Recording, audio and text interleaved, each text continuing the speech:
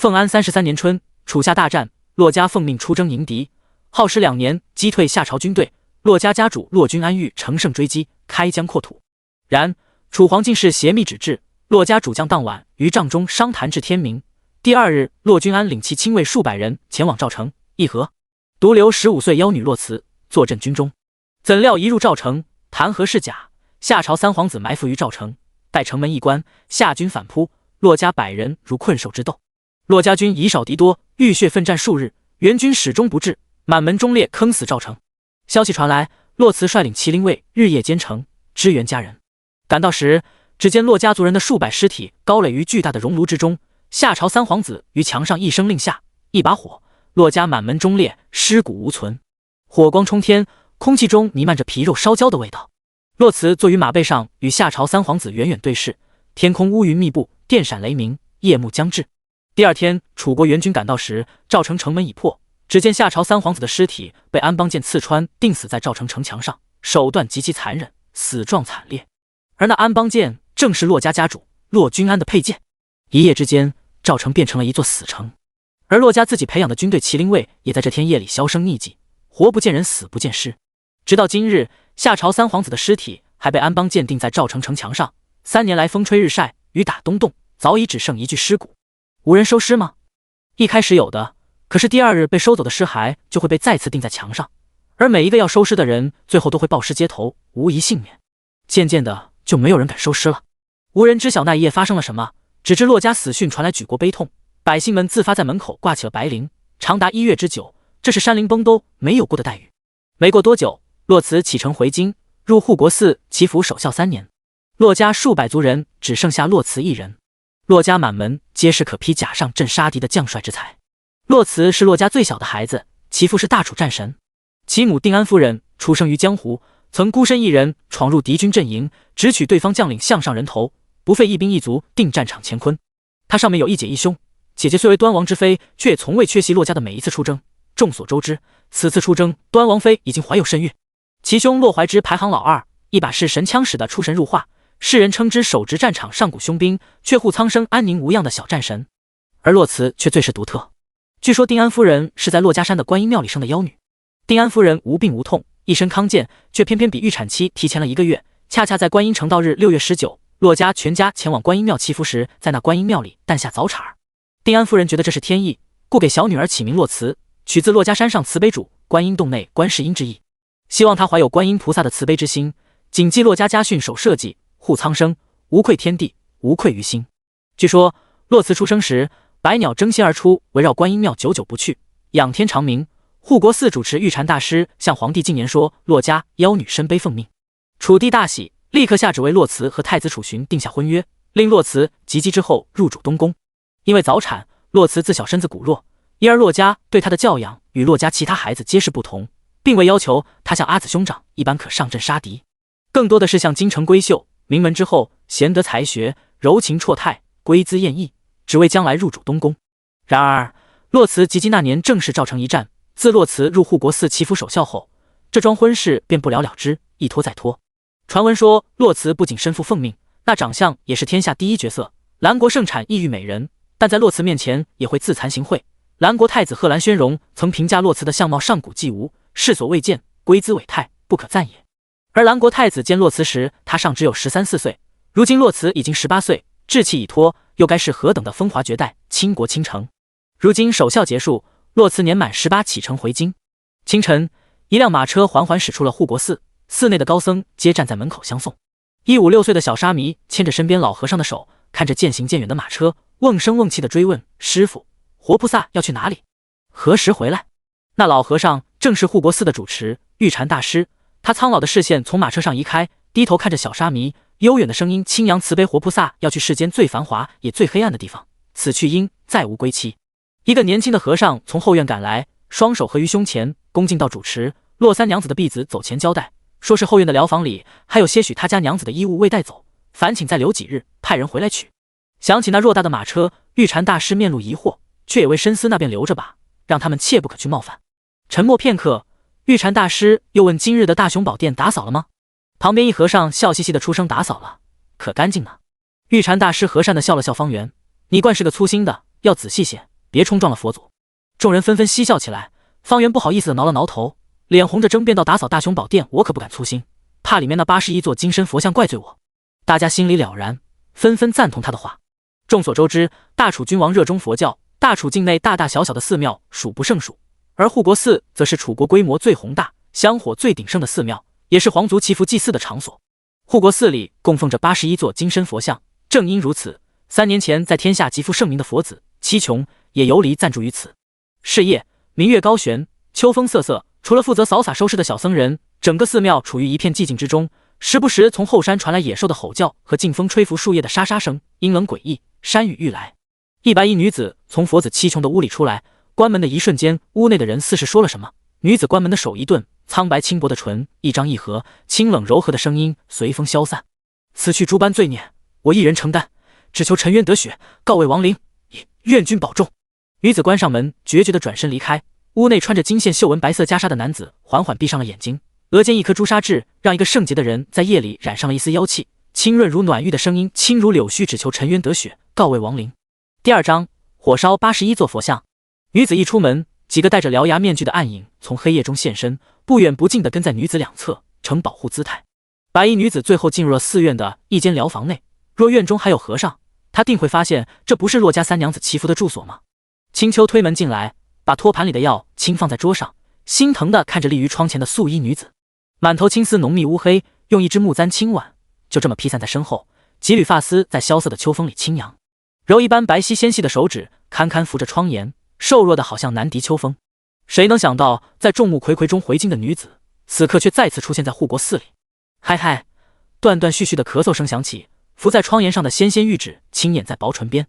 青丘忙拿起榻上的白色狐裘披在洛慈的身上，语气里包含着担忧和心疼：小姐，大夫不是说了你不能吹风吗？明月那死丫头跑哪去了？任由你胡闹。我没事，我安排明月去做其他事情了。平静而虚弱的声音响起，洛慈终于转过身来，隐于黑暗里的面容这才得以看清楚，眉淡如秋水，玉肌伴清风，白皙的脸像鹅蛋一样，水性一样的眼睛带着与生俱来的柔情，可以让人溺死在里面。无波无澜无欲无求的双眸却在看向青丘时带上了些许温柔，让人忍不住想揽她入怀。再往下看，虽然身姿瘦弱，腰肢显得不盈一握，可是又与京中闺秀不同，她背脊挺拔，风骨凌厉，让人看了不禁感叹，哪怕洛神在世也当不过如此。青丘转身端起托盘里的药，递到洛慈面前：小姐，你先把药喝了。洛慈接过药碗，眉头都没皱的一口饮尽。青丘眼里划过心疼。3年前赵城一战，夏朝三皇子临死之际，将毒针射进小姐体内，上面沾着天下剧毒之首是蛊花。中毒者药食无医，畏冷怕寒，肢节骨头如同针扎一样疼痛，最多1年毒至心脉，必死无疑。小姐现在还活着，全靠另一种毒药压制，以毒攻毒，却终究治标不治本，不过是从阎王爷手里强抢回几年的寿命。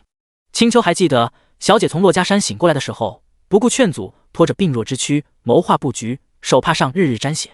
妙山姑姑生气制止，小姐只是平静地看着她，一双杏眼血丝密布，面色苍白如死人。我没有时间了，余下须臾都弥足珍贵，姑姑莫要拦我。妙山姑姑跪地痛哭，声嘶力竭：老天爷，你是瞎了眼了吗？3年来病痛缠身，日日服药，而洛慈却像没事人一样。可这是整个洛家，整个麒麟卫放在手心里宠大的心肝啊，如今却要忍着噬骨花的折磨，回到那吃人不吐骨头的皇城。洛慈接过青丘奉上的手帕，轻轻地擦了擦嘴巴，眺望着窗外，平静至极地问：可安排好了？不待青丘回答，房门被猛地推开，咋咋呼呼的声音响起：安排好了。一个穿着粉色短衫的小丫头蹦了进来，圆圆的脸蛋还带着些婴儿肥。明月向洛慈扑过来，想起自己手上还沾着蒙汗药，忙只在了1步之外，一副邀功的模样。小姐都被我放倒了，没2个时辰醒不了。洛慈眼底盛满了无奈和宠溺。全部吗？明月拍了拍脑袋，恍然道：没。佛子他不喝。洛慈安静地笑了笑，只觉意料之中，随他吧。然后转身，目光幽暗地看着窗外，目光所及是大雄宝殿的方向。青丘了然，从桌上拿起手炉递到洛慈身前，回禀道：现在只等您一声令下。把帕子随意地扔在桌上，洛慈拢了拢身上的披风，接过青丘手里的手炉，杏眼里闪过一丝痛快的光亮。走，我们去看看。大雄宝殿内81座金身佛像由下往上层层堆叠，他们或形貌雄伟，怒目相向，或慈眉善目，和蔼可亲。他们都看着大殿的中央，仿佛一切邪祟都逃不出他们的法眼。他们手持金刚杵，以震慑妖魔鬼怪，这81座金身佛像守的是大楚的江山不易，皇权永固。而此刻，白天受尽世人香火供奉的81座金身佛像，除了位于神佛背后的韦陀菩萨，其余的都被几名戴着獠牙面具的黑衣人泼满了火油和猩红的鲜血。瘦弱的女子一袭白衣缓缓踱步而来，美的像落入凡间的神女，可身上冷漠肃杀之气却又让人觉得她是来自地狱索命的恶鬼。黑衣人在洛慈来了之后，恭敬地退到一旁，抱拳行礼，参加见小主。洛慈抬头看着那81座佛像，和他们冷漠对视，淡白没有血色的薄唇轻启，贝齿微露，语气里满是不解。你们只用坐在这里，就享受了半数国库的供奉，而那些将士在沙场上抛头颅洒热血，马革裹尸，却连一件御寒的冬衣，一个埋骨的棺椁都没有，凭什么？你们自诩是普度众生的神，可为何不愿意渡我洛家满门忠烈？你们是瞎了眼了吗？我洛家世代守护大楚安宁，却落得一个千百族人尸骨无存的下场，而那些待在金碧辉煌宫殿里的皇孙贵胄，却白白享受着我戍边将士用血肉换来的安宁和锦衣玉食。凭什么？你们告诉我，凭什么？一滴清泪从眼角滑落，洛慈双目通红地盯着那些佛像，瘦弱的双手紧紧握拳，青筋暴起，任由指甲掐进肉里也无动于衷。父亲母亲、阿子兄长，洛家千百族人的音容笑貌一一从他眼前划过。站在一旁的青丘明月都在无声哭泣，那几个黑衣人也因为痛恨和隐忍而浑身颤抖。3年了，他们这些活着的人每时每刻都活在痛苦和仇恨里，像行尸走肉一样，仇人近在咫尺而不能杀，愧疚和自责整整折磨了他们3年。他们对不起洛家满门忠烈，也对不起小主，是他们没保护好他，让他才18岁就身中剧毒，药石无医，却还要拖着病弱之躯去面对那些吃人不吐骨头的豺狼虎豹。嗨嗨，可嗨嗨！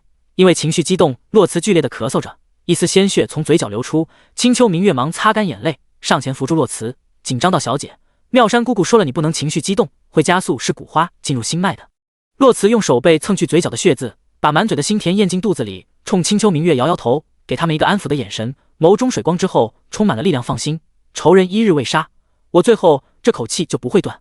然后抬头看着那些佛像，笑得癫狂张扬，语气孱弱却坚定非常：“神佛不渡我洛家，那我来渡，我要他们血债血偿。”说完，洛慈拿过黑衣人手里的火把，一行人退到大殿门口。洛慈最后深深地看了一眼殿内金碧辉煌的佛像，下一秒毫不犹豫地将火把扔到了佛像身上。沾了火油的佛像顷刻间火光冲天，大楚最后的守护神也被大火无情地吞噬了。熊熊烈火在洛慈身后燃烧，忽然玉佩撞击玉环的声音从不远处传来。只一秒，站在洛慈身边的黑衣人纷纷抽出刀护在洛慈身前，警惕地看着副手站在对面房顶上的不速之客。是他们大意了，此人绝非普通人，不然他们怎么可能毫无察觉？第3章，阁下请便，出狱。其中一个黑衣人站在洛慈身前，戒备地看着对面的男子，他一边对洛慈说：“小主，你该走了，回京的车驾明日清晨就会入京，再不走你就赶不上了。”是了，洛慈得在车驾入京前把里面的替身换出来。洛慈并没有着急离开，而是抬手轻轻地拍了拍护在自己身前的侍卫，轻唤他的名字青羽，示意他让开。青羽犹豫了几秒，最终还是移开了，却依旧戒备地看着对面的人。洛慈上前几步，抬头和那个妖孽般的男子对视，紫衣玉带，墨发金冠，腕间一串刻着花纹的奇楠手串，一颗颗漆黑的佛珠被一根醒目的红绳串联在一起，一黑一红，诡异非常。只一眼，洛慈就已经确定了来者的身份：大楚山陵侯燕温。民间说法，天下10分角色，每人占9分，而这9分有6分在大楚，3分在兰国。大楚的6分里，3分是洛慈，3分是山陵侯燕温。据说这山陵侯燕温4神4魔，鬼魅非常，是楚皇的左膀右臂。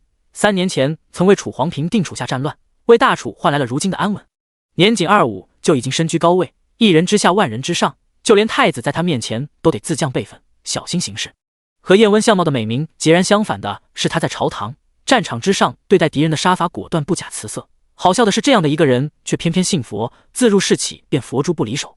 传闻曾有别国使臣在太和殿内大放厥词，取笑山陵侯一生杀孽无数，哪怕带了佛珠也不会的神佛庇佑。下一秒，太和殿的空气里充满了腥甜的气息，在众人还没有回过神时，使臣的黏腻的血液就已经溅到了周围人的身上。而燕温却一脸平静地用手帕擦拭着金灿灿的发簪上的血，没有人看到那凄寒的发簪是怎样划破使臣的喉咙的。燕温将发簪重新插入金冠，然后在众目睽睽之下漫不经心地将沾了血的手帕扔入大殿的灯笼内，嗤笑道：“我从来不需要神佛庇佑，我向来自渡。”他似乎对神佛充满了不屑，可偏偏又佛珠不离手，虔诚地参拜每一座神佛，让人猜不透他到底信不信神佛。而此刻，燕温就这样毫不避讳地站在屋顶，墨发在夜风里张扬，深紫色的衣袂也猎猎作响。内窄外阔的丹凤眼里闪着意犹未尽的兴味。他在把今夜发生的一切当戏看，不同于洛慈淡白的唇色，燕温薄唇泛着血色的红润，此刻正微微勾起，丝毫没有窥探别人隐私的尴尬和窘迫。萍水相逢一场，只要没有利益冲突，洛慈不会傻到直接点破彼此的身份。而且山林侯半夜3更跑到这护国寺，也不可能是临时起意随便逛逛，各有各的目的，擦肩而过也只当未曾谋面。平静的对视，无视燕温眼睛里的探究，洛慈拱手行礼，阁下请便。说完只当他不存在，转身离开。一袭狐裘，手如暖手，以滔天火光为背景，给了燕温强烈的视觉冲击。把视线从洛慈的背影上移开，看着大火中面目全非的佛像，燕温嘴角上扬，颇有兴致地问你说：洛家没了，81座金身佛像也没了，大楚还能像以前那样无坚不摧吗？茫茫夜色里，除了他明明看不见别人了，可在燕温话音刚落，一个鬼魅般的身影悄无声息地出现在燕温身旁，言简意赅，将如主子所料，大厦将倾，山雨欲来。睡梦中的人终于被大火剧烈的响声吵醒，呼喊声此起彼伏。燕温瞟了一眼往这边赶的人影，无声地笑了笑，下一秒消失不见。而寺庙的一角，一个身穿月白金线绣纹袈裟，眉间一颗朱砂痣的佛子，在一片吵闹声中依旧不动如山地敲击着木鱼。身为佛子，却冷眼旁观着81座佛像灰飞烟灭，让人唏嘘不已。回京的官道上，2匹毛色漆黑乌亮的千里良驹驾着带着专属标识、挂着御赐金铃的马车缓缓前行。那马车由黑楠木制成，雕梁画栋，巧夺天工。马车内软榻书桌，茶具地毯一应俱全。燕温坐在车内，慢悠悠地往天青色的茶杯里倒茶，掀开帘子，看着护国寺冲天的火光，那双水光茫茫的杏眼再次浮现在他脑海里，挥之不去。今夜原本是前往护国寺取一件东西，没想到看了这么一出好戏。薄唇轻启，玩味着洛慈，好歹留了一个后，只是洛家可惜了。有洛家这样的臣子是国家之幸，可惜大楚皇室目光短浅，配不上洛家的牺牲。燕温对面坐着一个穿着粉色衣袍的年轻男子，骚包亮眼，桃花眼快速转溜几圈，察觉到自己被无视后手，只敲了敲燕温面前的桌面，吊儿郎当道：燕二，你想什么呢？若是细听，会发现他喊的燕字读音有些奇怪。燕温迅速回神，丹凤眼里含着笑意，摇摇头，没什么。粉衣男子不依不饶取个东西，怎么这么久才出来？燕温红润的薄唇勾了勾，不紧不慢地喝了一口茶，看了出戏。粉衣男子好奇地追问：什么戏？燕温眼皮都没有抬一下，敷衍到忘了。粉衣男子面上表情僵硬了片刻，自知打不过，压下心的熊熊烈火，依旧上杆子，热脸贴人冷屁股，一点都不记得了。燕温眼睑微微下垂，抬手撑着一侧太阳穴，面上带着浅浅的笑意，似乎在努力回忆。对了，唱戏的人生得极其漂亮。粉衣男子。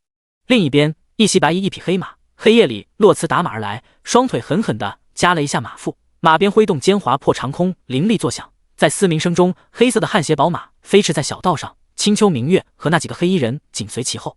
他们必须赶在天明前追上回京的车驾，一旦入了京，有太多双眼睛在看着他们。清晨，洛家回京的车驾抵达城门口，马车内，青丘明月把一根白玉发簪插入洛慈刚刚梳好的发髻上。洛慈看着铜镜里的自己，额间一根手翘的白色墨额，嘴唇苍白没有血色，一看就是重病之人。拿起桌上的口脂，用纤细的食指轻轻点蘸，压在薄唇上一抹，苍白被血色掩盖，像正常唇色一般，整个人显得明亮有气色。洛慈身中剧毒这件事，除了身边亲信，再无人知晓。他不希望他以一副病殃殃的模样出现在世人面前，洛家子女不该是这种样子。而且他知道京城有太多人等着落井下石，看他的笑话。一旦踏进这道城门，他代表的是整个洛家。明月提起桌上的茶壶，将刚刚泡好的茶倒入茶盏内，一手扶着杯身，一手托着杯底，将杯盏放到洛慈身前：小姐，您喝水。看着杯中微微荡漾的水，一双杏眼眸光一闪，洛慈头也不抬地吩咐道：青丘，把药给我。青丘满脸震惊，抗拒地劝说：小姐，还没有到服药的时候。我知道，只是接下来我有一场硬仗要打，服了药，我才能有备无患。洛慈安抚地看着青丘，眼眸里温柔如水。可是此药伤身，青丘继续劝说，却被洛慈柔声打断听话。充满柔光的眼睛里是不容拒绝的威严。青丘没有再阻拦，转身沉默地取出药。他知道事关重大，如果他站在洛慈的立场，他也会做一样的选择。对于他们这些活着的人而言，复仇早已经成为了他们活下去的唯一理由，更别说小姐又是怎样的一种心境。有些时候，他真的恨不得替小姐受这是古花的折磨。面无表情的把药丸吞下。洛慈平静的看着镜中一袭白衣的自己，守孝结束，按理来说他不用再穿白色了。他今日穿这身白衣，不为别的，只为提醒都城内上至皇天贵胄，下至平民百姓，他们现在的安稳富足是怎么来的。楚皇越想淡漠洛家的功绩，淡漠洛家在百姓心中的地位，洛慈就越要提醒他，激发百姓对洛家的感激之情。只有这样，当楚皇的罪孽被公之于众时，无论自己做了多么大逆不道的事情，洛家都不会背负骂名，楚皇才会永无翻身之地。洛慈端起茶盏，轻抿一口，冲淡了唇齿间的苦涩。第4章，谢主隆恩。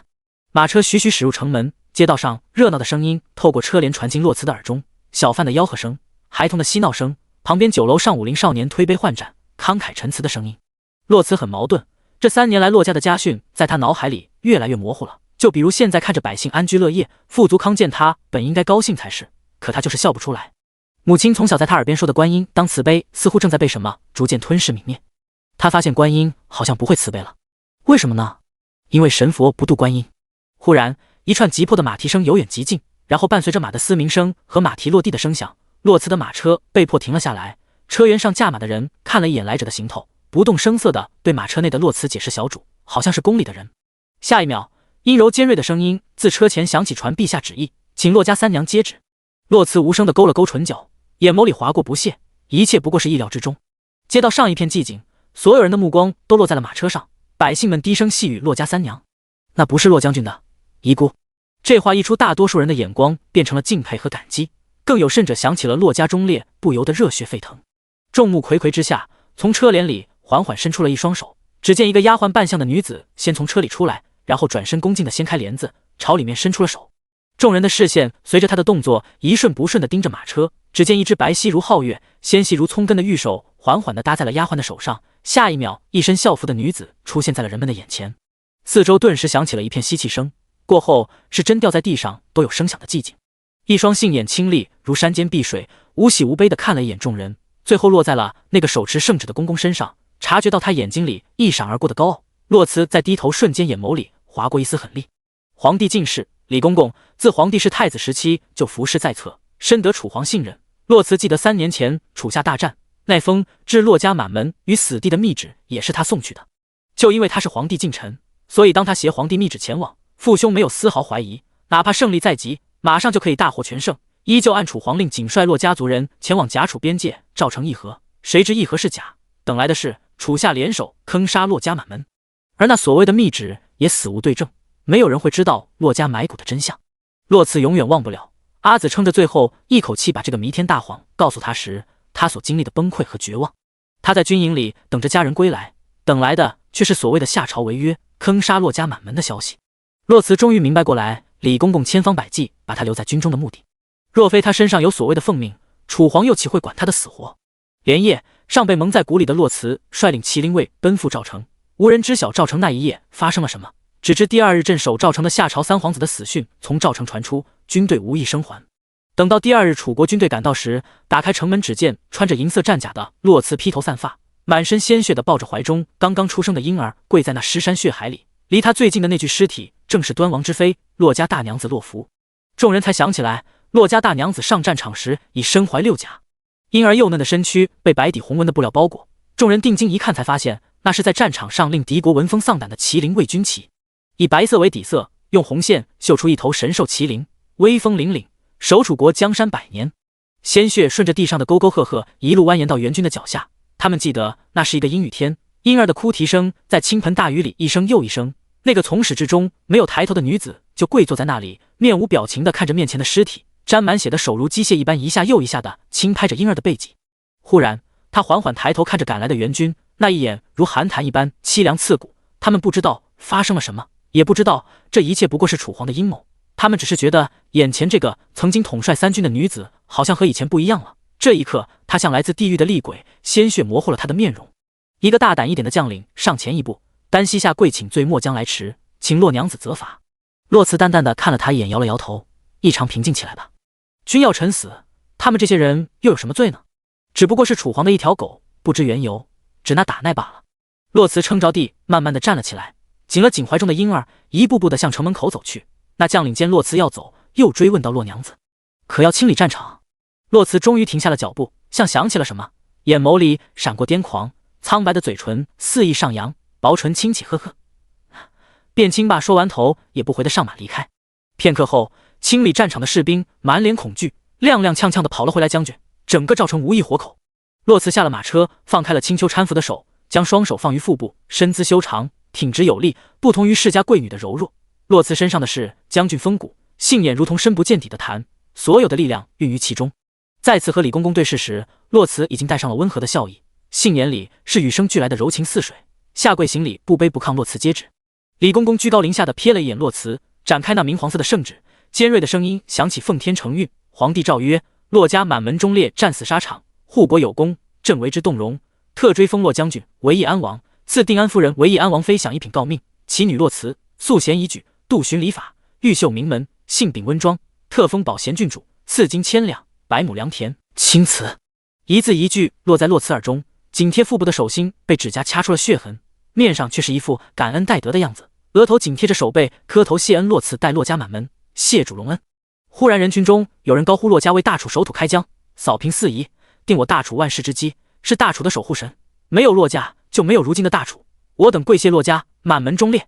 围观的百姓听后热血沸腾，慷慨激昂，纷纷跪下磕头，高呼：洛家佑我大楚，洛家佑我大楚。在别人看不见的地方，跪伏在地上的洛辞嘴角勾起。父亲曾经说过，国之根本不在于君，不在于臣，而在于民。百姓民心所向，可抵战场千万精兵悍将，一旦被有心之人所利用，于一个国家而言是灭顶之灾。父亲，女儿不孝，成了这别有用心之人，我所犯的罪孽我一人承担，绝不辱没了洛家门楣。随着百姓的呼喊一声盖过一声，李公公和偶然路过的达官显贵面色愈发难看。这场景若被宫里那位知道了，还得了？什么叫做没有洛家就没有如今的大楚？这帮愚民把楚皇置于何地？李公公现在后悔领了这份差事了，他现在只求皇上别把气撒在他身上。第5章，可惜了。接过李公公手里的圣旨，洛辞缓缓站起来，单手把圣旨高高举起，婉转悠扬的嗓音脆弱银铃，却又铿锵有力地传入在场每一个人的耳中。洛家家训，守社稷，护苍生，无愧天地，无愧于心。我大楚百姓甘美食，美其福，安其居，乐其俗。我洛家子弟死得其所。待百姓的呼喊声停止后，洛辞才转向一脸郁色的李公公，仿佛全然不知他的惶恐一路风尘，恐冲撞圣上，还请公公回禀陛下。待洛辞稍作打理，再亲自进宫谢恩。李公公忙上前扶住洛辞行礼的小臂，众目睽睽之下，他可不敢苛责这战神遗孤。郡主不必着急，陛下体谅你，特许你明日再进宫谢恩，今日你可以好好休整。洛辞在行礼谢陛下体恤。目送李公公一行人离开后，洛辞站在原地，分别向周围的百姓行礼，然后在青丘的搀扶下登上马车。站在车辕上，洛辞忽然回头看向对面的酒楼，从入城门开始，那里就有一道不可忽视的视线紧紧跟随着他。洛辞看到了一双他再熟悉不过的眼睛。如果说山林侯彦温是高岭孤寒雪，让人敬而远之，那么太子楚寻则是青山明月，温润如玉。有这样一位谪仙一样的未婚夫婿，曾经的洛辞也并不是无动于衷的，只是后来他领教了这柔情背后的最是无情帝王家，他便再不敢有半分的心动了。只是一眼，洛辞就面无表情地移开视线，头也不回地进了马车，无视那紧紧跟随的目光，吩咐车夫继续前行。马车内，明月向来管不住嘴，这回实在憋不住了，英气的秀眉紧紧地皱着，呸！区区几个封号就想一笔勾销，真他妈是憋下的东西，王八蛋！若是在平时，青丘早就要教训明月了，可这一刻他也觉得明月骂得对，眼里划过担忧小姐，我们前脚刚入城门，这圣旨后脚就来了，只怕这宫里那位一直盯着我们呢。洛辞抿了一口茶，刚刚说了太多话，笑了太久，累了。他一直垂涎麒麟位，妄图将其收为己用，如今麒麟位下落不明，他盯着我很正常。哎呀！明月忽然拍了拍桌子，惊讶出声。青丘戳着他的脑袋，你又作何这般一惊一乍的？明月揉了揉被戳红的额头，委屈到我是想昨日在护国寺，那人会不会告发我们？笑意从杏眼里溢出，洛辞打趣到现在才知道担心。这一夜你干什么去了？青丘叹了口气，颇为嫌弃，简直没眼看。明月努了努嘴，无话可说，他是3人中年龄最小的，性子自然，跳脱了些。青丘觉得这样也好，至少他可以逗小姐开心。忽然想起之前查到的消息，青丘出言提醒洛辞，据说这山灵侯可是楚皇的左膀右臂，小姐觉得他会不会阻碍我们的大计？洛辞摇了摇头，如深潭一般的眼眸里暗流涌动。权力之下是这世间最为诡谲多变的地方，而人心亦是这世间最不确定的因素。这皇城里的人每一个都戴着面具，恶鬼之下可能是良善，而菩萨之下可能是厉鬼，你要记着，在这里眼见耳听都不一定为实。青丘点了点头，明月圆溜溜的眼珠子在两人之间来回转，故意活跃气氛，用手肘碰了碰青丘，好奇地问：昨日你可看清那山灵猴的长相？青丘不解，你问这个做什么？明月咧着嘴，这山灵猴的相貌可是与小姐齐名吗？我昨日没看清，你快说说他有小姐好看吗？明月这么一说，洛慈的脑海里就浮现了那妖孽般的相貌，最为清晰的是那标志性的配饰，红绳串着的黑色佛珠最为清晰。摇了摇头，洛慈用手背单手撑着下巴，另一只手的食指有一些没一下的敲击着桌面，杏眼微眯，慵懒软绵的嗓音挠人心肝，长得再好看也可惜了。明月不解，追问到为何可惜。洛慈的眼睛已经完全闭上了，又长又密的睫毛微微颤动，无声地勾了勾嘴角，嗤笑出声：你说好好的一个人怎么还信佛呢？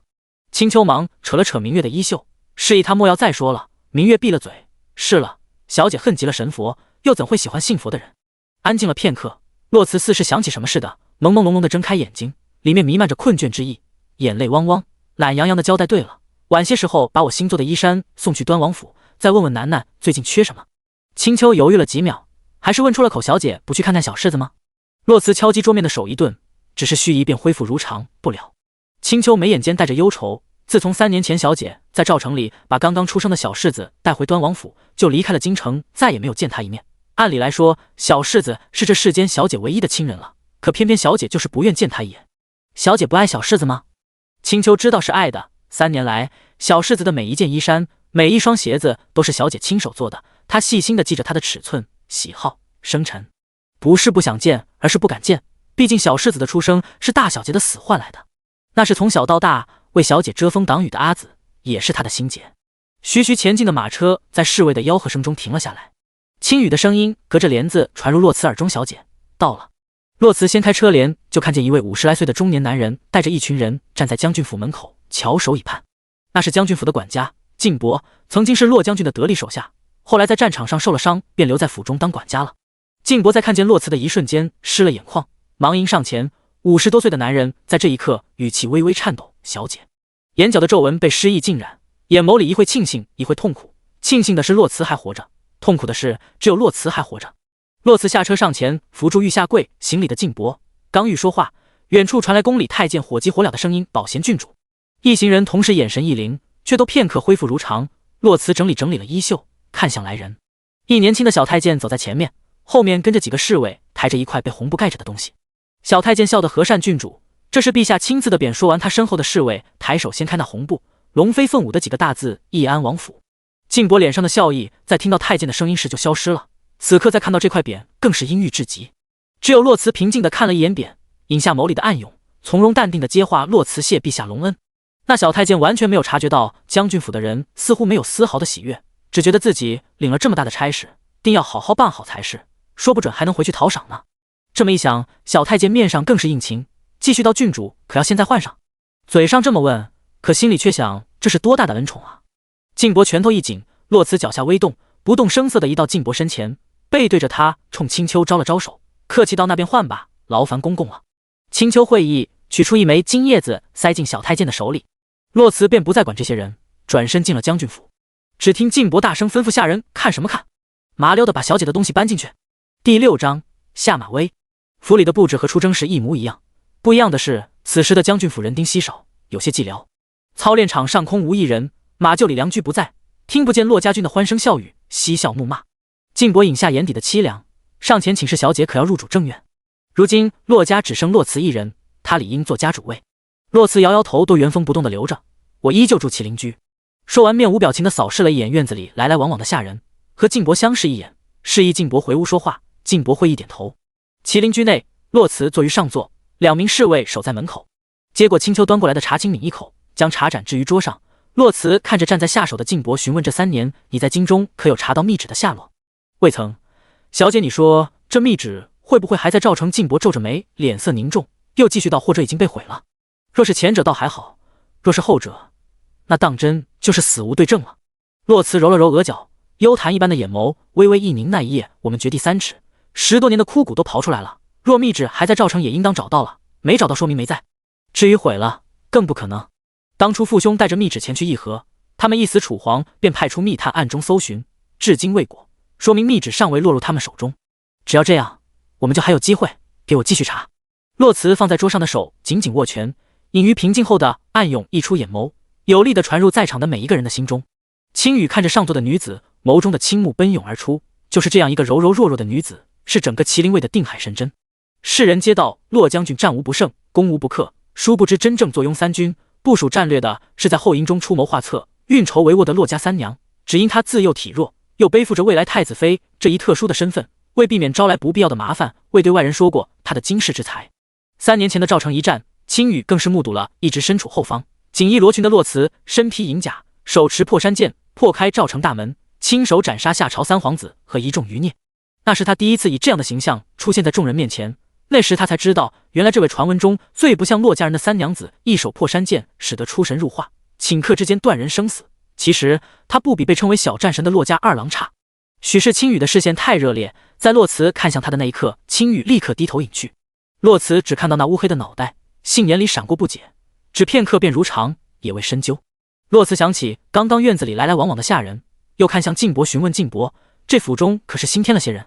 晋伯回禀倒是新添了些，以前的下人在出征时几乎被将军带着去补充军队后勤了，本来是打完仗就回来，可谁知回不来了。洛慈了然，细心吩咐劳烦晋伯统计一下随着出征的有哪些，找到他们的家人，保其余生无虞。接着眼神一凛，至于新来这些，把底细查清楚，我不喜欢意料之外的人和事。是。晋伯躬身行礼告退。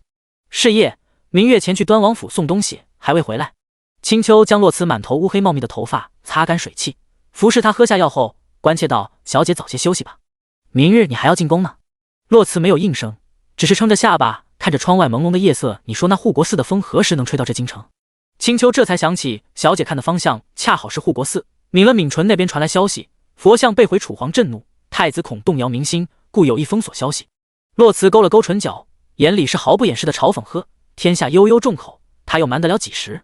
说完，玉指随意地拨了拨铜镜前的插花，漫不经心道：“我这人最见不得他们这般愚弄百姓了，去找几个说书先生，好好润色一番。”若是忽略了洛慈脸上的面无表情和眼里的冷漠，青丘都要以为小姐真的是一片赤诚了呢。今日京城门口煽动百姓对洛家的愧疚，带头呐喊的不就是小姐一手策划的吗？第二日，身穿一袭淡青色的掐牙如意文月裙的洛慈，在工人的引领下进了御书房，青丘留在外面候着。洛慈叩头行礼，声音不卑不亢：“臣女洛慈拜见陛下，跪谢陛下对洛家的隆恩浩荡。”大殿中陷入了安静，楚皇高高在上的看着跪伏在地上的女娘，也不让平身。洛慈就这样安静的跪着，在看不见的地方勾了勾唇。他知道楚皇是在给他下马威，必是昨日城门口百姓说的话让他觉得皇家威严受损，他要借此警告他谁才是君。当今圣上年事已高，沉迷于佛教修行，老态龙钟，一双眼睛略显浑浊，可其浸润在权力之巅几十年了，又怎么可能是省油的灯？平身！片刻苍老凌厉的声音自上首传来，给保贤郡主赐座。洛慈起身，谢陛下。楚皇这才好好打量起洛慈，眼里闪过一丝金光。3年不见，这洛家的小女儿变化颇大。再看洛慈的相貌，楚皇的心底犹疑不定。其实颜色太深的女子并不适合入主东宫，更何况想起自己的太子对这洛慈的态度，若不是护国寺的主持曾亲口说过洛家妖女有凤来仪之相，又何至于此？想起今日的目的，楚皇眼睛微眯，沉声询问保贤：“可还记得洛家的麒麟卫？”洛慈眸色一凝，终于要进入正题了吗？瞬间眼眶微红，语气轻颤，像是想起了什么伤心事，却又努力坚强一样，自是记得的。看着洛慈的模样，楚皇放柔了语气：“那你可知道他们的下落？”接着又补充道：“他们也是我大楚的功臣，朕应当犒赏他们。”压下心底的恶心，洛慈摆出一副不谙世事的模样，柔声道：“洛慈不知，那一日我从赵城醒来，就已经空无一人了。但洛慈替麒麟卫谢陛下隆恩。”楚皇又问：“那这3年可有麒麟卫联系过你？”洛慈摇头：“未曾。”楚皇皱了皱眉，也不知信没信，没再追问麒麟卫，转而眸光一闪：“那保贤可见过朕给你父亲的那道圣旨？”洛慈又摇头：“那密旨是李公公亲自交到父亲手中的，再由父亲带着前往赵城，除了父兄，当是没人见过的。”楚皇松了口气，看着洛慈一问三不知的模样，楚皇和蔼道：“若麒麟卫与你联系，你定要第一时间告诉朕，朕必定重赏他们。”洛慈听话的点头：“洛慈明白。”楚皇笑着摆了摆手：“行了，今日你行回去吧。”洛慈躬身行礼，洛慈告退，从容不迫的起身退出殿外，直到御书房的门在他面前合上，洛慈才转身离开。御书房内，楚皇目光沉沉的看着刚刚洛慈跪着的地方，头也不抬的问：“你说他是真不知道麒麟卫的下落，还是有意瞒朕？”旁边的李公公思索了片刻，试探着看洛小姐刚刚的模样，不像是装的，许是真的不知道。楚皇眼睛微眯，眼角的皱纹显得更深了，因遇到只要把洛慈捏在手里，他们迟早会出现的，到那时正要让他们知道谁才是他们应该效忠的人。李公公连忙谄媚附和，陛下说的是，这普天之下莫非王土，这麒麟位本该是陛下的。过了一会儿，楚皇又沉声道去找九阴之楼查麒麟位的下落。第7章，故人相见。数米高的红色宫墙，青石黛瓦，这座位于皇城中心的宏伟建筑，外面的人想进来，里面的人出不去。正红色自古就是国色，寓意吉祥，可如今洛慈看着这红色的宫墙，却觉得别有意味了。每一个王朝都是在无数的杀戮中建立的，越是辉煌，牺牲了的就越多。洛慈无所谓，大楚的基业之下堆积着多厚的尸山血海，埋葬着多少不为人知的冤屈，唯独不可以有洛家。他不是菩萨，哪怕低眉也做不到慈悲六道，他救不了众生，但至少他该佑洛家。看着逐渐偏离来时的建筑，青丘和洛慈相视一眼，青丘忽然出声：“公公，这不是出宫的路吧？”此时已经来到了一处花园，小太监在青丘出声的同时停下了脚步，缓缓往旁边移了一步，露出那站在银杏树下的人。深秋银杏，白衣少年，四目相对，两两无言。洛慈看着面前的男子，白衣胜雪，腰间系着金缕玉，一头墨发，一丝不苟的用金镶玉冠束于头顶，身姿挺拔，玉树临风，温柔的脸庞较之3年前多了些线条感和凌厉，不变的是那亘古不变的温和笑意。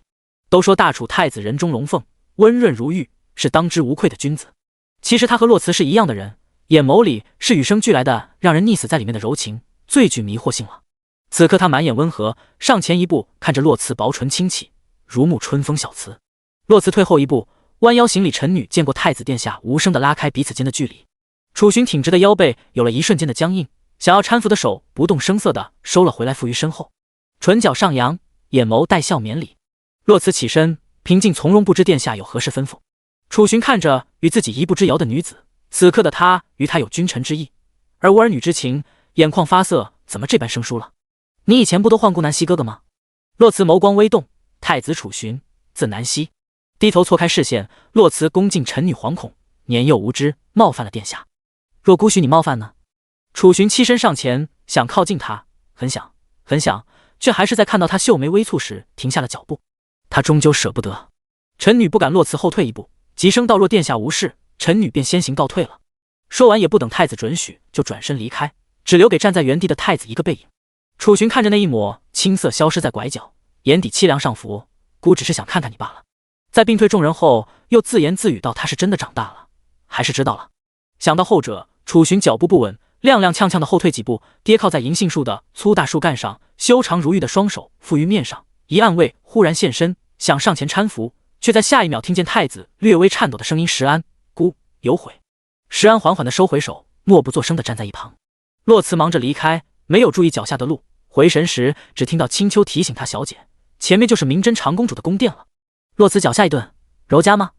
只一瞬，洛慈便脚下一转，欲转身离开。“洛慈，你敢走试试？”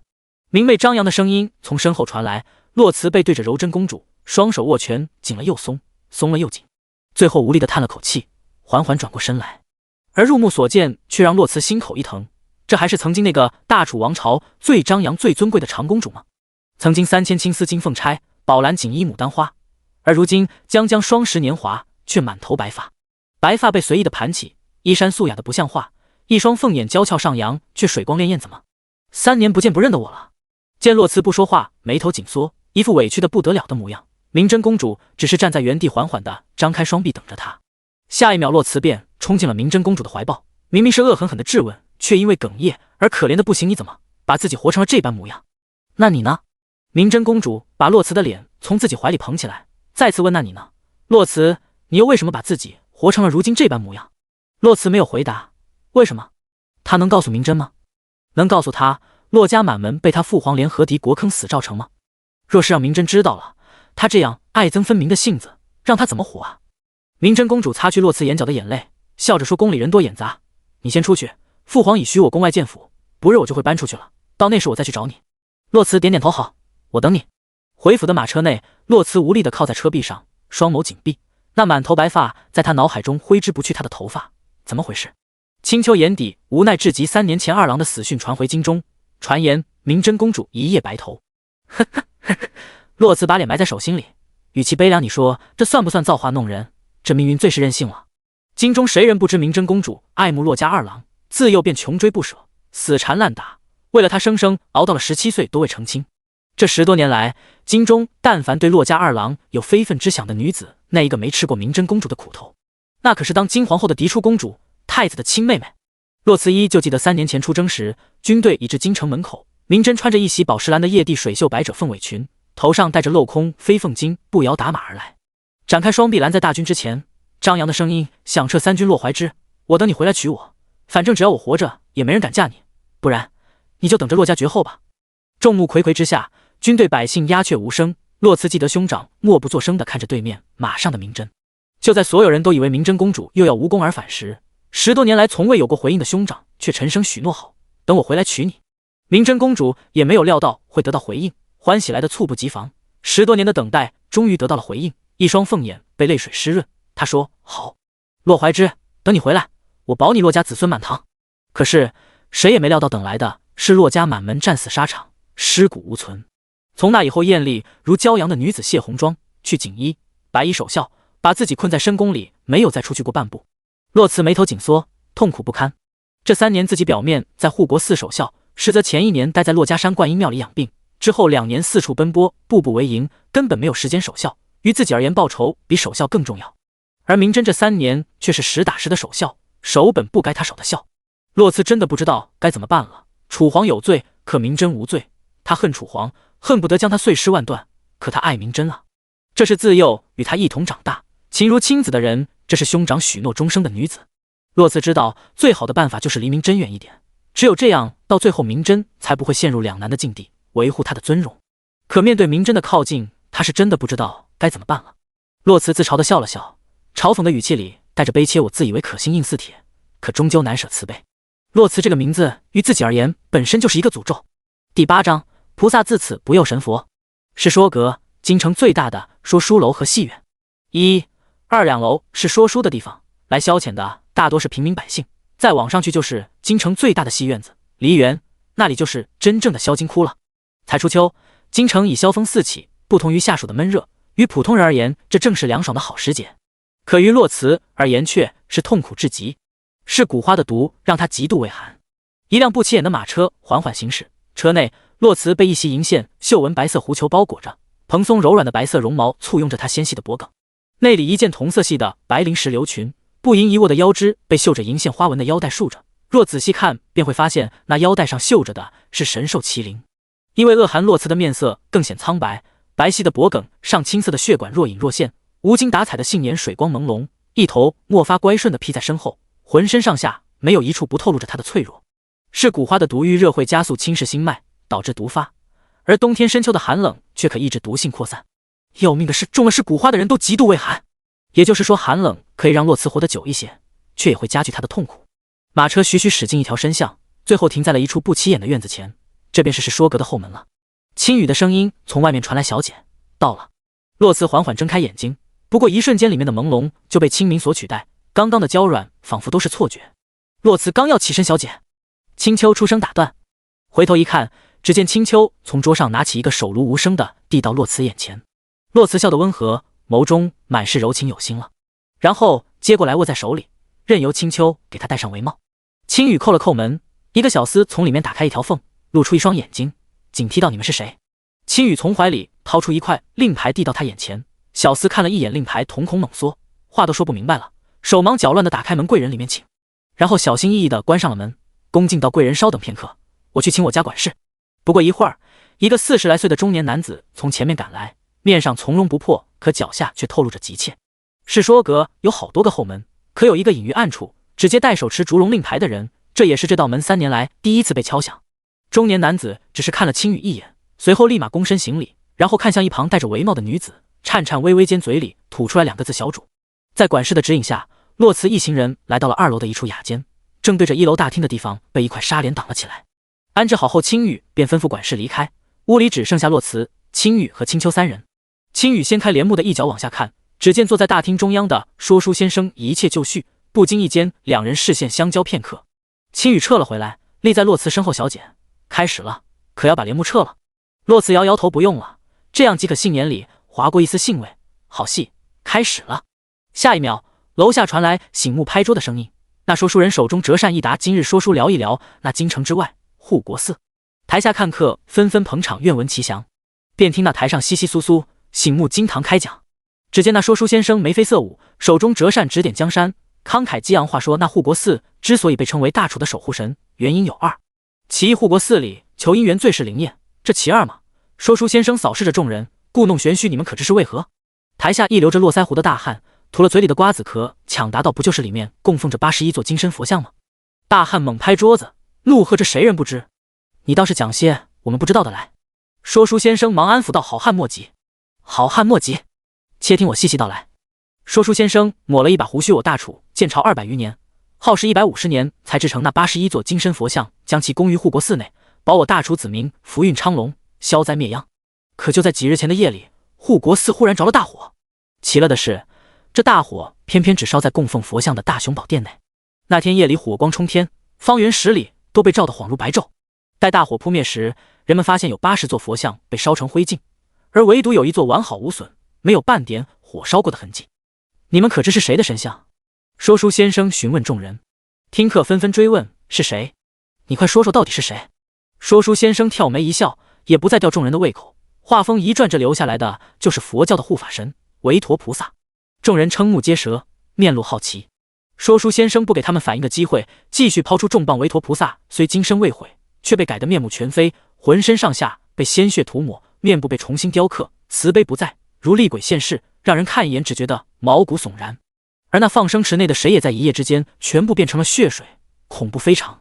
圣上派多名官员前去调查，结果一无所获，一时间众说纷纭，传言说是有人德行有亏，故有此异象。也有人说是自此以后菩萨不再守护神佛。楼上雅间，帘幕背后，洛慈单手撑着下巴，面色柔和，挑眉看着站在一旁的青羽，打趣道，这话本子莫不是你写的？怎这般合我心意？青羽僵硬在原地，耳根泛红，没有说话。倒是一旁的青丘笑出了声，小姐可莫要打趣他了，他向来是个脸皮薄的。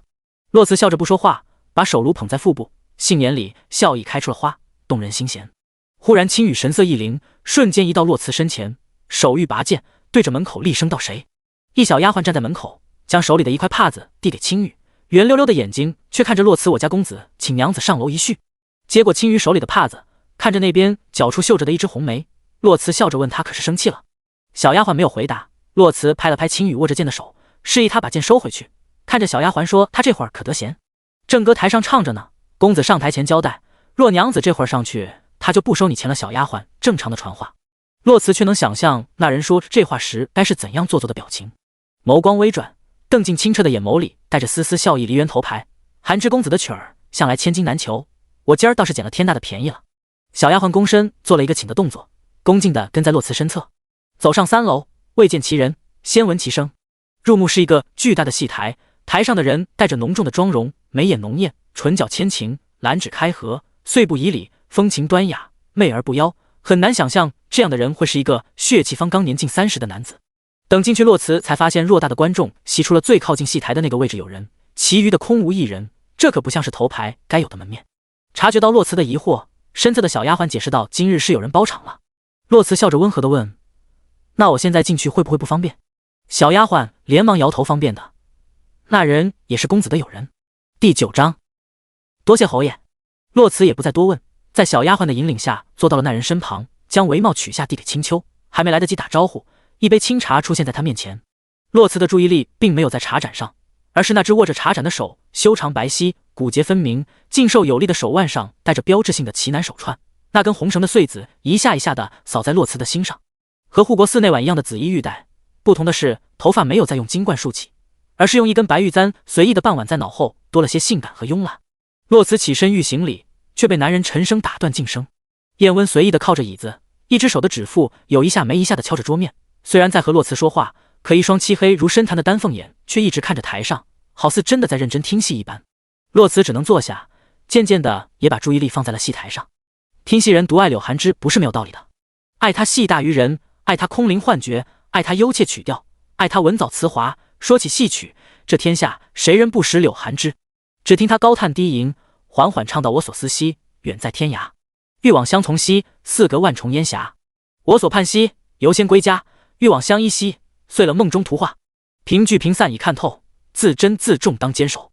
洛词指尖一动，这曲子是柳寒枝自己选的，还是燕温点的？是故意为之，还是巧合？小姐，小姐，洛词的思绪被青丘唤醒，杏眼迷茫地看着青丘。青丘提醒小姐，侯爷和你说话呢。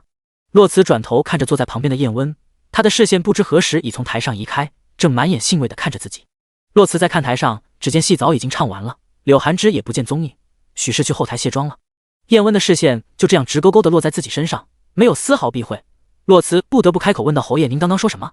视线对上的一瞬间，洛词心口一颤，那双眼睛太深太沉了，像漩涡一样把人拖进深渊。察觉出洛词的异样，燕温嘴角上勾，身子微微前倾，嗓音清润低沉，本侯说：“洛娘子觉得这戏本子写得如何？”略微直起身子，错开视线看着台上，洛词脸上挂着得体的笑意，平静从容。戏本子这种讨人心意的东西，自是合人心意就好，其他的没必要考究。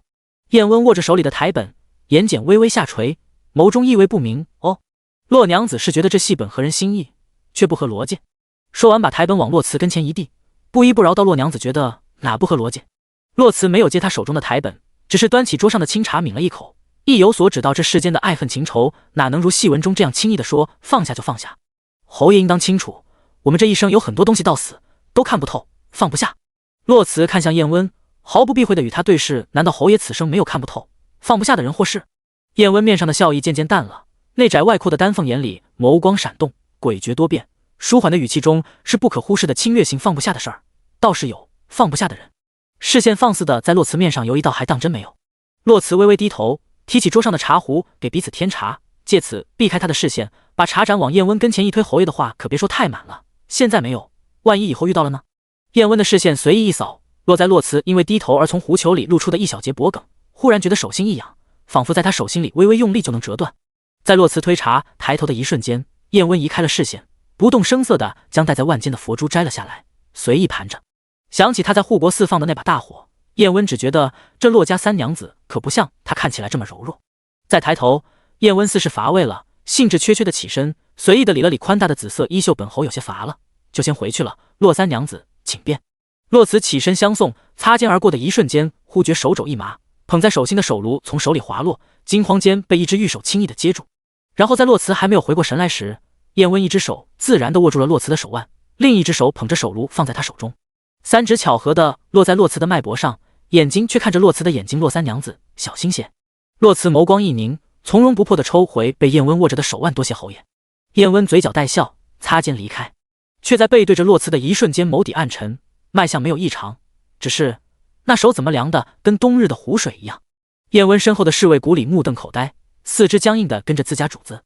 古里狠狠地掐了自己一下，他没有看错，就在刚刚，他那尊贵的不可一世的主子竟然为了牵人家小姑娘的手而使手段，要不是人家洛三娘子自己觉得不妥抽了回来，主子还拉着不放呢。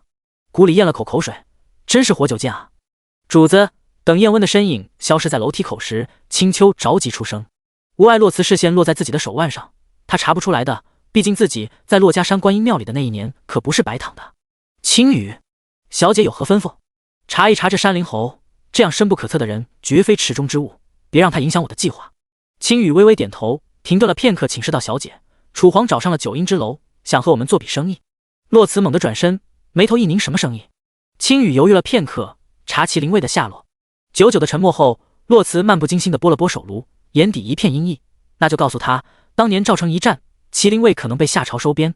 指甲紧紧地抠着桌角，洛词面上一片嘲讽：“我倒要看看你们这个以洛家为代价换来的盟约有多么的坚不可摧。”九阴之楼，一个3年前忽然出现的江湖组织，传言其本部建立在九幽山，那里终年瘴气环绕，日光不及，阴暗恐怖，进去的人无人生还。而九阴之楼的楼主神秘得很，不知男女，不知年龄和姓名，江湖上的人都称之为九幽观音。据说这九幽观音常以面具示人，那面具一半是菩萨低眉，一半是索命厉鬼，诡异非常。九阴之楼以贩卖消息为生，势力遍布4国，上不靠朝廷，下不在江湖中拉帮结派，却凭借过硬的能力立足于朝廷和江湖之间。因其掌握太多秘密，人们对他又爱又恨。不比江湖人的洒脱无惧，在官场上沉浮的人弯弯绕绕太多了，每一个世家大族内里能说的不能说的数不胜数。所以哪怕他们再清高，再瞧不起绿林之人，也会有求于九阴之楼，皇室也不例外。山林侯府的书房内，燕温瞟了一眼，时不时偷看自己的侍卫，冷漠的声音悠悠响起：“看够没？要不要今夜与你促膝长谈？”谷里顿时觉得后背发凉，毛骨悚然，一个劲的摇头：“看够了，看够了。”燕温单手撑着额头，闭着眼睛吩咐让人去查一下骆家三娘子。不了解底细的人看着碍眼的很。谷里领命是，心里却嘀嘀咕咕：碍眼还抓着人家手不放。第10章，小舅舅。梨园里，洛慈撑着额头问旁边小丫鬟：“你家主子卸个妆卸这么久，脸上是涂了几斤油粉？怎么说话的？长幼尊卑懂吗？”柳寒枝从戏台边的帘子后走出，手里握着一把折扇，一身浅灰色的长衫更显得她儒雅风流。柳寒枝不紧不慢地走到洛慈身前，弯腰和他对视几秒，忽然啪，折扇出其不意地敲在了洛慈的头上，接着就是百足长辈的姿态：“回京第一天不来见我就罢了，今天要不是我让人去请，你是不是还不打算来见我？楼下说书的难道比我唱的好听？洛慈，你眼里到底还有没有我这个舅舅？”洛慈吃痛地捂着额头，仰头看着柳寒枝不说话。柳寒枝立马打开折扇遮住洛慈的眼睛：“你别这样看着我。”没用。洛慈一脸茫然：“我干什么了？”伸手用食指迷茫地把挡在自己眼前的折扇扒下，一双杏眼扑棱棱地看着柳寒枝。柳寒枝无奈扶额，低头看着那双与生俱来带着柔情的杏眼。他自己不知道他这双眼睛到底有多要命，可怜巴巴的，从小在洛家，只要他这样看着别人，就没有他得不到的东西。他出生的时候自己也才10来岁，看着一姐抱在怀里的小团子，皱巴巴的，唯独那双杏眼明亮如月，清澈如泉。柳寒枝永远记得自己从阿姐手里接过洛慈，小心翼翼地把她抱在怀里的感觉，那一瞬间的心颤至今都忘不了。洛慈把折扇扒拉下来，看着出神的柳寒枝，嘲讽道：“以前为了装嫩死活不让我叫你小舅舅，这会儿你和我谈什么长幼尊卑？”洛慈仰头看着柳寒枝，惯来冷漠虚伪的眸子带着少有的任性和娇俏。这就是他自幼和柳寒枝的相处之道，他是母亲认的义弟，也是自己的小舅舅。因为年龄差不大，所以自己从小就和他亲近。洛慈记得从小到大每一次挨训几乎都和柳寒枝脱不了干系。他教自己上房揭瓦，下河摸鱼，捉弄丫鬟侍卫，掩人耳目的打扮一番，去调戏街头娘子，诸如此类。可是洛慈也记得，在所有人都希望把他培养成为东宫太子妃时，只有柳寒枝告诉他，他是洛慈。17、18岁的柳寒枝正是张扬的年纪，又是江湖出身，轻狂得很。卸了妆衣服都没来得及换，跑到洛府，把5、6岁的小洛慈从叫席嬷嬷手里抢出来，拎着跑到郊外的河边。穿着宽大的戏袍，放浪形骸地坐在石墩上，嘴里叼着根草，看着小洛慈在河里欢快地扑棱，吊儿郎当地说：“什么狗屁太子妃，成天学那些有的没的。”然后指着河里的小洛慈，狠狠道：“你记着，你是洛慈，不是什么太子妃，知道了吗？”还有自己因为早产，身体弱，父亲母亲本来不打算让自己习武的，也是柳寒枝坚决要让洛慈习武，熟读各类兵书。他喜欢游历江湖，在学习了解各种戏曲的同时，为给自己养身体，到处搜刮名贵药材补品。可以说，没有柳寒枝，就没有如今的洛慈。所以，他们之间虽然没有血缘关系，却也胜过了世间大部分的情亲。楚夏战争时，柳寒枝正在燕国游历，所以他并不知道其中的内幕，而洛慈也不打算告诉他，这条路太苦了，没必要再把他拖入漩涡。看着洛慈撒娇的模样，柳寒枝忽然湿了眼眶，心疼地抚了一下刚刚被拍得泛红的额头，像小时候一样揉着他的头发：“是舅舅来晚了，我的斑斑受苦了。”洛慈小字斑斑是洛将军起的，在上古时是麒麟的别称。洛慈觉得自己眼眶有些滚烫，3年里的紧绷和委屈在这一刻终于有了依靠，眼泪在眼眶里打转，却始终倔强的没有流下来。片刻，柳寒枝无奈的叹了一口气，轻轻的把洛慈揽进怀里：“斑斑，你还有我，我一直都是你的小舅舅。就像你那天在城门口说的，姐姐他们为民为国而死，不算冤。”洛慈的脸埋在柳寒枝的怀里，上下贝齿紧咬玉碎，心里一遍又一遍的嘶吼：“冤的，是冤的。”柳寒枝让洛慈坐下，自己则坐在一旁，问他刚刚在楼下听什么了。随便听听，好像是说护国寺佛像被烧了。楼慈一脸平静。柳寒枝挑眉：“哦。”片刻又说：“烧了好，免得放在那里劳民伤财。”沉默了一会儿，又把桌上的台本递给洛慈，问他：“你想听什么？我给你唱。”洛慈看了眼柳寒枝手里的台本，没有接，而是移开视线不聊。对了，刚刚唱那圈是谁选的？柳寒枝合上折扇，一下一下的敲着掌心，大咧咧的坐靠在椅子上，无语道：“自然是包场的人点的，难不成是我点的？”洛慈闻言不说话，心里却疑虑千重雁温，是巧合还是意有所指？他到底知道些什么？柳寒枝见洛慈在发呆，只当他情绪不佳，风流的眼底眸光一动，不想听我唱，那你自己唱一曲儿。飘忽的视线终于定了下来，洛慈扭头看着柳寒枝，张了张嘴，却只吐出句：“我唱不动了。”小时候跟着柳寒枝耳闻目染，看戏唱曲儿，洛慈也会一些。虽说不似柳寒枝那样炉火纯青，但胜在声音空灵，曲调悠扬。只是如今时过境迁，物是人非，洛慈早已经没了唱曲儿的心境了。那你以后有什么打算？柳寒枝漫不经心地问。当真要嫁给太子？洛慈下垂的眼眸微微一颤，回避柳寒枝的目光。这纸婚约决定全不在我，至于能做决定的人是谁，两人心照不宣。柳寒枝不再把玩手里的折扇，握着扇柄的手紧了紧，坚定地看着洛慈，叫了声斑斑。洛慈抬头和他对视，我与山林侯有恩，你若不想嫁，舅舅带你走，语气里是前所未有的认真，平时的吊儿郎当消失不见。洛慈笑着转移话题，你现在倒还真有几分舅舅的样子了。可这次柳寒枝完全不为所动，依旧默不作声地盯着洛慈，他在等一个确切的答案。洛慈知道柳寒枝既然这样说了，就意味着他有十足的把握。可是他走不了，家仇未报，无论他走到哪里都是生不如死，行尸走肉，自己注定要让他失望了。想到这里，洛慈也不再回避，只是柳寒枝的眼睛，认真道：“小舅舅，我不走。”柳寒枝不解，为什么？难道你真的喜欢太子？心间一跳，洛慈心里自嘲，因为曾经有过期待和幻想，所以如今哪怕只是听到他的名字，也做不到无动于衷。自己明确的知道已经不喜欢了，可是嘴上却说着也许是喜欢的。柳寒枝仔细的看着洛慈，想从他的面上找到丝毫撒谎的痕迹，却什么也没找到。最后他摇摇头罢了。你若喜欢我，也不拦着你。第11章，九幽观音。是夜，山林侯府书房里，燕温坐在书桌前，手里拿着一纸密信，看完后在烛台上一撩，纸张在火光中化为灰烬。古里眼睛一瞥，只看见开头几字黄书：见信家。字迹端正，却尚未形成笔锋，不难看出写信的人年岁不大。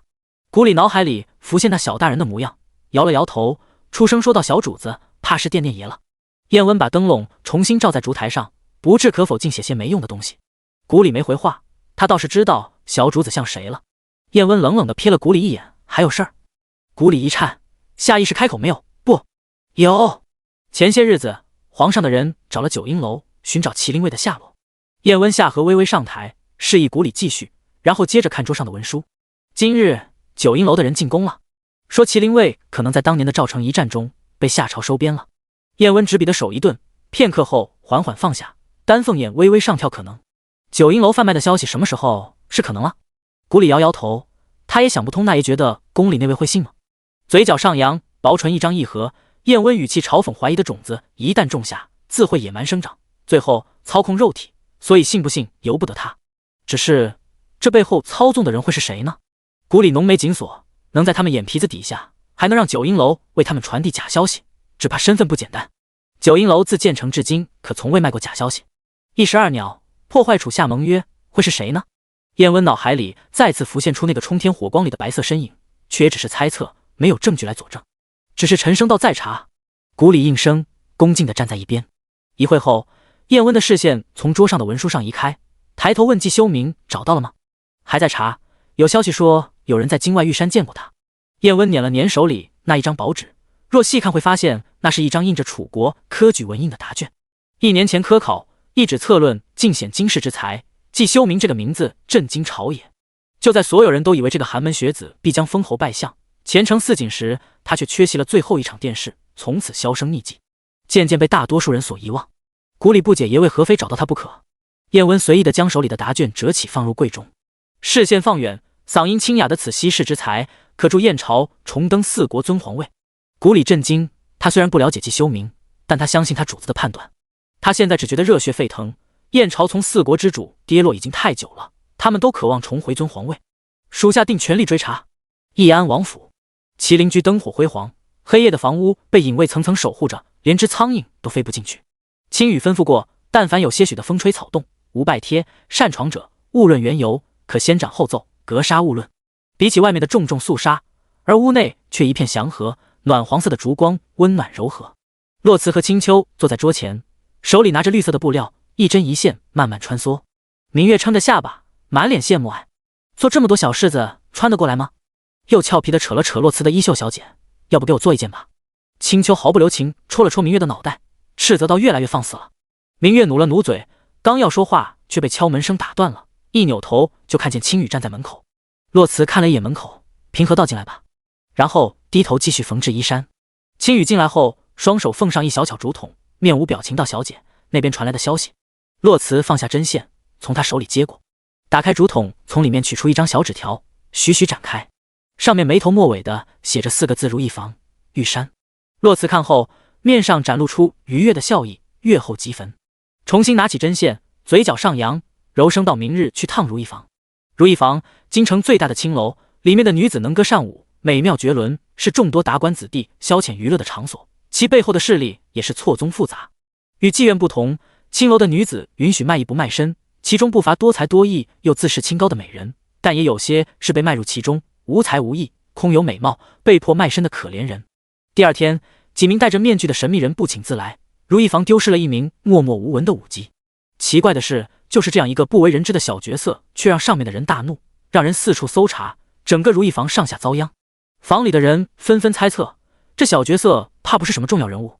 同时，郊区一别院内，一盆接一盆的血水从屋里端了出来，院子内外都有戴着獠牙面具的人把守，而院子里海棠树下正坐着一个戴着面具的白色身影，面具上一半是菩萨低眉，一半是厉鬼索命。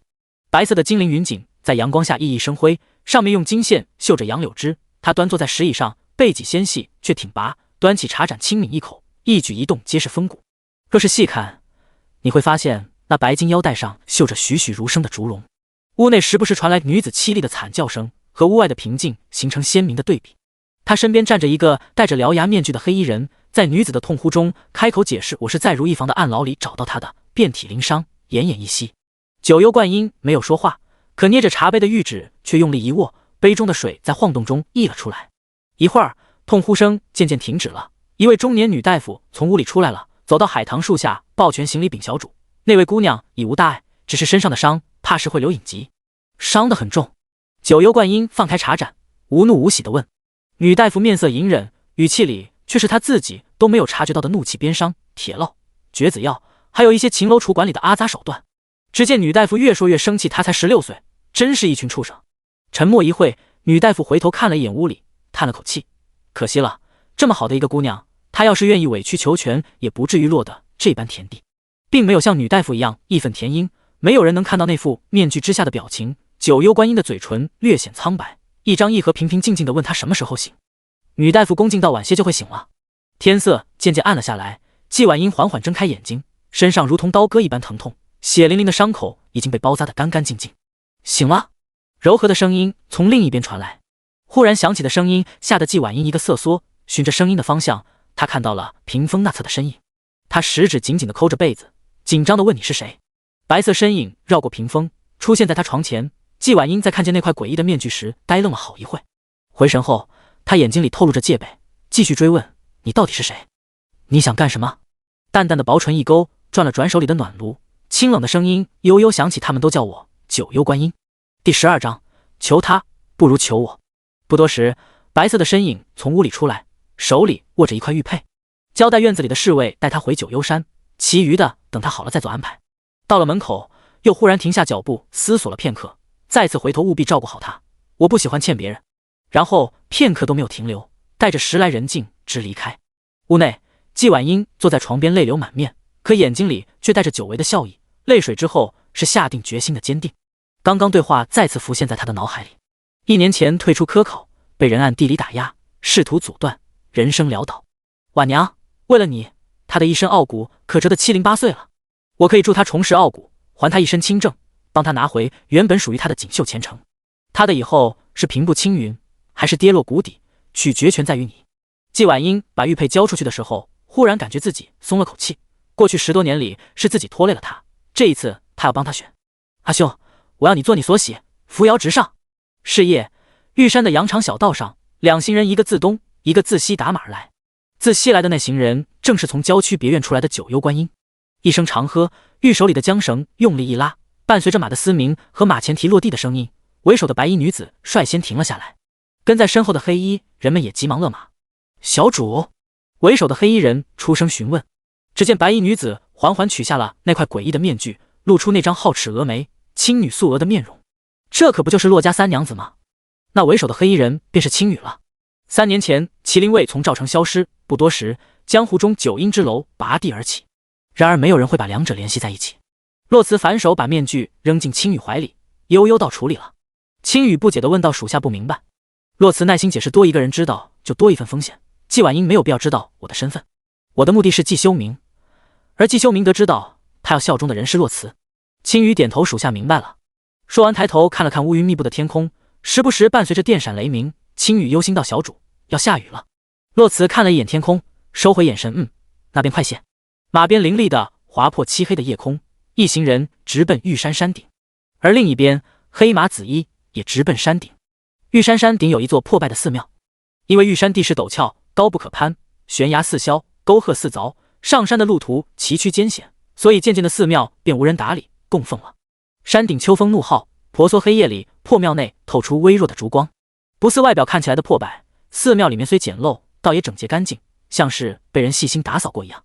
在蜡烛的微光下，腐朽的墙壁上映射出一单薄挺拔的少年身影。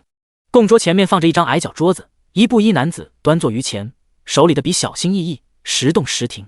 靠近了看，只见千里江山跃然纸上，玉山之高，可俯瞰京城方圆百里。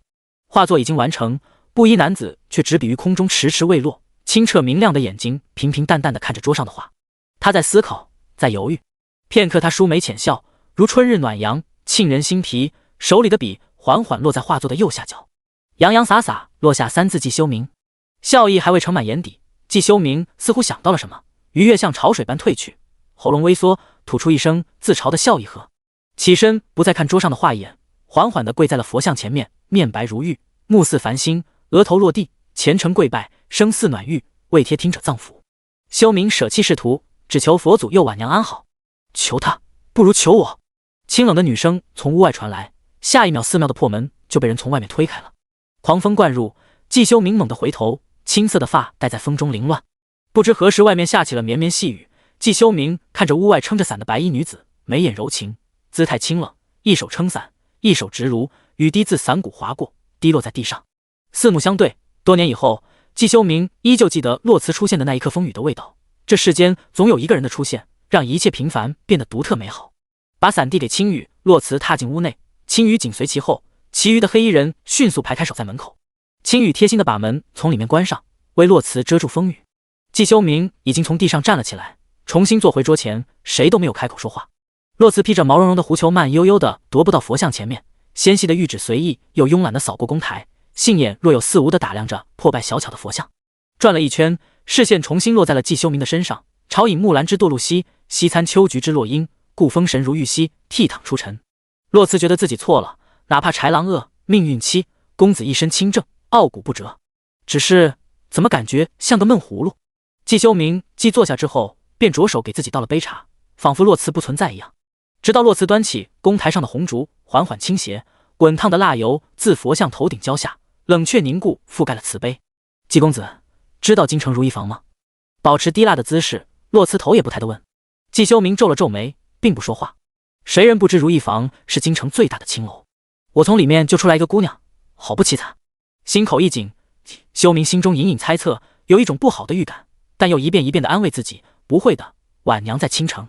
看到季修明眼底的恐慌，洛慈直接打破了他的幻想仪。这么细看，那娘子和季公子还有几分相像。啪！茶杯从手里掉落，茶水从桌面蜿蜒滴下。季修明双手撑着桌面站了起来，目眦欲裂，强压下心底的愤怒，隐忍不发姑娘贵姓。放下蜡烛，拍了拍手，洛慈坐在了季修明的对面。洛慈，季修明一震，心中了然，片刻恢复如常，请洛三娘子指教。洛慈笑了笑，我要季公子做我手中剑，入仕途，登高位。季修明不解，所有人都要他跌落泥潭，永世不得翻身，洛慈这样的要求还是第一次见。说实话，他不信，我凭什么相信你？第13章，侯爷承让了。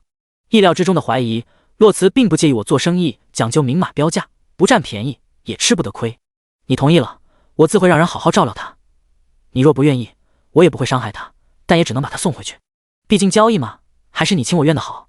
季修明直直地看着洛慈，明亮的眼睛里装满了怒气，满腔愤怒，却无能为力。他说的是事实，他不欠他，凭什么白白帮他？他只是恨。他已经按那些人要求的退出了殿试，永不参加科考，远离仕途，他们为什么言而无信，还要伤害婉娘？看出他的不甘，洛慈重新倒了一杯茶，推到他面前。这世间会无私的希望他好的只有你一人，能像你所希望那样保护他的也只有你一人。与其靠别人，不如自己牢牢地抓在手里。季修明动摇了，没错，这世间靠得住的只有自己。洛慈站了起来，从袖中取出那块白色玉佩，略微弯腰，向上摊开手心，伸到他面前。婉娘让我给你带句话，阿婉有愧，拖累了兄长，唯愿阿兄做你所喜，扶摇直上。看着出现在眼前的玉佩，季修明猛地抬头，仰视着洛慈，这是继母留给阿婉的遗物，阿婉绝不会轻易交给别人的。一坐一站，一高一低，相视无言。洛慈笑得温和，杏眼柔情似水，舒缓温柔的声音自头顶响起：季公子，有我在，以后你所求皆会如愿，所行皆是坦途。季公子呀，你未来可期呢？季修明看着放在自己面前的手，哪怕知道这一握里面可能是万丈深渊，可能再也出不来了，可是那一句有我在，让他此刻无所畏惧。向握的一瞬间，季修明站了起来，从洛慈手中抽出玉佩。修明愿做三娘手中利刃，刀尖所指皆是三娘所想。君子一诺，可值千金。季修明这一搏，为他妹妹，也为他自己，还为这一刻不知名的悸动。洛慈忽然眼眶发涩，自己也有哥哥的，他也曾说斑斑只需做你想做的，天塌下来哥哥自会担着，自己的一刀一剑都是他教的。他说我不能常在你身边，你得学会保护自己。洛家的心肝儿可不能让人欺负了。回过神来，洛慈笑着摇了摇头，我不需要你上刀山下火海，你只需带着你的文人风骨，登庙堂，居高位，在实现你太平盛世理想的同时，帮我一个小忙即可。还有，我不需要你的一生，最多3年，我还你自由身。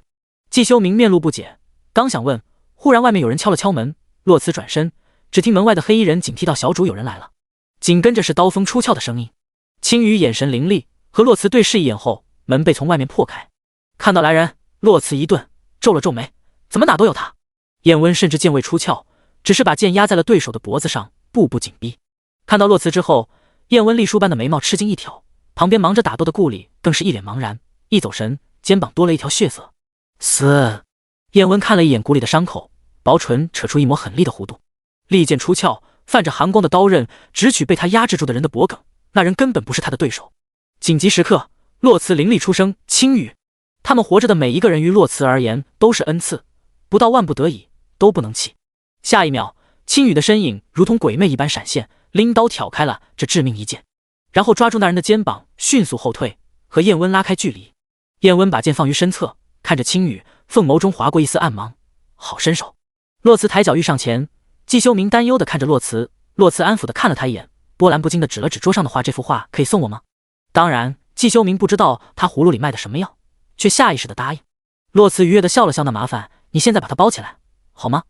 季修明看了眼洛慈，又看了看燕温，确定他不会有事后，沉默地拿着画走到了旁边。洛慈这才擦着青羽的手臂走上前，和燕温面对面，扫了一眼燕温手里的剑，心里吐槽：还真是个睚眦必报的人，面上却不显不知侯爷深夜到此，所谓何事？燕温答非所问，洛三娘子身边还真是卧虎藏龙啊。然后冷冷地瞥了一眼旁边的谷里，对上主子的目光，谷里一哆嗦，完了，给爷丢脸了，还是在爷喜欢的姑娘面前。自从上次自家爷拉了人家的手，谷里就十分笃定自家爷怕是看上洛家三娘子了。燕温与节上聊，漫不经心地看了眼洛慈，意味不明，开口却是对着一旁的季修明：本侯欣赏季公子的才华，欲与之相交。被点名的季修明正弯腰卷画，听到燕温的话，修长的手指一顿，片刻如常继续卷画，直到把画放入画筒里，才不紧不慢地直起身，没有正面回应燕温的招揽，一手伸向桌旁的矮座：侯爷请，这幅画草民已赠送给洛三娘子了。言外之意，草民选择洛慈。燕温唇角上勾，笑意却不达眼底，波云诡谲的双眼沉默地看着季修明。季修明不卑不亢，就这么站在那里。洛慈眸光一动，不动声色地移步到季修明身前，直面燕温的视线，温和从容：侯爷承让了。对视片刻，燕温嗤笑一声，低头转了转手上的血玉扳指，话锋一转：若本侯不让呢？眼神凌厉地看着洛慈。屋内气氛紧张极了，感觉到双方的剑拔弩张。青羽上前站在洛慈身侧，刀横于身前，警惕备战。不屑地瞥了一眼青羽出鞘的刀，燕温却出乎意料地收剑入鞘。罢了，本侯也不用有一心之人。看了一眼季修明，语气嘲讽：但愿季公子今日的选择是正确的。自然，季修明从容不迫地回答。外面下着瓢泼大雨，一时半会所有人都走不了，屋内的气氛安静诡异。第14章，你还真不客气。谷里圆溜溜的眼睛在桌上三人之间游走不定。现在是怎么个情况？诡异的三角恋，自家爷和洛娘子看上了同一个人。不是洛慈多事，怪只怪燕温的小侍卫视线实在是太热烈了。洛慈装作不经意间抬头和他对视了一眼，忽然觉得这侍卫和明月一样招人喜欢。许是今夜如愿招揽了季修明，洛慈心里高兴，放下了防备，看着谷里，冷不伶仃冒出一句没有过脑子的话：“你可有婚配？”季修明端茶的手一哆嗦，茶水洒了出来，青羽抱剑的手也是一顿。谷里更是一脸懵逼，一副我是谁，我在哪里的表情。只有燕温冷冷的视线像刀刃一样插在了洛慈身上，嘴里的话却是对着谷里说的那双眼睛再管不住就别要了。谷里一哆嗦，结巴道：“我去外面吹吹风，一溜烟就跑不见影了。”洛慈也意识到自己说了什么，想张嘴解释，却又觉得没必要。视线和季修明不经意的交汇，彼此眼神里传递着信息。有句话不知当讲不当讲，我感觉他在指桑骂槐，但是我没有证据。季修明眼底不经意间染上了宠溺，自信一点，他就是在指桑骂槐。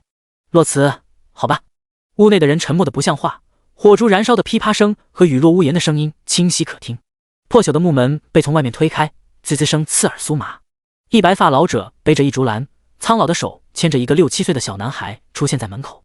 老者似乎没有料到屋内有这么多人，苍老的视线扫过寒气逼人的刀刃，停在门口，不敢贸然进来，警惕地把小童拉到身后。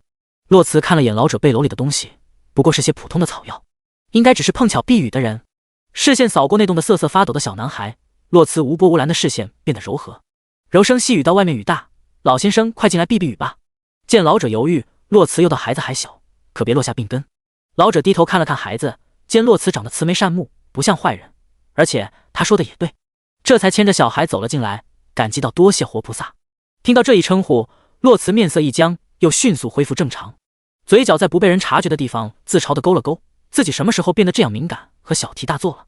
老者牵着孩子到角落里坐下，离他们一行人远远的。从始至终，燕温的视线都若有似无地停留在洛慈身上，在洛慈察觉前又缓缓闭上，单手撑着额头假寐，脑海里却思绪万千。从第一次见面，他就觉得这洛家三娘子绝非寻常女子，自己也知道她在下一盘很大的棋，目的也不难猜，左右不过是复仇。自己出生便身居高位，看过的人，经历过的事，知晓的人情世故数不胜数，自以为眼可看透人心，从来没有想过会在一个18岁的小姑娘身上碰了壁。燕温知道这世间人黑白相间，没有绝对的善和恶，可在洛慈身上，自己的主观意识似乎被某种东西操控了，看他算计人心，玩弄权术，甚至欲搅乱朝堂风云，可偏生自己好像可以透过这一切表象看见他背后的菩萨身、慈悲像。燕温没有告诉任何人，护国寺的那一晚，洛慈比那81座金身佛像更具威严。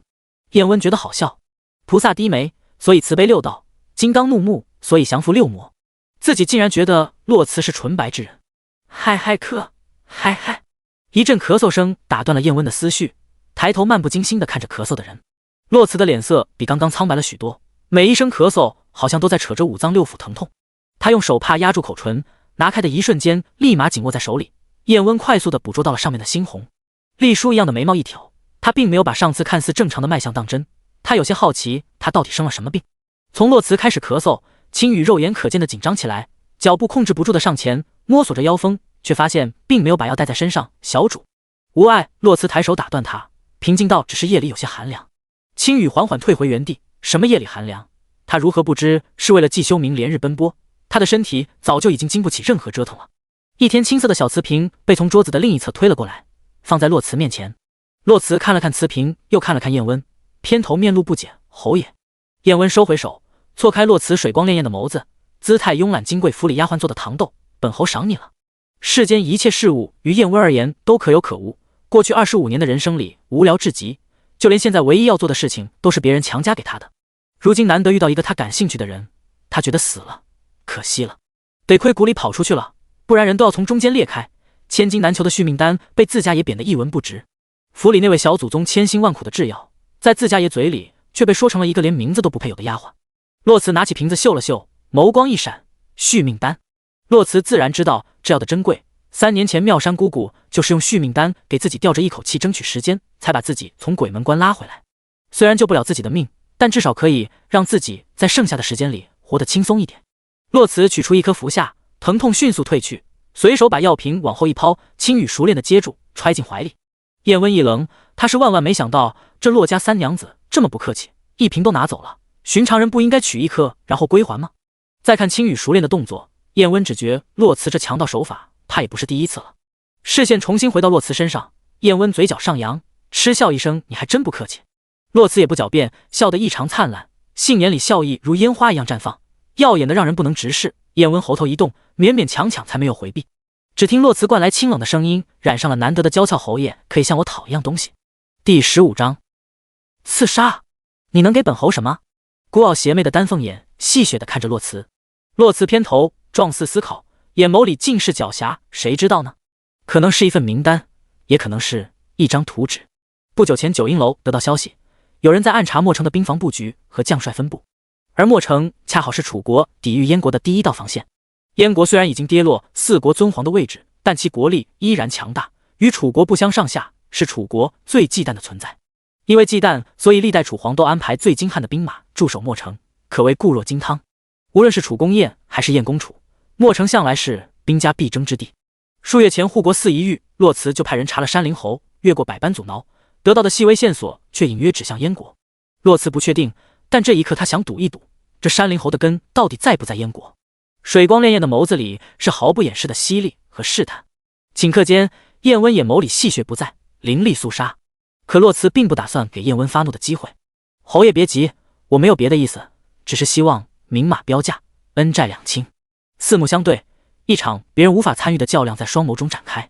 洛慈水眸里笑意凌乱，燕温从里面看出了分明的愉悦。他在告诉他，侯爷敢不敢赌一赌？不等燕温回答，一道黑影忽然闪现在屋内，原来是出去吹风的谷里。只见他面色凝重地向燕温回禀爷，山下来了一批人，看装扮像死士。燕温深深地看了洛慈一眼，才把视线放在了谷里身上，嗓音低哑多少？有什么特征？谷里迅速回答：30-40人，用的兵器都是钺。平静坐着喝茶的洛慈，在听到谷里说兵器是钺的时候，神色一凛。众所周知，钺是夏朝人最擅长的兵器。果不其然，下一秒燕温眉头一皱，面露疑色。夏朝人？燕温几乎可以肯定不是冲自己来的，那会是谁呢？视线一转，意味深长地落在了洛慈的身上。察觉到燕温的视线，洛慈气定神闲地放下茶杯，迎上燕温的视线，坦然一笑，大方地体得起身，理了理两边的宽大衣袖，双手交叠于腹部，嘴角含笑地询问谷里他们从哪边来。谷里茫然自东边来。洛慈点了点头，转向燕温，柔声道：“他们的目标是我，侯爷可自行离开。答应给您的东西，明日自会有人会送到侯爷府上。”燕温审视地看着洛慈，这般平静可不像大难临头的样子。哪怕好奇，燕温也不会淌这趟浑水，而且人家不也没求自己吗？还急着送客呢。视线一变，又是那副慵懒戏谑的模样，懒洋洋道：“那本侯就在府里静候佳音了。”起身离开，冷漠道：“谷里，我们走。”谷里一脸为难地看了看洛慈弱不禁风的模样，觉得自家爷也太狠心了，却还是不得不跟着燕温离开。洛慈对他的离开毫不在乎，很快就回头看着青羽。青羽抱拳上前：“属下在。”洛慈紧跟着吩咐：“你带2个人护送季公子自西边离开。”刚到门口的燕温脚步一顿，不过也只是片刻，就如常离开。小主，青羽不答应。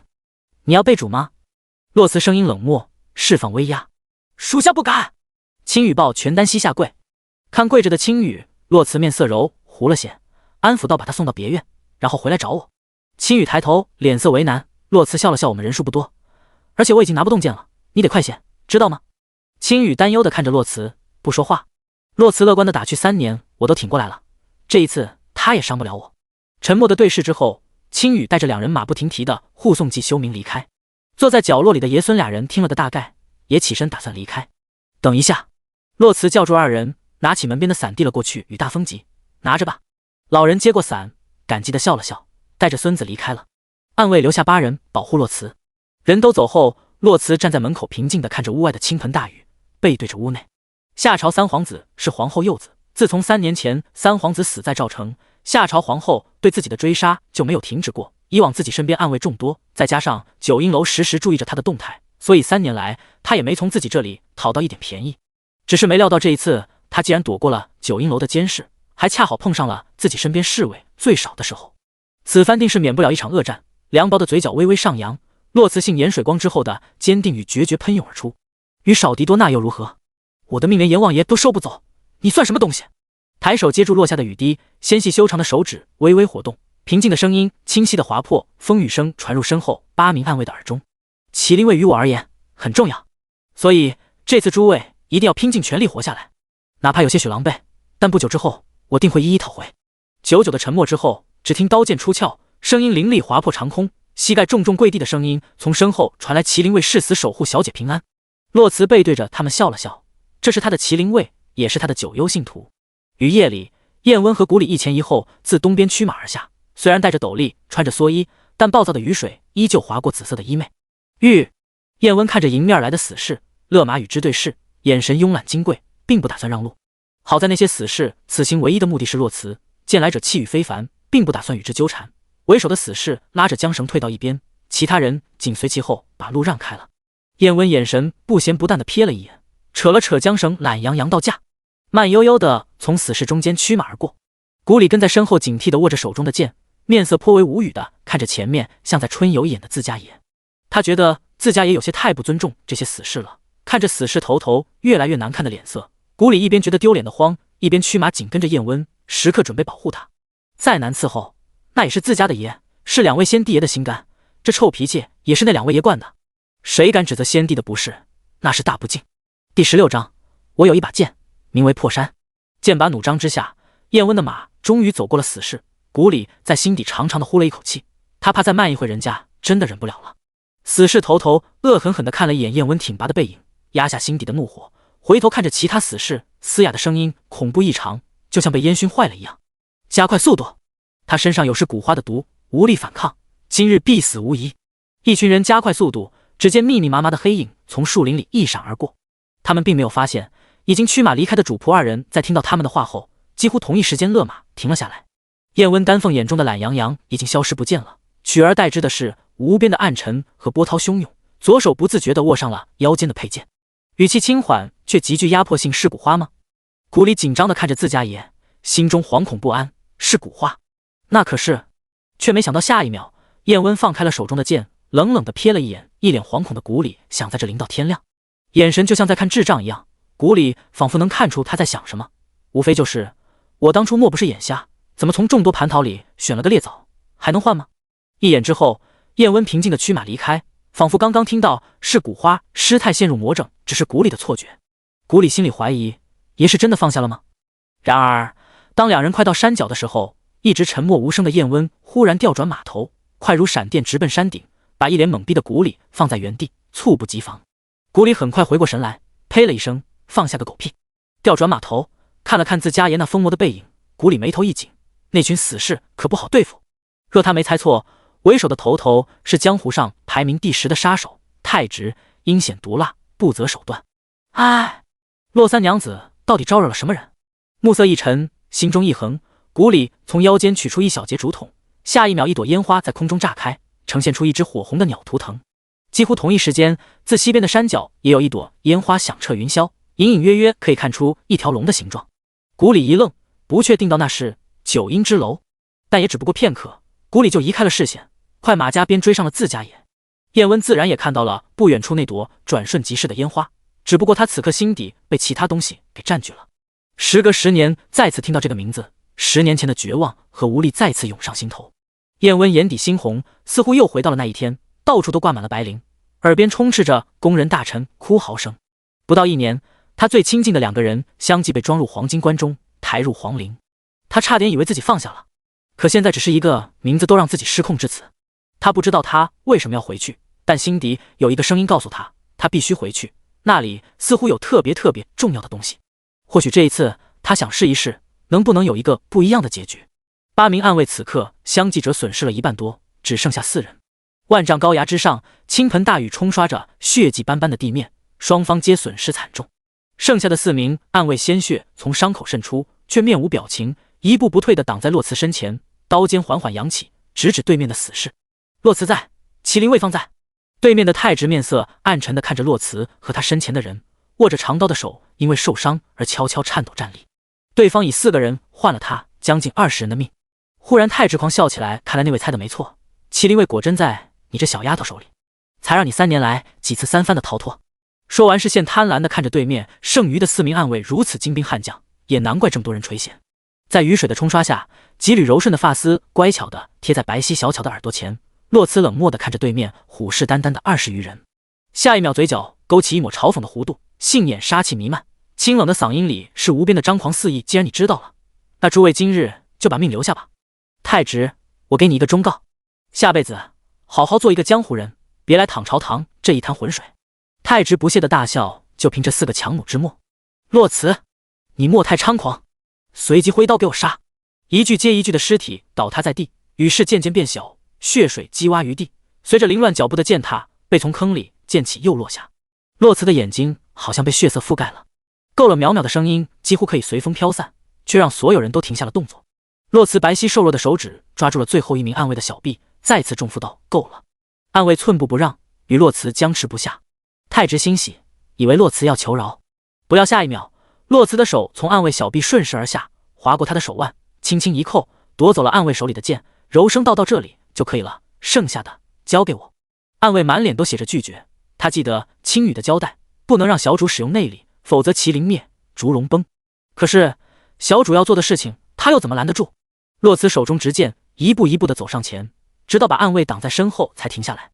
太直面露嘲讽，在他眼里，洛慈只是一个走几步路都要大喘气的病秧子，简直是不自量力。可这些嘲讽，洛慈并不放在眼里，他只是换着角度握了握剑柄，自带柔媚的眉头微微一蹙，哎，还是自己的破山剑好用。找到最契合的力道后，洛慈昂首看着对面的太直，语气故作不解：“我听我娘亲说，江湖人都爱以武论道，不知道是不是真的？”太直一震，想起了那个在江湖上威望极高的奇女子。是了，自己差点忘了眼前的少女有着怎样强大的背景身份。太直虽然为夏朝皇后所用，但也敬慕强者，轻狂的态度有所收敛，没错。洛慈缓缓地点了点头，娇弱的面庞扬起了轻轻的笑意，眼神却瞬间凌厉，手中刀锋一转划破夜空，冷刃寒芒，杀气腾腾。我有一把剑，名为破山，其气纵横3万里，其芒可要9幽域。太直瞬间戒备，他可以确定洛慈手中不过是一把普通的剑，但在他刚刚挥手的一瞬间，剑鸣长啸，直破云霄。第17章，你求求我。这是要有极强内力之人才能做到的，直至今日，太直也没有在别的少年人身上看到过这般强大的内力。可是世人皆知，洛家3娘子因为早产并未习武呀。看出太直的疑惑，洛慈不以为意地笑着：“对了，你们都以为夏浩宇死于麒麟卫之手，其实他死在破山剑之下。”太直目眦欲裂，夏浩宇就是那夏朝3皇子。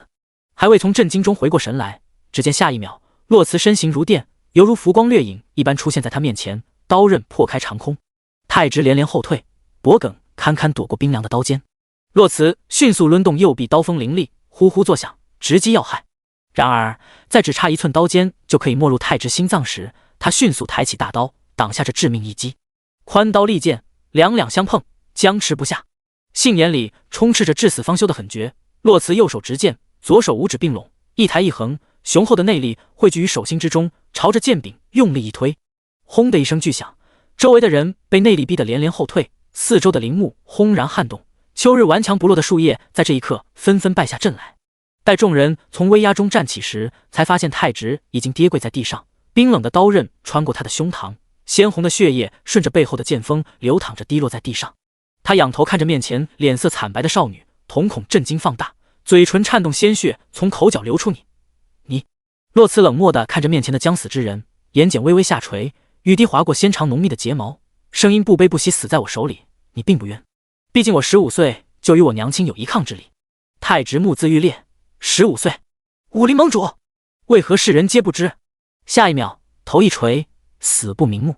没人会相信，江湖上排名第10的高手死在了一个18岁少女的手里，且几乎没有还手之力。剩下的死士惊恐地看着洛慈，连太直都不是他的对手，更别说他们这些人了。可是若就这样回去，他们也活不了。就在他们犹豫不决的时候，忽然洛慈一口鲜血喷涌而出，单膝跌跪在地上。洛慈抬起手背，用力一抹，压下喉头的心田，心底自嘲：怎这般无用了？这才哪到哪？死士猛然回神，目露凶光：快，他毒发了，快杀了他！洛慈撑着膝盖想起身，却因为无力支撑而再次跌落。当死士的刀锋出现在眼前时，洛慈回头看了看身后的万丈深渊，哪怕一丝活着的可能，他都要用力抓住。无力地闭上眼睛，缓缓地向后倒去。枪！的一声，兵器相撞的声音响起，一块红色的玉佩从远处飞来，弹开了死士的兵器。洛茨猛地睁开眼睛，感觉腰肢被一只有力的手臂死死地揽住，下一秒便被带回了悬崖之上。洛茨无力地坐在地上，上半身靠在燕温的怀里，一抬头一低头，仰视于俯视之间，暗流涌动。他想过是青玉，是任何人，唯独不会是他。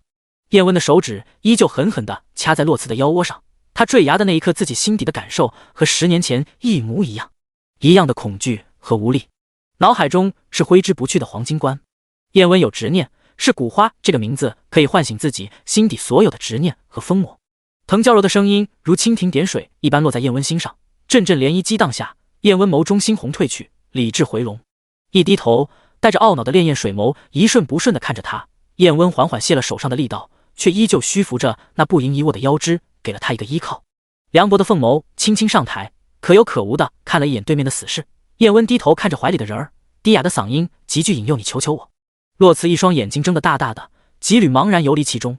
他甚至不敢相信他听到了什么，沉默地对视了一会儿，确定他不是在开玩笑。洛茨也认真道：“不求。”“为什么？”燕温好看的眉毛一挑，不解地追问。那份少见的少女模样已经消失不见，洛茨又恢复了那副清冷的姿态：“我不喜欢欠别人东西，也不会让无辜之人卷入漩涡。”燕温嘴角上扬，沉闷的笑意透过胸腔颤动着洛茨紧挨着他的臂膀。洛茨不自在地动了动，想拉开一点距离，不料燕温手上忽然用力，重新把他扣回怀里。他微微弓起了背，薄唇若有似无地贴着洛茨小巧的耳朵，湿热喷洒在那一片幼嫩的皮肤上，那可由不得你。下一秒，不知从那里冒出来的谷里带着一群黑衣人，风驰电掣间，夏朝的死士尽数被诛灭。洛茨微微瑟缩，直觉痒意蔓延，立刻撇清关系，强词夺理，这是你强给的，我可不认。才说完，胸腔中微弱的咳嗽声连绵不绝。洛茨抬起右手，死死地压住心口，浑身上下疼痛自骨缝中蔓延而来，大滴大滴的冷汗自脖颈、额顶蜿蜒而下，贝齿紧咬苍白的嘴唇，咬破出血了也没有松口。白皙的手被青筋抱起，刚刚还避之不及的手指此刻难耐又用力地抓着燕温胸前的紫色衣襟，使用内力加速毒素蔓延。燕温好看的眉头紧紧地皱起，握住洛茨的手腕，给他把脉，面色愈发凝重，脉象微弱混乱，内力四处涌窜。从袖中取出帕子折叠起来，一手用力地捏着洛茨的两颊，松开牙关把帕子塞进去，以免他咬伤自己。完事之后，燕温把洛茨打横抱起，纵身上马，厉声道：“回府。”把洛茨拢在身前，用大肠裹住他冰冷的身体。临走前，燕温视线冷冷地瞥了一眼不远处的密林，然后打马离开。一行人快马加鞭地追上自家爷的马匹，紫色衣袂和白色的裙角在夜风里交缠，不分彼此。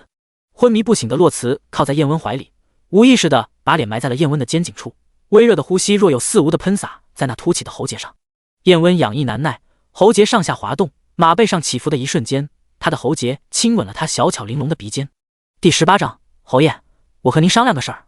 直到他们的身影完全消失在雨夜里，隐于树上的青羽才现了身，在他的身后出现了一群头戴獠牙面具、身穿白袍的神秘人。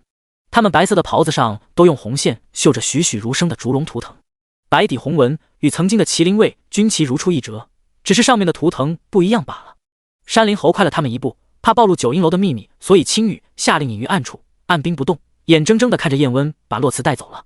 青羽脸色凝重地看着跪在地上太直，剑从前后对穿，血滴淋漓。沉默了一会，抬头看向山林侯离开的方向，冷冰冰的吩咐派2人立刻前往洛家山，把妙山姑姑请来。小主的身体怕是不妙。入了京，身边的暗卫已经完全隐去，只剩下燕温和谷里2人，如鬼魅一样的身影出现在山林侯府的后门。燕温抱着洛茨，大步流星地进了侯府，马不停蹄地吩咐去把露西给我叫起来。客房内，洛茨身上的最后一根银针被取了下来，取针的是15、16岁的小姑娘露西，药王白夜的嫡传弟子。只见他目瞪口呆地盯着托盘里那一堆乌黑的银针，惊奇不已，这样都还能活。直到丫鬟把洛茨的衣衫整理好，一直站在屏风外面的燕温才走了进来。他已经换了一身衣服，半束头发被挽在后脑勺披萨下，白色长袍松松垮垮地披在身上，慵懒金贵。他看了眼床上昏迷不醒的洛茨，视线转到露西身上，直入主题：是骨花吗？露西点头，带着婴儿肥的脸庞沾满了疑惑时，但是有些奇怪。燕温眼睑微抬，什么？露西语气不解，觉得不可置信，他身上的尸骨花至少带了3年了。燕温猛地扭头，视线暗沉地看着洛茨，怎么可能？眼底波涛汹涌中，是骨花的人不是1年之内必死无疑吗？不待露西回答，燕温清润低沉的声音轻轻呢喃，痛苦、不甘、不解。为什么他可以活？食指握拳，骨节分明的手背上青筋暴起。为什么他可以，皇兄不可以？露西弯腰端起托盘，一定是有什么东西压制住了尸骨花，让他暂时不会毒发身亡。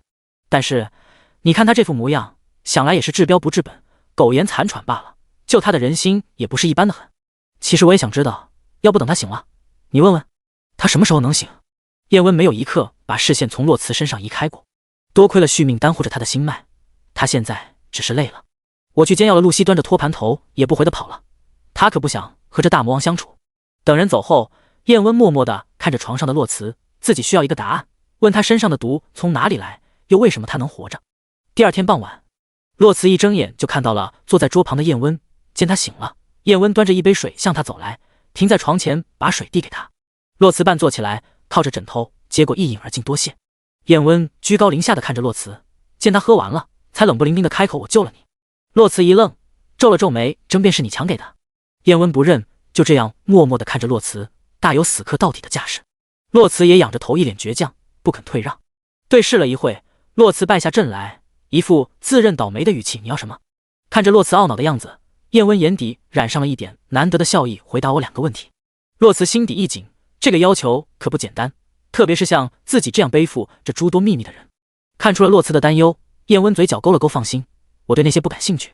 无视他眼里的戒备，燕温不给他拒绝的机会。第一个问题，你身上的噬骨花是谁下的？第二个，你是如何活到现在的？没料到他会问这个，思索片刻，在欠他人情和两清之间，洛慈选择了后者。他实在不想和这位有过多的纠缠了。神色平静的回答下，朝三皇子。至于第二个问题，我无可奉告，但是我可以给你另一个消息。洛慈柔和的眉眼静静的看着燕温，再看不出来山灵侯真正感兴趣的是噬骨花，那他就是蠢了。犹豫了一会儿，燕温才缓缓开口，什么？意料之中，洛慈得意的笑了笑，侯爷，可知这是骨花是何人所制？燕温面露探究，洛慈倒也没卖关子，直接挑明下朝，当今皇后。燕温从洛慈身上移开视线，转身坐回桌旁，漫不经心的给自己倒了杯茶。洛慈不以为意，放松的靠着枕头，看着头顶的床幔。他相信燕温这样的人，真假如何，他自会去查。过了一会，洛慈重新把头扭向坐在屋子中间的燕温，见他没有走的打算，洛慈眸光一动，重新看着床顶，悠悠的开口，侯爷觉得季修明怎么样？清润低沉的声音从那边传来，才华冠世雄，为八斗夺锦之才，可惜是个眼睛不好的。洛慈扑的笑出声，偏头看着一本正经胡说八道的人，不就是人家季修明没选他吗？清冷的声音染上了不加掩饰的笑意，侯爷，有没有人和你说过，你的心眼真的很小？燕温看都不看洛慈一眼，嘴上不饶人，你不是人吗？洛慈笑着的嘴角一僵，他错了，不是大小的问题，这人就没心眼，嘴还欠。唉，也是今时不同往日了，否则自己要揍得他回炉重造。无语的摇了摇头，洛慈言归正传，侯爷，我和您商量个事。燕温终于扭头了，见他一本正经的模样，不像在开玩笑，于是提了提心，去问何事。双手枕在脑后，不去看燕温的眼睛。洛慈慢悠悠道，我许诺季修明3年之后还他自由之身，到那时你再来找他。他这样的惊世之才，若被埋没，是苍生不幸。我相信燕国会是他最好的容身之所。众所周知，燕国曾经长期处于4国尊皇的位置，历代君王皆是世人称赞、名留青史的贤君英主，举贤受能，知人善任。第19章，洛慈想向侯爷要一个承诺。洛慈一直觉得燕国重登4国尊皇位不过是时间问题，只是不知道在这其中燕温到底是什么身份。燕温并没有着急答应，而是抓住了其他为什么3年后放他自由。平平静静的声音从床上传来，因为最多3年我就要死了。燕温不知道他是以怎样的心态说出这句话的，就好像我要睡了一样普通。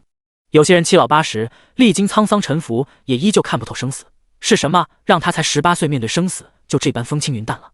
燕温甚至从他的话语里听出了对3年后的期待，他甚至觉得他在期待死亡。燕温并不是会委屈自己的人，就像现在他若好奇了，便一定会问你，好像很期待3年后的到来。洛慈也并不回避，坦然自若，对啊，去见想见的人不就是要迫不及待吗？如果顺利的话，我还想跑着去。燕温知道洛慈想见的人是亲人，但他并不理解，在他的认知里，没有哪一种感情需要这样的付出。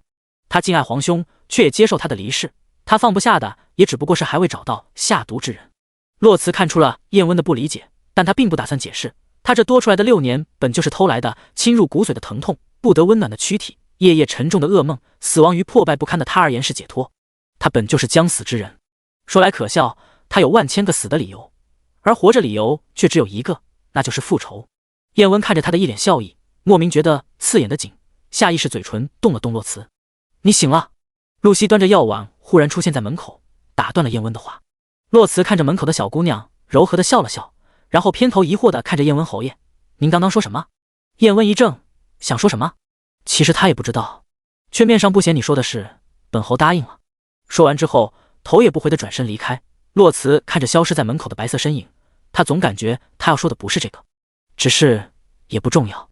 洛姐姐，喝药。露西把药递到洛慈眼前，视线被拉回，洛慈看着面前可可爱爱的小丫头，脸上的婴儿肥让人忍不住揉一揉。见洛慈把药喝了，露西自顾自地介绍自己：洛姐姐，我叫露西，是药王白夜的徒弟。洛慈放下碗，心底疑惑，白夜那不是妙山姑姑的师兄吗？怎么会和山灵猴扯上关系？看出洛慈的不解，露西也不遮掩，吐槽道：哎，老头子欠他一人情，把我卖了抵债。洛慈眉眼弯弯，看来白先生也是个妙人。露西毫不留情地呸了一声妙人，就一老酒鬼，老赌徒。不是我说啊，姐姐，你出去打听打听，京城哪一个赌坊他没欠点银子？洛慈眉目柔情，被露西逗得很愉悦。我府里有一个丫头，嘴和你一样厉害，有机会介绍你们认识。洛慈心里想着，把露西和明月放在一起，应当会很热闹。要是再多一个谷里就更好了。要是叶温知道自己贼心不死，还又看上了露西，脸色的多难看。天色渐渐暗了下来，露西猛地拍了一下自己的脑袋，懊恼自责：瞧我这记性，姐姐还生着病呢。再休息会吧。洛慈扭头看了看窗外的夜色，摇摇头：不了，我也该走了。白日人多眼杂，不方便。入了夜，青雨也该来了。不过片刻，叶温的白色身影再次出现在门口。等他进来，洛慈一眼就看到了跟在他身后的青雨和青秋。青秋一看见洛慈，就忙上前拉着他的手前后查看，确定他没什么大碍后，紧绷的脸色才缓和下来。洛慈安抚地拍了拍青秋的手，看向一直沉默不语的青雨。下一秒，青雨从怀里取出卷轴，恭敬地递到洛慈面前。站在后面的燕温嘴角抽了抽，想起刚刚青雨在书房油盐不进的模样，和现在判若两人。不久前，侯府书房，燕温和青雨一坐一站。燕温问来送东西，来接我家小姐。他答应给我的东西呢？先见我家小姐。燕温。洛慈慢悠悠地展开手中的卷轴，墨城的兵房布局跃然纸上。洛慈看着燕温，右手握着卷轴直直地往前推送。燕温上前步抬手握住卷轴的另一边，想往回收，却发现洛慈并未放手。双方僵持不下。燕温看着那双波光潋滟的眸子，薄唇轻启，气势压迫洛三娘子，这是要反悔。洛慈温柔一笑，却不答眼底侯爷说笑了。洛慈只是想问，他日宴军帖，骑踏破墨城大门，夺回昔日旧土时，会如何对待城中百姓？今日这部房图是我给你的，洛慈得为他们负责，斗胆向你要一个承诺。瞬间，燕温身上凌厉的气势荡然无存。他忽然觉得，也许自己会和洛慈成为一路人，哪怕偶有金刚怒目，可观音依旧最喜菩萨低眉，慈悲六道，他心怀天下苍生。无论庙堂之水如何波涛汹涌，可百姓何其无辜。自己自幼游历江湖，独爱那一片净土，也想为守护它尽一份绵薄之力。清润低沉的嗓音在此刻染上了些许沙哑。你为何觉得我给得起这个承诺？洛慈低眉带笑，我无意探究侯爷在燕国的身份，但我想总归不比这山灵侯的身份低。所以燕温，这个承诺你给吗？此刻洛慈叫的是燕温，而不是侯爷，因为要许诺这个承诺的人不是楚国的山灵侯。沉沉的笑意自胸腔中传出来，燕温看着洛慈的眼神一凛，神色肃然。燕国建朝800余年，始皇有令，燕军手中利剑，一不指百姓，二不杀忠良，三不认将者。洛慈，你听好了，这一诺，燕温应了。一字一句铿锵有力地穿透洛慈的耳膜，阵阵发麻，让沉寂了3年的洛慈热血沸腾。洛家儿郎对于天下百姓一片赤诚，热血难凉。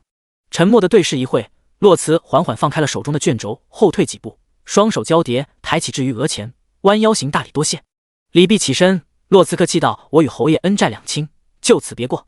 不待燕温回应，洛慈已经越过他向外走去。露西。到门口的洛慈忽然停下脚步，回头看着屋内的露西。我在。露西答应的飞快。洛慈笑得温和，真诚地看着他，你如果愿意，随时可以到我府上去玩。露西惊喜地点头答应，当然愿意，谢谢洛姐姐。等人离开后，露西一回头才发现燕温的脸黑得可怕，忙找个理由跑了。燕温一人留在屋内。呵，两清。他是多不想和自己扯上关系。感情自己府里的人，他谁都看得上，唯独看不上自己。第20章，今朝有仇今朝报。易安王府，麒麟居。一回府，一行人就直接进了麒麟居的书房。金伯早早等在里面，见洛辞进来，原来坐立难安的金伯连忙上前询问这是怎么了，怎么到了山林侯府。几人对视一眼，金伯并不知道洛辞中了石骨花的毒。洛辞解释道受了点小伤，多亏山林侯相助。金伯还欲追问，洛辞却已经径直登上了主座抬手示意他坐下。青丘抱来一件厚重的披风盖在洛辞身上，洛辞看向青玉，语气沉重，那7人可厚葬了？青玉回禀道，皆已带回九幽山厚葬。洛辞杏眼紧闭，片刻后缓缓睁开善待他们的家人，放在桌上的手紧紧握固，清冷的声音断定生死我这人最是护短了，喜欢今朝有仇今朝报。青羽，属下在。洛辞视线淡淡的看着门外传令九阴楼，全力诛杀夏后，在楚国势力，我要他100倍奉还。准备一件孝衣，派人亲自送到夏后手里，告诉他，若不想造成城墙上的尸骨缺胳膊少腿，就给我安分一些，让他别急，我自会去找他。他夏朝皇室欠我洛家的，我记着呢。青羽抱拳领命，转身离开。洛辞又看向坐着的金伯，肃杀的语气变得平缓。金伯，我之前让你查的林家之事，可有消息了？金伯一听，面色凝重，当初林相通敌叛国的书信是在众目睽睽之下从林家搜出来的，不久诛九族的圣旨就递了下来，可以说有些太快，太顺利了。过去太久了，大部分证据都被销毁，要查并不容易。洛辞点头，我知道，可是他现在在做的那件事情是容易的。金伯话锋一转，但是我们从宫里拿到了那份诛九族的名单，发现上面少了2个人。谁？洛辞问。金伯严肃道，林家二爷家中的一个庶子和姨娘，母子2人。无声的对视，2人心里都明白，这2人会是最大的突破口。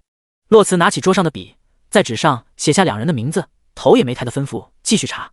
待金伯走后，洛辞把写着名字的纸张扔入炉中，稍微灰烬，亲自走到窗边，推开了窗户，抬头看着护国寺的方向，渺远的声音在夜空中飘散。青丘，你说我是不是该去一趟护国寺了？也不需要青丘回答，洛辞自言自语道，该把这个好消息告诉他，毕竟这样难熬的日子太苦了，给他一个盼头也好。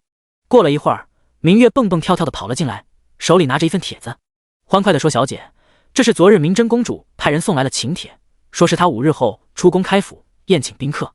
洛辞接过请帖，边展开边问他还说了什么。只送请帖可不是柔家的风格。明月惊奇，小姐厉害，他还说让你收拾的整齐些，别扫兴。洛辞笑着合上了帖子，他还是这般的狂妄张扬。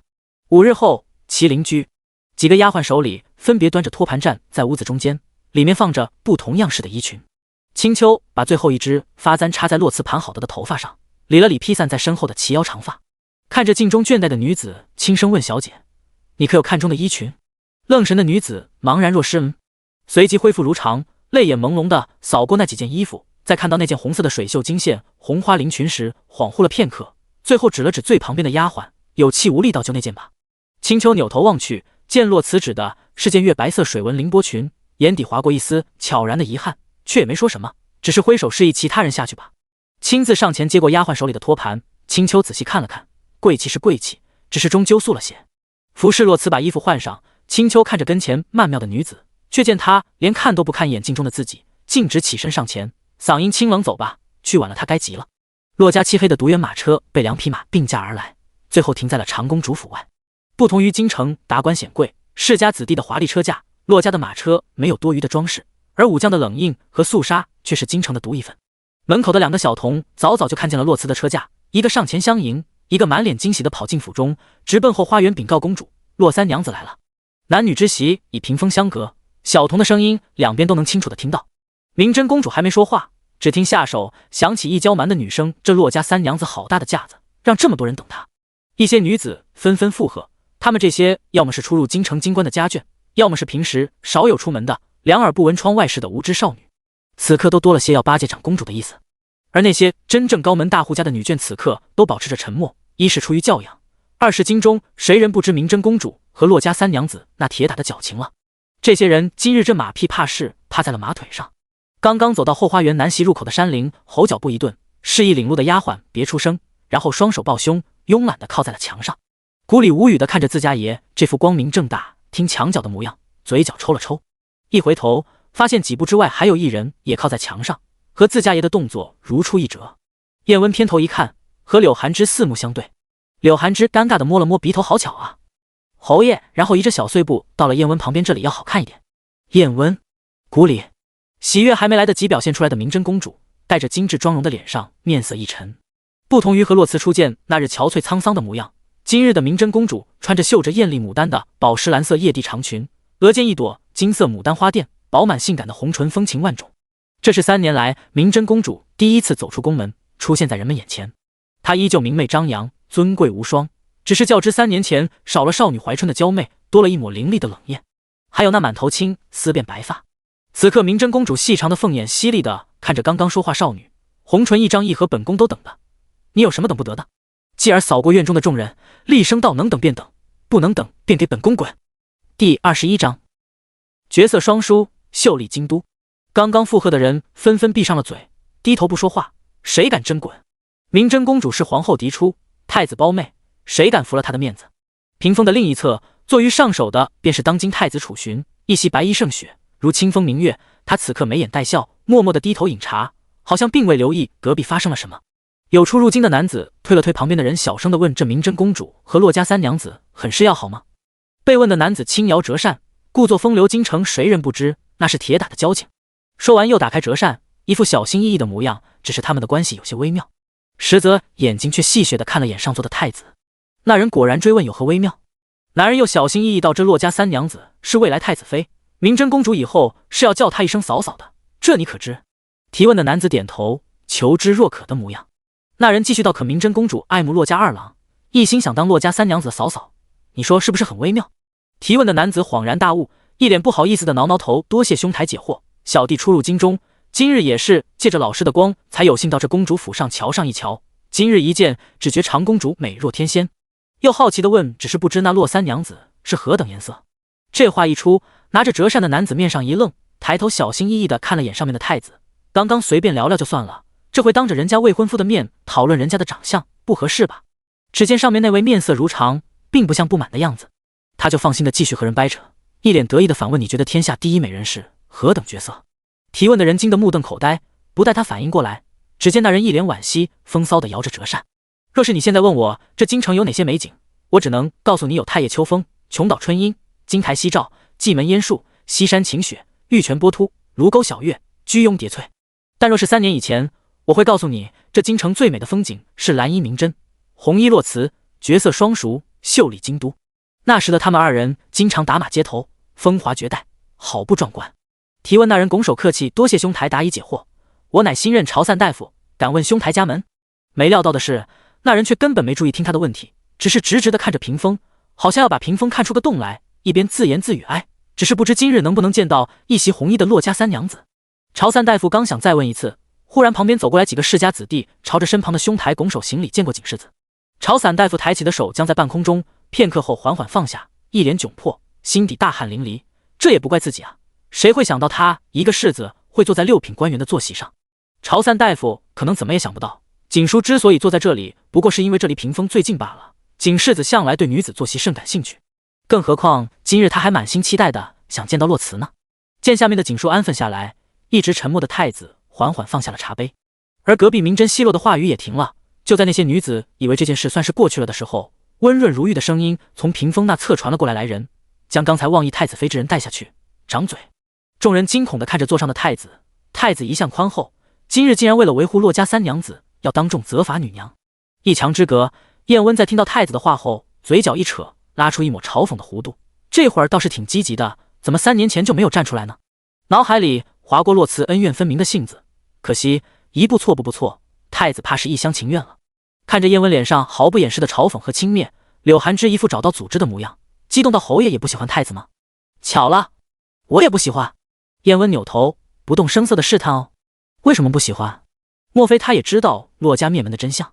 谁料柳寒枝一脸嫌弃的模样：我觉得他配不上我家斑斑，也不知道洛君安那个老匹夫是怎么想的，竟然答应了这门婚事。燕温的注意力却放在了别的地方，重复柳寒枝的话：斑斑。柳寒枝忙着吐槽，也没多想，再说江湖儿女没这么多规矩，起名字不就是给人喊的吗？直接解释啊，就是我家洛辞的小名。燕温再次在喉间吞吐这2个字：斑斑，古语麒麟的别称。隔壁明真公主得意一笑，厉声道：来人！拖下去。话音刚落，清冷的女声自不远处传来，怎么生了这么大气？层层叠叠的树影之后，朦朦胧胧的白衣身影渐渐走近。此次争执的主人公出现在了人们的面前。明真公主惊喜的抬头，视线下移，看着那身白色的衣裙，眼底划过一抹不易察觉的失落和心疼。趴在屏风上的景世子直接遗憾不已，哎，不是红衣。明真公主亲自下台，牵着洛慈的手解释，这些人对你不敬，该罚。敬不敬的，洛慈没有听到。不过太子说的那句话，他倒是听得清清楚楚。从始至终，洛慈的视线都没有向隔壁偏过一分，平静地看了一眼被侍卫拖着女娘，声音不怒不喜，看着明真公主，算了吧，我并不是什么身高位重之人，也没代表着谁的脸面，没有金贵到说都说不得。再说了，为这点小事扫了你今日的兴致，不值当。隔壁的太子在听到洛慈那句不是什么身高位重之人，也没代表着谁的脸面时，手中的茶水洒落在手背上，眼底悲凉。他就这么不喜欢太子妃这个身份吗？明真公主本也没打算罚他们，下下就好了，杀鸡焉用牛刀，摆摆手罢了，饶你们一回。说完，牵着洛慈在众目睽睽之下一起坐在了主座上。知道他存心给自己撑场子，洛慈也没有拒绝。在座的哪一个没有180个心眼子？明真公主在明晃晃地告诉所有人，洛家没了，她明真还在，洛慈谁也欺负不得。而太子刚刚又何尝不是在为洛慈撑场子？第22章，我的宋恩。明真公主一声令下，重新开席。一墙之外，柳寒之一脸困惑，觉得洛慈话里有话，询问燕温侯爷，你觉得我家斑斑喜欢太子吗？细看完刚准备离开的燕温，脚步一顿，喉结上下滚动，为什么这么问？柳寒之眉头紧锁，斑斑他说喜欢，可是我看着觉得他不喜欢。都说当局者迷，所以这不是想问一下侯爷，这个旁观者看到了什么？燕温的视线重新落在了太子身上，面带嘲讽，他说喜欢吗？真是满嘴谎话。继而拂袖离开，柳寒之看着燕温往后花园相反的方向离开，面露不解，怎么不进去呢？开席后不久，洛慈就离开了宴席。明真公主看今日的目的已经达到了，也就不强求他坐在这里了，只是俯身靠近他的耳朵，小声道：东边有个水榭，风景独好。洛慈会意的笑着点了点头，起身离开。明真公主因为要招待宾客，所以不得不留在席上。出了后花园，洛慈并退了领路的丫鬟，你退下吧，我自己待会儿。丫鬟弯腰行礼，我家公主说了，这府上小姐想去哪里都可以，那奴婢先行告退。等丫鬟走后，洛慈带着青丘闲庭漫步，步子出奇的慢。没一会儿，青丘忍不住开口了，小姐，前面就到水榭了，咱快些吧，今日的太阳有些大了。洛慈不听，反而将藏于袖中的手伸到了阳光下，语气软糯，再晒一会儿好不好？青丘一开始线心一横不行，洛慈也没强求，听话极了，好吧。青丘说不晒就不晒，随后恋恋不舍地收回手，进了水榭。青丘在后面心疼地看着洛慈的背影，妙山姑姑拼尽全力才把毒压制住，越暖和越容易毒发。手炉已经是青丘平日里最大的让步了，若是被妙山姑姑知道，自己也少不了一通骂。水榭中间的桌子上正燃着一盏香炉，青烟直上，袅袅娉娉，正是兄长惯爱用的那种沉香，只是后来变成了明真公主最爱的沉香。于柔家而言，这款沉香有一个独一无二的名字，叫落怀之。众人皆知明真公主善香道，制得一手好香，自己开了间铺子，里面的香千金难求。洛慈坐下，看着平静的湖面发呆，他想兄长了。二小姐，一个略微颤抖的声音从水榭外面传来。洛慈下意识地回头，却在看到身后说话的人，或者说是看到那人手里牵着的3岁多的小男孩时，瞳孔震缩，几乎和阿紫一个模子里刻出来的眉眼，他怎么可能认不出来？穿着石青色锦缎小袍子的小男孩，长得虎头虎脑的，浓浓的眉毛下面是一双大大的眼睛，此刻乌黑的眼珠扑闪扑闪地看着洛慈，有疑惑，有不确定。片刻，他挣开了丫鬟的手，仰头一瞬不瞬地看着洛慈，迈着小步子缓缓靠近。等到了洛慈跟前时，视线放在了洛慈下垂的手上，最后抬起自己肉嘟嘟的小手，小心翼翼地塞进了洛慈的手里，小小的嘴巴里试探着吐出奶声奶气的2个字斑斑。洛慈眼眶发烫，低头看着自己手里的那只小手，在听到他叫出斑斑时，震惊地抬头看着阿紫的大丫鬟齐化，自己从未见过他，他为何认得出自己？齐化抹了抹眼泪，解释道：王妃生前常话姑娘的话，自3年前姑娘把小世子从赵城带回来，王爷就让小世子看着话认人。王爷常说，二姑娘以后会是这世间最爱小世子的人，会是全天下最好的小姨。洛慈低头一笑，眼泪却连续不断地滴了下来，抬起另外一只手随意一抹，紧了紧手里握着的小手，继而蹲下身子和小男孩平视，他抬起胖嘟嘟的小手帮洛慈擦眼泪，一副小大人的模样，不哭，斑斑不哭。下一秒，泪水如决堤一般奔涌而出。洛慈把小小的身子紧紧地抱进怀里，声音悲切自责：“我的宋恩啊！”小宋恩用小胳膊紧紧地环住洛慈的脖子，小手拍了拍他的背小姨。水榭之外的树影之后，明真公主和太子并肩站在一起，看着水榭里的场景。明真公主眼底湿润，抱头蹲下，偏执地问皇兄：“你说小慈若是知道了，他会原谅我吗？怀之会原谅我吗？”楚寻藏下眼底的痛苦和落寞，俯身拉住明真公主的手，装满星辰的眼睛带着宠溺的安抚柔家：“你听我说，洛家的事与你无关，有错的是我，你无需自责，听到了吗？”明真公主推开楚寻的手，伸手指着皇宫的方向，压低的声音里是滔天的怒意：“你又有什么错？有错的明明是他，怎么可能与我无关？你们一个是我的兄长，一个是我的父皇。”楚寻的手僵在原地，看着清风明月般的兄长，明真公主语气轻嘲话说：“兄长可有后悔过当初选择了沉默和默认？”楚寻无言以对，只能保持沉默。明真公主失望的摇头：“当初反对你俩的婚事，只是因为我喜欢怀之，而怀之总拿这个理由搪塞我。而现在我依然反对这桩婚事，却只是为了小慈，因为我觉得兄长并非良配。”这句话堪比一把利刃，直插楚寻的心口。他踉跄后退，明真公主头也不回的转身离开，没有听到他高高在上、受尽世人敬仰的皇兄失魂落魄的呢喃：“我做梦都在祈求一次重来的机会。”水榭里，洛慈抱着小宋恩坐在了椅子上，抬头看着齐化问：“你们怎么会来这里？端王呢？”事关宋恩，洛慈万分警惕，总得知道他们出现的前因后果，万一是有心之人把手伸到了宋恩身上，不得不防。齐化如实回答：“王爷没来，是长公主递的帖子，他告诉王爷二小姐会来，让王爷自行定夺。其实自3年前王爷就鲜少出府了，这一次让奴婢带小世子出来，也是想让你见见他。”第23章，你抱不动。洛慈点头，如果是柔家安排的，那自己也就放心了。只是他自己都活得乱七八糟的，怎么尽想着他的事？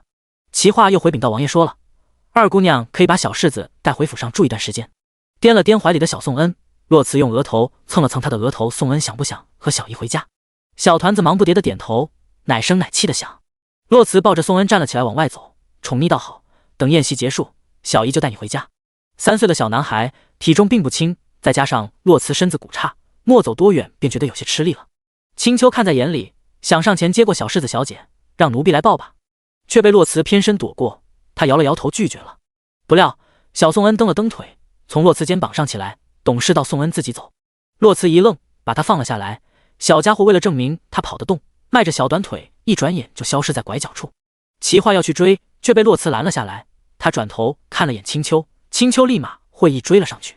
停下脚步，洛慈转身沉默地看着齐化，齐化眼神有些闪躲。洛慈随即一笑，视线转向别处，柔声道：“你知不知道，小孩子这么懂事是不正常的。你跟在阿紫身边多年，也算看着我姐妹二人长大。我和阿紫像宋恩这个年龄的时候，可不会像这样懂事。”齐化惊慌下跪：“二小姐恕罪。”看着跪在跟前的人，洛慈又笑了笑：“还没听明白吗？我在问你原因。”齐化心一紧，只能如实相告：“是王爷。”洛慈眼神一凌：“他对宋恩不好吗？”眉头一皱：“怎么可能？端王这么爱阿紫？”齐化紧张摇头，这急忙慌的解释：“不是的，王爷很爱小世子，他只是不愿意亲近小世子。后来小世子就越发懂事了。”洛慈沉默了好一会儿，最后只是平静的让齐化起来。他没问为什么不愿意亲近，原因自己比谁都清楚。宋恩的出生终究是一命换一命。下一秒，青秋一脸不知道该怎么办的模样，从拐角跑了回来：“小姐。”洛慈以为是宋恩出什么事了，瞬间担忧起来：“怎么了？”不待青秋回答，只见拐角处小宋恩被人像拎鸡仔一样拎着后脖领挂在半空中，一身紫衣的燕温得意地看着洛慈，还顺带晃了晃手里的鸡仔。看着他手里睁着双大眼睛乖得不得了的小团子，洛慈顿时无语。可偏偏小团子还一副很享受的样子，欢快极了小姨。齐化在旁边提醒到：“山灵侯与王爷交好，平时常去府上。”洛慈了然，看来下团子平时没少被这样拎。洛慈上前想从燕温手里接过宋恩，却被燕温躲开了，熟练的把宋恩抱进自己怀里，并且毫不留情的嘲讽道：“你抱得动吗？”宋恩伸到半空中的手在听到这句话时缓缓的缩了回来，乖乖的抱着燕温的脖子。洛慈自然看到了，心中一恼，啪的一声拍在燕温尽收的手臂上，倔强到：“我抱得动。”然后又温柔的看向他怀里的宋恩，信誓旦旦到：“小姨抱得动。”燕温眼神暗流涌动，如同猛兽捕杀猎物一样看着洛慈。若洛慈此刻抬头，定会被其中的深沉吓一跳。只不过他在洛慈抬头的一瞬间移开了视线，恢复如常。面无表情的抱着宋恩往前走，一本正经到你抱不动语气里已经没有了刚刚故意的嘲讽，他好像只是在陈述一个事实。洛慈跟了上前，也一本正经的说：“我抱得动。”“你抱不动。”“我抱得动。”青丘和齐化在三人身后对视一眼，幼稚却又莫名的和谐，是怎么回事？洛慈喊累了就不喊了，只要他不愿意给，反正也抢不过来。只是跟在他身后和趴在他肩膀上的宋恩互动，时不时懊恼地盯着燕温的后脑勺。洛慈从旁边的花丛里摘下一朵粉色的木芙蓉，用花朵去扫宋恩的鼻尖，宋恩被逗得哈哈大笑，欢快地扑腾。燕温忙掌住他的背脊，语气警告：“别乱动，待会把你扔下去。”洛慈在后面翻了下白眼，故作小声地告诉宋恩别怕，他不抱小姨抱。燕温一听，嘴角上扬，无声地笑了笑。洛慈依旧紧跟在他身后，谁也没料到在拐角处他会忽然停下来，狠狠地撞在坚硬的肩胛骨上。洛慈压着鼻子懊恼道：“你干什么？”语气里是他自己都没有察觉到的娇俏。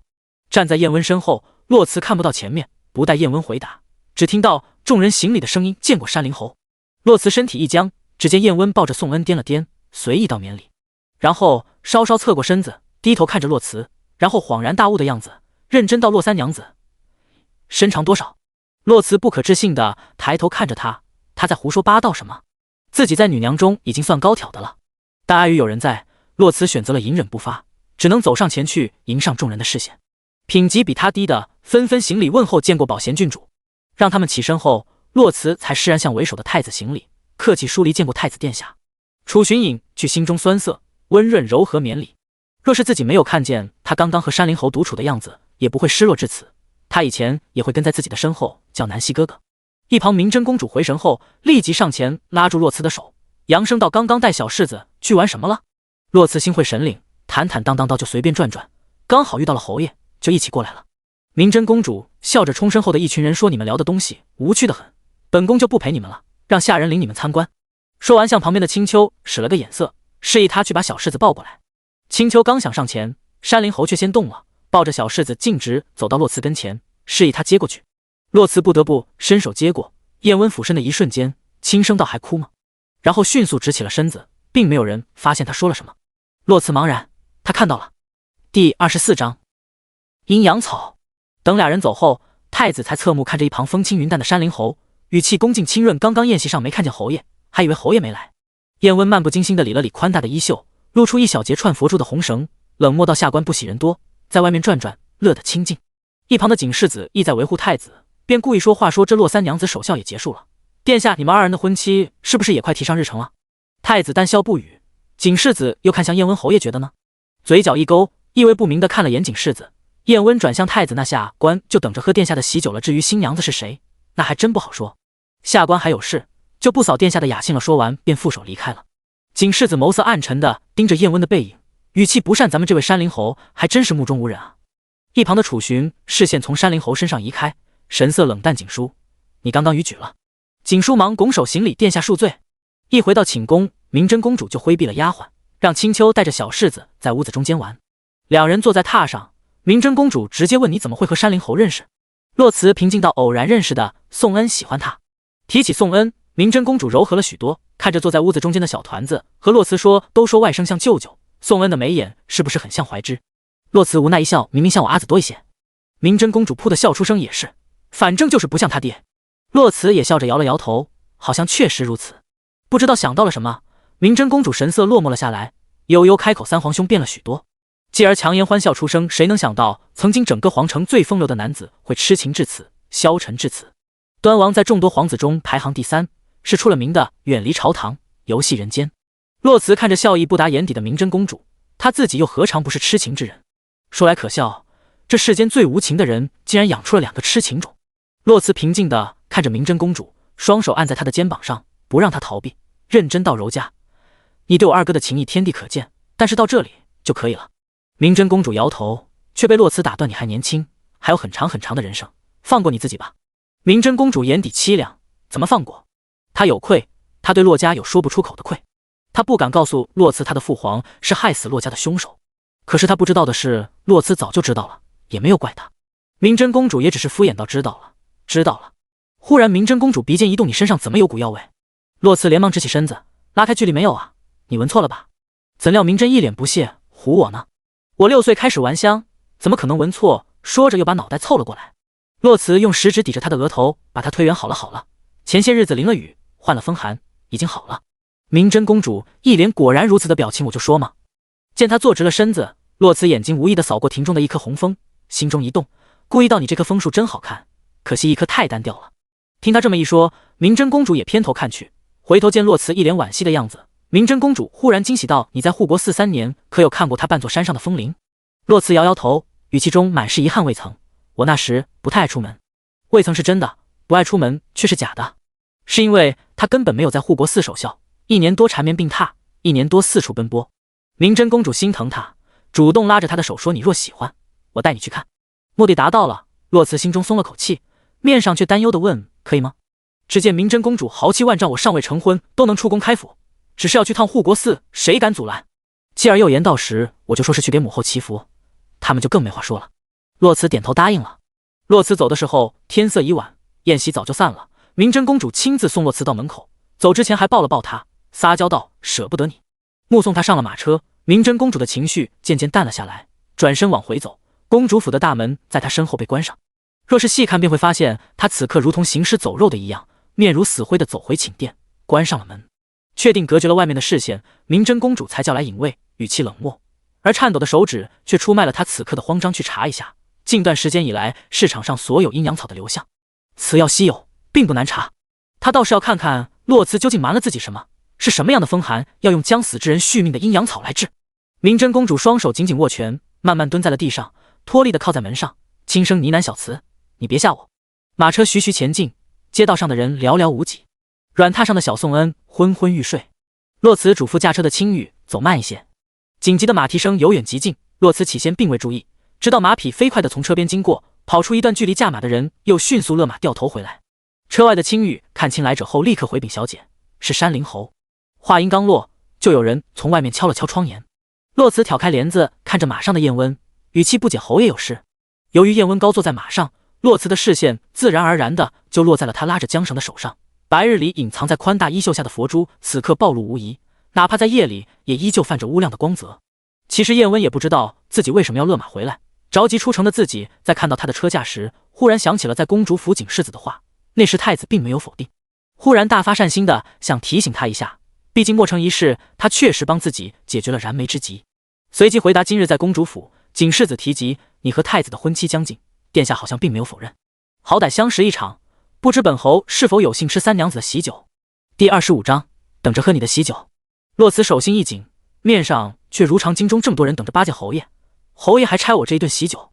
燕温用左手转了转右手腕上的佛珠，一本正经道：“也是奇怪，偏偏本侯就只想喝洛三娘子的喜酒。”洛慈心底恼怒，只觉得他这嘴实在是贱得慌，抑制住想找针把他嘴缝上的冲动，面上带笑：“到时候一定请侯爷，只是不知侯爷打算送什么礼。”洛慈这一出倒是燕温没想到了，只是道都到这了，不得陪他演完，于是故作思考：“洛三娘子想要什么礼物？”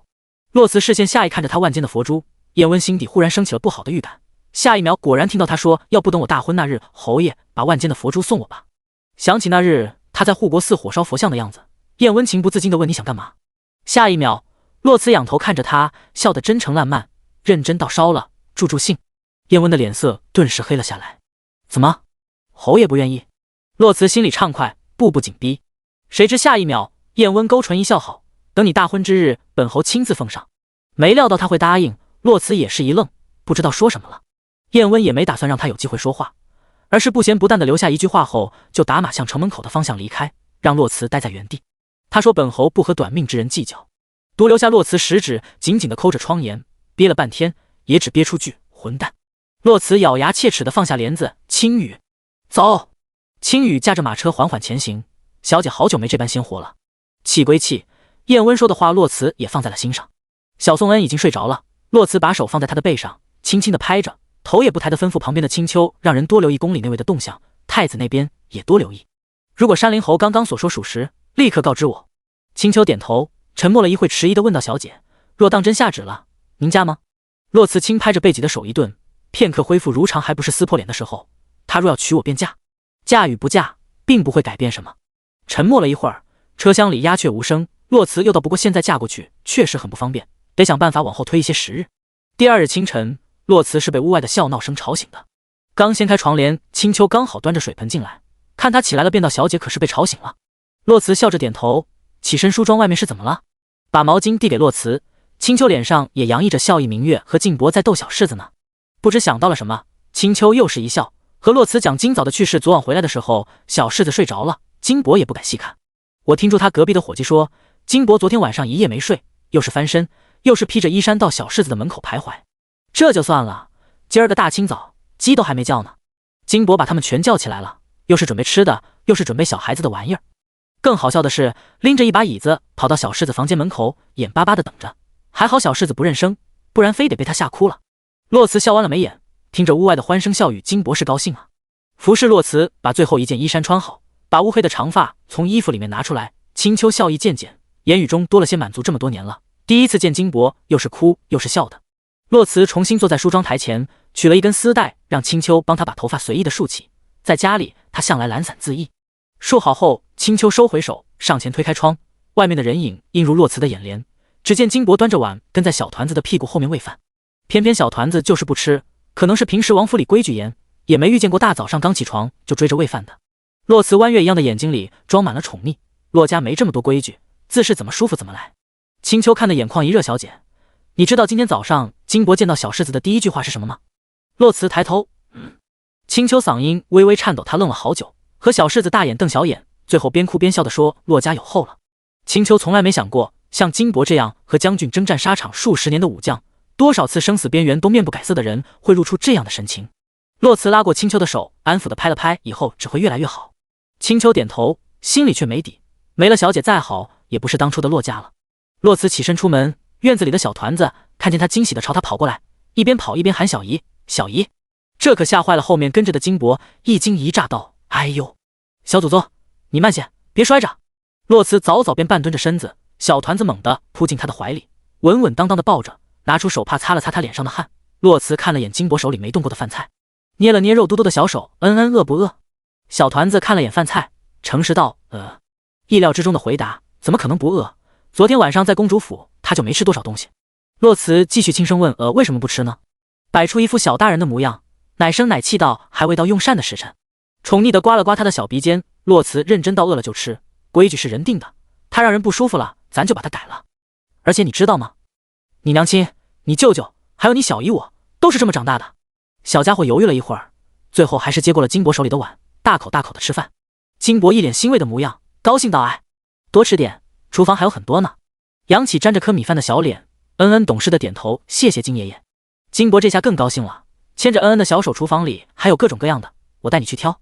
一老一小就这样走了，只留下一脸茫然的两人。洛慈问青丘：“我也还没吃呢，金博是不是把我给忘了？”青丘还没来得及回答，洛慈就看见明月领着几个丫鬟送饭菜过来了，语气欢快：“小姐，今日厨房做了好多菜，有很多我见都没见过呢。”青丘打趣道：“这是沾了小柿子的光。”第26章，再去护国寺。不日，明真长公主华丽的车驾声势浩大的驶出了皇城。路边的百姓有不知道的，就好奇地问：“这是哪位贵人要出城？”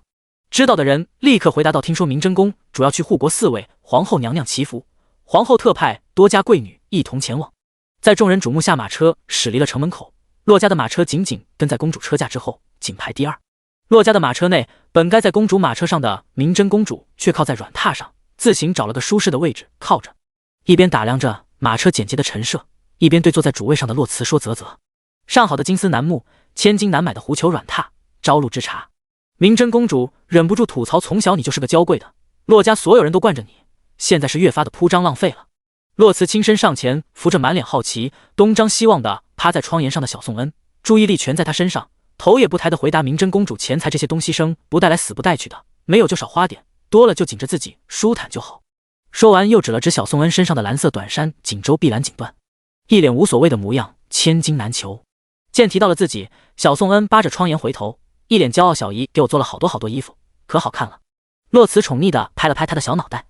明真公主见状，笑骂道：“你就宠着他吧。”理了理小宋恩的衣襟，洛慈无比认真道：“我宠得起。”明真公主无奈地笑了笑：“也是，就这么一个，不得拿命宠。”一回神，明真公主不解山高水远的：“你怎么把小团子带来了？”洛慈神色温和，都3岁多了，连王府的门都没出过几回，小孩子可不是这样养的。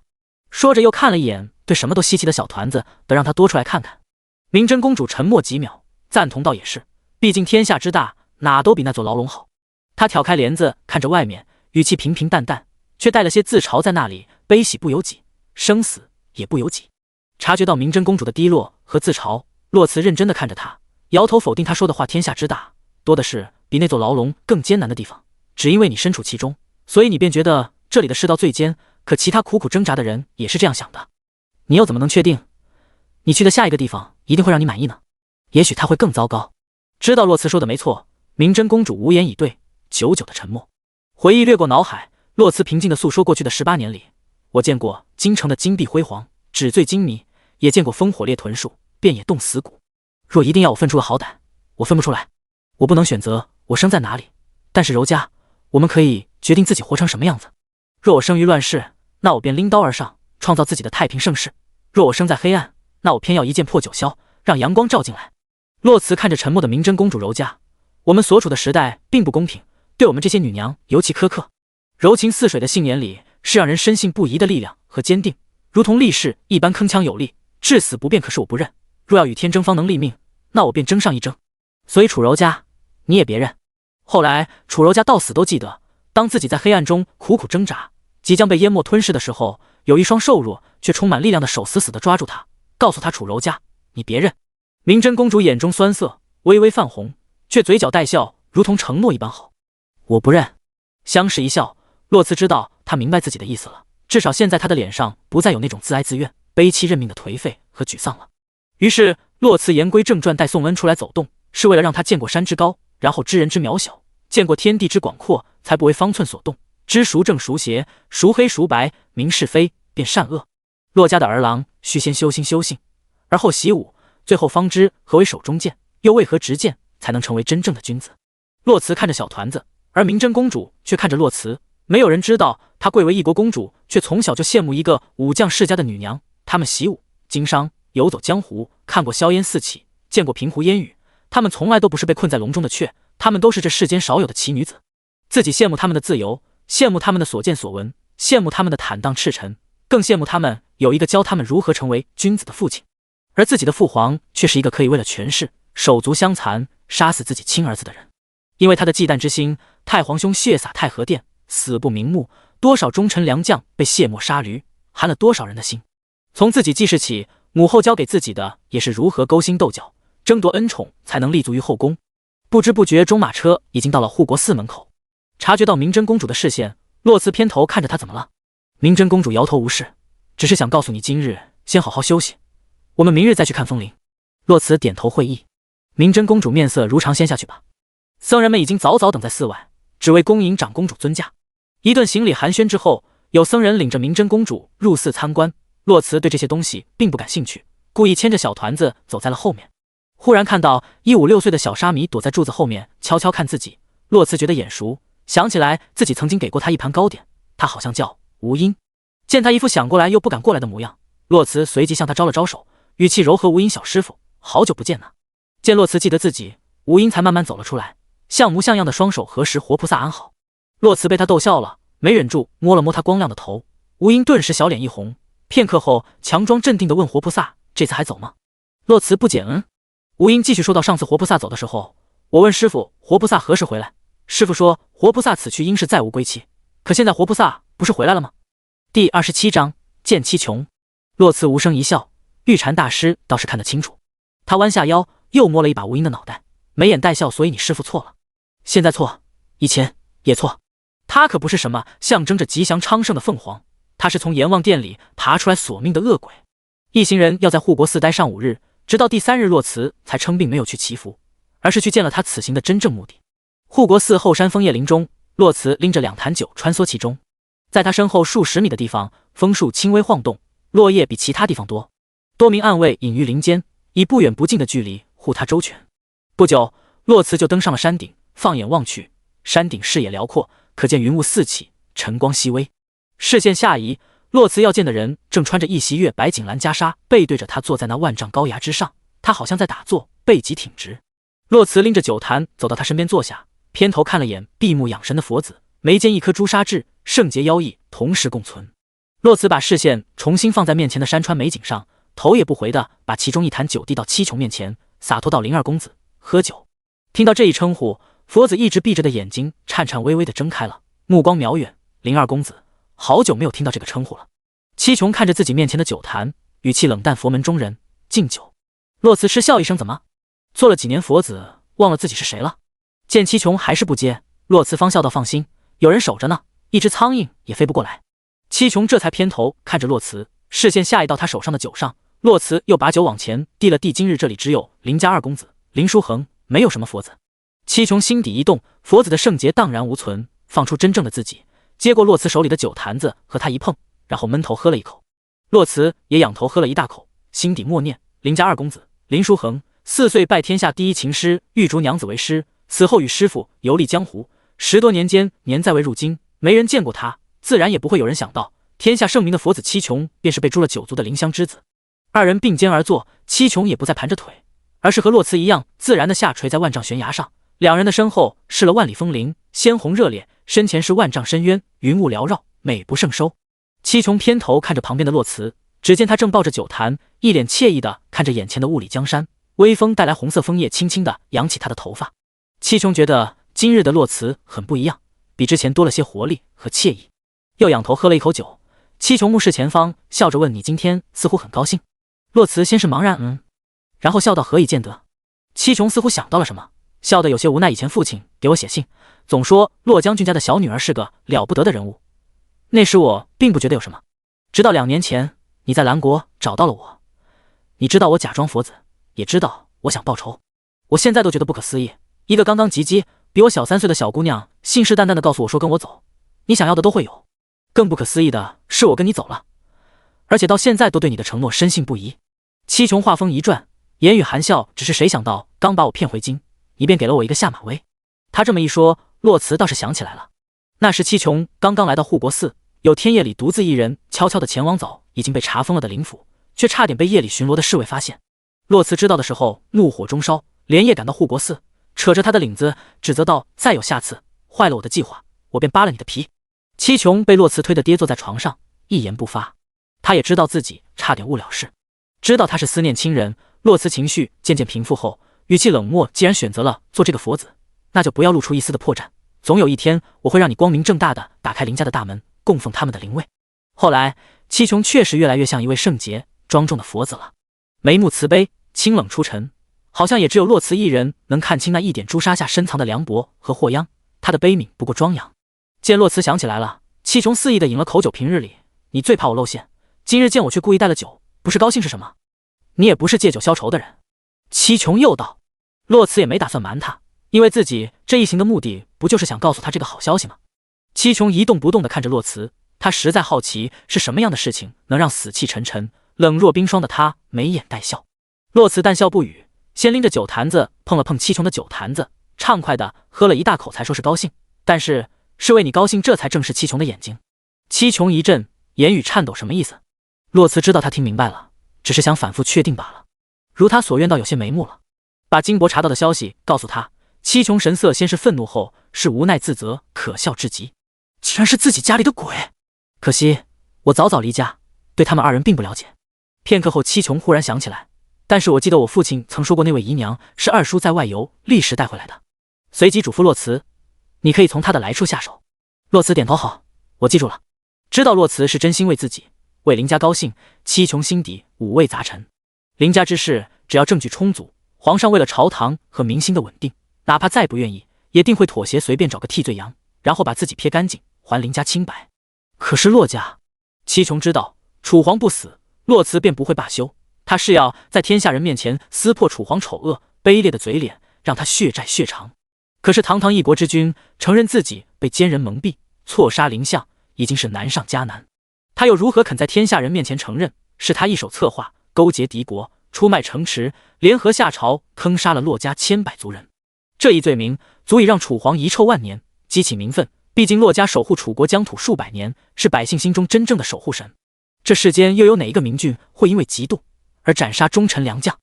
第28章，端王轰了。父亲说的对，这洛家三娘子确实是个了不得的人物。她选择了一条最艰难却也最直接的路。七琼目视前方，问出了自己一直以来的疑惑：你好像从来没有说过要我为你做些什么。洛慈也没有回头看他，他很享受此情此景，语气平静：你已经做得很好了，名声大噪，信徒满天下，下一步你要做的是让楚皇也对你深信不疑。七琼点头，也不多问，他很相信他。我知道了。两人自顾自地喝酒，沉默了好一会儿。洛慈忽然道：对了，林家平反之后，你还暂时不能暴露身份。七琼似乎并不意外，脸上出现了自嘲的表情。我明白，我决定做佛子的时候就告诉过自己了，这毕竟是欺君之罪。发现七琼误解了自己的意思，洛慈眉头一皱：我说的是暂时，你聋了吗？七琼一愣，只觉得洛慈现在的表情像极了当初扯着自己衣领时的表情。可是自己又做错了吗？下一秒，洛慈认真道：最多3年，那时你叫林书恒，字七琼，出生世家名门，是天下第一秦氏玉竹唯一的关门弟子，也是肱骨之臣林相次子。说完这句，洛慈眼神一凛，冷漠平静：至于你说的欺君之罪，若他不是君了，那就不是欺君之罪。再者，七琼，我要你做的事没你想的那样难，别这么悲观，单就是看在你弹琴的那双手的份上，我都不会让你死的。七琼无奈的一笑：洛慈啊，他有一颗七窍玲珑心，一眼就看透了自己最在乎的东西。曾几何时，师父问自己书恒以后是要回庙堂，还是继续游走江湖。少年的自己目光坚定且毫不犹豫地说，书恒要做这世间最自在的一只闲云野鹤，成为比师父还厉害的天下第一琴师。无奈摇摇头，七琼把视线从洛慈身上移开，和他一样静下心来欣赏眼前的美景。其实看了2年多，这些对于七琼来说早已经乏味，只是现在因为洛慈的存在，眼前的景色似乎又变得难得一见了。他惯来能让人十足的幸福和安心，就如他当初所说的跟我走，你想要的都会有一样。两人沉默不语，自顾自的喝酒，却一切尽在不言中。有着一样经历的人比普通人更容易惺惺相惜。入夜之后，青丘刚服侍洛慈洗漱完，洛慈刚躺下，却见疗房的门被人从外面推开了点不大的间隙。下一秒，只见原本已经睡下的小宋恩抱着自己的小枕头出现在门口，双眼通红。洛慈一惊，连忙起身坐直，让青丘把他抱进来放在床上。洛慈拉着宋恩的小手，温柔细语：这是怎么了？小宋恩奶奶的嗓音染上了哭腔：小姨，我想父王了，我刚刚梦见他走了，我怎么喊他他都不理我，他不要我了。洛慈心疼地拍了拍他的脑袋，安慰道：他怎么会不要你呢？毕竟你是你娘亲唯一留下的念想。拉着他肉嘟嘟的小手左右摆动，洛慈继续安抚：后日我们就回去了，到时我送你回去，好不好？小团子这才点点头，乖巧道好，然后慢慢趴在洛慈膝盖上睡着了。青丘见状，过来想把他抱走，洛慈却摇摇头，让他在这睡吧，不然半夜又醒了。青丘犹豫了一下，却也没有反驳，只是小姐本来就浅眠，今晚怕是又要睡不好了。第二天早上，一群人前往天王殿诵经祈福。按以往来说，这一活动本应该在大雄宝殿跪拜81座金身佛像进行，可如今佛像被烧，宝殿已毁，就只能退而求其次了。洛慈牵着小团子故意跪在最后面，其他人都端端正正的跪着的时候，洛慈却盘腿随意的坐着，他不愿意跪。氤氲的香炉前，众人虔诚参拜，幽淡的禅香里，殿中安静的只能听见飘渺的木鱼声。主持法事的是护国寺的二师傅，因为玉禅大师数日前闭关了，据说他觉得自己没有守护好佛像，失了守护之职，所以闭关数月，向佛祖请罪。洛慈听了直摇头，一把年纪的人何必为了这些莫须有的东西折腾自己？再说了，佛门中人不是经常说我佛慈悲，他若真的慈悲，又怎会怪罪？因为是早课，大家都还没有用早膳。洛慈看了眼身边睡眼惺忪的小团子，神色朦胧，小脑袋一点一点的，摆明了没睡够的样子。洛慈只觉好笑，用食指戳了戳他的小脑袋，小团子立刻一个机灵，强行睁大眼睛，倔强的看着洛慈，不承认我没睡。洛慈也没有戳穿他，只是一边附和没睡，一边从袖子里掏出青丘准备的一小袋糕点，塞在小宋恩手里，故作小声吃吧。小宋恩小心翼翼地瞥了一眼众人，见他们都没看自己，这才接了过来，小口小口地吃着。洛慈宠溺地揉了揉他软乎乎的头顶。忽然，寺院门口响起了急声勒马的声音，紧接着就是一个青衣小童跌跌撞撞地冲进殿中，直直跪在明真公主身前，眼睛却看着后面的洛慈。洛慈认得他是端王的小书童。洛慈疑惑，他怎么突然过来了？下一秒，书童强忍着哭意，声音颤抖却高扬：端王轰了！一句话犹如五雷轰顶，原本诵经的僧人和世家女子纷纷下跪。明真公主、洛慈站在人群中分外显眼。明真公主不可置信地看着洛慈，而洛慈却在第一时间低头看向还坐在垫子上的小团子。只见几乎在小书童说完的同时，小团子便双目通红，哭声响彻大殿：父王！洛慈秀眉紧皱，冷静询问怎么回事。好好的人怎么可能说没就没了？小书童再也忍不住哭了出来。昨儿中午，王爷独自出门，谁也不让跟。可谁知这一去就到京城都没回来，府里这才派人出去找。最后是山林侯在王妃的衣冠冢处找到他，可是王爷自刎了。洛慈心口一痛，踉跄后退一步，原来这才是他把宋恩送到自己身边的目的。第29章放肆。洛慈杏眼紧闭，压住眼底的痛苦，在睁开时便只剩暗沉。他弯腰抱起哭得上气不接下气的小宋恩，让他趴在自己怀里，轻声在他耳边说：“小姨带你回去。”下一秒便不再顾及众人，大步走到院外，熟练的翻身上马，双腿狠加马腹，往京城的方向飞奔离开。马匹在山中疾驰，萧瑟的秋风如同刀子一样从洛慈手背、脸庞划过，他却全然不知，只是扶着宋恩背脊的那只手下意识地紧了紧。一双杏眼幽深暗沉，表面的无波无澜之下是波涛汹涌。他到现在还有什么不明白的？一切都是端王计划好的，只是他是从什么时候开始计划的呢？自己入京？不对。洛慈忽然想起齐划那日所说的话，王爷很爱小世子，他只是不愿意亲近。洛慈心底冷笑不止，自己当时还以为他是因为姐姐没活下来的心结才不愿意亲近，现在想来他是早就做好了殉情的准备，又不想宋恩太难过，这才从小就故意疏远他。若是没有宋恩，恐怕3年前他就死了，只不过是因为自己不在京中，他又不放心皇室中人，这才勉勉强强撑了3年。如今他见自己回来了，以为给宋恩找到了依靠，所以才无后顾之忧的放手了。可是他并不知道自己也是将死之人，如何护得了他一辈子？洛慈眼底痛苦不已，端王，你怎么敢？跑到半路上，马匹渐渐慢了下来，洛慈这才发现小书童的马并不强壮，较之自己平时用的战马，不仅体弱，马龄还小。就在洛慈为难时，忽见远处有一人打马而来，紫衣猎猎作响，如闪电般疾驰的良驹在靠近他时并未减速，而是直接绕过他身后。燕温勒马掉头，劲受有力的手臂揽住他的腰身，直接把洛慈从他的马上抱到自己身前。扣在他腰上的手未松半分，只是声音沉静，坐好。然后声音低沉严肃，允之死时，他的侍卫带着他的亲笔修书进宫面圣了。我尚未来得及查明信中内容，只知御书房内皇上震怒，允之是端王的表字。洛慈一听，神色凝重，遗言之书会写什么呢？脑海中忽然出现一个猜测，洛慈瞬间警惕起来。几乎同时，燕温也说出了他的猜测，我怀疑信中的内容和宋恩有关。洛慈扭头，燕温同时低头，两人相视一眼，更加肯定了猜测。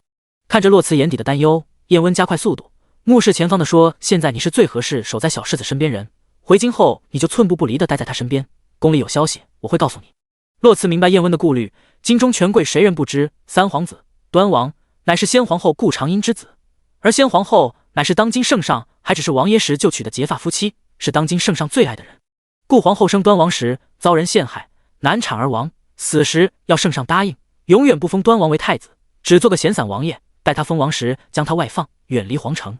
后来皇上按照皇后遗言，没有封端王为太子，却也没舍得将他外放，而是将他留在了京中。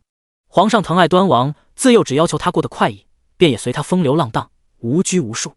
如今端王一死，宫里那群女人和他们后面的家族为了讨好皇上，必定会打宋恩的主意。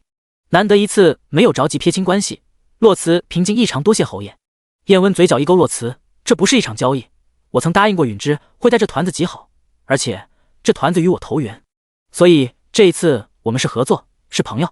洛慈心底默默重复着这2个字，朋友。父亲曾说过，所谓朋友就是危难之际，你可以毫无顾虑地把后背交给他。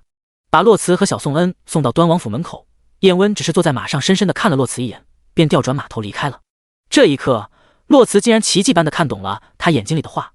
他说：“放心，有我在。”端王府大门上已经挂上了白绫，洛慈还没把怀里的宋恩放下来，一个穿着白衣、打扮不俗的丫鬟就从府里迎上来，一边一脸疼惜地喊着：“我可怜的小世子哟！”一边就要从洛慈手里把小宋恩抱过去，还没等摸到衣袖，就被洛慈一声凌厉的呵斥吓在原地。府里匆匆赶来的管家只听到一声极具威严的放肆，吵闹的门口顿时鸦雀无声。若不是管家认得洛慈，他完全会以为这样的威严是出自坤宁宫的主人。可是他认得洛慈，说句大逆不道的话，这洛家三娘子可比宫里那位威严。一个是当上皇后以后才不得不端着的威严，而另一个却是与生俱来让人臣服的高贵。而且王爷信中交代了，让他可以完全相信洛三娘子。于是管家忙走上前，恭敬地给洛慈行礼，见过宝贤郡主，然后指了指刚刚那个丫鬟，故意向洛慈交代郡主，这位是皇后娘娘派来照顾小世子的人。洛慈心会神领，也不着急说话，只是缓缓地把怀里哭红了眼睛的小宋恩放了下来，改为拉着他的手。杏眼沉默地看着面前的婢子，洛慈心里怒火中烧。皇后娘娘这手不仅伸得长，还来得快啊！婢子被洛慈看得心底发怵，却又想到自己是皇后的人，便挺直腰杆，强装着硬气：“我是奉了皇后。”啪！娘娘二字还未说出口，就被洛慈一个巴掌扇倒在地。那丫鬟躺在地上，捂着高高肿起的脸颊，嘴角带血，一脸不敢相信的模样。众目睽睽之下，她怎么敢？洛慈放开小宋恩的手，端王府的管家有眼力见的把小世子拉到旁边。只见洛慈半蹲着身子，一手掐着丫鬟的下巴，把她的脸抬起来，冷漠狠厉：“你刚刚那句话，本郡主听着很不舒服。这是谁的小世子？谁？”又可怜了。那个丫鬟还不知道她面对的是个什么样的人，仍然一脸愤怒的尖叫：“我主子是皇后！我……”啪！又是一干净利落的巴掌。看着匍匐在地上的女子，洛慈面上嘲讽，似妖似魔，低声耳语：“你算什么东西？皇后又算什么东西？”洛慈缓缓直起身子，清冷的声音穿透周围侍卫百姓的耳膜：“来人，此女当街顶撞本郡主，顶撞小世子，拖下去杖毙。若是可以杀鸡儆猴，那这个骂名我洛慈背了。”第30章，偏爱和例外。端王府的侍卫迅速上前把婢子拖了下去，顺带拿块布把她胡乱嚷嚷的嘴给堵住了。从袖中取出一条手帕，洛慈慢悠悠地擦着刚刚打人的那只手，冰冷的视线从围观人群里慢慢扫过。他在告诉隐藏在百姓之中探听消息的世家大族，觊觎洛家的血脉，先看自己有没有命。扫视了一圈，洛慈收回视线，再看向小宋恩时，脸上的冰冷肃杀已经被柔和所取代。洛慈重新拉住他的小手，不卑不亢，一步算一步地走进了端王府。小宋恩费力地趴在棺材边缘上，看着里面一脸安详的父王，不再似刚刚那般哭闹。这回的他很安静，只是一瞬不瞬地看着里面。察觉到小宋恩的不对劲，洛慈忙上前把他抱了下来。小孩本就敏感，只怕是会多想。果不其然，刚把他放下来，他就仰着小脸，双目通红地看着洛慈，接二连三地问：“小姨，父王是不是不喜欢我？是不是我不回家惹他不高兴了？他不要我了？”洛慈心里如同被人狠狠揪着一样，他蹲下身子，和小宋恩视线平齐，认真道：“你父王很爱你，你也没有惹他不高兴，我们恩恩很好，很懂事。”摸了摸他的小脑袋，洛慈继续道：“他没有不要你，他只是想你娘亲了。”宋恩还小，并不知道什么是殉情，但是自他记事起，父王就日夜对着一幅画发呆。他曾指着画中的人问父王：“他是谁？”父王看着那画沉默了良久，才说：“那是你娘亲。”小宋恩又问：“娘亲去哪里了？”他去了一个很黑很黑的地方，那里有许多魑魅魍魉。小宋恩一脸天真：“那我们去找他。”父王却只是拍了拍他的小脑瓜：“再等等，等你长大些，等那个能让你依靠的人回来。”入夜，洛慈好不容易把小宋恩哄睡着，俯身给他掖了掖被子，才放下床幔退了出来。透过窗户看着屋外忙忙碌碌的下人，屋内的烛火微不可察地晃动了一下。洛慈轻身把窗户关上，吩咐还一脸惊讶地盯着坐在桌前的人的青丘：“青丘，出去守着。”青丘这才回神，向洛慈和桌前的人弯了弯腰，转身出去，细心地把门关上，守在门口。洛慈这才看向肆意慵懒地坐在桌前的燕温，他倒是像到了自己家一样，给自己倒了一杯水，自顾自地喝着。心中有事，洛慈并无意和他拌嘴，只是沉默地坐在他对面。见他喝完，便直入主题地问：“可查到信的内容了？”燕温放下杯盏，眸色深沉地看着洛慈的眼睛。那信上的内容确实连自己也没有想到，也难怪宫里那位会震怒。从袖中取出一张纸，递到洛慈面前。燕温扬了扬下巴：“看看，我让人誊抄的。”随后嘲讽一笑：“皇上再生气，却也没舍得把信毁了。”洛慈接过燕温手中信，慢慢展开，在看清信里的内容之后，握着信纸的纤细手指用力收紧，微微颤抖。信中写道：“儿臣此生得母后遗愿庇佑，一生顺遂，自在逍遥。得父皇疼爱，于这朝堂之中来去自由。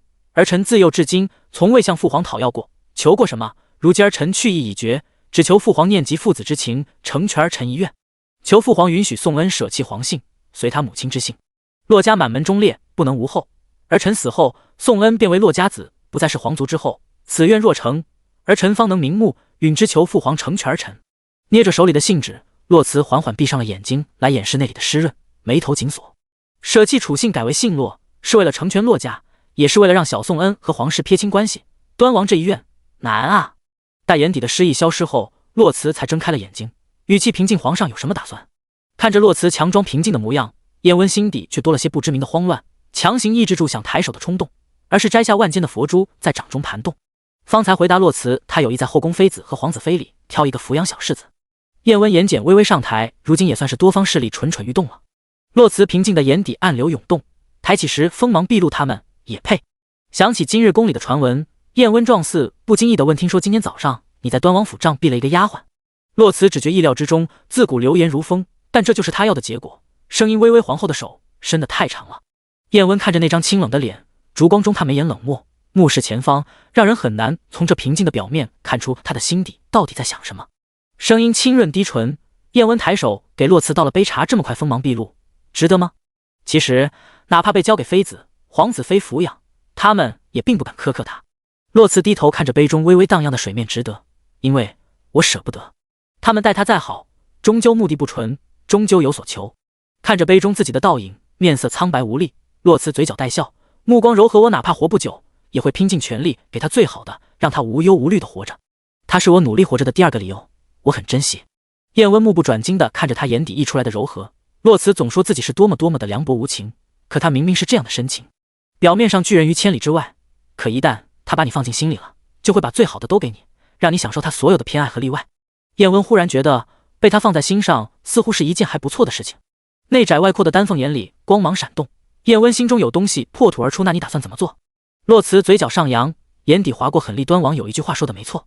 燕温挑眉，什么？洛慈偏头看着燕温，食指沾了沾杯中的水，在桌上写下了2个字，薄唇轻言。洛慈满门忠烈，不能无后。燕温低头看着桌上的字，明心。两人的想法再次不谋而合，越在乎权势的人，就越在乎自己在百姓心中的形象。第31章，你别等我了。只是燕温眉头一皱，提出了自己的想法。但是洛慈，你得给他一个台阶下。光是百姓的逼迫，你让他帝王的脸面往哪放？洛慈神色淡漠，我知道。随后认真的看着燕温，你说过我们是朋友，所以我把最重要的明星交给你了，而我要去找那个台阶。这是洛慈第一次对燕温坦诚相待，像他这样的人是很难接受一个人的，而这一次他主动交付了信任。以往洛慈所有的付出都会需要确定有等价的回应，而这一次他把选择权放在了燕温手里。燕温目光深沉地看着洛慈，随后恣意笑道：荣幸之至。四目相对，两人的脸上都带着笑意，他们都知道从这一刻起他们会变得和以前不一样。燕温走了，像来时一样悄无声息，他并没有问洛慈要找的台阶是谁，但他相信他。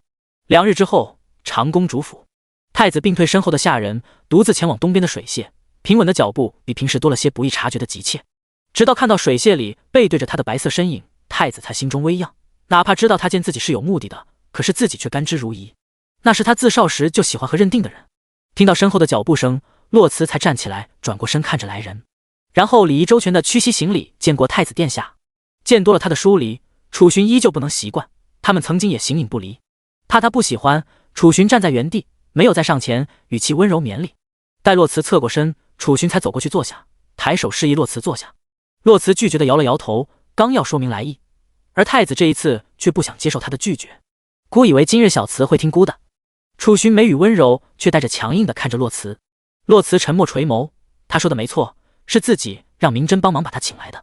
再抬眉，洛慈眼底一片清明，从容不迫的走过去坐下，避开他的视线，语气恭敬疏离：谢太子。见他坐下，楚寻眼底划过笑意，也不愿意再逼他，主动问道：小慈想要姑帮你什么？洛慈这才抬眉看着楚寻，说明来意向殿下讨一样东西。说完，从怀里取出一个小盒子，缓缓推到楚寻面前，语气平静：这是13岁那年殿下送臣女的东西。洛慈打开了盒子，一颗晶莹剔透的夜明珠出现在楚寻的视线里。洛慈继续道：殿下当时说，来日洛慈可以拿着它向殿下提一个要求，殿下说的可还作数？从洛慈拿出盒子，楚寻脸上的笑意便如潮水一般退散。只要他提，他就会帮他，可他偏偏要两清，要不欠他。他们之间已经走到如今的地步了吗？明明当初他宁愿一起死，也不愿意放手的。楚寻眉眼痛苦。那年秋猎，自己的坐骑被人动了手脚，半路发疯直奔悬崖，把自己摔了出去。千钧一发之际，是13岁的洛慈抓住了自己，拼尽全力，声音颤抖：南希哥哥，抓紧我！可13岁的小姑娘能有多大的力气？白嫩的手背蹭在石壁上，血肉模糊，鲜红温热的血滴在自己的脸上，身下的滔天巨浪猛烈地拍打着石壁，每一下都卷吸着碎石。已经脱力的自己怕连累他，让他放手，可他却一脸倔强不放。南希哥哥，待斑斑极好，斑斑不放。最后终于等来了人，他们就着洛慈的手把自己拉了上来，刚拉上来，小丫头就晕倒了。她从小身子就弱，又如何经得起这般折腾？可是哪怕晕倒了，她也没有放开自己的手，依旧死死地抠着。死里逃生的自己躺在地上，侧头看着那张稚嫩却倔强的脸。那时他就告诉自己，此生定不负她。那颗夜明珠与其说是礼物，不如说是自己报答他救命之恩的许诺。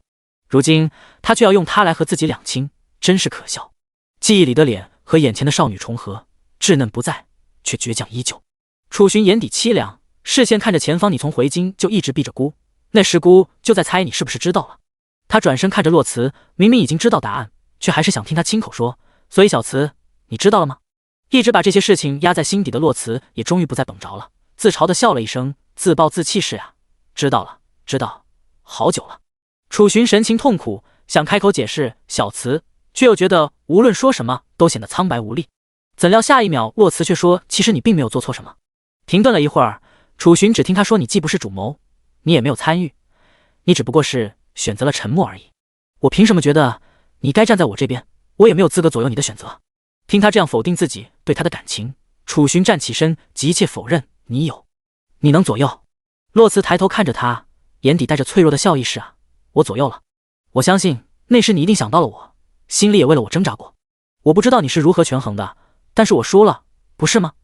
楚寻呆在原地，他说的没错，此刻的自己连反驳的能力都没有。洛慈倒也坦荡说，不愿你是假的，我自己心里过不去，但是我曾经待你是真心的，没有半分虚假，只是后来那颗真心我收回来了，所以你别等我了。洛慈缓缓起身，你知道我的，从小倔强，决定不要的东西没有那一样重新捡起来过。洛慈缓缓踱步走到楚寻身侧，目视前方，若还算数，殿下就把这颗夜明珠收回去，若不算数也没关系。然后毫不犹豫和他擦肩而过，打算离开，刚要走出水榭，身后一直沉默的楚寻却开口了，算数。他转身一步步的向洛慈走过来，眼底灌来的温润消失不见，声线冷漠，泥人也有3分脾气，更何况我还是个活生生的人。小慈，我放不下的。楚寻眼底划过一丝偏执，总有人说自己的太子之位是三皇兄让给自己的，自己也知道父皇真正喜欢的也是三皇兄。第32章，姑给过你机会了，可那又如何？这些他都不在乎，给他就受着，也做得很好，世人敬仰，百姓称赞。若哪一天父皇要收回去了，自己也可以坦荡放手。唯独洛慈不行，他于他而言是救赎也是执念，他放不下，也不想放。见他答应了，洛慈转身道谢，撒谎道我斗不过你父皇，也不欲与他斗，我只有宋恩了，我只想好好陪他长大。洛慈并不十分的相信他会舍弃你第一次的人，你怎么敢相信他不会舍弃你第二次？楚寻心里痛苦不堪，可面上却不显，看了看桌上的夜明珠，姑当初把它给你的时候说，哪怕你是要天上的星星菇都可以给你摘下来。自嘲的摇摇头，楚寻强颜欢笑，其实从你回京的那一天，姑就等着你拿着它来找姑。楚寻神色悲戚，略微停顿，又继续到找姑退婚。洛慈眼底划过惊讶，他确实没想到他会这样想。只听楚寻继续道，姑本来都想好了，你若来，姑便答应你，可如今你把这个机会用在了端王府一事上，小慈，姑给过你机会了，从今以后哪怕死，姑也不会退婚，你只能是姑的太子妃。楚寻神色决绝，这是他第一次在洛慈面前展现出太子的威严，察觉到他眼底的抗拒，楚寻把对洛慈的心疼藏在心底，他恨他也好，怨他也罢，他都不会放手了。面无表情的拿起桌上的夜明珠，楚寻先行离开，擦肩而过的一瞬间，却还是忍不住说宋恩的事，你别担心。洛慈看着他离开的背影，他不放手又如何？永远追着一个不会等你的人跑是会累的，更何况他其实没有他想的那样爱自己，他只是暂时接受不了，他不要他了，而且他也留不住要死的人。没过几日，威严辉煌的朝堂之上，文武百官细细碎碎的互相低语。自从端王下葬，皇上已经好几天没有上朝了，民间的传闻愈演愈烈，百姓都说端王后裔全了洛家尊严，可陛下的圣旨却迟迟未下，民间已经有了对陛下不好的传言，只怕会愈演愈烈。而站在百官前面的太子和山林侯却依旧保持沉默。太子的视线似是不经意间看向山林侯，那天在公主府自己没有当众否定景书的话，就是在提醒山林侯别逾矩了。洛慈是极有边界感的人，对待感情又很迟钝，而他那日与山林侯在一起相处的样子和以往的他很不相同。男人最了解男人，太子看得出咱们这位向来眼高于顶的山林侯待洛慈很不一样，只是不知道他自己知不知道。陛下到！尖锐的声音自上方响起，刚刚还议论不休的文武百官忙晋升下跪，高喊吾皇万岁万岁万万岁。前面的山林侯和太子皆只是弯腰行礼，太子是本就不用跪，而山林侯是皇上特许不用跪。直到上面传来苍老的声音平身，文武百官才起身直视龙颜，却发现不过短短几日，皇上的头发已经斑白许多，面色苍老。百官争先恐后的把近日发生的事上奏，大部分内容都和民间传闻有关。一群人觉得皇上应该全了端王的遗愿，另一群人却觉得这不符合祖制，都逼着皇上给个答复。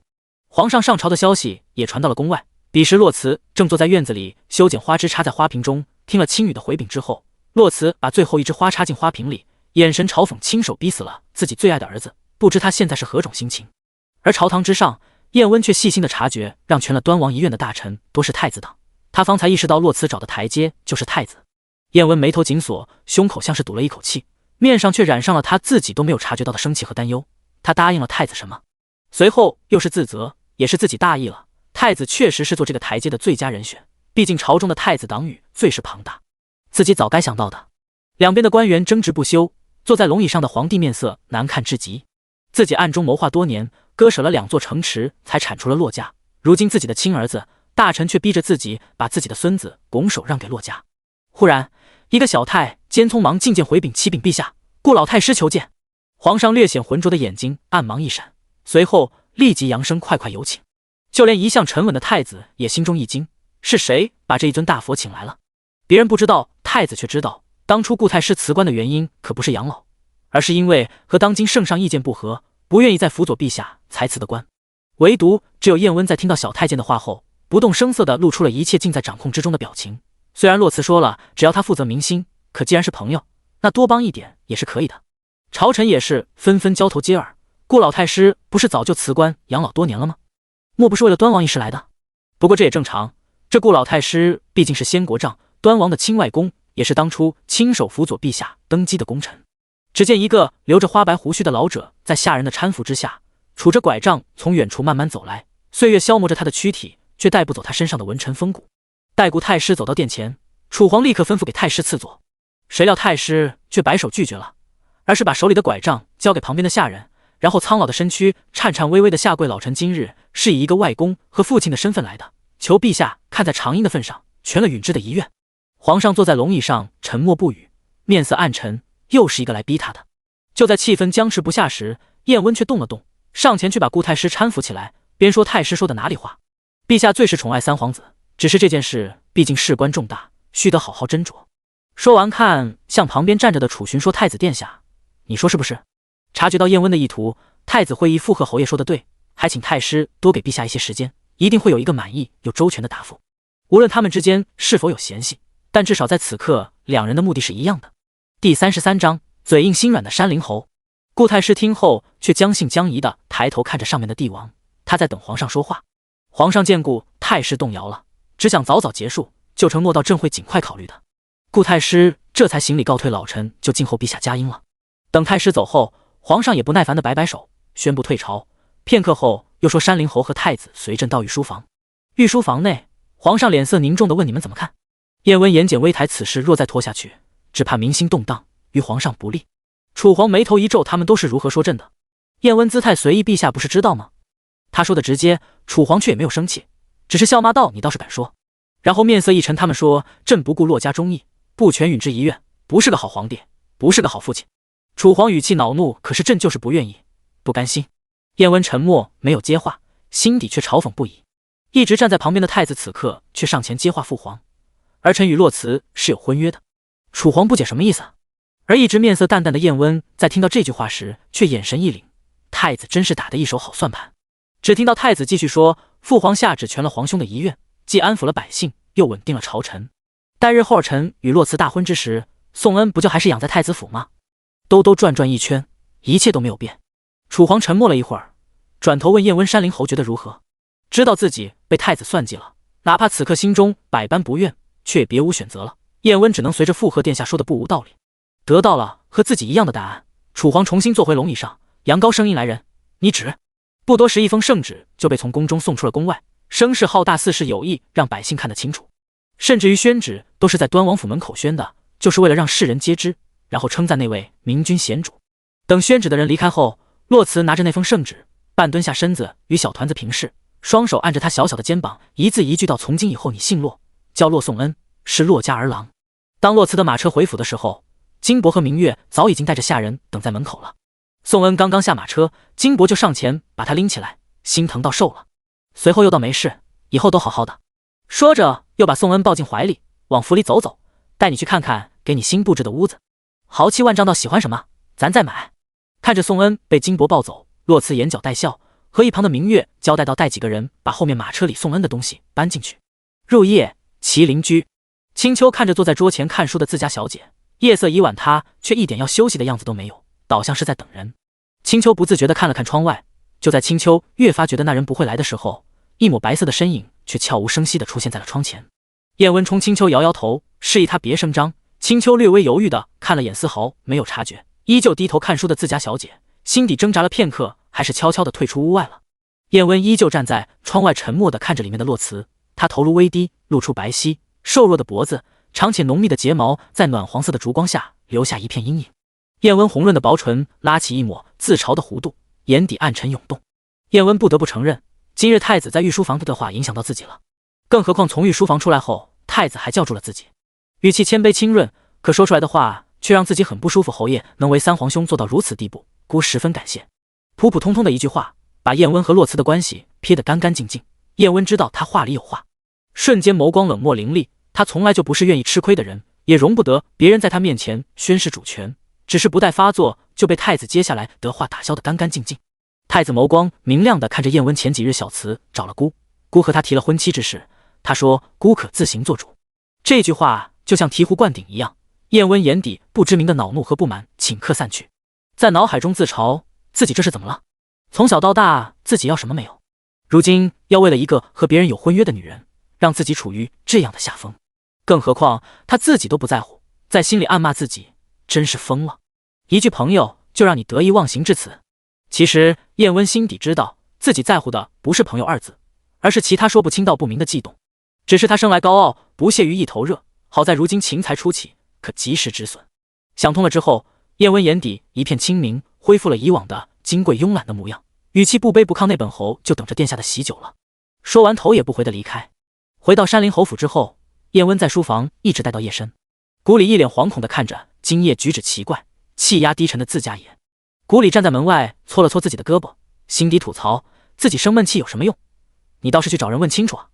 终于等到他从书房出来去洗漱后，谷里才松了口气，终于可以睡觉了。没料到叶温沐浴之后换了一身白色长服，随意披着一件披风又重新回到了书房。这一顿操作下来，看得谷里目瞪口呆，犹豫再三，支支吾吾开口道，也不如去义安王府看看，说不定洛三娘子还等着爷呢。下一秒，冷漠生气的声音从书房里面传出来，滚！听出了其中的滔天怒意，谷里连忙闭嘴，保命要紧。只不过没过多久，屋里的人先坐不住了，白色身影从谷里面前一闪而过，只留下虚晃的衣角，直奔义安王府而去。谷里待在原地，嘴角一抽，自家爷这嘴可比心硬多了，然后也是一闪跟了上去。洛慈专心地翻着手中的书，看得津津有味，只觉屋中光线有些昏暗了，语气娇俏，头也不抬地说，青丘，你挑一下蜡烛，有些暗了。却迟迟没有听到动静。洛慈握着书缓缓抬头，这才发现不知道什么时候自己一直在等的人已经来了。第34章，侯爷的手美在骨不在皮。仰头看着面前的人，洛慈眉眼弯弯，声音柔和，你来了。他什么都不用做，只是一个眼神，一句话就已经让自己兵荒马乱了。这一刻，燕温似乎在他身上看到了自己的以后，一个有他的以后，一日三餐，柴米油盐，每天回家一推开门就可以看见他，都有一句你来了等着他。太子的话再次在燕温耳边响起，顷刻间碎灭了所有幻想，他等的人不是自己。短短蓄意之间，燕温的心底已经波澜四起，又重归平静。可他面上却依旧不显，甚至仍然记得他刚刚说光线太暗了的话，无比自然地走过去，拿起托盘里的剪刀，耐心地把几支蜡烛的烛芯一一剪去半截。随着他的动作，屋内光线逐渐亮了起来。洛慈手里握着书，眼睛却落在了燕温的身上。今晚的燕温一袭白衣随意地披在身上，腰带松松垮垮，绣着云纹的衣襟半敞着，露出鲜明的锁骨，头发也慵懒地半束于脑后。夜里寒凉，他披了一件绣着金纹的银色披风。此刻他略微弓着背，左手挽着右手宽大的衣袖，右手拿着剪刀挑着灯芯，仿佛一幅画，上面画着岁月静好。暖黄的烛光下，握着剪刀的手骨节分明，青筋隐现。洛慈看得格外认真，目光紧紧跟随着那双手，连他已经直起身子向他走过来都没有察觉。燕温把剪刀放下，看着走神的洛慈，喉头滚动，低沉的声音比往日还要暗哑，看什么？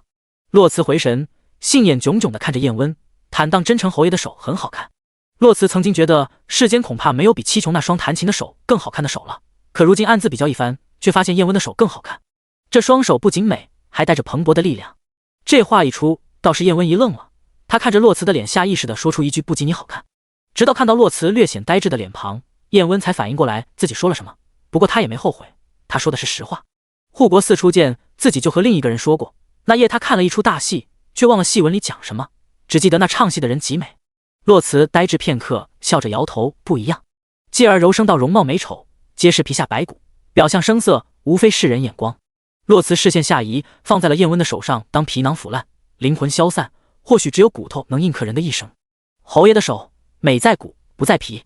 这是一双舞刀弄剑的手，带着宝剑的指腹自然比不得七琼的白皙细嫩。柔柔的视线毫不避讳地落在燕温的手背上，十指连心，着得他心底波澜起伏。燕温想摘下佛珠盘弄，却想起他不喜神佛，最终还是没有把藏于袖中的手串摘下来。视线有意闪躲，却无意落在了他手里的书上。燕温岔开话题：你在看什么书？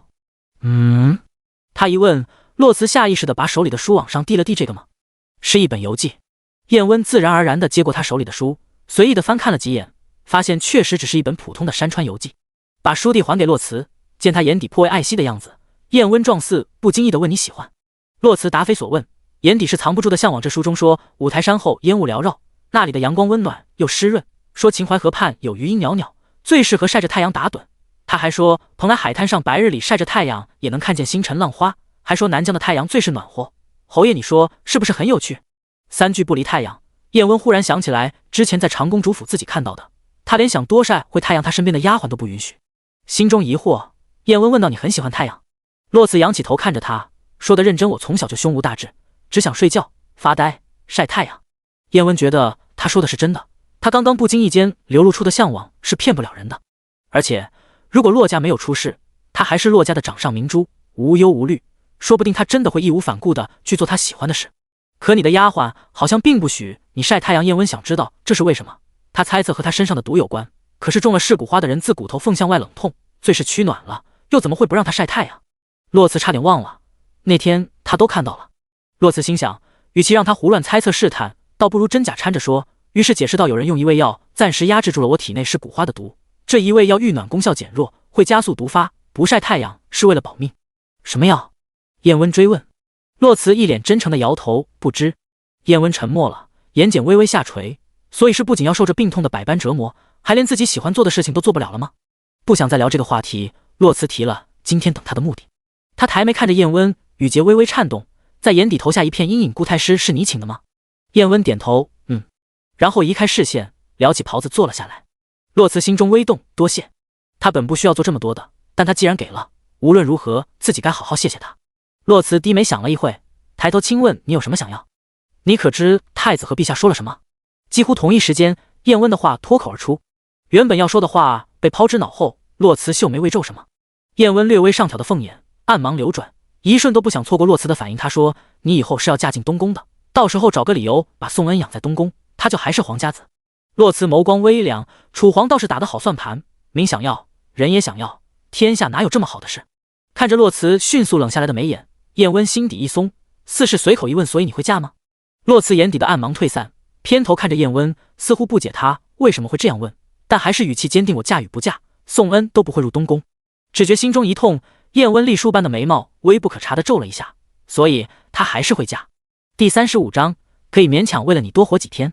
洛慈神色淡淡，冷静自若，若真的非嫁不可，那我出府的那一日就是洛家易主的日子，到那时宋恩就是真真正正的洛家家主，谁也带不走他。没有人知道，洛家的家主印在洛慈及笄时，洛君安就已经传到他手里了。所有人都以为洛家二郎会是下一任洛家家主，没有人会想到洛君安会把他传给一个外嫁的女娘，而且是最不像洛家人的三娘子。毕竟在外人眼里，洛慈好像除了容貌，其余的都与京中其他闺秀没什么不一样，不像端王妃和其他堂仔妹上得了战场，走得了江湖，经得了伤。洛慈的及笄礼是在战场上举行的，他永远忘不了那一天父亲把麒麟令交给他时所说的话。他说以后你会嫁进东宫，会入主坤宁宫，母仪天下，从今往后我把洛家守护江山百姓之职交给你，你大婚之后我便会向皇上请辞。你娘亲曾经为我舍弃了她的家，剩下的时间我想陪她回去看看。你兄长也说他会带明真公主离开朝堂。斑斑，以后麒麟卫是你的后盾，必要时刻他先护你，再护天下。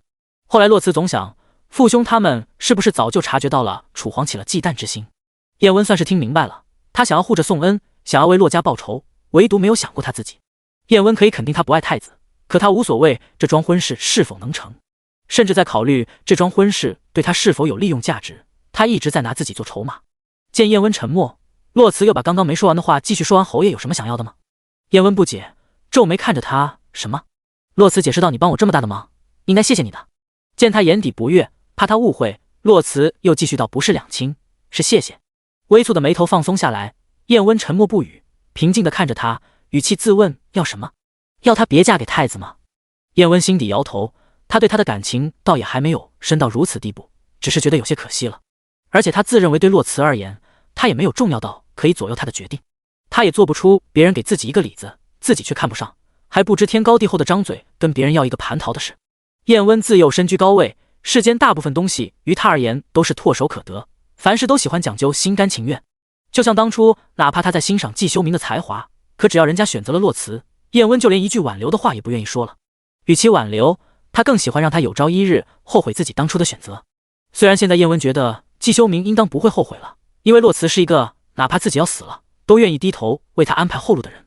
这样的人，有些人头几次胎都遇不到，他倒是幸运。察觉到自己心底的羡慕之意，叶温心底自嘲，自己最近是怎么了？这世间竟然会有让他羡慕的人。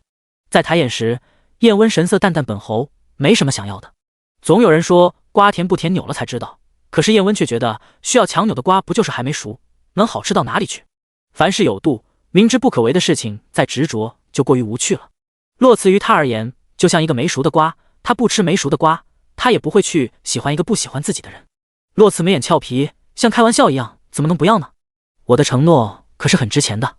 不待叶温拒绝，他又道，我给你留着，等你想要的时候再和我讨。说完又低头继续翻着手中的书，看了不到半页，他似是突然想起什么一样，抬头说的轻松自然，你得快些想，3年以内都作数。还有一句话洛慈没有说出口，但他知道叶温明白，3年以后什么都不作数了。叶温在心里告诉自己，你看他这样一个掰着手指头算自己死期的人，忙得很，可没时间再去喜欢你了。只一瞬间，叶温又成为了山林侯，金贵高傲，既然决定了不喜欢了，那就从现在迈出第一步吧。下一秒，他风轻云淡的毒舌道：“3年，那不是耽误你了？之前你不是说如果可以，你要跑着去吗？”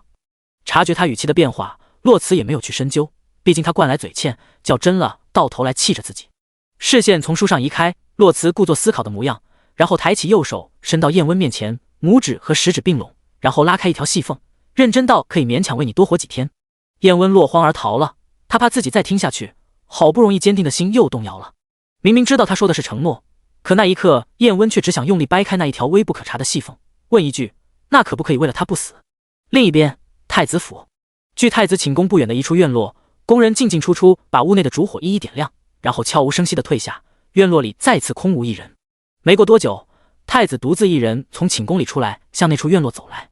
他缓缓推开主卧的门走进去，在门边停留了一会后，慢悠悠地走遍屋里的每一个角落，手指轻轻抚过梳妆台、屏风、挂在柱子旁的流苏，然后走到屋子中间桌旁坐下，一言不发。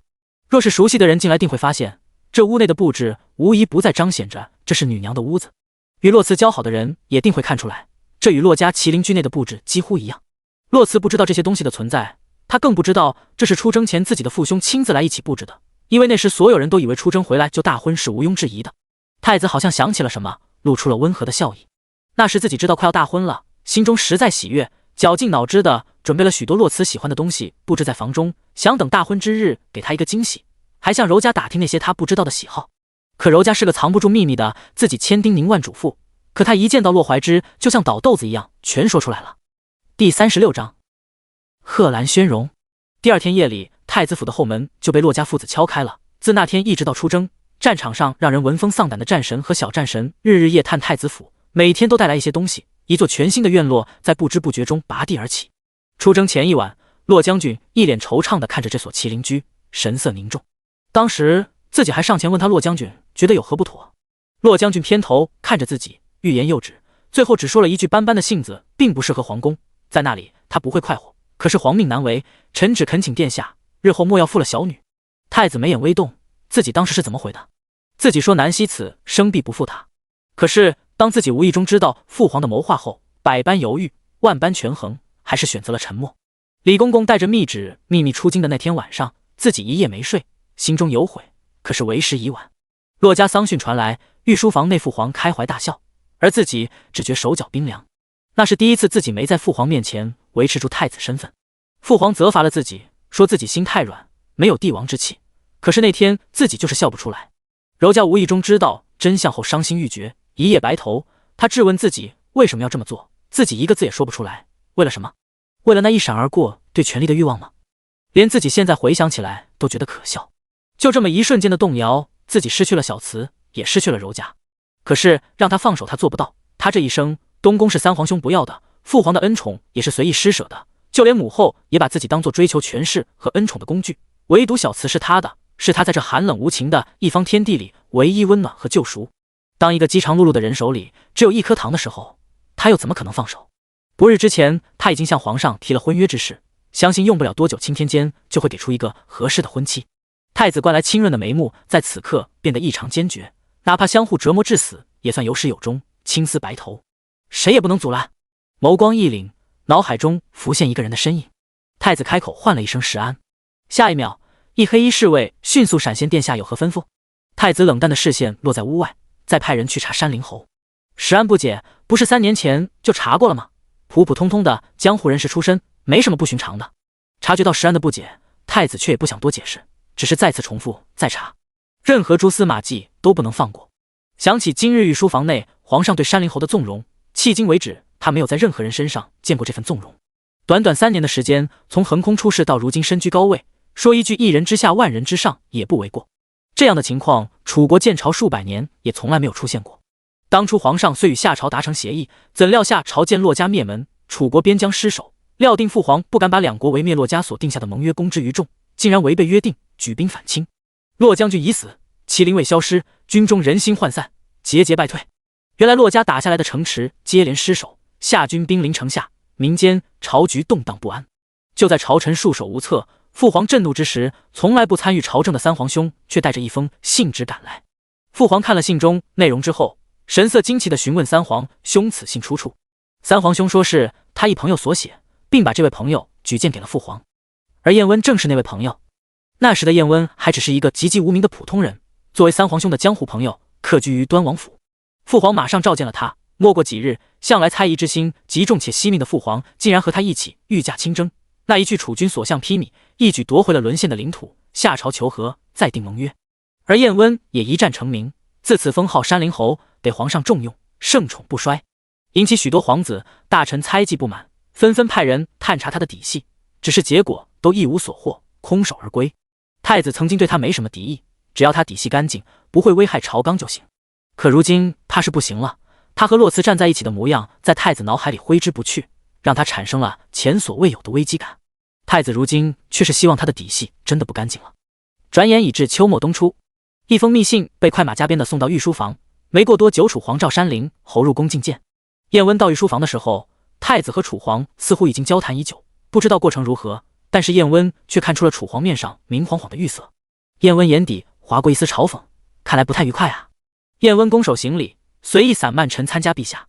楚皇抬手示意爱卿免礼，随后面色凝重，直接说明召他进宫的意图。宫外传来密信，不久之前兰国太子悄悄抵达桐城。燕温眉梢轻抬，心底默念那人的名字贺兰宣荣。他到桐城做什么？面上却依旧沉默不语，等待楚皇的下文。只听楚皇继续道：为帝国书而至，目的不明，再者桐城地位特殊，爱卿可愿意替朕去打探一番？一旁从燕温进来就面色冷淡的太子终于沉不住气了，忍不住出声：父皇放肆！却被楚皇厉声打断。燕温只觉耳中聒噪，故意无视一旁太子的不满，答应了楚皇听说桐城最是繁华多趣，集天下珍宝，那臣就却之不恭了。然后眉眼一皱，话锋一转，只是不知陛下需要臣如何试探。见燕温答应了，楚皇面上一松，探清他此行的目的。若与朝廷江山无碍，则随他去，朕无意卷入桐城之事。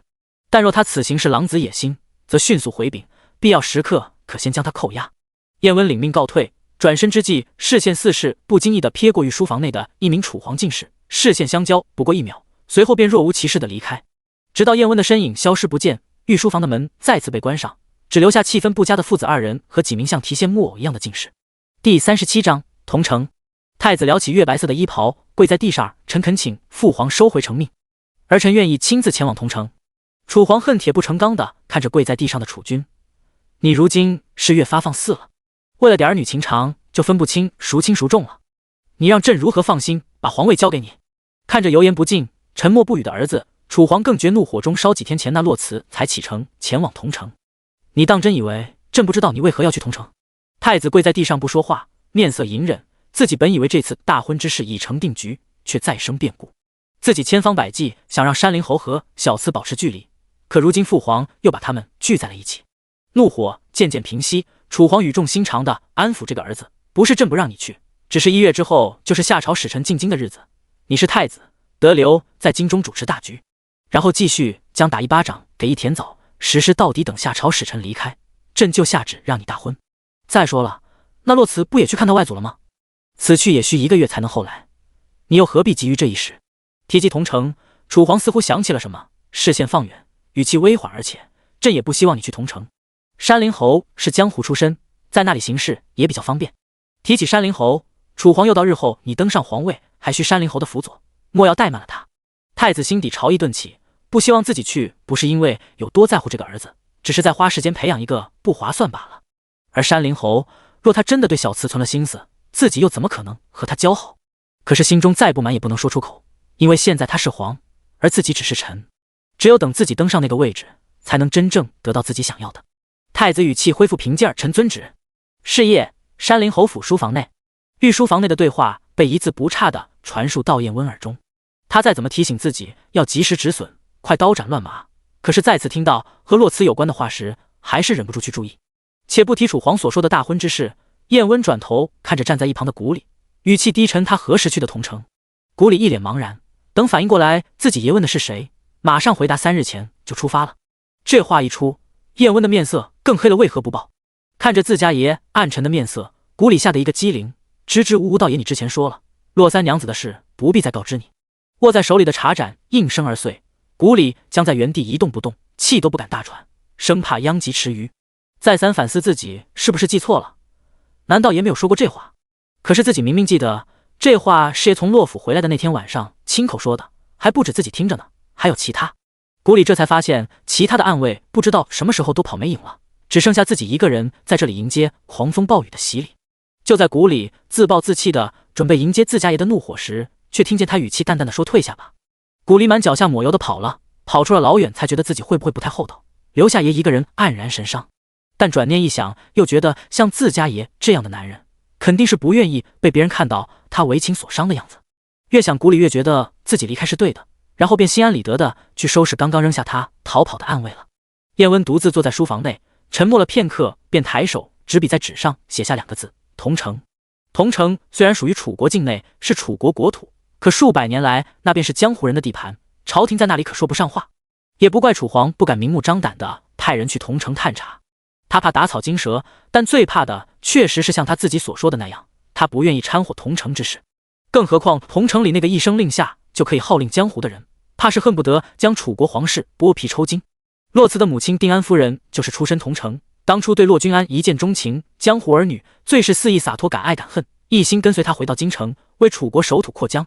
他这一走，江湖震惊，毕竟他的身份可不简单。那位更是气得扬言让他一辈子别回来，要和他断绝关系。自那时起，同城和楚国皇室的关系就变得微妙起来，虽然依旧和以前一样，双方井水不犯河水，可气氛却有些若隐若现的剑拔弩张。更别说3年前，定安夫人和一双儿女皆为守他楚国江山，死在了赵城，尸骨无存。当初消息传来，听说那位直接当场吐血，险些走火入魔，恨不得拎刀砍了龙以上的那位。若这次楚皇真的派了皇室之人前往同城，怕是得被断了气抬出来。想到这里，燕温眉头一皱，在这种时候，洛辞去同城干什么？真的只是探亲吗？这种不能掌握他动态的感觉让燕温觉得心里不安。黑夜里，他扬声到谷里。片刻，另一个黑衣人出现在燕温面前，声音冷得像冰块一样：也有何吩咐？见不是谷里，而是长街，燕温也没说什么，只是沉声问同城近日可有什么大事发生。长街想了一会儿，回答道：只听说千金阁有一场拍卖行，拍卖之物皆是天下难得一见的奇珍异宝，除此之外并无其他。燕温沉默不语。拍卖？他会是为了这个去的吗？随后燕温吩咐去查此次拍卖的东西有哪些。长街一愣，自家爷何时这般不理智了？提醒到千金阁并不好查。千金阁既然能屹立江湖数百年不到，自有一套生存法则，且其背后势力错综复杂，得罪了他可不好摆脱。燕温这才意识到自己失态了，思索了一会，又到去九阴楼买。长街又道万一他们狮子大开口呢？钱再多也不是这么糟蹋的。燕温，他忽然有些想念谷里了。谷里蠢归蠢，但不会管这么多，长街长得像冰块，心里的小算盘可打得噼里啪啦响响。长街并没有觉得自己说的太多了，他真的觉得查千金阁这事本来就是吃力不讨好。第38章，九阴楼第10层。第二日清晨，前往桐城的官道上，一辆通体漆黑的马车缓缓前行。马车内，洛慈半靠着软榻，侧卧着看书。明月和小宋恩坐在左侧，一路上叽叽喳喳，好不热闹。只见小宋恩揭开车帘，把小小的身子探出窗外，黑黝黝的眼睛里装满了好奇。青秋坐在右侧，随时注意着他的安全，生怕他把自己摔着。小宋恩回头看了眼半躺着的洛慈，奶声奶气道：“小姨，外祖父会喜欢我吗？”洛慈握书的手微不可察的一顿，肯定的回答：“当然，他会对你很好。”洛慈无意让洛家再和朝廷有任何纠缠，他早就做好了打算。大仇得报的那一天，就是洛家彻底脱离朝堂的时候。到那时，他会把宋恩送到桐城，交给外公抚养，让青羽暂管麒麟卫，直到宋恩成年，再把麒麟卫交到他手上，让他此生江湖之中来去自由。听了洛慈的回答，小宋恩这才安心一笑，继续和明月叽叽喳喳地讨论着外面的美景。一只信鸽从远处飞来，落在了驾马车的青羽肩上。青羽取下竹筒里的纸条，敲了敲马车门员小姐：“九阴楼传来的信。”青秋从青羽手里取过纸条，递到洛慈面前。洛慈把手里的书随意地放在榻上，接过纸条后缓缓展开。信中不过寥寥数语：“太子查山林侯，请小主指示。”当初悬崖之上，燕温救了洛慈，九阴楼的人都看在眼里，或多或少都对山林侯存了些好感。所以接到这单生意的时候，楼中之人难以定夺，故询问洛慈该如何处理。把手里的纸条递给青秋，青秋接过，直接拿出火折子烧成灰烬。洛慈闭着眼睛，单手撑着太阳穴，倦怠柔弱，片刻语节轻颤，懒洋洋道：“处理的周到些，别让太子发现端倪。”青秋看了眼上做假寐的人，小姐这是要保山林侯？知道青秋在看自己，洛慈并没有睁开眼睛，也不想解释，他向来遵从本心，想护便护了，不需要理由。恰巧旁边的宋恩揭开了车帘，秋风卷着一片落叶吹进车内，落在了软榻上。感受到凉意，洛慈缓缓睁开眼睛，将裙摆上的落叶拿在手里把玩。青秋忙起身，把宋恩抱到自己身边，眼神警告地看了眼没大没小的明月。秋风寒凉，小公子可没你这么好的身子骨。知道洛慈怕冷，明月这才乖巧地把帘子放下来，坐着不闹了。看着青秋带着怒意的面容，洛慈柔和地笑了笑，无碍。青秋一脸严肃：“小姐，你莫要惯着他们。”洛慈好笑地摇摇头，看着手里的红叶，似是想起什么，面色渐渐淡了下去。“是不是快到了？”车外的青羽一听，立刻回答：“还有半日的路程。”洛慈不再出声，眉间微凝，也不知道外公的身体如何了。洛慈并没有告诉过外公娘亲真正的死因，他怕老人家经不住打击，也不愿意他一个本该安享晚年的人再踏进这段恩怨。有些东西，他一个人背负就够了。九幽山，越过层层毒瘴和根盘紧簇、缠绕而生的茂密丛林，黑暗阴森过后，得见天光。一座10层的黑色高楼屹立于密林深处，这里也是整座九幽山唯一一处阳光可以照耀的地方。每一层楼的4个房檐之上都挂着一盏红色灯笼，在凛冽秋风里飘摇。每一层各司其职，均有人影若现。唯独第10层，窗户紧闭，幽暗孤寂。下面9层，内外皆有索道可进。唯独第10层需要从第9层内部上去，且是唯一的入口。也就是说，外人若想登上第10层，除非把下面9层之人全部诛杀，否则此处未得允许，神佛不进。一40多岁的壮年男子，身穿黑色铠甲，身上明显可以感觉到的肃杀之气。他腰上佩剑，眼神犀利地出现在第9层，所过之处皆是恭敬之声，青离副帅。此人便是青羽的父亲，骆将军的结拜兄弟，麒麟卫的副帅青离将军。如今除了骆慈，他便是军中最有威望的人。青离副帅面无表情地从众人面前走过，目的明确地站在了第10层的入口处，然后于众目睽睽之下登上了第10楼，只留下众人心中猜测不断。第10层不是有那位把手吗？副将上前做什么？站在第10层的铁锁大门处，青离副帅取出一把钥匙，插进锁中，发动内力一扭，大门缓缓打开。此乃梨花锁，共有内锁外锁之分，一共有2把钥匙，分别可从内外开门。从外面开门的钥匙本由洛慈保管，只是因为洛慈不常在九阴楼，故为了方便，就交给青离副帅保管。而拥有里面那把钥匙的人，自从3年前进去之后，就再也没有出来过了。青离副帅抬步走入楼中，大门立刻在他身后关上。随着脚步的移动，你会发现四周的墙柱上都挂着白绫，越往里走香火气息越浓重，但并未见有烧香的影子。先映入眼帘的是被细心收藏起来的3样兵器，而这3样兵器的旁边还有2个空着的位置。青离副帅沉默地看着这排兵器，眸中已有诗意。他的视线最后停在了其中的一把剑上，湿润的眼眶内带上了惋惜和痛苦。江湖皆传洛家有神兵，洛将军的安邦剑，定安夫人的血衣枪，洛家大娘子的燕翎刀，洛家二郎的是神枪，每一样都是让人趋之若鹜却又闻风丧胆的兵器。而青离副帅眼前的这把剑名为破山，自锻造起就被誉为洛家百兵之主，只是可惜了，还未来得及昭告天下，就被他的主人在这暗无天日的屋子里一放就是3年。想起自己此行的目的，等了这么久，那人都不出来见自己，看来得逼他一逼了。青离副帅上前几步，抬手就要去拿破山剑，还未碰到剑柄，就有一颗不知从哪里飞出来的石头向他迎面而来。青离副帅迅速躲避，石头擦着他的脸颊而过，是冲着取他性命而来的。石头打在他身后的铁门上，碰撞出激烈的火光，若非他躲得快，今天怕是要交代在这里了。屋顶房梁之上传来警告的声音，你再碰他一下试试。第39章剖腹取子。青离副帅把视线从那颗嵌入厚重铁门中的石头上移开，心中劫后余生，他这是要置自己于死地，嘴上却解释道：“我不是还没碰到吗？”下一秒，一个身穿黑色短衫的人从梁上轻盈落地，声音带着与生俱来的沙哑：“你觉得你若碰了，现在还能站在这里？”青离副帅低头看着站在自己面前的人，为什么说是低头？只见站在青离副帅面前的人竟然是个侏儒，身高只到他腰部左右，如同孩童一般。他头上扎着一个小辫子，装扮一如孩童，和他刚刚嘶哑的说话声和置人于死地的杀气格格不入。这便是4年前名震一时、天下轻功第一的侏儒人童婴，只是后来不见踪影。江湖中有传言说，他孤身一人闯入狼国大漠，最后死在了狼群之中。可如今他却出现在了九阴楼，而且轻功只增不减。青离副帅觉得自己被一个黄口小儿羞辱了，顿时恼怒童婴：“你莫太嚣张！我虽轻功不如你，可是武功却不在你之下。”谁料童婴根本就不搭理他，只是从腰间取下一块手帕，跳到放剑的台子上，专心致志地擦着那把破山剑，背对着青离副帅，头也不回地问：“你上来做什么？”可是洛慈有消息要给我。青离副帅也不欲与他争，只是抬眸看着那排兵器之后的地方，那里被黑色的卷帘遮挡住，只是隐隐约约可以看到背面有烛光晃动。没有急着回答童婴的问题，青离副帅绕到卷帘之后，千百灵位清晰地出现在视野里，白烛燃烧，香烟不断，这里供奉着洛家千百族人的牌位。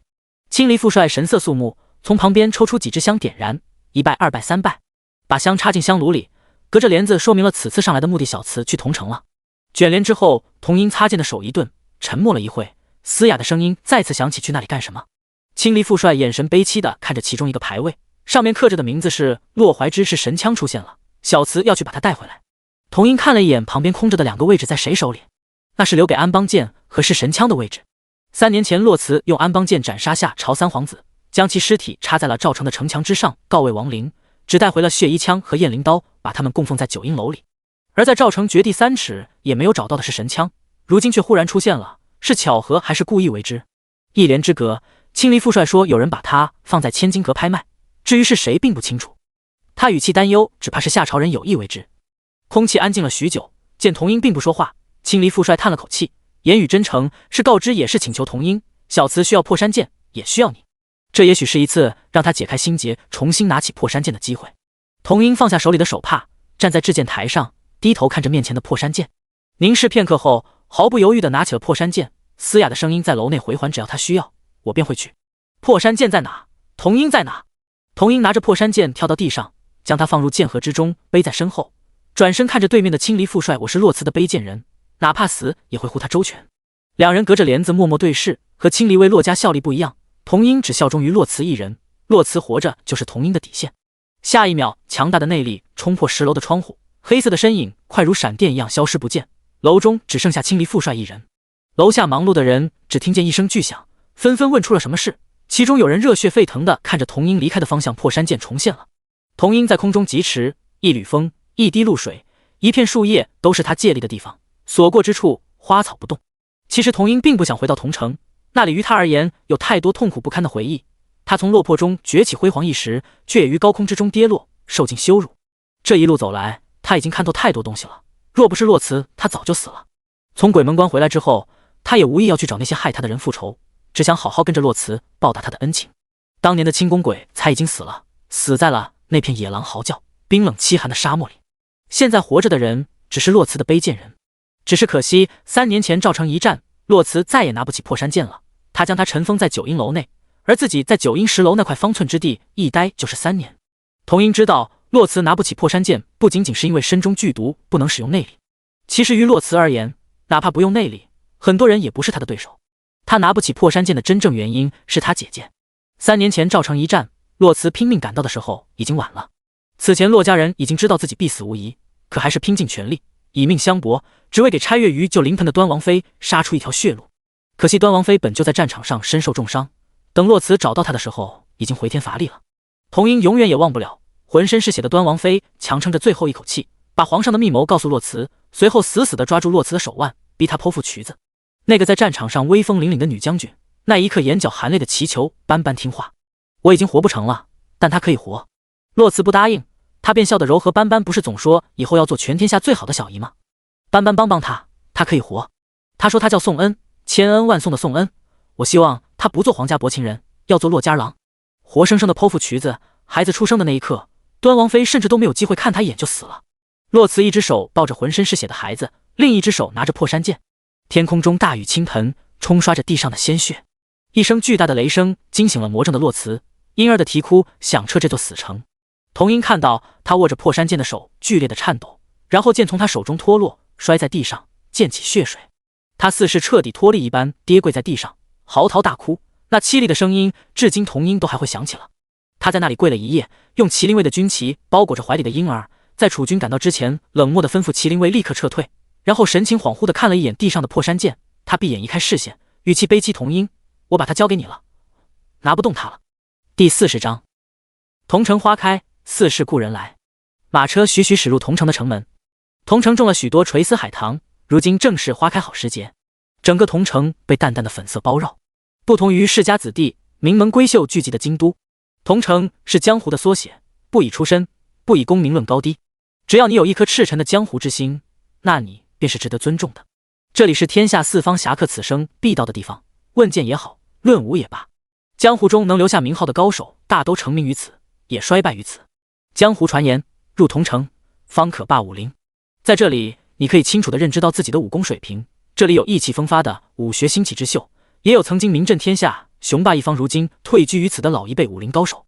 少年人来此，一为以武论道，结交朋友；二为能得前辈指点，受益终身。除此之外，这里有天下第一销金窟、千金阁、奇珍异宝、异域美人、美酒珍馐，皆会于此。明月掀开车帘，看着外面吆喝的小贩和街道上来来往往握着刀剑的侠士，旁边酒楼上豪迈的劝酒声直直地钻进耳朵，他忍不住感叹：好热闹啊！洛慈神色淡淡，他曾经见过更热闹的桐城。洛家的孩子在成年之前都要外出历练一次，此历练不是比武，而是论心，知道何为天下，何为苍生，何为洛家家训，洛家郎又为何握剑。只有你此行所获得到了家中长辈的认可，方可握剑。桐城每隔5年举行一次武林大会，选择新一任的武林盟主，这个时候也是桐城最热闹的时候。5年前恰好是武林大会，而那时候的武林盟主江霍庸正是洛慈的外公。洛慈记得他外出历练的前不久，母亲收到了一封武林大会的请帖和一封来自外公的家书。请帖被母亲稍为灰烬，而那封家书却是母亲嫁给父亲以来外公与他唯一的联系，也是老人家多年以后的低头。洛慈看过那封家书的内容，外公希望母亲远离朝堂，回到桐城，甚至重新去参加武林盟主的选拔。可是母亲不为所动，只是在知道自己要去桐城时，写了一封信让自己带给外公。也是那一次，洛慈方知天外有天，人外有人。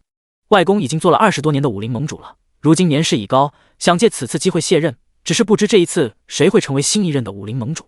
洛慈眼睑微微下垂，他并不在乎，他此行的目的也不是这个。看着外面的明月，忽然激动起来，脑袋撞在窗沿上都不管不顾，而是捂着脑袋回头看着洛慈，激动的大叫：小姐，我看到千金阁了。说完，他把帘子完全拉开，想给其他人看。前面的马车不知道为什么忽然停了下来，青羽也只能停车等着。洛慈靠在软榻上，单手撑着太阳穴，懒洋洋的抬眸望向窗外，恰巧和站在千金阁2楼围栏处的一黑衣女子对视。这世间少有女子会穿黑色衣裙，而最有名的莫过于千金阁的管事韩代娘子，年龄不过40，一袭金线黑色长裙，香肩半露，额间常画着一抹金色花钿，一颦一笑风情万种，乃人间尤物，引得多少英雄豪杰为之折腰。韩代娘子此刻正垂眸看着洛慈，眼中意味不明。洛慈杏眼依旧温倦，水光朦胧，沉默地接受着韩代娘子的凝视，随后直起身子，坐得端庄，双手抬起交叠于鼻子高度，行晚辈之礼。洛慈虽然没和韩代娘子打过交道，但却知道她是娘亲的挚友，曾经常听娘亲提起她。韩代娘子眸光微微一动，面上却不露声色。前面的马车动了，青羽也驱动了马车。明月缓缓放下了帘子，遮挡住外面的视线。他可是瞧见了，楼上好多登徒子盯着自家小姐呢。直到帘子彻底被放下，原本面无表情的韩代娘子眼中才露出欣慰的笑意，抬手抓住旁边丫鬟的手臂，指甲猩红，她语气微颤，长得很像，对吗？视线追随着逐渐消失不见的马车，停顿了一会儿，又自顾自地说：“桐城花开，似是故人来。”她好像陷入了回忆野生的极美，和她娘一样，海棠无香，却艳人入骨。也不一样。话音刚落，衣着潦草的柳寒枝出现在韩代娘子身后，一手拿着折扇，一手拎着酒坛，半倚着门框，额边几缕发丝垂落，好不懒散。他又仰头喝了一口酒，才上前站在韩代娘子的旁边，伸手接住空中飘落的花瓣，继续道：“不一样的，他娘是这桐城的粉色海棠，而他是红色海棠，带刺的。”韩代娘子闻着他身上的酒气，眼神嫌弃，都说天下第一戏子柳寒枝是唇红齿白粉墨佳人，怎么一回桐城就变成这副鬼样子了？柳寒枝用折扇挑了挑凌乱的头发，不以为意回家了，自是怎么舒服怎么来。说完一偏头，我穿成什么样关你屁事？韩代娘子冷笑一声，言语嘲讽：“你在我这楼里日夜不休的赌了3天，可曾赢过一个铜板？这总与我有关了，你倒是把欠的钱还上。”柳寒枝一听便开始耍赖：“哎呦，我头疼，得去歇会。”说完就想溜。韩代娘子见他这副烂泥扶不上墙的样子，恼怒道：“也难怪你当初争不过骆君安，活该阿叔看不上你。”阿叔是洛慈娘亲的名字。只一句话，让已经卡在门槛上的柳寒枝身子一僵，顿了一会，他缓缓放下将在半空中的脚，背对着韩代，言语落寞：“感情那有什么争不争的，也不讲什么先来后到，我并没有输给骆君安，从始至终我都只是输给了阿叔一人，这并不丢人。”片刻后，他转身看着韩代，眼神自嘲：“但有一句话你说的对，若我当初留住了他，他是不是就不会死了？”停顿了一会，他说：“韩代，我也很后悔呢。”韩代娘子也觉得自己刚刚有些口不择言了，其实他知道柳寒枝的痛苦不比他少。韩代的解释还未说出口，就被他打断了。柳寒枝笑得勉强：“我知道你是无意的。”他们3人自少时就相识，都太了解对方了。看着柳寒枝消失在拐角处，韩代娘子无奈地摇了摇头，忍不住感叹：“都说戏子无情，可他怎么偏偏把自己困住了呢？撞了南墙也不回头。”第41章江云舒。小姐到了。青羽的声音从外面传来，下一秒马车缓缓停了下来。洛慈下了马车，看了一眼站在江府门口等候的众人，并未看到外公和小舅舅。江府的管家忙迎上前：“小小姐可算来了。”洛慈点头回应：“辛苦江伯了。”“外公呢？”江伯高兴地回答：“在练武场指导小辈们练功。”思索了片刻，洛慈又道：“小舅舅呢？他不是早我几日就出发了吗？”江伯一愣：“韩枝公子并未回来啊？”又接着道：“会不会是进城了却未回府？”洛慈眉头一皱：“去哪了？”“有家不回。”江伯不确定地请示道：“可要派人去找一找？”心底暗道：韩枝公子是老爷就有临死托孤的孩子，说是义子，实则就是亲儿子，打小就是个爱折腾人的，也算是桐城小霸王了。江伯回忆起自己以前被剪光的胡子，身子一抖，自己还真不想去打扰他。洛慈点头：“派人去寻一下吧。毕竟如今正是桐城的多事之秋，鱼龙混杂的，想要当武林盟主的人自然会盯紧洛家。虽然小舅舅无意于此，但还是仔细点的好。”留下众人忙活，洛慈牵着宋恩前往练武场。府外围观的人有熟悉的，直接张口问来人是谁，怎么让江府的人这么激动？江伯面色喜悦：“是我家小小姐回来了。”众人一听，神色皆变。小小姐？江家只有江云舒一个女儿，能被称为小小姐的，不就是江云舒的女儿吗？这一消息迅速在桐城传开，有人是好奇天下第一美人的容貌，有人是好奇洛慈是否会和当初的江云舒一样，是个不可多得的少年奇才，而有些人却在猜忌洛慈这个节骨眼上来这里的目的，莫不是也想参加选拔？一处茶楼里，一留着络腮胡的壮汉啪的一声把大刀放在桌上，声音响彻一楼。江老这外孙女到底是来干什么的？莫不是也想分一杯羹？另一个一身酒气的中年男人语气不屑：那又如何？一个黄毛丫头而已，有什么好慌的？一悠悠的声音从角落里传来：黄毛丫头，你是不是忘了当初的江云舒也是18岁一战成名？若不是嫁给了骆将军，如今的武林盟主就是他了。就在众说纷纭的时候，有从京城来的人说话了：诸位说的都不对。然后向着京城的方向拱了拱手：诸位有所不知，这骆慈是圣上钦定的未来太子妃，将来是要入主东宫，母仪天下的，又怎会掺和江湖之事？他此行应只是探亲。听他这么一说，大多数人心里的忌惮都打消了，毕竟没人会觉得一个要当皇后的人会看得上这小小的武林盟主的位置。但也有少数人依旧不完全相信。茶楼的2楼上，有一异域长相的卷发男子，双手抱胸的靠在柱子上，棕色深邃的眼睛默默地注视着楼下发生的一切，嘴角上勾。他竟也来了，看来是不好办了。旁边的侍卫面露忧虑：殿下，此人会不会成为我们此行的阻碍？异域男子摇头，眸中闪着充满兴味的光：怎么会？事情会有趣的多，而且那东西孤志在必得。此人便是兰国太子贺兰轩荣。江府，骆慈牵着宋恩走进练武场，远远的看见数百子弟在耍刀练武，60多岁的老者游走其间，时不时的指导1、2。江老的视线从骆慈身上一扫而过，起先并未察觉，随后才回过神来，重新把视线放回骆慈身上。察觉到江老的异常，练武的子弟都纷纷停了下来，顺着江老的视线看过去，也看着骆慈。有的人5年前见过他，有的人没见过他。爷孙俩隔着一定的距离对视，骆慈略微偏头，眉眼带笑，表情娇俏，好像在说：有没有觉得我很眼熟？江老眼角皱纹堆叠在一起，眼眶微微发烫。骆慈是3个孩子里长得最像小叔的人。视线下移，江老的视线落在了骆慈手里牵着的孩子身上，热烈又惶恐。小宋恩也看着他，圆溜溜的眼睛里是好奇也是试探。江老半弯下身子，朝小宋恩招了招手。宋恩抬头仰视着骆慈，无声的询问，也只有骆慈是他能全然依赖的人了。放开他的小手，骆慈揉了揉他的小脑袋，宠溺道：去吧，曾祖父会比小姨对你更好。小宋恩这才迈着小短腿向江老跑去，最后停在了离江老2步的地方，回头看了眼骆慈，在得到他鼓励的眼神后，小宋恩才试探性的张开小胳膊，上前环住江老的脖子，奶声奶气道：曾祖父。哎，江老满口答应，毫不费力的把小宋恩抱了起来。他只有一个女儿，却因为执拗错过了3个外孙的出生和成长，如今他不想再错过这个唯一的曾孙的成长。骆慈看着那一老一小，眼底笑意弥漫，只有交给外公，3年后自己才能没有后顾之忧。旁边观望的弟子看着小宋恩虎头虎脑的模样，也心生欢喜，都凑上前去上下其手。江湖人没有这么多顾忌，小团子吓得缩在他曾祖父的怀里，等确定他们没有恶意之后，才笑着认人，把宋恩交给其他人照顾。骆慈跟着江老进了书房，刚刚并退众人，江老就冲坐在对面的骆慈招了招手，伸手：我给你把脉。骆慈一愣，他早就料到他的病瞒不住外公，只是没想到他会察觉的这么快，垂死挣扎：我好好的，把什么脉？可江老根本不信自己江湖沉浮数10载，有些东西一眼就能看穿。刚刚看见他的第一眼，就觉得他气色大不如前了，气息不稳，步履虚浮，浑身上下都散发着虚弱软绵的气息。5年前一见他，虽然早产体弱，却也没有虚弱到这种地步。江老眼神严肃地看着骆慈，寸步不让。骆慈没法，本也没想过能瞒住他，而且外公最喜和自己切磋，等到那时也不得不承认，只能把手伸了出去。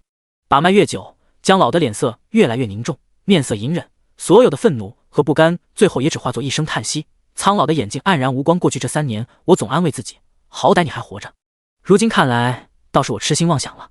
骆慈收回手，言语坦然：我能活着回来已是万幸，又怎么可能不付出些代价？第42章遗憾。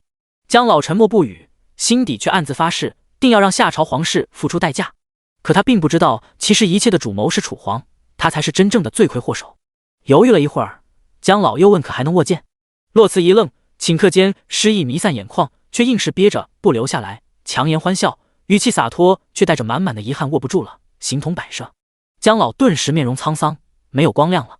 骆慈知道他接受不了，可这是不争的事实。看着老人家颓废的神色，骆慈笑着说：外公，我只有不到3年的时间了，到那时宋恩就交给你了。江老没有急着应答，他不想这么早断定他一定会死，只是转移话题：你此行不光为看我而来吧？骆慈点头，并未隐瞒千金阁的拍卖会。姜老疑惑，可是有你需要的药材？若是真的有，那他肯定不计代价帮他拿回来。现在没有什么比让他活着更重要的了。不料洛慈摇头，不是。停顿了一会，杏眼伶俐是阿兄的，是神枪。姜老一听，顿时暴怒，好大的胆子！是谁？他当我姜家无人吗？天下谁人不知那是神枪，是洛家的东西，私藏了3年就算了，还敢拿出来拍卖，这是对二郎的侮辱，也是赤裸裸的挑衅。当他将祸拥死了吗？洛慈同样神色冷漠，一双杏眼深不见底，他总是要出现的。姜老眼神犀利地看着门口，若真是夏朝的人，那这次我就要他有来无回。洛慈走后，姜老一个人在书房坐了很久，面色哀戚。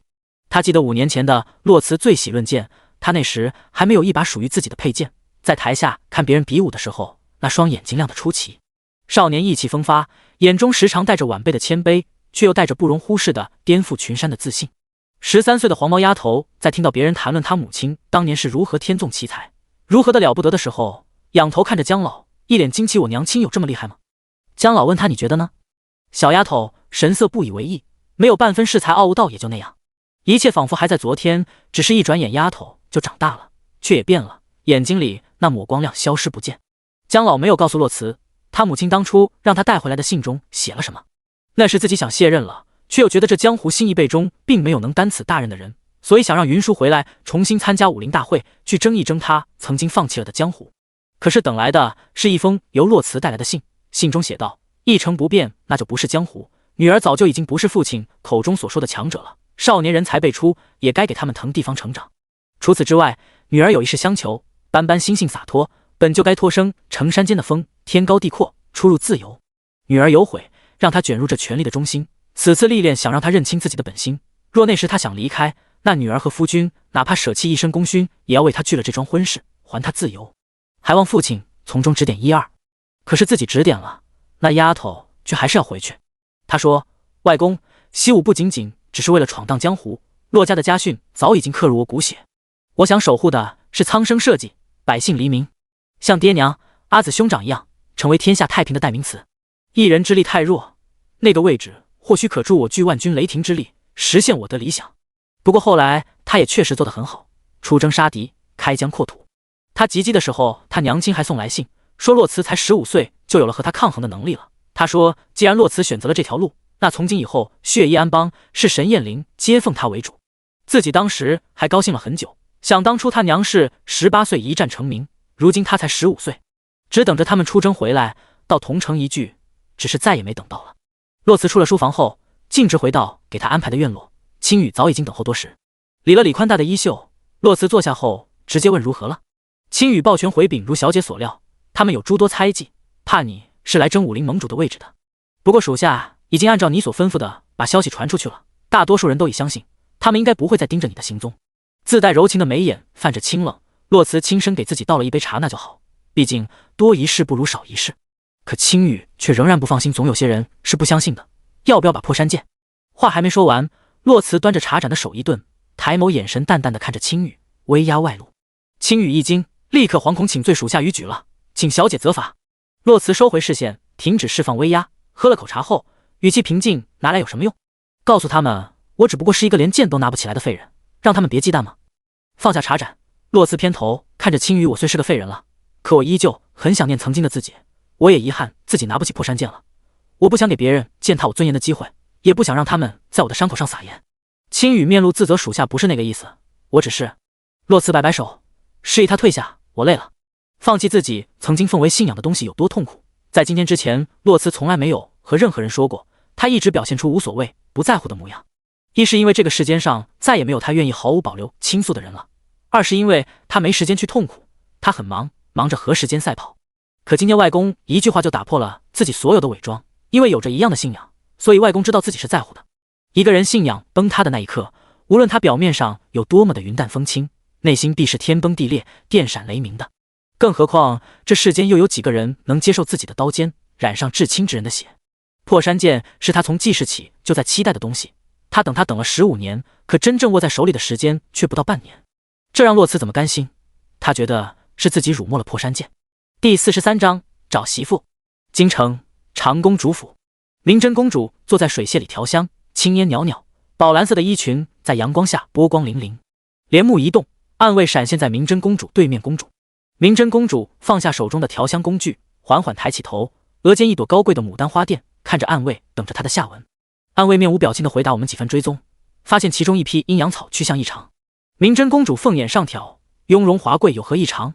暗卫继续到几处去向，只有这一处和洛三娘子有关。明真公主心底突突不安，什么？暗卫沉声道：珞珈山观音庙里面的妙山姑姑，从3年前开始就陆陆续续的秘密采买阴阳草。珞珈山，明真公主指甲掐入掌心，小次到底瞒了自己什么？强压住心底的害怕，明真公主气息不稳，可有查到她的目的？暗卫回答：3年来，她曾4次前往夏朝，打探天下第一奇毒氏古花的消息。啪！一声巨响，桌上香炉被全部扫在了地上，在外面忙活的下人都被吓了一跳。明真公主站了起来，双手死死地抠着桌子边缘，双目通红。他们怎么敢？怎么敢？如同压死骆驼的最后一根稻草，明真公主此刻对自己的父皇失望至极，对夏朝恨之入骨。想起之前洛慈让自己别放弃的样子，他受了这么多苦，遭了那么多的罪，可是你敢相信吗？和自己在一起的每一次，他都在叫自己爱和原谅，他用尽全力把自己拉出深渊，可他却永远留在了那里。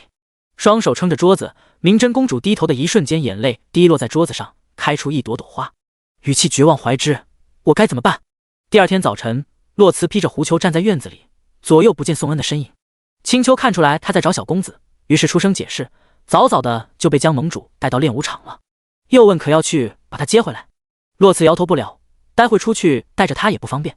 离桐城不远的地方，谷里和长街驾着马车前行。忽然旁边的崖壁上一个黑影一闪而过。咦？谷里目瞪口呆。车里传来燕温懒洋洋的声音：怎么了？谷里惊奇道：爷，我刚刚看到一个小孩过去了，轻功好不得了，远远在我之上。然后一脸崇拜和向往着桐城，还真是卧虎藏龙。旁边的长街鄙视的瞥了一眼谷里，冷冷道：没出息。马车内一袭紫衣的燕温手执白子，神色淡淡的看着棋盘，并未说话。而他的对面坐着一粉衣男子，手里的黑棋子一上一下的抛动着，在听到谷里的话后，手一抖没接住棋子，黑棋子掉落在棋盘上，弹乱了原来的棋局。燕温抬眸警告的看了粉衣男子一眼，粉衣男子忽然觉得后背一凉，麻溜的把棋局复原，随后一脸讨回的模样看着燕温。见燕温神色缓和了，粉衣男子才冲着外面的谷里说话：能有多厉害？童音才是真正的轻功天下第一。谷里不解的问道：可是商先生，童音不是已经死了吗？粉衣男子不以为意：那可不一定，有谁亲眼看见他死了？下一秒看了一眼盯着棋盘的燕温，继续和谷里说：你看咱们王爷都能在楚国朝堂上风生水起了，还有什么不可能的？商时序。白色的棋子被燕温随手扔在棋盘上，抬眸眼神凌冽地看着对面商时序，语气警告。商时序抬手捂着嘴，闷声道：王爷，我错了。见燕温脸色更难看了，立马改口：侯爷，我错了。可燕温并没有给他好脸色，神色依旧严肃：再有下次就给我滚回去，别跟着我。商时序一愣：回哪？回燕朝。连忙摇头，一脸狗腿的拉住燕温的衣袖，表达自己存在的价值：侯爷，我错了，我不能走，我走了谁给你挣钱？我能挣很多很多钱的。燕温不理他，冷冷的把衣袖扯了回来。马车外，从燕温发火开始，谷里就缩成一个鹌鹑，生怕殃及池鱼，心里抱怨：商公子怎么哪壶不开提哪壶？依稀可见桐城城门，长街打破了诡异的气氛。爷是直接去千金阁吗？燕温还没说话，商时序先不同意了：去哪？千金阁一夜千金，多贵啊！你当我银子是大风刮来的？谷里心里默默嘀咕：什么你的钱？那明明是自家爷的钱。再说了，为了爷能找到媳妇，花点钱怎么了？媳妇！谷里忽然脑子一灵光，故意出声道：不住千金阁，难道住盟主府吗？怎料下一秒商时序居然直接说：就住盟主府，只要不住千金阁，住哪里都行。又连忙催促赶紧去把千金阁的房子退了。燕温淡淡挑眉：你何时与盟主府有交情了？商时序一脸得意，之前做了一单生意，和江老爷子一见如故。燕温重新看向棋盘，不咸不淡的应了一声：商时序偏头看燕温的表情，不确定到你同意了。燕温落下一子：你说的对，能省好大一笔钱。商时序一脸高兴，心里的小算盘打得噼里啪啦响，真好，又省下一笔不小的开销。外面的谷里觉得自己这下应该是功过相抵了，于是又放心的开口说话：看来商先生和江老盟主交情不错。商时序一脸不得了的样子：何止是不错，那简直就是我亲爹。亲爹？商先生这是要造反当自家爷的长辈？一门之隔，谷里已经可以想到自家爷的脸色了，只想抽自己2大嘴巴子。我这该死的嘴！长街无语的瞥了一眼谷里，你可真会来事儿。下一秒，只听叶文嗤笑一声，语气嘲讽：“你爹知道你在外面给自己重新找了个爹吗？而且年纪还不比你爷爷小几岁。”伤势蓄刻在骨子里的血脉压制瞬间觉醒，连忙改口：“不是，是向我亲爷。求亲到侯爷，这话可不能让我家老爷子知道，不然我这双腿得断。”第44章，受人之托，还林相一身清正。同城边郊一处简陋的屋舍，屋外青羽用一根铁丝毫不费力地打开了门上的锁，将门往里一推，随后让到一旁，对着后面的洛慈说：“小姐请。”洛慈今日穿了一身青绿色长裙，脑袋被雪白狐裘上的宽大帽檐兜头盖住。在听到青羽的话后，洛慈才抬手缓缓把巨大的帽檐往后一摘，露出没有血色的脸。羽节微微一抬，看了一眼破败的庭院，洛慈心底讥讽：看来咱们佛子的这位堂兄也过得不怎么样。随后抬脚走了进去。等人都进去之后，青羽从外面重新把门锁上，确定恢复如初后，他才从墙边一跃而入，落在了院子里面。院子里挂着些没干的衣服，洛慈的眼睛落在了其中的几件小孩子的衣服上，修眉一皱，家里有小孩。青羽一愣，立刻回答：林子瑜逃到桐城后的第2年就成亲了，如今有一个4岁的儿子，4岁只比宋恩大1岁。洛慈的视线从小孩衣服上移开，语气平静，想些法子把小孩拖在学堂。青羽领命，从暗卫中点出一个，把事情交代给他。那个暗卫离开后，洛慈上前坐在了院子里的石凳上，单手撑着下巴，看了眼其余的暗卫，懒洋洋道：“找个地方待着，这么多人挤在人家的院子里，多不礼貌。”一瞬间，挤在院子里的暗卫都隐之不见，只留下青羽和青秋2人。秋风寒凉，洛慈把手包进毛茸茸的袖子里，接着打盹。青羽不知道从哪里找了个炉子，找了些炭烧上，端到洛慈的脚边。洛慈盯着脚边的炉火，杏眼光亮的看着青羽：“你有心了。”青羽耳尖一红，按照往常，他们夫妇2人还要些时辰才回来。洛慈点头，林子瑜和他妻子白天会在城中做些小生意维持生计，等孩子快下学了才回来。等了近2个时辰，屋外传来了夫妻的对话：“李夫子留下掐根做什么？”男子回答说：“是要指导他的学业。”紧接着就是开锁的声音，洛慈睁开杏眼，笑意弥漫：“可算来了。”林子瑜推开门，只见一绿衣女子坐在院中，笑意盈盈地看着自己，声音轻柔愉悦：“林公子，你可让我好找啊！”这个称呼一出，林子瑜瞳孔紧缩，面露恐慌，下意识就抓住妻子的手，转身就要跑。他刚有动作，洛慈眼神一凛，厉声道：“拿下！”顷刻间，隐在暗处的侍卫倾巢而出，将林子瑜团团围住。青羽走过去把门关上。洛慈看着被围在中间的林子瑜，这种情况之下，他下意识的反应是挡在他妻子面前。洛慈看向被他护在身后的女人，悠悠开口：“我想和林公子单独谈谈，还请夫人回避。”说完又看向林子瑜：“林公子觉得呢？”林子瑜面色隐忍，看了眼身后一脸担忧害怕的妻子，他转身安抚道：“没事，你先进屋。”他妻子摇头不愿意。林子瑜又道：“别怕，去吧。”死死地盯着妻子的背影，直到他走进屋内，门被关上，林子瑜才看向洛慈，问：“是你把掐根留在学堂的？”洛慈一脸不以为意：“小孩子在，麻烦。”林子瑜摇摇头，言语真诚：“多谢。”他让妻子回避的时候，自己就知道他是个好人。林子瑜觉得他应该不是宫里派来的人。听他道谢，洛慈上下扫了他一眼：“林公子和我想的不太一样，不像一个身上背负着数百条人命的人。”说完，洛慈翘起食指扫了一圈院子里的暗卫：“你看，我还带了这么多人，生怕把自己陪在这。”此话一出，林子瑜先是面色一僵，然后脸上带着勉强的笑意：“姑娘为谁而来？”洛慈站起来理了理袖子，接过青秋新递过来的手炉。围着林子瑜的暗卫纷纷让出一条路，洛慈慢悠悠地向他走过去，在离他2步的地方停了下来，神色冷漠：“在下洛慈，受人之托，还林相一身清正。”林子瑜脚下一晃，该来的总会来的。他眼底的愧疚感不像是假的，可洛慈知道林家几百条人命也确确实实死了，什么苦衷也不是原谅的理由，更何况他也不能代替林家原谅。洛慈转眸看了眼四周破败的院落，这几年逃亡的滋味不好受吧？据我所知，你娘也在逃亡途中死了。戳中了林子瑜的痛处，他双拳紧握。洛慈低头看了眼他青筋暴起的手背，眼底划过嘲讽，下巴指了指院子里的石桌：“来吧，林公子，聊聊当年林家通敌叛国的罪名是怎么来的，又是什么理由让你舍弃荣华富贵，锦衣玉食，过这样的生活？”洛慈重新坐回去，静听他的下文。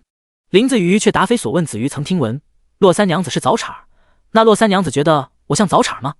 洛慈这才想起来，青羽提到过这位二房的庶子是个早产。听他这么问，洛慈也认真的打量了一番，身强体壮，面色红润，确实不像早产。不需要洛辞回答，林子瑜自顾自地诉说着那段心秘。洛娘子可知道，我本就不是林家的骨血。洛辞面无表情，可心底却起了些许波澜。我母亲本是江城一商户家的小姐，她与我父亲成亲没多久，我父亲便下海经商了。是林护生把我母亲强抢回了京城，我外祖父一家无一活口。到京城没多久，我母亲就发现她怀孕了，为了保护我才委曲求全，忍气吞声地活了下来。后来我父亲找到了我们，想带我们走，可是林护生那个畜生找人把我父亲活活打死，一卷破席扔在了乱葬岗，尸骨无存。我母亲知道后也得了失心疯，从那时起我就发誓一定要让林护生血债血偿。洛辞冷漠地看着双目猩红充满仇恨的林子瑜，淡淡道：所以你就伪造了那些投敌叛国书信，陷害林相，言语犀利你和林护生的恩怨。林香何其无辜，林家数百条人命又何其无辜。据我所知，林相待你不薄。第45章保你妻儿平安。林子瑜痛苦辩解，眼睛里全是忏悔。不是这样的，不是这样的，我不想这样的，是他们骗了我。终于听到了自己想听的，洛辞立刻追问谁？他们是谁？林子瑜陷入回忆。就在我最痛苦求助无门的时候，有人找上了我，说他可以助我报仇。他先是让我怂恿林护生去偷大伯的私章，说是为了挑拨他们的兄弟情，等之后林护生犯事的时候，大伯就不会偏袒他了。随后又让我去城郊一农户家里取一样东西，然后把东西放进林护生的书房。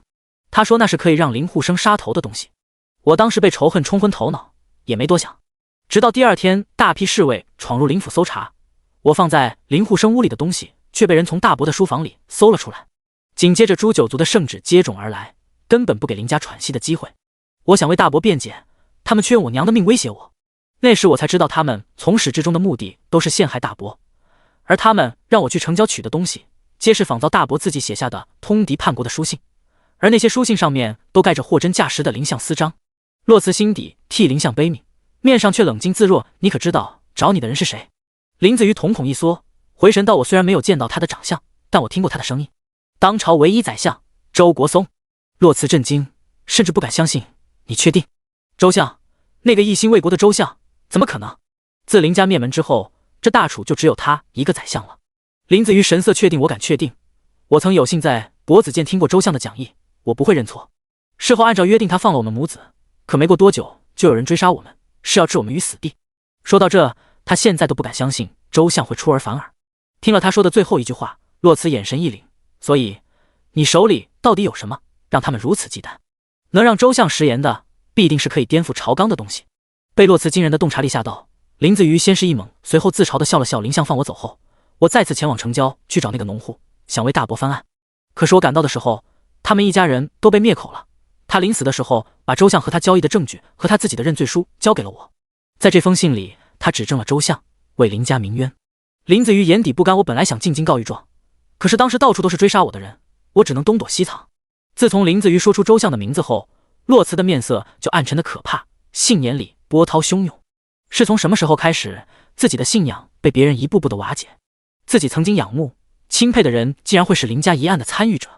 洛辞不明白，到底是什么让那个一身正气、两袖清风的文臣之首做出了这样的选择？他已60高龄，何须自毁青松风骨，让自己遗臭万年？洛辞在这一刻产生了强烈的自我怀疑，他觉得自己曾经的信仰就是一个笑话。他们挂在嘴边的家国情怀，被利益、被权势给污染，肮脏不堪。到底何为国？何为君？何为臣？君不君，臣不臣，则国将不国。林子瑜永远不可能知道，若当初他拿着证据去告了御状，等待着他的就是有去无回。因为他深信不疑的楚皇才是这件事真正的主谋。林子瑜从屋内取出一个木匣子，交给洛辞：我会出来认罪，把当年的真相公之于众，还林家清白。洛辞打开木匣，一一扫过里面的证据，越往下看，捏着纸张的手指越发用力，最后啪的一声合上了木匣，缓缓闭上眼睛，隐藏其中的沉痛。片刻后，他眼中恢复清明，沉默地看着林子瑜，最后看向了那道紧闭着的房门。屋内女子压抑的哭声时断时续。重新看向林子瑜，洛辞平静道：好好和他们道个别吧。林子瑜感激地看着洛辞，他们都知道他此去必死无疑。他弯腰拱手行礼，多谢洛三娘子。青羽上前接过洛辞手里的木匣。临走之前，洛辞从青丘手里接过一块碎银放在桌上，声音清冷：烧了你一盆炭，这是还你家的炭钱。起身和林子瑜擦肩而过，洛辞告知他，以防万一，在回京之前，我会安排人守着你，你死后我保你妻儿平安。走到门口，洛辞脚下一顿，回头看着他，声音遥远。林子瑜，你可知道抄家的前一夜，林相还在为你的仕途奔波，所以你别想跑，也别觉得你冤枉。林家数百条人命，我可做主，只取你一命偿还。洛慈走后，林子瑜跌跪在地上，嚎啕大哭：“对不起，对不起！”马车上，洛慈拿出一张宣纸铺展开来，玉手执笔，徐徐书写。莫一会儿，一只白鸽从车窗里被扔出来，展翅高飞，往京城的方向去了。看着飞走的鸽子，洛慈动了动僵硬的手指，下一秒手炉从手里滑落，摔在地上，内里火炭摔了出来，毛茸茸的地毯瞬间被烫焦。青丘大惊，立刻清理干净。洛慈视线下移，看着自己丝毫没有血色的手。青丘处理干净后，忙上前拉住洛慈的手，才发觉他的一双手冻得和冰块一样，僵硬一点也不柔和。眼底划过心疼小姐。青丘小心地把洛慈的手暖在自己手里。洛慈虚弱地笑了笑，没事，只是冬天来了而已。洛慈感觉心口发疼，从青丘手里把手抽回来压住心口，对着外面驾车的青雨笑得勉强。青雨快些！青雨瞬间加快了速度，眉头紧锁，数月未发的毒怎么突然发了？妙山姑姑用阴阳草制的药，需要辅以内力才能起作用，稍有不慎，不仅不能压制是蛊花，还会激发阴阳草的剧毒，两者一起毒发，到那时就是回天乏术。青丘从袖中取出上次山林侯给的续命丹，倒出一颗喂到洛慈嘴边。洛慈服下药后，心口的疼痛稍稍减轻，冰冷的手指略微回暖。第46章，靠着我。青雨一拉缰绳，马车稳稳地停在了江府门口。洛慈动了动僵硬的四肢，才在青丘的搀扶下下了马车。一下车才发现江府门口停着一辆马车，异常熟悉。身上的疼痛让洛慈顾不得深思，从马车上移开视线，抬起被冻僵的腿，走进大门，径直朝着自己的院子走去。他不想节外生枝，让外公担心。路过庭院的时候，洛慈和一粉衣男子擦肩而过，只见那男子目瞪口呆地盯着自己，洛慈只当是外公的客人，略微点头示意，脚步未曾停留。他还没走出几步，就听见了宋恩由远及近的叫喊声：“小姨！”声音欢快。洛慈身形一顿，强压住心口剧烈的疼痛，带着笑意转身看向声音传来的方向。入目所见却是宋恩被捏着衣领，拎在半空中蹬腿的模样。这熟悉的姿势和手法，洛慈抬眸，果不其然看见了一袭紫衣、雍容华贵的山林侯和他身边站着的一脸笑意的外公。燕温眸色暗沉地盯着对面的洛慈，他面色苍白，嘴唇上涂着淡淡的口汁，水汪汪的杏眼里划过一丝转瞬即逝的难受之意。他怎么了？下一秒，被燕温拎着的小宋恩扑腾得厉害，燕温只能把他放在地上。才落地，小宋恩就朝洛慈跑去。洛慈瞳孔一缩，迅速和青丘对视一眼。青丘立刻上前拦住小宋恩，把他抱起来，转移他的注意力。小公子刚刚在玩什么？若是平时，洛慈早就半蹲下身子等着他扑过来了。可现在他连支笔都握不住，又怎么抱得动他？而且自己身上凉的跟一块冰一样，别冻着他。小宋恩立马忘了他原来是要做什么的，乖乖地回答青丘的问题，一副小大人的模样。曾祖父让我带燕叔叔和商叔叔逛院子，随后叽叽喳喳讲个不停。心口剧烈疼痛，浑身上下的骨缝都好像被针扎一样，冰冷加剧了痛感。为了不让外公和宋恩担心，洛慈强忍着疼痛，指甲掐进了肉里，面上却不动声色。而燕温却发现了异常，视线一动不动地看着洛慈，见他脸上带着虚弱的笑意，面色时不时露出痛苦，额角有冷汗滑落。而他身后跟着的青雨也是一脸焦急，忍不住开口：“小姐。”下一刻燕温动了，他越过青丘和宋恩，直接走到洛慈面前，眸色深邃，看不见底在下和洛三娘子有话说，不知可否借一步谈话。后面的江老蒙主视线在两人之间转来转去，疑惑道：“你们认识？”洛慈明白了燕温的意图，故看向江老蒙主道：“燕公子与我有救命之恩。外公向来不喜朝廷之人，想来山林侯也并未暴露自己的真实身份。这么一想，洛慈便没有换他的封号了。”江老盟主一听，面露感激地看向燕温，真诚道：“燕公子，受老夫一拜。”燕温回礼：“江盟主折杀晚辈了。”见外公还欲说什么，洛慈上前打断道：“外公，我和燕公子还话说，就行走一步了。”江老盟主连连点头：“好，好，我们晚些再聊。”青丘被小宋恩缠上走不开，担忧地看着自家小姐。他知道洛慈走的每一步路都伴随着疼痛、刺骨和沉重。燕温和洛慈背对着他们并肩前行，宽大的紫色衣袂和青绿色的裙纱胶缠在一起。洛慈指甲死死地抠着手心，生怕自己撑不住摔倒在地上。忽然，一抹温热包住了他冰冷的手，修长的手指温柔又不容拒绝地撑开他死死掐着的掌心，然后缓缓握住。洛慈低头看着握着自己的那只手，刻着经文的黑色佛珠紧紧贴着自己的手腕，红绳流苏有一下没一下地扫着自己的皮肤，引起一片战栗。视线上移，棱角分明的侧脸，睫毛又长又密，高挺的鼻梁，凉薄的唇角。察觉到他的视线，燕温并未回头，只是顺应他越来越慢的步伐，放慢了自己的脚步，目视前方，薄唇轻启。洛慈听见他说：“靠着我。”等走到屋前时，洛慈在燕温的搀扶下抬脚上石梯，却因为疼痛一脚踩空，往后摔去，一只大掌牢牢地扣在了他的腰上，一使劲让他站直了身子。此刻周围早已经没有其他人了，看着他惨白的面色，燕温眉心一拧，弯腰把洛慈打横抱起来，在怀里颠了颠，长腿一跨，直接走进屋内。跟在身后的青羽先是一顿，随后也立刻跟了进去，直到被放在榻上，洛慈都还是猛的，大大的眼睛里透露着虚弱和茫然。把他放下后，燕温的手依旧挽着他的腰，并没有看他，而是转身看向后面的青羽需要做什么。彻底被忽视的洛慈笑出声，燕温这才低头看着脑袋指到自己腰间的洛慈。只见他从怀里取出一个小药瓶，用食指和拇指捏着瓶口，仰头看着自己，晃了晃瓶子，声音带着笑意：“用这个。”燕温移开视线，不再看他强颜欢笑的脸。他想问他，如果累了，能不能不笑？旁边的青羽出声了，他向着燕温拱手道：“服用此药，需要用内力助其游走于全身经脉，不可有些许差错。侯爷内力深厚，还请侯爷相助。”燕温本就沉重的面色越发难看了。听完青羽的话，他抬起另外一只空闲的手，毫不费力地从洛慈手中把药瓶取了过来。洛慈面上恐慌一闪而过，他并没有想过要让燕温知道自己所服的是什么药，只是他如今根本就没有躲避的能力。洛慈面露恼色，奈何声音却没有丝毫的威慑力：“你还给我！”燕温根本不理他，而是把瓶身握在手里，拇指一弹，把塞子弹开，把药瓶凑到鼻下一闻。顷刻间，阴阳草的气味扑面而来，燕温瞳孔震慑，握着瓶身的手几乎要将瓶子捏得破碎。他缓缓低头，眸中惊起滔天巨浪，声音微微颤抖：“这就是你保命的东西？若说是古花是天下第一剧毒，那紧跟在他后面的就是阴阳草。阴阳草若是将死之人服之，可短暂回光返照，但不超过2个时辰必死无疑；但若是健康之人服之，可顷刻毙命。”第47章，斑斑，可愿渡我？见他已经知道了，洛慈反而不慌了，而是仰着头，苍白的脸上带着娇俏，都说了，让你别碰，吓到了吧？看着他一脸无所谓的模样，燕温终于怒了，语气恶狠狠：“你别笑！”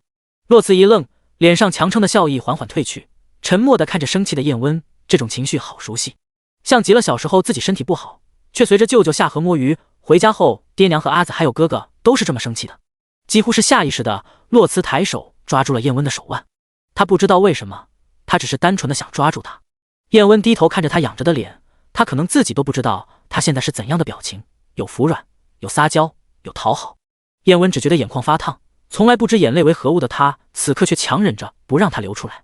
洛慈看着面前眼角发红的人，只听见他问：“不吃可以吗？”洛慈一愣，然后安静的摇摇头：“不吃会死的，而且很疼。”话音一落，燕温转身背对着洛慈，下一秒，青羽就看见一滴清泪从山灵侯的眼角滑落。这真的是那个在朝堂上翻手为云覆手为雨的权臣吗？然后他从瓷瓶里倒出一颗药丸，转身递到洛慈嘴边。洛慈看着他指尖的药丸，沉默了一会，接过服下。见洛慈把药服下，青羽犹豫了一会儿，转身出去了，把门关上，一言不发的守在外面。床上，燕温和洛慈面对面的盘腿而坐，双手掌心相对，感觉源源不断的内力游走在自己的经脉。洛慈看着面无表情，双目紧闭的燕温，笑得柔和：“多谢。”见燕温不理自己，洛慈也不知道今日是怎么了，就想和他说话，于是又找话题，道：“想当年我的内力。”闭嘴！燕温语气恼怒，而洛慈却嘴角上扬，无声的笑了。就是这样，和刚刚那句“你别笑”一样的语气，给了洛慈一种他好像并没有失去所有一样，依旧有人会因为他不爱惜自己而恼怒。洛慈缓缓地闭上了眼睛，声音愉悦：“好吧。”他不知道的是，等他闭上眼睛后，燕温缓缓睁开了眼睛，一动不动地看着他，眼底波涛汹涌。半个时辰后，燕温撤回内力，下一秒，洛慈脱力一般的向前靠在了他的怀里，浑身上下好像没有一点力气。他的脑袋在燕温的胸口蹭了蹭，虚弱的声音从怀里响起：“抱歉，我有些累了。”随后便沉沉地睡了过去。燕温先是身体一僵，见他睡着了，身体才放松下来，犹豫了一会，放在两边的手慢慢抬起，紧紧地把人扣在怀里，锋利的下巴贴着他的头顶，喉结滚动。片刻后，只听他声音沙哑至极：“洛慈，我认输了。这样的你，我放不下，也不愿意放。我不稀罕强求的感情，但如果是你的话，我愿意等。所以洛慈，你可不可以对自己好一点？可不可以不要死？”抱了一会，燕温把洛慈放下，贴心的帮他掖好背角。就着掖背角的姿势，燕温并没有直起身子，而是依旧弓着背，左手撑在洛慈的肩膀，右手微抬，食指指腹落在他的眉眼上，若即若离，似有似无，眉心、鼻梁、唇峰。都说观音千处，祈求千处应，苦海常作渡人舟，斑斑可愿渡我。房间的门被从里面打开，天生已经暗了下来。守在门口的青丘和青羽担忧的回头。燕温从里面走出来，单手附在身后，神色淡淡到他睡下了。燕温居高临下的看着青羽，伸出背在背后的手，露出那个装药的小瓷瓶，声音深沉。最后他会如何？青羽面色为难，阴阳草可以减慢噬骨花侵入心脉，但终有一日还是会毒发，到那时两种毒一起发作，药石无一。久久的沉默，最后燕温把手里的瓷瓶递到青羽手里，一言不发的离开了。确定洛慈只是累了，青丘才放心，熄灭了屋里的烛火，只留下一盏微弱的烛光。半夜江府客房内，商时旭一脸难耐，欲言又止的看着自回来就坐在书桌前一言不发的燕温。燕温放下手中的笔，待字迹干了后，将信封了起来，冲着外面唤了一声谷里。下一秒，谷里从外面进来也。燕温把桌上的信往前一推，送回京城，交给陆西。谷里得令，退了出去。见燕温总算说话了，商时旭忙上前拉开椅子，一屁股坐在他对面，一脸好奇。侯爷，今日那姑娘就是传说中的天下第一绝色，王爷何时认识这等美人了？燕温凤眼微抬，似是回忆，什么时候？我曾与你说过，我在护国寺看了一场大戏，我忘了戏的内容，却独记得那唱戏的人生得极美。商时旭立刻想起了当初护国寺一游，面露震惊，原来他那时说的是真的，真的极美。商时旭想起了今日燕温的异常，就连入住城主府都是谷里提的，才觉得自己一直都被他们主仆牵着鼻子走。片刻，商时旭恍然大悟，不敢置信道：燕儿，你不会是看上洛慈了吧？急得连称呼都变了。燕温一顿，片刻眼皮上抬，从容不迫是又如何？商时旭吞了吞口水，因为什么？那张脸。燕温皱眉，是又不止这个，因为这张脸长在他身上，所以我喜欢。我看上他，自然是看上了他的所有。商时旭眼角一抽，燕儿，你可真的出息，在楚国朝廷登堂入室就算了，如今还要抢人家楚军的太子妃。燕温眼神一凛，什么叫抢？他也配？若楚寻足够好，还有自己什么事？是他自己放弃了，他早就没有资格了。商时旭还想说什么，忽然长街的声音从外面传来：爷，属下有事禀报。燕温心中一慌，长街不是守在洛慈的院子里吗？长街进来后回禀道，有人进了洛娘子的院子，轻功极好，看身形像一个孩童。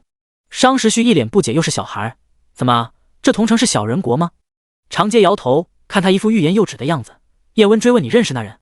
长街不确定道：属下多年前曾有幸见过童英，刚刚粗略一瞥，属下觉得很像。第48章童英志。长街敢说像，那几乎是有90%的把握了。商时旭嘴巴张得很大，不敢相信童英真的没死。燕温面色凝重，他意欲何为？长街也不清楚，属下欲拦他，却拦不住。待我追了过去，只看见洛三娘子的侍卫对他恭敬有加。属下听见他问主子在何处。主子？燕温垂眸沉思。商时旭第一个不相信了，童英这样的人怎么甘心认别人当主子？他若是一个能轻易低头的人，当初又怎么会鱼死网破？说完，他看向燕温，语气严肃：燕二，这洛慈到底是什么人？燕温转头看向商时旭，眼神却是没有焦距的。什么人？是啊，什么样的女子才会拖着将死之躯，把自己当作筹码，在这世间最阴暗诡谲的地方周旋？回神后，燕温起身离开，只留下屋内的俩人，身影一闪，出现在洛慈院外的树上。童英背着剑匣坐在洛慈窗外的栏杆上，青羽说他睡下了，他身体不好，童英不想打扰他。感觉到有人来了，童英也没有理会，他早就过了一朝叫高下，以武论英雄的年纪，只要来者没有恶意，他便只当他不存在。更何况外面的青羽没有阻拦，只能说明此人是洛慈的朋友。两人一个在树上，一个在窗下，互不打扰。半夜，洛慈从梦中惊醒，一声哥哥惊动了屋外的人。燕温刚要动，只听见悠扬的嘘声从窗下传来。循声望去，燕温看见原本靠在栏杆上假寐的童英，不知道什么时候从怀里掏出一个埙，慢慢的吹着，古韵悠扬，抚慰心灵。燕温知道这首曲子是边疆将士常唱的思亲曲。没过一会，屋内的烛火被重新点燃，随着光亮渐盛，女子单薄瘦弱的身影映在窗户上。她手里端着一支蜡烛，走到窗边，把蜡烛放在桌台上，却没有推开窗户，只是静静地坐在那里，听着外面的人吹嘘。洛慈听着外面的曲调，一墙之隔，眼泪无声地从眼角滑落，一滴接着一滴地滴落在手背上。这是哥哥曾经常吹的曲子《篝火狐鸣》，笑意欢呼。一家人在篝火旁喝酒跳舞，仿佛还在昨日。边疆生活虽苦，但一家人在一起就是最好的。可能是因为拍卖会日期将近，心里不安，洛慈今夜梦到了哥哥。梦里他说他要走了，他怎么跑都追不上他，只能眼睁睁地看着他消失不见。窗外，童音吹着曲子，视线落在黑夜里。这是曾经骆家二郎教自己的曲子。他那时说，听说童音先生要当我家班班的备荐人，我有一首曲子，他惯爱听，我教给你。其实那个少年教自己这首曲子的真正目的，不是像他所说的那样。那时自己的伤势刚刚恢复，心结未解，甚至一心求死，整个人活的人不像人，鬼不像鬼。骆怀之只是想让这个大他10多岁的人振奋起来。他送自己一个埙，一本曲谱，给自己没有生机的生活带来了一些乐趣。童音觉得和骆家一起待在边疆的那段时光，是他人生中最自由和快乐的日子。他总是想，若这世间之人皆如骆家郎娘一般坦荡真诚，那便是真真正正的凤鸟志，何出图，天下太平。楚国皇室得此忠臣良将，百姓之幸也。楚皇无德，谋害骆家，世人不幸也。一曲结束，沉默了一会，洛慈抬手抹了一把脸上的泪痕，嘴角带笑，声音还带着些哭意，言语温和：“你怎么来了？”窗外，童音嘶哑的嗓音响起，在黑夜里显得阴森恐怖。清理老头子说：“你来同城了，我不放心。”洛慈摇摇头：“这么多人守着我，有什么不放心的？你若不想待在同城，就回去吧。”洛慈知道，同城对童音而言并不是值得回忆的地方。童音不听，语气固执：“除了自己，我谁也不信，得把你放在我眼皮子底下。”洛慈无奈地笑了笑，怎么跟个老顽童一样？30多岁的人了，怎么还这么固执？童音没有回答他的玩笑，只是沉默一会后，取下身后的剑匣，竖在窗前。丫头，我把破衫带来了。洛慈面上的笑意一僵，渐渐褪去，久久的沉默。窗外，童音见他还是如此抗拒，最后忍不住叹了口气。随后，嘶哑的声音割破窗户，穿透洛慈的耳膜：“你曾经和我说破山剑是有灵性的，当时我只觉得你个小丫头片子在湖州，但是现在我觉得你说的对。因为他告诉我他想与你在一处，所以我带他来了。洛慈，你只需要拿着他，其余的交给我，只要有我在，你就不用拔剑。”停顿了一会，童音又说：“卑贱人存在的意义不仅仅是卑贱，而是和剑一起守护执剑者。更何况我也算你半个师傅了，又怎么会让旁人欺负了你？”“半个师傅？是啊，自己的轻功不就是和他学的吗？”沉默良久，洛慈静静地说了一句：“好。”听他答应，童音满意的笑了笑：“行了，你休息吧。”然后站起身准备离开。他走到院子里的树下，头也不抬的对着上面的燕温说：“小子，打算在这过夜吗？”燕温站在树上，低头看着只有孩童高的童音。下一秒，童音脚尖轻轻点地，迅速向远处移去，只留下一句：“跟上。”燕温脚步一提，快速跟了上去。一段距离后，童音停了下来，没一会燕温也紧跟上来。童音挑眉：“小子身手不错，倒是还勉强配得上洛慈那丫头。”燕温抱拳问候前辈。童音视线上移，心里吐槽：“长这么高干嘛？真讨厌。”童音后退几步，一脸不满地看着燕温，半夜3更跑到人家小姑娘屋外，合适吗？再有下次，我揍你！随后身形一闪，消失不见，只留下一脸黑线的山灵猴。就这，自己怎么惹着他了？脸变得这么快。燕温回到自己的院子，商时旭还眼巴巴地等着他，满脸好奇：“燕二，真的是童音吗？”根本不给燕温喘息的机会，他噼里啪啦道：“是不是真的像江湖中所说的，来如风，去如电，眨眼间取人性命？”燕温嫌弃地瞥了他一眼，没有回答他，径直回屋睡觉。第49章，护着他的手。次日，等洛慈到前厅吃饭的时候，所有人都已经到了，只差他一个人。见洛慈来了，商时旭第一个坐不住了。他现在看洛慈就像看自家人一样，他激动地招手落，下一秒神色扭曲，一脸哀怨地看向旁边面无表情的燕温，动了动桌下自己被踩得差不多骨折的脚。姜老盟主没有察觉，只是满脸高兴道：“班班快坐下，就等你了。”洛慈的视线从外公身上移到了他旁边的燕温身上，一边笑着过去坐下，一边想：山灵猴和外公认识吗？坐在外公和燕温中间，洛慈视线一扫，垂眸把筷子里的菜喂到嘴巴里，柔声问：“童音呢？”姜老盟主摆摆手，一大早就出去了。问他去哪也不说，停顿了一会又说：“我估摸着他应该是去比武台了。”洛慈点头，不再说话。童音并不想遇见曾经的熟人，如今比武还未开始，现在是他去重温旧地的最好时机。莫一会，姜老盟主又道话说：“他是何时来的？我今早一见到他还以为做梦呢。”洛慈笑道：“昨天夜里刚到。”姜老盟主一脸无奈：“这天下也就只有他一个人进我这盟主府，如入无人之境。”说完视线上移，一脸惆怅啊。他一出现，同城怕是又要起波澜了。洛慈摇头，不会，童音不屑与他们争。姜老盟主沉默，他不与人争，可别人要与他争，更何况当初那些人差点害死他，他们可不会认为童音会放过他们。为了不被报复，他们只会选择先下手为强。知道外公的担心，洛慈却没有解释，有些事情多说无益。他知道他的人他自己会护，别人欺负不得。忽然从旁边伸过来一双筷子，自己的碗里多了一个小小的糯米团子。洛慈盯着碗里的糯米团子看了一会，偏头一脸呆萌的看着旁边的燕温，只见他根本没有看自己，只是继续夹了一个糯米团子放进了埋头干饭的宋恩碗里。宋恩也抬头看着燕温，肉嘟嘟的脸上还粘着米粒，低头看看碗里的团子，又抬头看看燕温，睁着大大的眼睛，一脸茫然，显然是平时被燕温逗习惯了，一时间还不适应他的体贴。察觉到小宋恩的眼神，燕温淡淡的瞥了他一眼，下一秒宋恩连忙低下头干饭，狗腿子的把糯米团子塞进嘴巴里。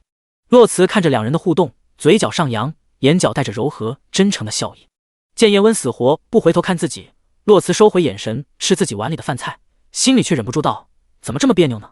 饭后，洛慈起身和外公告退，先行离开。青秋跟着自家小姐，却见洛慈刚出前厅没多远，就向一旁的海棠树走去，随后慢慢的靠在树干上不走了。青秋以为他是累了，可是没过一会，却见洛慈一脸柔和的看向自己的身后。青秋回头，只见不知道什么时候山林侯也出来了，还有跟在他身后的商时序。燕温一出门就看见了站在树下的洛慈，先是一愣，随后神色自若的走近，怎么了？语气熟稔，仿佛已经相处了很久一样。洛慈摇头，其实他也不知道怎么了，就是想等等他，于是说一起走走。眸色深沉的看着一脸笑意的洛慈，沉默了一会，燕温凉薄的嘴唇上扬，下巴略微向远处抬了抬，无声的答应了。两人并肩前行，燕温目视前方，洛慈时不时的偏头看他，他的视线太过强烈，燕温略微侧头，嗓音清润低沉，怎么了？见他看自己了，洛慈杏眼如同一轮弯月，笑得灿烂，昨天谢谢你。可燕温似乎并不想想起昨天晚上的事，语气淡淡洛慈从他身上收回视线，两人衣袂相交缠，慢悠悠的往前走。一会，洛慈又偏头问你怎么到桐城了？恰逢上石桥的楼梯，燕温下意识抬手轻扶住洛慈纤细的腰肢，话里也并未隐瞒贺兰荣轩到桐城了。楚皇不放心，让我来看看。腰上有力的手掌并不容忽视，温热隔着衣服源源不断的传入肌肤。登上一层石阶后，洛慈停下脚步，微微偏转身子，居高临下的看着他。燕温无比自然的收回放在他腰间的手。洛慈杏眼疑惑，贺兰荣轩。燕温点头，继续往前走，一边嘱咐道你小心些。洛慈听话极了，低头看着脚下的台阶，眼角弯弯，我知道的。那你呢？来桐城做什么？燕温的视线依旧放在前面，哪怕在问洛慈也没有看他。洛慈抬眉，我吗？千金阁有一个拍卖会，里面有我想要的东西，随便来看看外公。燕温并没有追问是什么东西，只是一副知道了的样子。商时序跟在两人身后，眼睛在两人身上转来转去，脚背上还是不是传来疼痛。忽然洛慈回头看着商时序，听外公说商先生也是江湖上极负盛名的人，洛慈有理了。见洛慈提到了自己，商时序一脸喜悦，哪里，就一商人满身铜锈。洛慈又道先生谦虚了，能像先生一样天下皆知的商人也只此一个。商时序被洛慈夸得飘飘然，一脸得意，洛三娘子眼光不错，难怪我家燕二。差不多得了，听不出来他在和你客气。燕温凉飕飕的声音从前面传来，打断了商时序后面的话。商时序一脸黑线，看着燕温，敢怒不敢言。只见燕温看向一脸笑意的洛慈，语气带着他自己都没察觉的亲昵，他向来不要脸，你别惯他，再夸下去他真不知道自己几斤几两了。噗的笑出声，洛慈低头看着燕温，故意为商时序打抱不平，你怎么这样？然后看向商时序，一脸认真道，商先生要不投靠我吧，我天天夸你。商时序一脸赞同，哀怨的看向燕温，就是你怎么能这样呢？说完即刻回神，震惊的看向洛慈，什么叫天天夸我？我本来就很优秀好吗？洛慈笑得开心，没有说话，只是继续往前走。燕温嫌弃的看了一眼商时序，转身跟上了洛慈，挨着他的那只手不动声色的伸到他身后，和他的腰隔着一拳的距离，护着他。商时序从那一眼里看出了深深的讽刺。第50章，本侯婊自冤奸。3日后，拍卖会如期而至。屋内，洛慈穿了一件对金经纹月白长裙，附于腰间的腰带中间以一白玉环作为配饰，系带下垂于膝旁，齐腰的墨发半数挽起，披散在单薄的后背。青秋从梳妆台上的托盘里拿起一根麒麟刻纹的白玉簪，插入盘起的头发间。青秋看着铜镜中走神的自家小姐，世间美人千千万，最美的那个却偏偏美而不自知。未显气色，今日洛辞略微涂抹了一些胭脂唇脂，通身气质安静柔和，却不失尊贵威严。忽然，明月的叫喊声由远及近，小姐，下雪了。洛辞推开窗，只见不知何时天空中已经飘起了鹅毛大雪，寒风裹挟着雪花飞落到梳妆台上。洛辞抬手接住，默不作声。燕温进屋的时候就看到这番景象，柔美如白玉的女子下颌微抬，杏眼里干净的不染尘埃，纤纤玉手掌心朝上，接住从窗外吹进来的雪花，圣洁的如同观音在世。青丘先察觉到燕温的出现，屈膝行礼，见过山灵侯。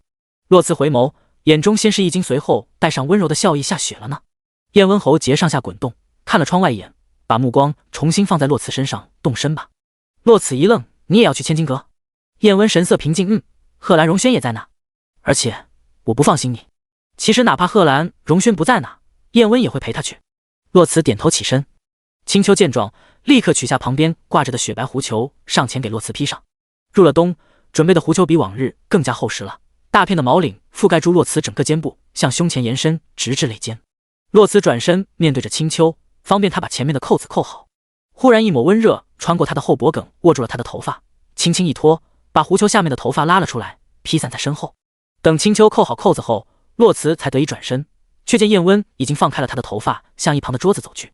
只见他拿起桌上的手炉，在掌中一握，觉得温度无碍后，才拿着他向洛辞走过来，放在他的手里，嗓音低沉，走吧。洛辞低头看了看自己手里的手炉，又抬头看着无比自然的燕温，就好像他本就该做这些一样。他视线热烈，燕温不耐，终是抬手敲了敲他的脑门，做什么？洛辞一脸呆滞的捂着自己被敲的额头喉叶，你有些奇怪。洛辞心底疑惑，是从什么时候开始的？他向来毒舌，如今怎么对自己这么好了？燕温心底一痛，嘴上却说看你没多久可活了，本侯于心不忍对你好一些。洛辞杏眼睁得大大的，不仅不生气，还一脸震惊，还有这种好事？继续笑着追问，那是不是在我死之前侯爷都会对我如现在这般好？胸口憋闷，燕温转身向外走，背对着他道，你若活得再久些，还可以更好。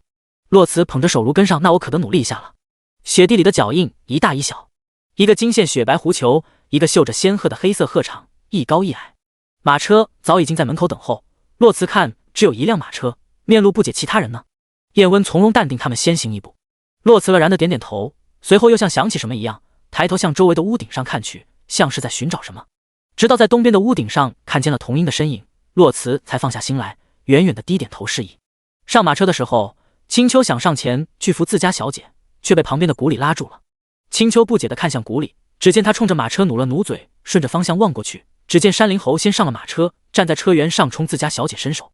洛辞也未多想，自然地拉住燕温的手，登上马车。谷里一脸高兴，青丘却一脸愁态，小姐可知晓自己的心思？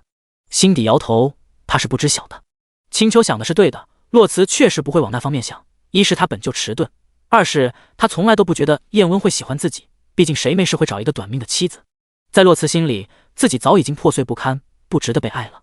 一个人得多缺心眼，才会喜欢上这样的自己。洛辞登上马车后，燕温才放开了手，车内两人面对面的坐下。马车一动，东边屋顶上童音的身形也跟着动了，他就像洛辞的影子一样，和他形影不离。燕温从桌上的托盘里取出茶具，自顾自的倒茶。洛辞看着手里的手炉，又看着燕温拎着茶壶的手，想起那一抹温热，颇为嫌弃侯爷的手可比这手炉暖和多了。燕温倒茶的手一顿，片刻恢复如常，用最平淡的语气说着最骇人的话，砍下来让你随身带着。洛辞瞪着眼睛，一副当真的模样，倒也不必如此残忍，我只要随身带着侯爷不就好了？燕温把茶盏放在洛辞身前，语气嘲讽，野心还不小。洛辞瘪嘴，侯爷方才不还说要对我好些，怎么这就不愿意了？他自己都没意识到，他如今和燕温说的话越发的多了。燕温嘴角上扬，凤眼里划过笑意，倒也愿意陪他闹，不知道的还以为我是给洛三娘子牵了卖身契呢。洛辞笑得开心，哦，侯爷这是要出尔反尔了。燕温不接茬，你都说是侯爷答应你的了，你怎么确定我一定是侯爷？他这么一说，倒是洛辞先愣了。是了，面前这个人身份可不简单，指不定连名字都是假的呢。两人已经熟络至此，以前那种保持距离的想法早已经被洛辞抛之脑后。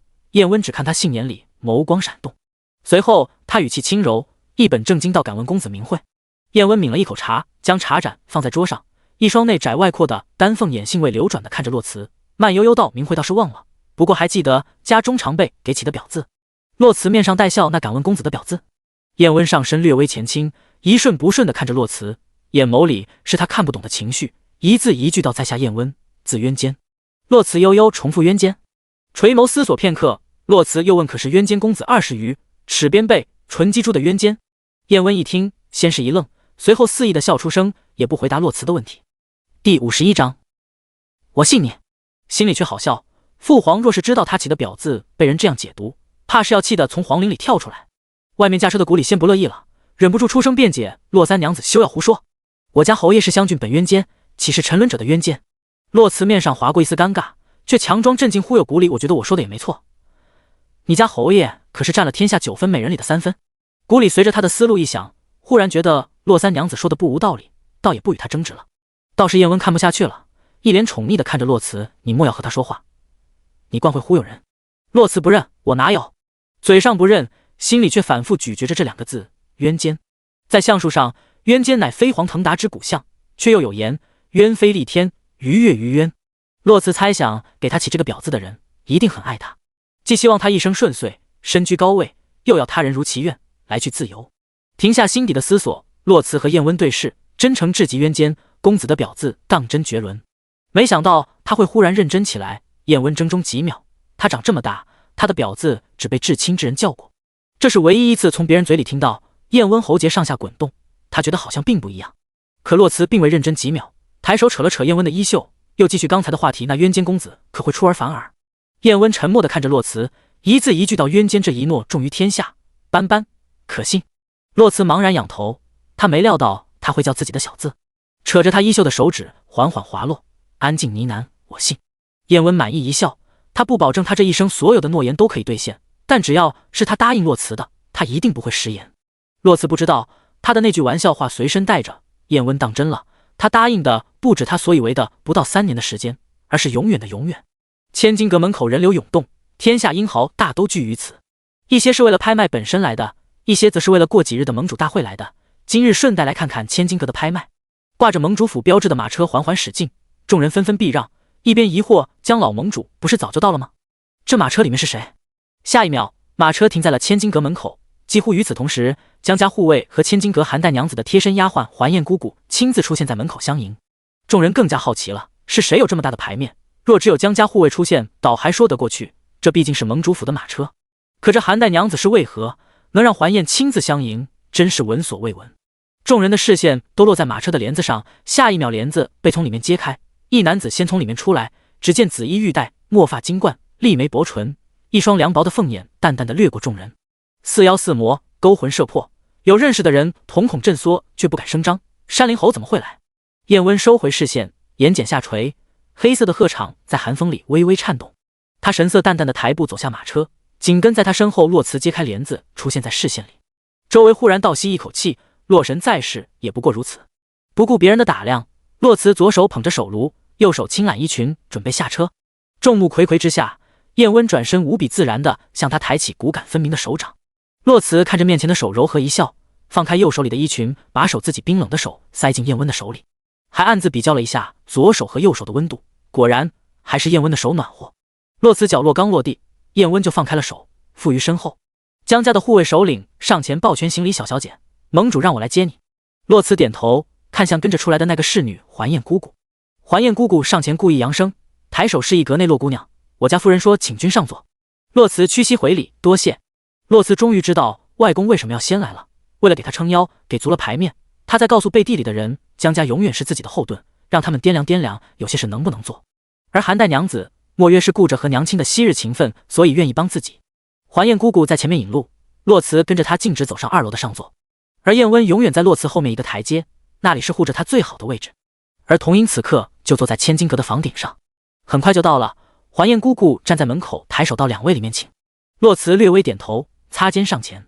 两人一进去，屋内的人纷纷回头，一熟悉的声音从外公旁边响起：“斑斑。”洛慈看过去，惊喜道：“小舅舅。”柳寒枝刚想起身，却屁股一痛，一手扶着桌子，一手捂着屁股，神色痛苦。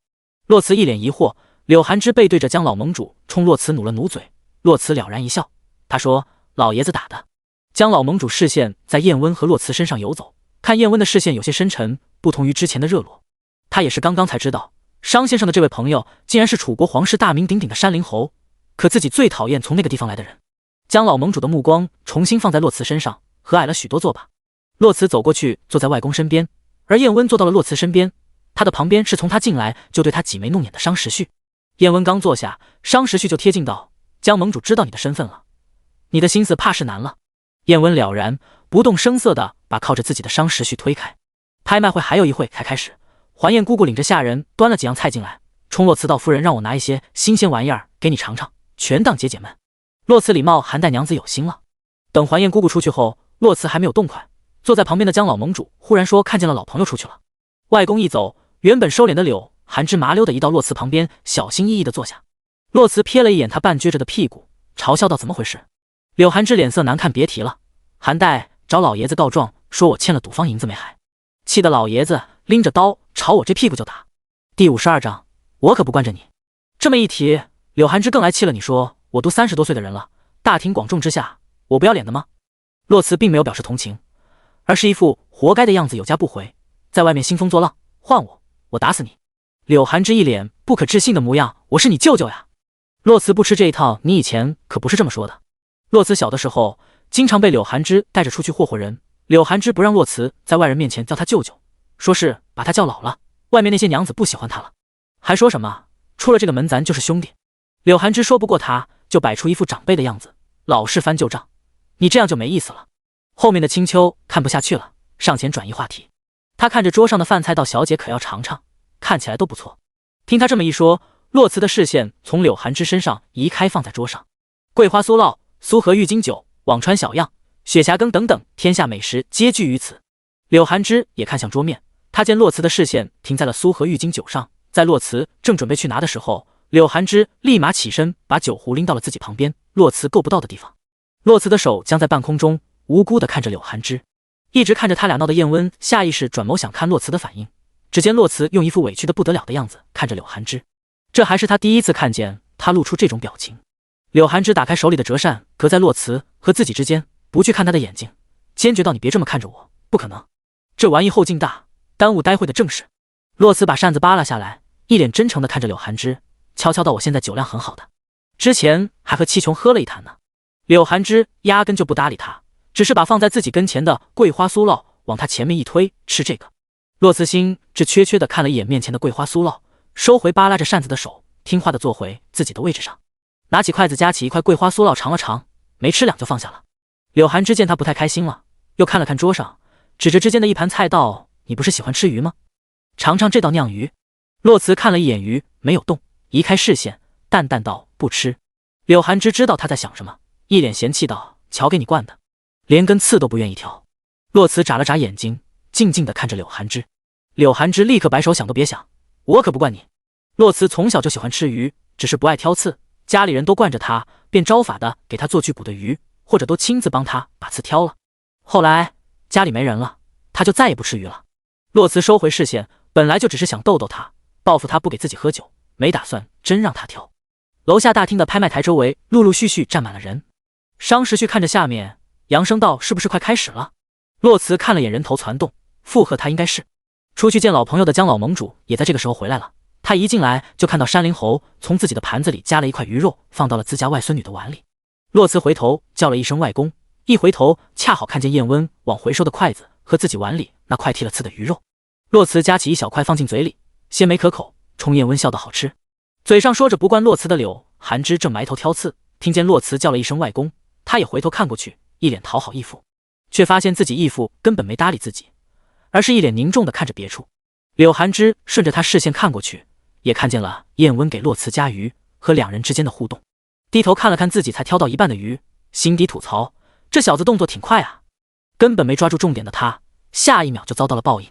江老盟主有气没得撒，视线一晃就落在了还一脸呆滞的柳寒枝身上，看见他盘子里那块挑到一半的鱼，更是气不打一处来，走过去冲着他的后脑勺就是一大巴掌，滚回你位子上去。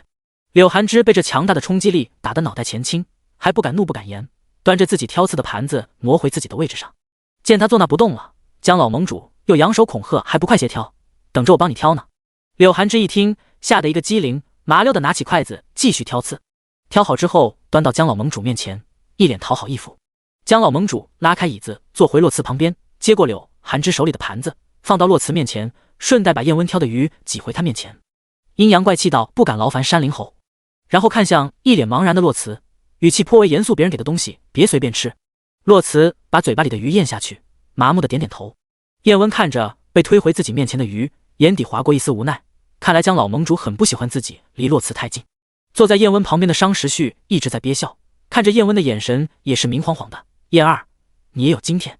察觉到外公在针对燕温，洛慈以为是因为他山灵侯的身份。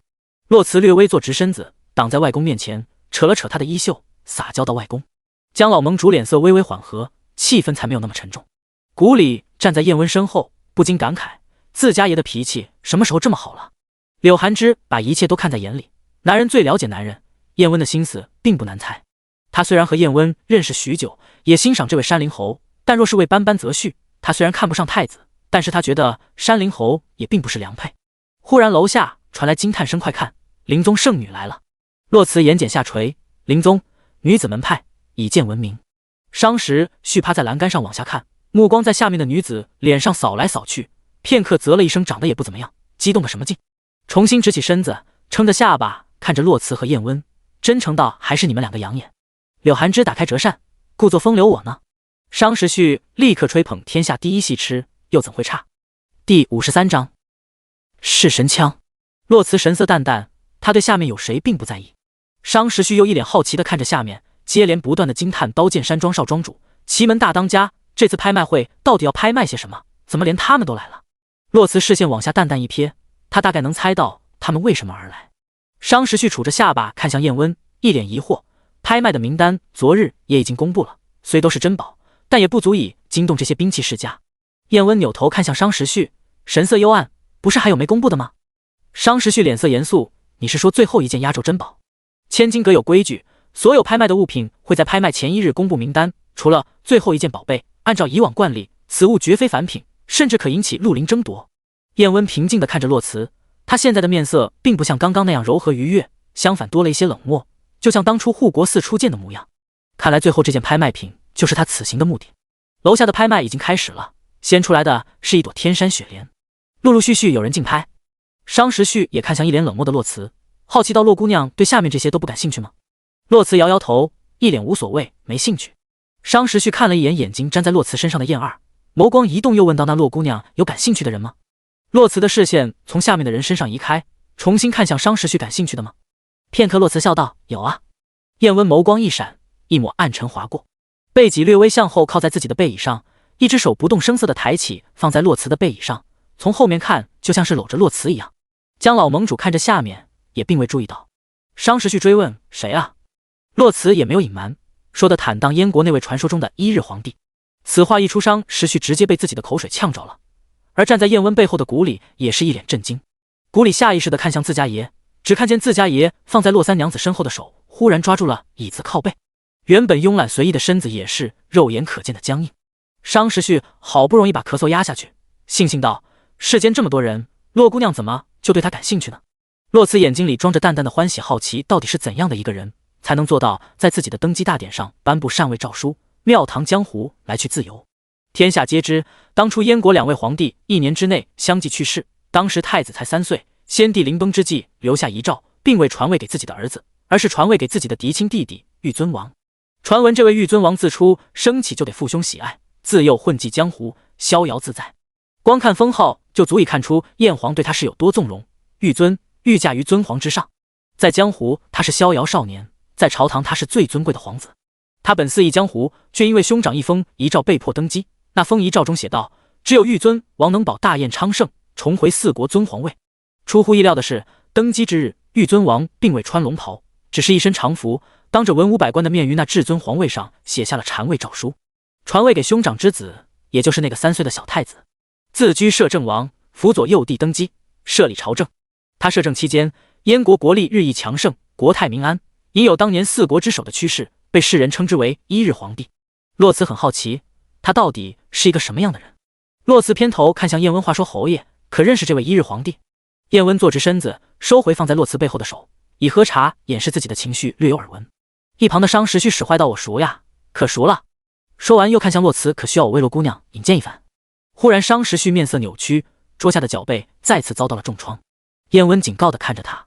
洛慈只是笑笑，并未把商时序的话放在心上。好奇是一回事，但认识就是另一回事了。洛慈并没有想结交他的欲望。不知不觉间，楼下的拍卖已经接近尾声，但那些商时序所说的兵器世家的代表却还未参与其中。等到名册上的最后一件珍宝被拍卖出去后，韩代娘子才扭着腰肢从楼上下来，黑色衣裙，香肩半露，一蹙一笑，风情万种。众目睽睽之下，韩代娘子不急不缓地登上高台，酥入骨头的声音响彻整个千金阁诸位。接下来拍卖最后一件物品。众人说话的声音渐渐安静下来，都认真地看着高台上的韩代娘子。只见韩代娘子媚娘扫过台下的人，随后转身走到中央，涂着丹蔻的手指抓起覆盖在物品上的红色布料的一角，用力一接，阁中响起了一片吸气声，紧接着七嘴八舌，议论纷纷。这是神枪？洛家二郎的是神枪？上古凶兵？真正的是神枪只存在于上古传说之中，吸收天地煞气而生，而洛家二郎的这柄是神枪就取名于此。枪身乌亮，长1丈1，重68斤，青莲半金龙而生，枪尖寒芒，包含杀气，战场上可以一敌百。从进来就一直兴致缺缺的刀剑山庄少庄主和奇门之人，在看到是神枪时，两眼放光，一副势在必得的模样。燕温在看到是神枪的那一刻，下意识地看向洛慈，只见他眉头紧蹙，痛苦和仇恨夹杂其中，右手死死地扣着手里的茶盏，浑身上下都在用力，隐忍到了极点。一声脆响，青丘惊呼道：“小姐！”燕温脸色难看，也顾不得将老盟主还坐在边上，抬手抓住洛慈瘦弱的手腕放手，手里的茶盏已经被捏碎，锋利的碎茶随着洛慈的用力扎入血肉，猩红的血液从全心蜿蜒而下，滴溅在桌面上。见洛慈已经魔怔，根本没听自己的话，甚至下意识地用了内力。燕温用力地掰开他紧紧扣着的手指斑斑，放手。手指被燕温掰开，碎裂的茶盏被取出来，清理干净他手心的瓷茶。燕温接过青丘递过来的手帕，小心翼翼地把伤口包扎起来。洛慈垂眸看着脸色难看的燕温，一动不动，任他摆弄。第54章牵手。燕温抬眸看他一脸呆滞的模样，又生气又心疼，手掌不受控制地把他轻轻地揽进怀里，下巴蹭了蹭他的额头，凤眸紧闭，语气微颤：“别伤到你自己。”拉开距离，他脸上的担忧震得洛慈心颤。沉默了一会，洛慈渐渐平静，轻轻道好。见他平静下来，燕温才放开了他的肩膀，只是手指顺着他的手臂下移，把他冰凉的手包裹在自己的大手里。一为了安心，二为了把脉，他刚刚动了内力。洛慈并未挣开他的手，只是低眸柔声道：“我没事。”杏眼温柔地看着他，让他安心。江老盟主拍了拍洛慈的肩，斑斑：“外公在呢。”一旁的柳寒枝也凑过来：“舅舅也在。”洛慈点头：“我知道。”视线重新放到楼下，只听楼下有人扬声道：“都说洛家出神兵，今日终于得见了。”有人不屑道：“这算什么？洛将军的安邦剑，定安夫人的血衣枪，洛家大娘子的燕翎刀，洛家二郎的是神枪，我都见过。战场上以一敌百，好不威风。”有年轻人好奇地问：“那洛家三娘子呢？她的兵器是什么？”有年纪大的回答：“小兄弟有所不知，洛家的孩子要在成年之时才能拥有真正属于自己的兵器。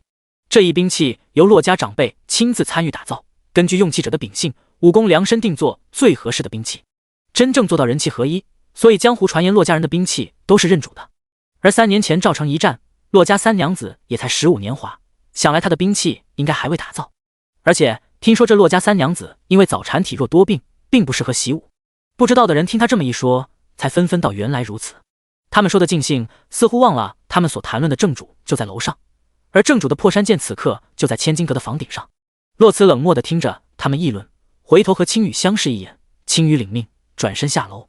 莫一会，楼下忽然有一壮汉大声喊话：“是神枪虽好，却是小战神的遗物，拿出来拍卖怕是不妥吧？”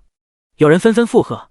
壮汉又道：“还是让拿此物出来拍卖的人出来说清楚比较好，免得给我们招来杀身之祸。”就在所有人都逼着背后之人出来时，奇门的大当家把杯子摔在地上，张狂道：“你们不敢，我敢！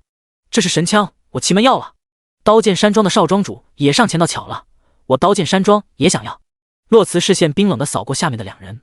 奇门大当家没料到刀剑山庄的少庄主会敢与他争，猖狂到黄毛小儿也敢与我争。刀剑山庄的少庄主也不愿做小，冷冷道：“董大当家何出此言？莫不是看不上我刀剑山庄？”两人隔台对视，片刻后几乎同一时间飞上台上，直接掠过韩代娘子，欲夺是神枪。韩代娘子几乎同一时间手摸向腰间，看向了洛慈。只见洛慈淡漠摇头，韩代娘子才收回放在腰间的手。忽然一群黑衣人从天而降，拎刀立于是神枪之前，刀锋一挥，逼退了两人。2楼的一间雅间里响起一年轻男子带着戏谑的声音：“两位这么着急做什么？所谓拍卖，便是价高者得。”声音一出，燕温立眉一挑，他竟然也是为是神枪而来，这东西于他有何用？片刻，雅间的门被人从里面打开，一穿着蓝色云锦长袍的异域男子出现在众人的视野里。他单手负于后背，卷曲的头发披散在身后，棕色的眼眸看着台上僵持不下的几人，语气玩世不恭：“这不就巧了，穷的只剩钱了，所以这是神枪菇也是志在必得。”董大当家仰头看着2楼的贺兰荣轩，语气算不上客气：“贺兰太子什么时候也对这些东西感兴趣了？”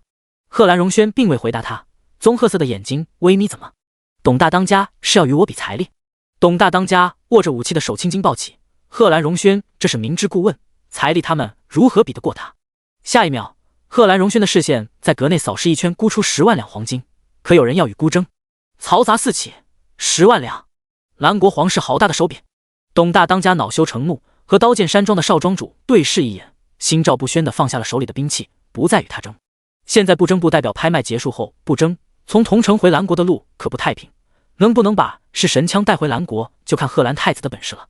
两人负气退下高台，贺兰荣轩得意一笑，一切不过意料之中，眼神却状似不经意地扫过坐于上座的洛慈。他知道下面那些人不足为惧，而自己是否能拿走是神枪，取决于那位。自己现下也算是帮了他，还希望过后这位洛三娘子能手下留情。韩代娘子和洛慈相视一眼，不同于洛慈的冷漠，韩代娘子的眼睛里划过一丝安抚，两人心会神领。错开视线，韩代娘子风情万种地走上前去，扬声到10万两黄金，可还有更高的价格。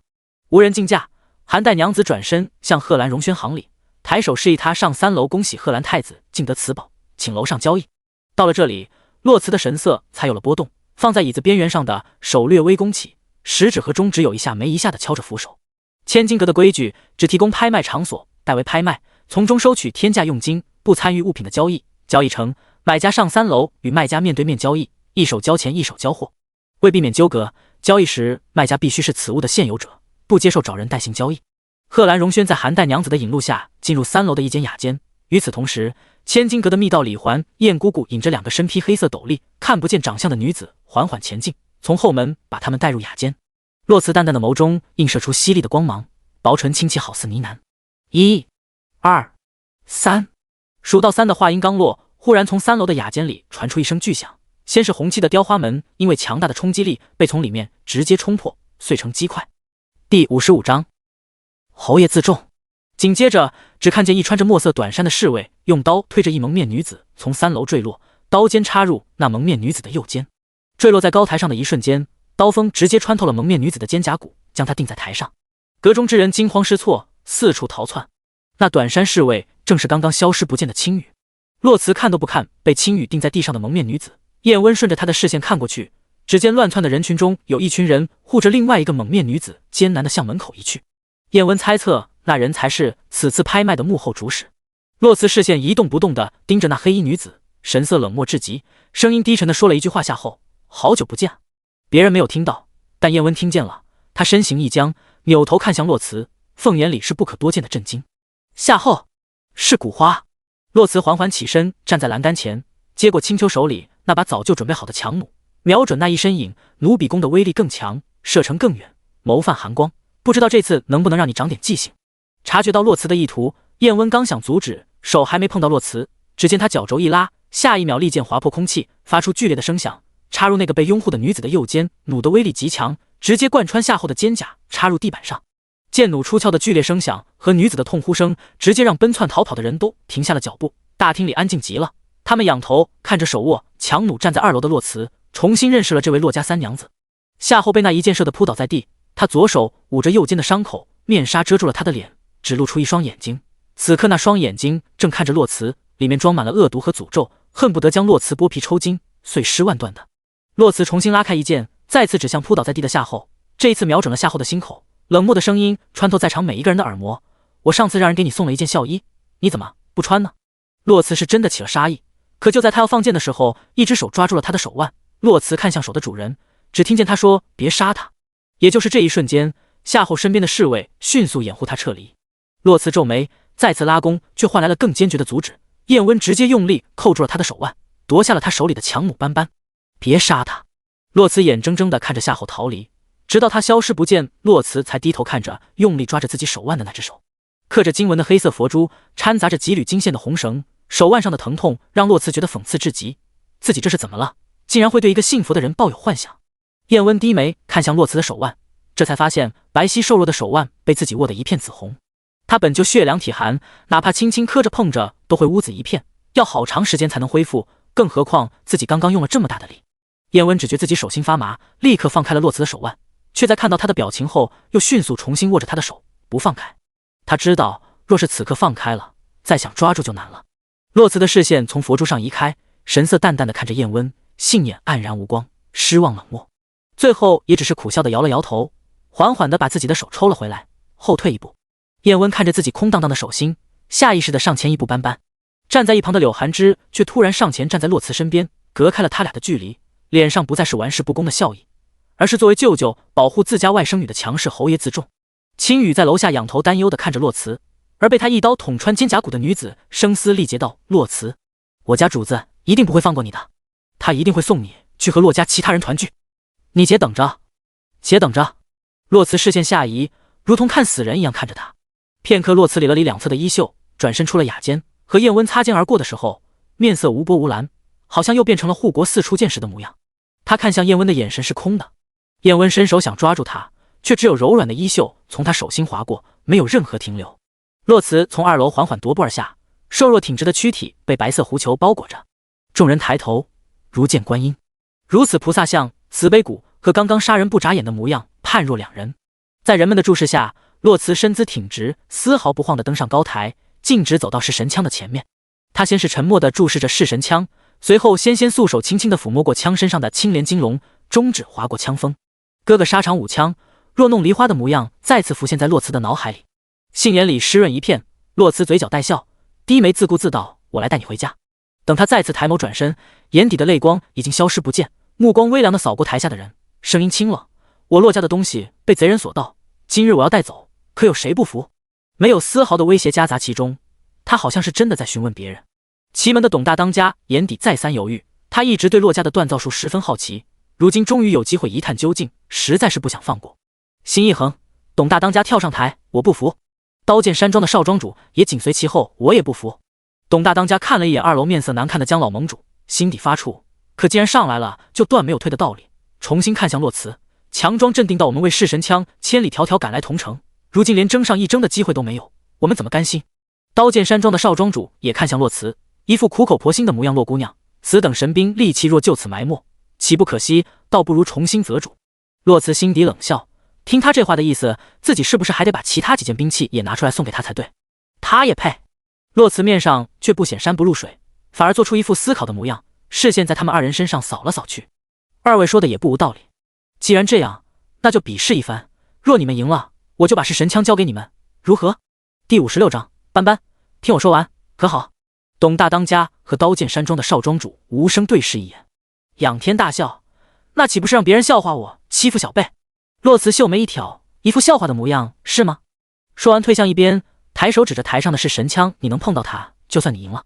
至于你，洛慈眸光一转，看向一旁刀剑山庄的少庄主：劳烦你一旁候着，若董大当家都输了，你就没有上台的意义了。花拳绣腿和董大当家可不是一个级别的。少庄主面色难看，却无可奈何，因为洛慈说的对，他的功夫在这里确实排不上号。董大当家一拧手中刀柄，眼神凌冽地看向洛慈：那就请洛三娘子指教了。说完，拎刀一跃而上，从上往下直向洛慈的印堂。楼上的人皆惊出一身冷汗，燕温手撑在栏杆上，想一跃而下，却被旁边的柳寒枝拉住：斑斑自有分寸，而且这人还不够他看呢。燕温面色难看：有分寸个屁！柳寒枝不知道斑斑中毒，如今根本就用不了内力。就在刀锋离洛慈不到2寸时，一声巨响，千金阁的楼顶应声而破。董大当家的刀锋一沉，只见身高1.2米的童音背着一个比他高许多的剑匣，单脚站在他的刀背上。嘶哑的声音陌生又熟悉：碰他，你也配？话音一落，童音脚下用力一转，刀柄瞬间脱离了董大当家的手，飞插在墙壁上。董大当家被强大的内力震得连连后退，单膝下跪，喉头心甜，一抹鲜血从口角流出。他不可置信地仰头看着面前的人：童音。你不是死了吗？童音答非所问，而是视线阴冷地从他身上移开，极具威压地扫过台下其他人，刮痧般的声音让人毛骨悚然。我乃洛慈的卑贱人，童音，今日带主子迎战。还有谁？就在所有人的纷纷后退一步时，一直站在3楼看戏的贺兰荣轩提步落于台上，站在童音面前，抱拳行礼。晚辈自知不是前辈对手，但斗胆一试。童音目光稳稳地落在贺兰荣轩身上，知道不敌还要一试。贺兰荣轩视线掠过童音，落在他身后的洛慈身上。士为知己者死，我有一朋友对噬神枪情有独钟，荣轩愿为之一试。洛慈冷冷地看着贺兰荣轩，他是在赌一国太子的命在他这里值多少钱。洛慈冷眼旁观，转身离开，一副给他俩腾地方的模样。童音心领神会，得令。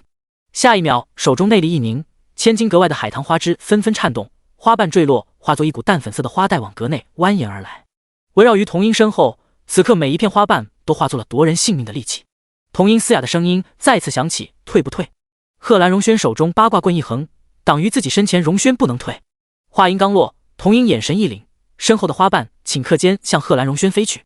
贺兰荣轩转动八卦棍，挡住了大部分攻击，只是散在的花瓣还是划破了他的手臂和大腿，鲜血从嘴角滑落。贺兰荣轩再次把八卦棍横在自己身前，请前辈赐教。童音并不打算取他性命，这毕竟是一国太子，只是想让他知难而退，谁知这小儿死活不退。童音抬手，花瓣再次聚集，一扑而上，把贺兰荣轩团团包绕住。人们看不见里面的贺兰荣轩，就在以为他要认输时，含带着内力的声音从花间传出，气势磅礴，雄浑有力。沙场舞枪，若弄梨花，将军如玉，纵死古香，青莲金龙，庇佑苍生。从他第一句话说出来，洛慈就猛地抬头，直到听他全部念完这首诗，洛慈瞳孔睁大。童音收手。童音一愣，听令撤回内力。与此同时，洛慈手心微调内力，飞跃上前，手握噬神枪的枪身用力一掷，噬神枪插入地下，立在童音和贺兰荣轩之间，挡住了对他们俩的反噬。强大的威力震得阁内之人纷纷后退。粉色花瓣随着内力的撤回，从空中缓缓飘落，露出了原本被包绕其中的贺兰荣轩。只见他单膝下跪，手握八卦棍竖在地上，以此作为支撑。满天花瓣飞舞，洛慈缓缓向半跪在地上的贺兰荣轩走去，两人一高一低，沉默对视。忽然，洛慈向贺兰荣轩伸出了手起来。贺兰荣轩抬头看着面前的少女，无奈垂头，心底暗叹：难怪你天天挂在嘴上，若是我也有一个这么优秀的妹妹，我比你还嘚瑟。下一秒，他带着血的嘴角微微上扬，一把抓住洛慈的手，借力站了起来。洛慈深深地看了他一眼，随后只留下一句童音：我们走，然后头也不回地离开。他刚刚念的那首诗是哥哥及官时爹娘把噬神枪交给他时所说的话，除了至亲之人无人知晓，他怎么会知道？贺兰荣轩捂着自己被内力震伤的胸口，站在高台上看着洛慈的背影。楼上的燕温挣开柳寒枝拦住自己的手，飞快地追了上去。洛慈刚好上马车，燕温面色难看地走过去，揽着他的腰，连搂带抱地把洛慈带入车内，古里麻溜地上前驾车，徐徐前行。车内，燕温压着洛慈的腰，把人按在软榻上。洛慈扭动想要挣脱，燕温加大了手上的力道，斑斑，听我说完好吗？洛慈不动了，一双杏眼水光茫茫地看着燕温，带着倔强，我不想听。他也不知道自己为什么这么委屈，可他就是忍不住，他自己都觉得奇怪，他以为他已经刀枪不入了。燕温略微低头，额头似有若无地与他相贴，声音低沉：你得听，不能连解释的机会都不给，这对我不公平。洛慈不挣扎了，察觉到他平静下来，燕温放开他的腰，直起身和他拉开距离，屈膝蹲在他面前。洛慈坐直身子，扭头不看燕温，脸上带着他自己都没有意识到的委屈。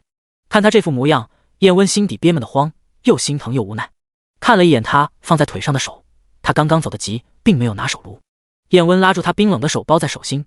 洛慈想往回缩，却被燕温不容拒绝的握紧了。第57章，我错了。随着他温热的体温逐渐暖和了洛慈的手，他低头看着那双白嫩的手，嗓音沙哑：我知道你恨他，想他死，可是斑斑，我想要你活。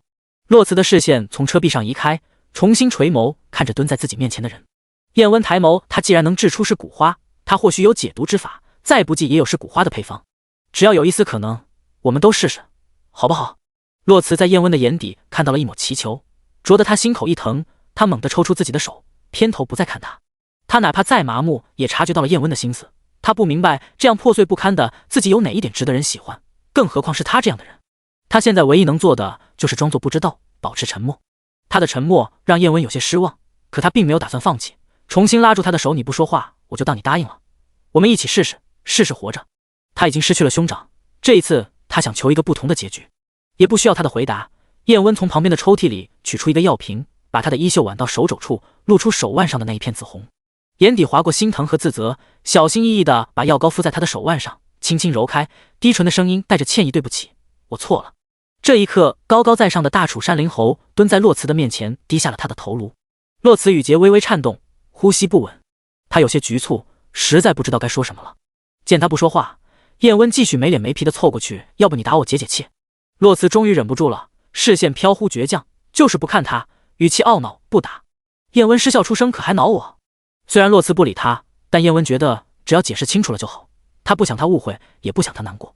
马车到达江府的时候，燕温先下马车，在洛慈下车的时候想伸手拉他，不料洛慈啪的一声拍在他的手心，力道大的让他手心发麻，傲娇的和他擦肩而过，留下看着自己手心发呆的燕温和一脸被雷劈的古里。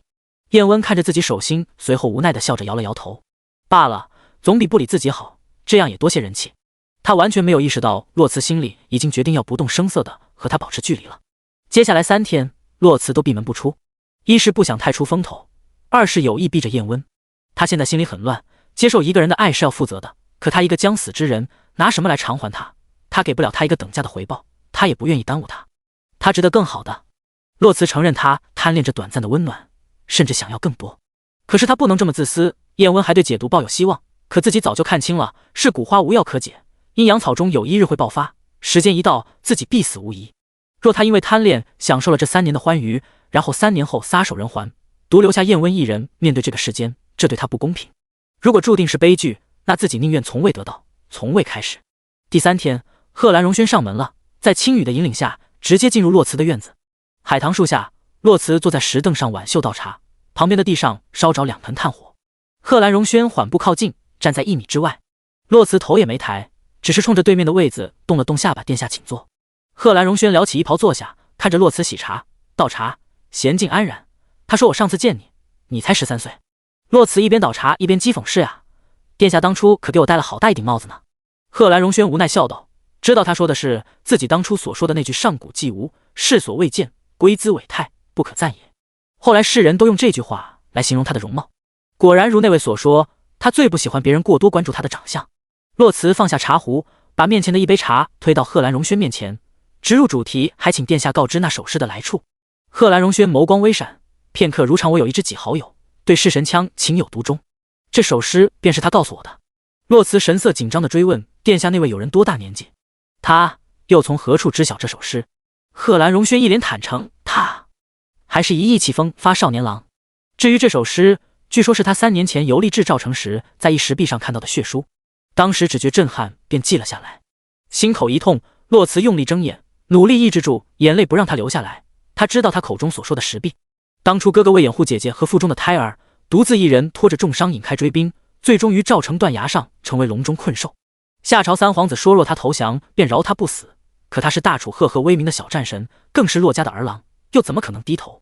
他知道自己必死无疑，于是以枪为笔，在断崖石壁之上留下此诗：“浴血奋战，至死方休。”以夏朝士兵的血染红了整面石壁。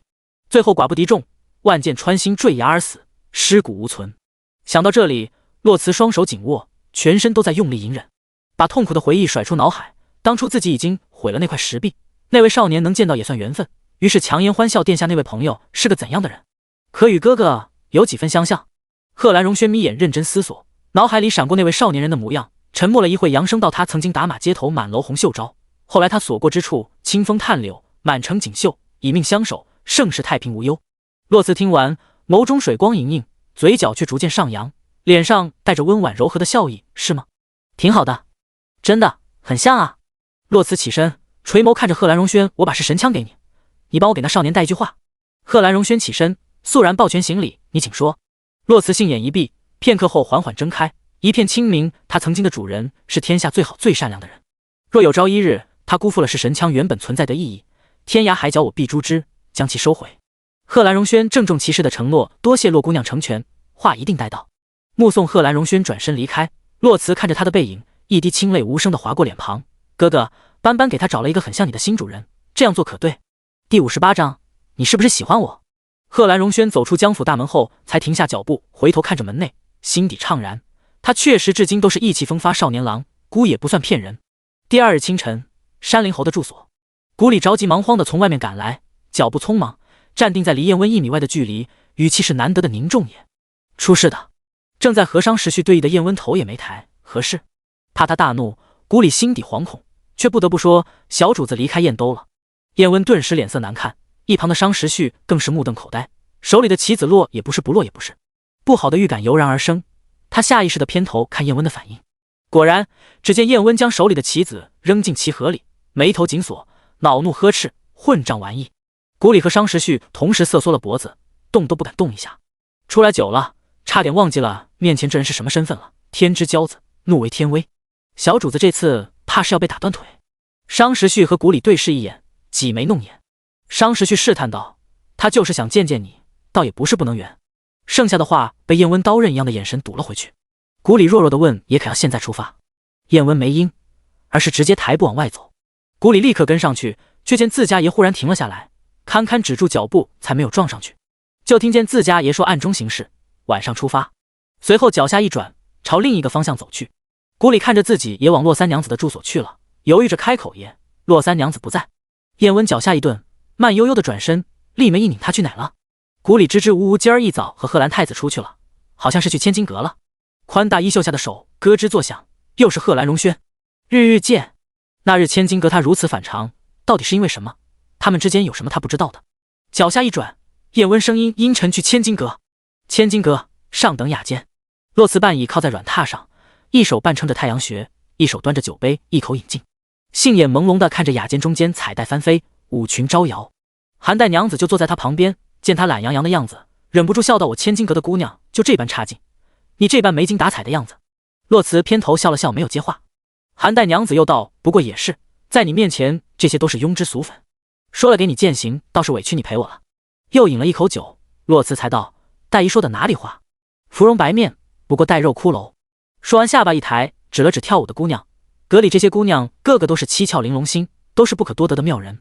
韩代娘子掩面娇笑：“你这张嘴倒是比你娘会说话。”洛慈垂眉一笑：“是了，娘说话可直接了。”韩代娘子仔细看着洛慈的样子，视线在舞女和他身上来回转动，忽然抓住洛慈的手，认真道：“年纪轻轻怎么穿这么素净？你穿红色定是极好看的，要不要试试？”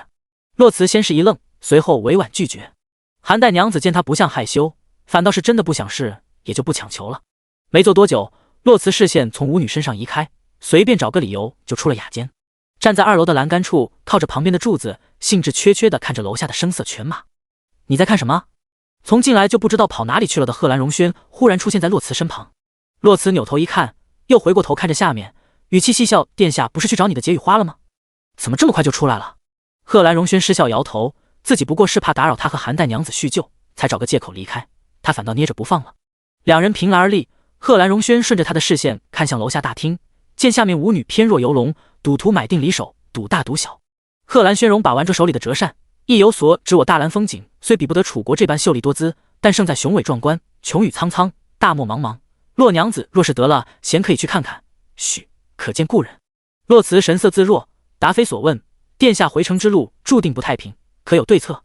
贺兰荣轩一脸自信：“我请了九阴楼帮忙护送，你大可放心。”洛慈挑眉，不再说话。他不知道对面雅间之内一双眼睛已经沉沉地盯他好久了，特别是贺兰荣轩走到他身边后，谷里站在燕温身后，忍不住吞咽口水，察觉到自家爷周身的气压越来越低，更是两股战战。就在他以为自家爷要冲出去和贺兰太子打一架的时候，燕温却面无表情地转身从他身边走过，只留下一句：“回吧。”傍晚，洛慈回府后径直回到自己的住所，刚走进院子，就看见了站在海棠树下的燕温，面上划过一丝不自在，避无可避。洛慈只能面色如常地走上前去：“侯爷可是有事？”青丘不知何时被谷里拉出了院子，只留下他们二人。燕温回头沉默地看着他，并不说话。洛慈自顾自道：“天色已晚，若不及侯爷，不如明日再说。”燕温嗤笑出声：“与别人可以聊一天，独独与我无话可说。洛慈，你在躲我？”不是疑问是肯定，燕温肯定他在躲自己。洛慈不走心的否认：“侯爷误会了。为什么躲我？”燕温别不相信他说的话，他若不想说，惯来爱敷衍人。洛慈沉默了良久，见他不回答，燕温自嘲地笑了一声，欲转身离开。“你是不是喜欢我？”轻柔的声音从身后传来，让燕温停下了脚步，僵在原地。片刻，他缓缓转身看着洛慈，暖黄色的灯笼朦胧了两人的身影。燕温张了张口，还未出声，却被洛慈打断了脱口而出的答案：“你不要喜欢我，我们就还和以前一样，好吗？”燕温双手握拳，眉头紧锁，凤眼里的光亮瞬间暗沉下去，寸步不让。不好。他没有回答他是不是喜欢他，但他说不喜欢他，不好。洛慈指尖微动，心里难受，却狠心道：“那我们以后就不要见面了，就当从未认识过。”第59章，何为良配？他无情的话如同利刃一样插在燕温的心口，他不明白为什么。因为你的喜欢就是对我最大的困扰。我不喜欢你喜欢我。指甲掐进血肉，洛慈声音略微颤抖。紫色的衣袖在秋风里猎猎作响，燕温面色暗沉的可怕，眸中翻起惊涛骇浪，千般隐忍才缓缓放开了自己紧握的拳头，深深叹了一口气，冷静道：“斑斑，我现在有事要离开桐城，等我回来我们再谈，好吗？”洛慈眸光一闪，没有回答他。燕温面色无奈，上前几步把他揽进怀里：“等我回来。”随后拉开距离，捧着他苍白的脸，拇指揉了揉他的眼角，转身离开。洛慈看着他的背影，直到消失不见，才肢体僵硬地蹲在地上，杏眼紧闭，一只手压住胸口，这里怎么这么难受？青秋进来的时候就看见自家小姐这副模样，心疼地上前抱住她，轻轻地拍着她的背脊。洛慈紧紧地闭着眼睛，脱力地靠在青秋怀里，或许自己从一开始就不该招惹她。第二天早上，洛慈敲开外公的书房，他进去的时候，江老盟主正弓背看书，抬头看他一眼来了。洛慈慢慢走近，瞥了一眼他手里的医书：“外公，我下午就走了。”江老盟主合上手里的书，抬头看着他：“那是古花的毒。”“外公，我认了，你也别为难自己。”洛慈打断了他的话：“剩下的时间已经够了，够他了却遗愿，坦然赴死。”江老盟主摆摆手，一脸不赞同：“什么为难不为难的？我已昭告天下，退位让贤，这江湖之事我不再掺和了。外公就是走遍天涯海角，也要为你求一线生机。没能救女儿一命，是他此生最大的遗憾。他不想再失去这个外孙女了。回京城之后，有事就给外公写信，天塌了还有我和你舅舅给你顶着。”洛慈眼眶发烫，移开视线。他没有发现屋外站着一个身影，在他转身出门时消失不见。那抹身影最后停在了后花园，一拳打在了粗大的海棠树干上，花瓣被迫坠落，模糊了树下柳寒枝的身影。他轻轻呢喃：“是古花。”血液顺着树干上的裂缝蜿蜒而下。是啊，自己怎么这么粗心，应该早就想到了。他虽然从小身体弱，却也没到如今这般天地，脸白的没有一丝血色。柳寒枝啊柳寒枝，他出生起你就对天发誓要待她如亲生女儿一样，你真的不是一个称职的舅舅。是古花，夏后真是该死！怒意翻滚，路过的江家弟子纷纷震惊，已经多少年没在柳师兄身上看到过如此汹涌的杀意了。世人只知柳寒枝是天下第一戏子，戏腔一开，八方来听。但他们似乎忘记了，这个玩世不恭的爷曾经也是江老最得意的弟子之一。上一任武林盟主是他亲爹，江老盟主是他义父，在江湖中他的身份也算是数一数二的尊贵了。眼底划过一丝狠戾，柳寒枝缓缓放下血肉模糊的手，垂在身侧，不顾别人的眼光，面色平静地离开后花园。洛慈的住所，青秋正指挥着下人忙里忙外收拾东西，洛慈撑着下巴坐在院子里，纤纤玉指有一下没一下地拨着盘子里的水果。明月在一旁逗着宋恩，童真的笑意持续不断。忽然，宋恩拿着手里的海棠花向洛慈跑来，边跑边喊：“小姨！”洛慈垂眸，张开双臂把她抱起来放在腿上，温柔细语：“怎么了？”小手里的海棠花微微晃动：“小姨，我们以后还回来吗？”洛慈眼底柔和：“宋恩喜欢这里吗？”小宋恩忙不迭的点头：“喜欢。这里有很多京城没有的东西，有曾祖父，有小外公，很多人都对他极好，他喜欢这里。”洛慈拍了拍他的小脑袋：“喜欢就好。”他没有告诉宋恩，以后他会回到这里和他们一起生活，无忧无虑，自由自在。掐着他的搭子窝，把他放在地上，洛慈笑着道：“去找曾祖父吧，好好和他告别。”宋恩乖巧的点头，被明月牵着离开了。没一会儿，柳寒枝就过来了，如往常一样嬉皮笑脸：“怎么这么着急回去？”洛慈看了一眼他被包扎起来的手：“你手怎么了？”柳寒枝瞥了一眼自己的手，无所谓道：“一不小心碰到了。”洛慈皱了皱眉，认真道：“仔细些，这手可是戏子的第二张脸，好不容易找到自己喜欢做的事，别留遗憾。”柳寒枝一脸嫌弃：“你什么时候变得这么啰嗦了？跟个管家婆似的。”洛慈一愣，这不是想着以后没机会说了吗？转移话题：“你什么时候回去？可要与我一起？不了，好不容易回来一趟，得多陪陪老爷子。洛慈点头，赞同他的话。柳寒枝看了周围一圈，你就这么走了？山灵猴呢？杏眼里的光亮暗淡下来，洛慈一脸轻松，我走与他何干？柳寒枝不信，真的与他无关。洛慈不答，一副不想多谈的模样。柳寒枝轻叹了口气，语重心长道：无关也好，我虽瞧不上太子，但燕温也绝非良配。洛慈偏头，舅舅与他不是好友吗？柳寒枝认真道：就因为是熟识，所以更了解他，他和你不合适。两个人性子都倔，且燕温心思深沉，面上永远都是一副风轻云淡的模样。可是越是这样的人，若是遇到了喜欢的东西，自是会不择手段的牢牢抓住，至死方休。听了柳寒枝的话，洛慈垂眸沉思了好一会儿，他忽然抬头，眼底迷茫地看着柳寒枝，那舅舅觉得何为良配？柳寒枝一听这话就来劲了，拿出自己唱戏多年的经验，良配字是指愿意包容你，宠着你，体贴入微，凡是和你有商有量，能陪你白头到老，生死不弃的人。柳寒枝走后，洛慈坐在原地沉默了好久好久。原来君为良人，我非良配，不仅任性，也从来不和他有商有量，也不能陪他白头到老。既不是良配，又何必耽误他？第60章皇叔。马车停在江府门口，在外公和舅舅的目送下，洛慈登上了马车。马车徐徐驶出桐城，玉手拉住帘子，轻轻掀起。洛慈从车窗回头，看着城墙上刻着桐城2字的匾，帘子缓缓放下。燕温，我就不等你了，你也别寻我。燕国境内，越州浮云客栈，天色已晚，进进出出多是到这里打尖住宿的旅客。古里走进来，环顾四周一圈，径直向柜台走去。掌柜的见生意来了，又看向倚在门口的男子，虽然他戴着面具，但也可见其气宇不凡，人中龙凤，笑脸相迎。客官打尖还是住店？古里抛出一枚银锭3件上房。掌柜喜笑颜开，招呼店小二道：快领几位客官上去。店小二把他们3人带到门口，古里给了他几个铜板，下去吧，有事会叫你。店小二走后，一直沉默的燕温才转身看向了他们屋子对面的房间，半张脸被金色面具所覆盖，只露出眸光犀利的一双凤眼。古里顺着他的视线看过去，心底默默地为小主子点了一排蜡烛。燕温收回视线，推开自己房间的门走了进去，还未坐下就先问道：可派人跟着他了？古里立刻回禀：爷放心，小主子安全着呢。13、14岁的少年第一次离开燕都，看见外面的世界，难免流连忘返。这不，一入越州就玩得乐不思蜀，他根本没想到自家也已经在客栈等着他了。燕温听后并未做出反应，只是解下褐色的大氅，随意地挂在一旁的架子上，又问：商时序呢？古里太阳穴一紧，商先生去找他的红颜知己了。燕温冷笑一声，他倒是遍地的知己。见自家也没起疑，古里暗自松了口气。商先生可是口口声声信誓旦旦地保证了他去给小主子通风报信，想个法子消一下爷的怒火。此时此刻，越州最大的赌坊内，14岁的玉面小公子正站在赌桌旁看别人掷骰子，他旁边站着一个50、60岁的男子，一脸焦急地跟在他身边。细看会发现他的脸上没有一丝皱纹，多了些阴柔之感。靠近些便听到他苦口婆心地劝说：我的小祖宗，我们回去吧。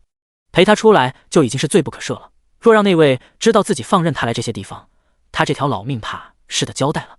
那小公子不耐地摆摆手：我再看看，再看看。说完又跑到下一桌，仔细地听对方手里摇骰子的声音，暗自猜大小，再看自己听得对不对。好不容易从赌坊出来了，他好奇的视线又落在了不远处的万花楼上，求知若渴地指着那栋楼问旁边的刘公公：那是何处？不等刘公公回答，他抬脚就朝那走去。刘公公顺着他指的方向看去，顿时头皮发麻，一把拽住少年的胳膊：我的祖宗啊，那地方可真不能去。听他这么一说，少年更是好奇了，挣脱他的束缚，又要往前去。走了几步，见刘公公没跟上来，少年停下脚步回头，却见刘公公坐在地上翘着兰花指，指着一旁的柱子，一副要死不活的模样。今日公子若进了这楼，老奴就一头撞死在这街上，反正回去也是一死，倒不如死在这里体面些。少年嘴角一抽，只觉得太阳穴突突的跳，咱俩到底谁是主子？面上却也只能无奈的收回脚步，向刘公公走去。罢了，到底是把自己养大的老头，就不气他了。站定在刘公公跟前，妥协道：我不去了，你起来吧。人来人往的多丢人。刘公公抹了一把根本就没有的眼泪，坐在地上仰头看着少年：真的？随后又道：奴才可没逼公子啊，是公子自己不去的。少年点头：对，你没逼我，是我自己不去的。刘公公这才麻溜地从地上爬起来，拽住少年的胳膊往回走，天色也不早了，咱回客栈吧。少年脚下被动地跟着他动，再次回头看了一眼对面的万花楼，不经意的一瞥，却看到了一个熟悉的身影，顿时浑身一僵。那人正背对着他，手里揽着姑娘的腰肢往楼内去。少年欲再细看，那人已经进了楼，不见踪影。刘公公本来拽着少年往回走，却发现没走几步，这小祖宗又不动了。一回头发现他还是目不转睛地看着万花楼。尖细的声音顿时响起：“公子怎么说话不算数呢？”少年解释：“不是，我刚刚好像看见商先生了。”可刘公公根本不信他，只当是他找的借口，用力地拽着他往反方向走，一边说：“别说是商先生了，就算是王爷来了，你也不能进去。”少年也只当是自己看错了，商先生此刻应该与皇叔待在楚国，怎么可能出现在这里？于是摇了摇头，跟着刘公公走了。而万花楼内，商时序左拥右抱，楼里的姑娘们都围着他转。商公子好些日子没来了呢，可是看腻了我们。商时序拉住姑娘的手：“怎么会？此次楚国经商，我越发觉得这天下的美人就属你们最得我心。”一姑娘面色娇俏，故作不满的模样：“商公子莫要骗我们，这天下第一美人可不就在楚国？我们怎么比的？”此话一出，其他姑娘也纷纷扯着商时序的衣袖问道：“公子快说说，这天下第一美人可真如传闻中那般美？”商时序淡笑不语，自然是极美的，只是自己还真没这胆子肖想她，多看一眼，燕儿都恨不得剁了自己。商时序暗自摇摇头，忽然觉得自己忘了什么事，却又在姑娘们的红袖芳香里抛之脑后，全然忘了自己最初的目的。话说刘公公拽着那小祖宗往客栈的方向走，见那小祖宗心情不错的模样，于是试探着劝说：“公子，你说这一路我们玩也玩了，看也看了，要不咱回去吧？”刘公公是真的心慌了，虽说宫里有太傅顶着，可终究不是长久的办法。若是让人知道皇上出了宫，甚至打算去楚国，怕是要闹翻天了。若是让摄政王知道，他们所有人怕都是吃不了兜着走。第61章，跪下。谁知少年一脸倔强：“不行，我还没见到皇叔呢。”刘公公无奈极了，明明摄政王从小对他最是严厉了，怎么这小祖宗还越挫越勇呢？少年已经许久没见到自己的小叔叔了，每次写信他都只回几个字，他很想念这个他唯一的亲人。谷里站在雅间里，从打开的窗户里看着街道上渐渐靠近的两人，朝着下面挤眉弄眼。可是下面的人根本就没抬头看自己，而是说着话走进了客栈。刘公公一边推开客房的门，一边回头看着身后的少年：“天色已晚，公子可早些休息吧。”说完上前去把门边的蜡烛点上，手里握着火折子，转身欲去把床边的灯笼点上。可是一转身就看见了坐在椅子上的人，那人虽然戴着面具，可就算是化成灰，刘公公也能认出来。握着蜡烛的手抖得跟筛糠一样，两腿一软跪了下去。刚刚跨进门槛的少年先是见刘公公呆愣在原地，刚想问他怎么了，就见刘公公扑通一声跪在地上，颤颤巍巍道：“奴才见过摄政王。”少年也是一愣，回过神来，面上一喜，抬步上前，绕过隔板，果然看见了坐在那里的皇叔。还不待他上前，就听见包含怒火、极其严厉的声音：“叶南州，你给我跪下！”若是此刻外面有人听见了这一称呼，怕是要吓一跳。只因叶南州这个名字乃是当今圣上的名讳，绝没有人敢与帝王同名。听见他的呵斥，叶南州一愣，随后撩起衣袍，没有一丝犹豫的跪下了。皇叔，一国帝王就这样坦然且熟练的跪下了，没有一丝不甘，全像是因为犯错被家里教训的小辈。叶南州是燕国的皇帝，而燕温则是叶南州最坚强且永不坍塌的靠山。燕温抬手取下面具，神色凌厉：“你可知错？”叶南州背脊挺直：“南州知错。”燕温看他虽然一脸倔强，却也知道自己错了，神色略微缓和，但怒意并未因此完全消散。“你可知因为你多少人要受罚？你可知道你的身份代表着什么？牵一发而动全身，多少人因为你这一出而胆战心惊？若真出了点意外，你让燕国怎么办？让我怎么和父皇兄交代？”少年的头越发下垂，燕温看着他黑压压的头顶，心中无奈，可还记得自己的名字。叶南州直起身子，眼神坚定，是帝王之威，亦是少年义气，铿锵有力，君子图难，九州之志。燕温到底舍不得罚他，毕竟是自己一手带大的孩子。起来吧。叶南州站起身，立在原地。燕温不发话，他也不敢过去。燕温重新拿起一个没用过的茶杯，倒了一杯茶放在对面，头也不抬道：“过来坐。”叶南州这才走过去坐下，看了一眼依旧跪在地上发抖的刘公公，求情地看向燕温：“皇叔。”燕温慢悠悠地端起茶喝了一口，放下茶杯，随后淡淡地瞥了一眼跪在地上的刘公公，声音冷漠，暗含警告：“下不为例。”刘公公忙磕头谢恩，谢摄郑王不杀之恩。麻溜的从地上爬起来，见这叔侄俩有话说，便转身出去了，小心翼翼的把门关上。一转身就看见了抱着胸在一旁幸灾乐祸的古里。刘公公扬起手，作势要揍他。你个小兔崽子，笑什么笑？古里快速躲开，你也就在我们面前嚣张。刘公公又追上去，哎，你个兔崽子！古里给他做了一个鬼脸，转身跑了，只留下刘公公在原地抓耳挠腮。自己好歹也是看着先帝爷长大的，如今也算是服侍了2代帝王，怎么偏偏就这么怕着摄政王？唉，玉尊，御驾于尊皇之上，自是天之骄子，尊贵无双。屋内，燕温看了眼坐着不动的叶南州，说吧，为什么一定要见我？叶南州解释道，马上就是皇叔的生辰了，一家人应该在一起。燕温眉头紧蹙，并不理解，我自己都忘了，你记着干吗？随后又忍不住教训他，怎么净记这些不重要的事？朝中没事可做。怎料叶南州认真道，怎么不重要？以前皇叔生辰的时候，皇爷爷和父皇都会早早准备，一家人共同庆祝。这次倒是燕温沉默了，自己曾经浪荡江湖，不爱待在宫里，父皇不愿强求自己，只是规定每年生辰必须回来过，一家团聚。那时自己确实把回宫当作任务，每次都来去匆匆，只是不知道那时他们是不是日盼也盼，才把不情不愿的自己盼回来。还没来得及好好叙叙旧，自己就走了。皇兄当时还笑着说，再过几年这燕都怕是留不住你了，冤奸呀，注定是要展翅高飞的。后来自己回来了，却没有人等自己了。父皇战允，皇兄登基，不到1年皇兄中毒身亡，1年内2副黄金冠带走了自己最亲近的人，自己甚至没来得及见他最后一面。叶南州打断了燕温的回忆，父皇说的时常提醒皇叔，你是有家的人，不能老是在外面飘。燕温心口一痛，他一直觉得自己是个凉薄的人，并没有太把家人放在心上，如今他才明白，原来自己并非薄情，只是有恃无恐罢了，知道无论自己如何，他们都会无条件的支持他，无论他走多远，他们都会在原地等着自己。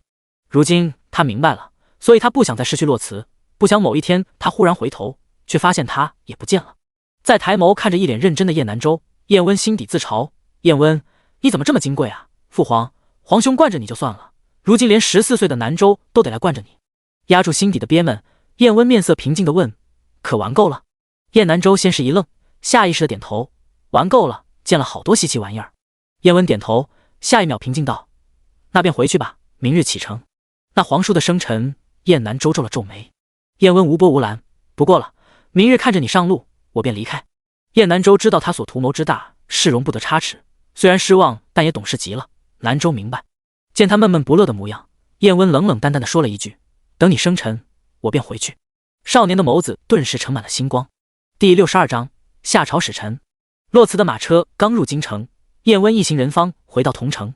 燕温骑着马直奔江府，却被告知洛辞在自己离开的第2日就回京了。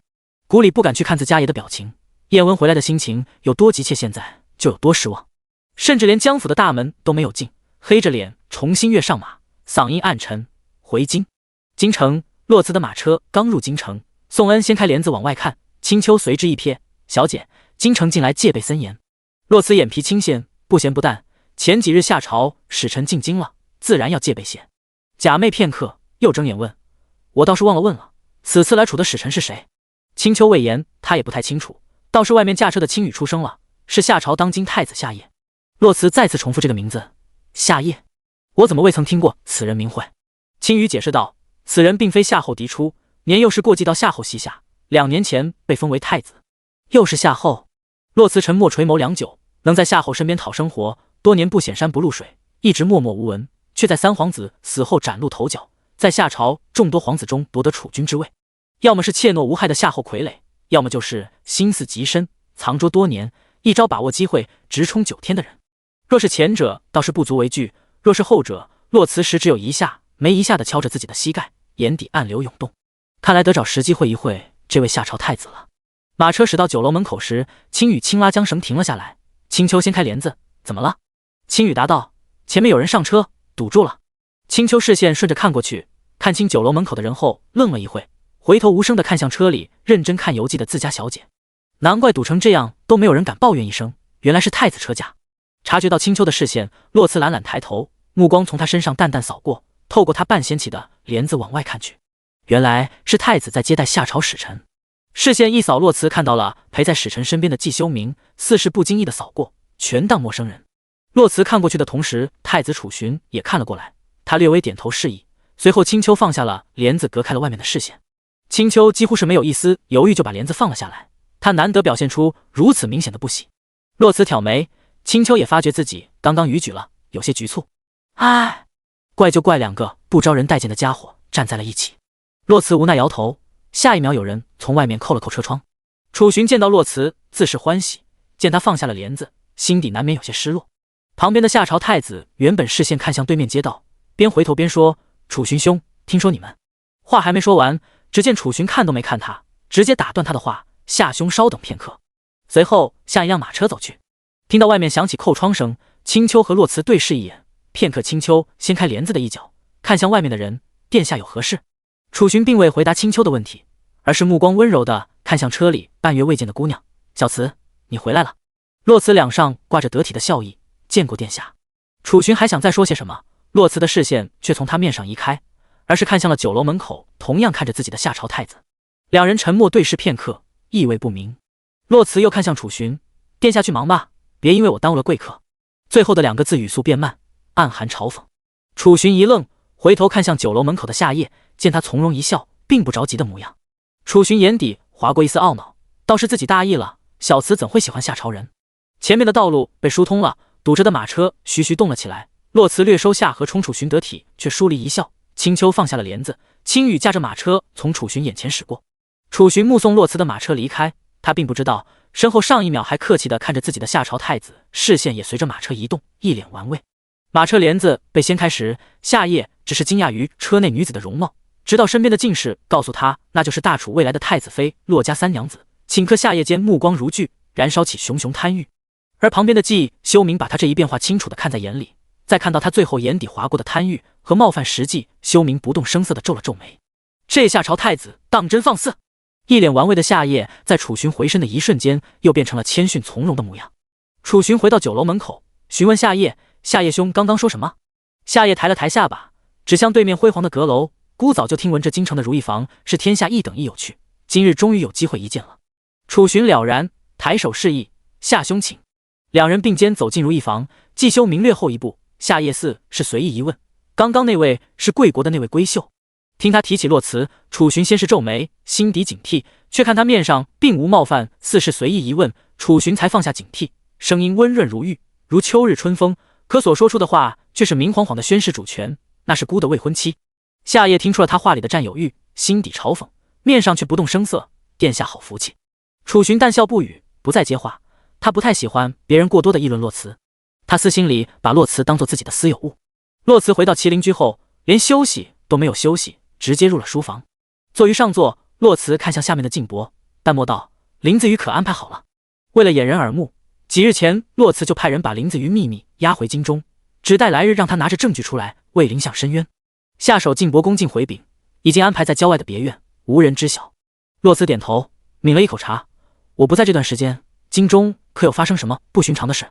静博思索片刻，面露疑惑：“要说不寻常，还真有两桩。一是小姐刚走不久，圣上就前往护国寺拜佛，不知为何封了佛子七琼为国师。起先佛子不应，圣上便派太子多次前往，佛子才答应了。”第63章妙山姑姑。洛慈点头表示知道了，心底却无声的笑了。一切都按计划进行，不过他倒是会装，挺能拿瞧的。静博又继续道：“这第二件事便是科举接榜了，小姐可知今年的状元是谁？”洛慈只装作不知是谁。静博也不卖关子，是那1年前退出科考，才经四方的寒门贵子季修明。洛慈挑眉：“哦，其实今日在太子身边看见他时，自己就知道他已经成功了。”静博滔滔不绝，那季修明的一篇策论被诸位考官纷纷传看，最后呈到圣上跟前。不日圣上亲自召见季修明，随后一封圣旨将他破格提拔为御史大夫，深受皇上重用。雍亲王世子被圣上责罚，削去官职，据说1年前就是因为他暗中迫害，这季修明才不得已退出殿试的。洛慈眸中闪过一丝兴奋，面色愉悦：“真热闹。还有吗？”静博忽然想起来道：“对了，小姐走后没多久，明真公主曾派人来问过你几时回来。”洛慈秀眉微凝：“可说是何事？”静博摇头：“未曾。”洛慈摆摆手：“下去吧。”静伯行礼告退，退到门口的时候，忽然又道：“差点忘了，妙山姑姑已经到府上好几日了。”洛慈点头表示知道了。等静伯离开后，洛慈才看向一旁的青羽，面露不解：“妙山姑姑怎么来了？”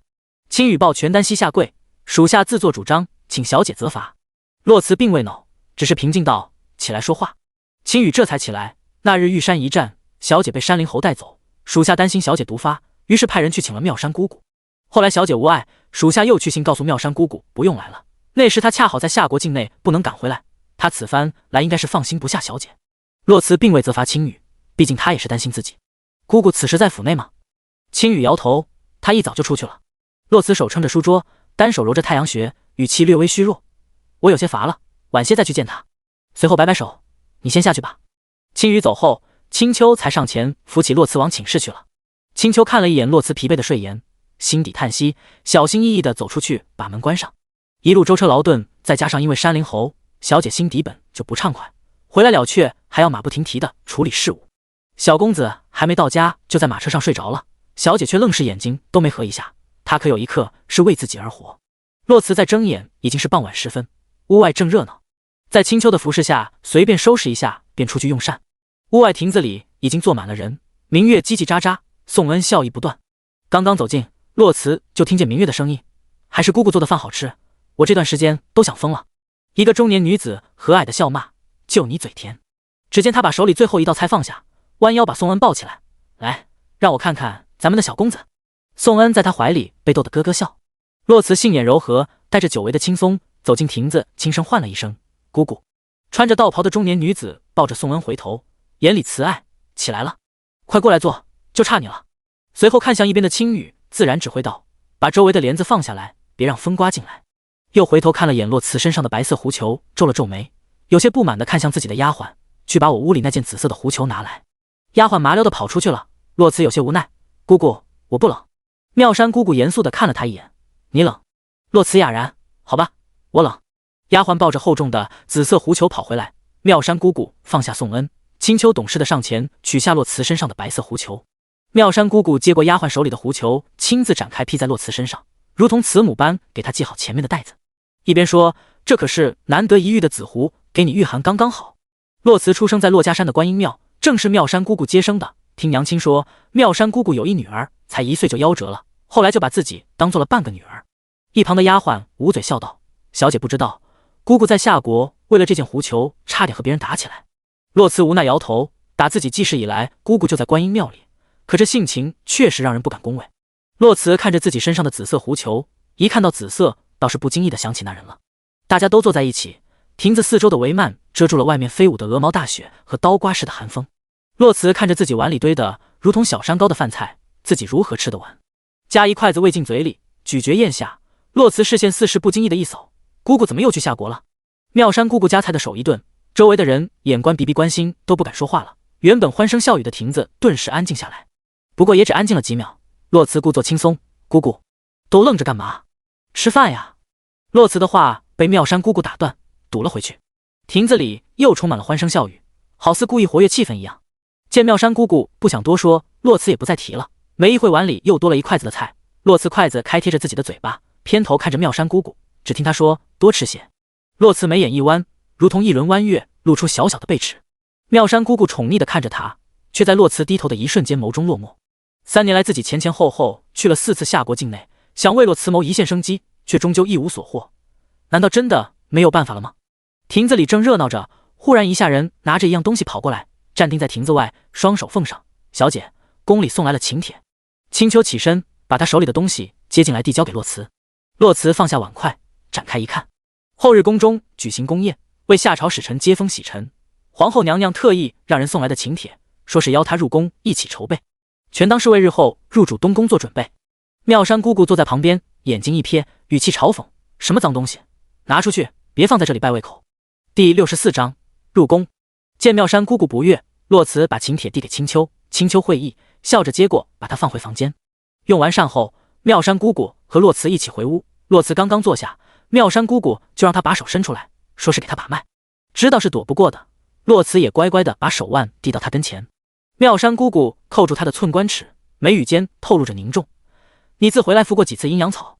洛慈先是一愣，下意识回答1次，却见妙山姑姑一脸严肃地看着自己，又弱弱地补了一句2次。怕他不信，洛慈再三保证，真的就2次。察觉到妙山姑姑有些生气了，洛慈拉着她道袍的衣袖开始撒娇，姑姑。可妙山姑姑却不吃他这一套，直接把自己的袖子扯回来，神色严厉，你是把阴阳草当糖丸吃吗？洛慈慢慢地放下自己的手，轻柔认错，姑姑对不起。见他认错，妙山姑姑脸色微微缓和，想起刚刚的脉象又问，你是不是还服用过其他药？洛慈认真回想，其他的，于是把怀里的续命丹递给他看。妙山姑姑接过，打开瓶塞嗅了嗅，捏着瓶身的手一顿，神色有了片刻的恍惚，这药你哪里来的？洛慈脑海里回想起那日的情形，只是随便答了一句机缘巧合。妙山姑姑问他功效如何，洛慈偏头想了想，我每次疼极了就服一粒，可以缓解疼痛。见妙山姑姑脸色奇怪，洛慈不解，是这药有问题吗？妙山姑姑摇摇头，没问题，只是刚刚探你脉象觉得比以前有力了些。洛慈柔和一笑，是吗？随后又道，这药姑姑可能治？从燕温那里拿来的续命丹已经快吃完了，若是妙山姑姑能治，自己便能少了一些折磨。洛慈要求不高，他自知时日无多，但如果可以，他想活得轻松点，至少别这么痛苦。却见妙山姑姑脸色更难看了，似是负气一般，不能。妙山姑姑气归气，但她确实没有骗洛慈，这药她的确治不了，普天之下应该也只有那人能治了。嘱咐洛慈好好休息后，妙山姑姑就离开了。青丘进来服侍洛慈洗漱，把他头上的玉簪轻轻一抽，满头乌发瞬间披散开来。青丘一边梳一边问，小姐明日可要入宫？洛慈从镜中看着青丘，反问他为何不进，语气嘲讽，明则邀请，实则命令。皇后娘娘的命令，我一小小孤女有什么资格违抗？前往京城的官道上，一片密林里，古里取下信鸽腿上绑着的信件，看了一眼后，顿时额角冒冷汗，下意识地回头看了一眼坐在火堆旁边一脸暗沉的自家爷。去同城的时候是坐的马车，不紧不慢，回来的时候是骑的马，日夜兼程，还因为赶路错过了最近的客栈露宿山林。洛三娘子你可还苦了我们。商时序此刻已经瘫在地上睡着了，丝毫没有天下第一负伤的模样。察觉到谷里一副欲言又止的模样，燕温神色淡淡，并不愉悦。何事？暗自咽了一口口水，谷里才支支吾吾道，京中来信，说是皇后娘娘召洛三娘子入宫，以东宫太子妃的身份筹备接待下朝使臣的宫宴。燕温心中顿时怒不可遏，这下朝皇室里还真是没一个好东西，明知洛家与下朝有灭门之仇，还要给他下马威，这样作践他，真是该死。那他会如何？燕温知道他定会为了顾全大局委屈自己，明明心底恨不得立刻为家人报仇，却不得不强颜欢笑，虚与委蛇。他对每一个人好，唯独忘了对自己好一点。可是燕温不行，别人如何他不在乎，他希望他好，也舍不得他受委屈。想到这，燕温心口一疼，起身道，继续赶路。他得回去，只有把他放在自己眼皮子底下，他才能安心。谷里忙上前，爷，天亮再赶路吧。现在回去此事也于事无补了，毕竟皇后娘娘的诏令也送过去了。而且燕温顺着他的视线望过去，才发现赶了2日路的马已经精疲力尽了，而且还有一个睡死过去的商时序。揉了揉眉心，燕温重新坐下，罢了，也不差这一会了。看到商时序，燕温似乎想起了什么，他转身问谷里，那天他和南州说了什么？那小子明明前一天晚上还不情不愿闷闷不乐的，怎么第2日走的时候反而像是催促着自己离开一样？谷里神色古怪，商先生和小主子说让他乖乖回去等着，要不了多久爷会给他带一个皇婶回去。燕温挑眉，自己的终身大事，他们一个个倒是比自己还操心。第2天用完早膳后，洛慈便动身进宫了。到坤宁宫的时候，还没进去就听见了皇后的笑骂声，你呀，开了府就不回来了，眼里还有没有我这个母后？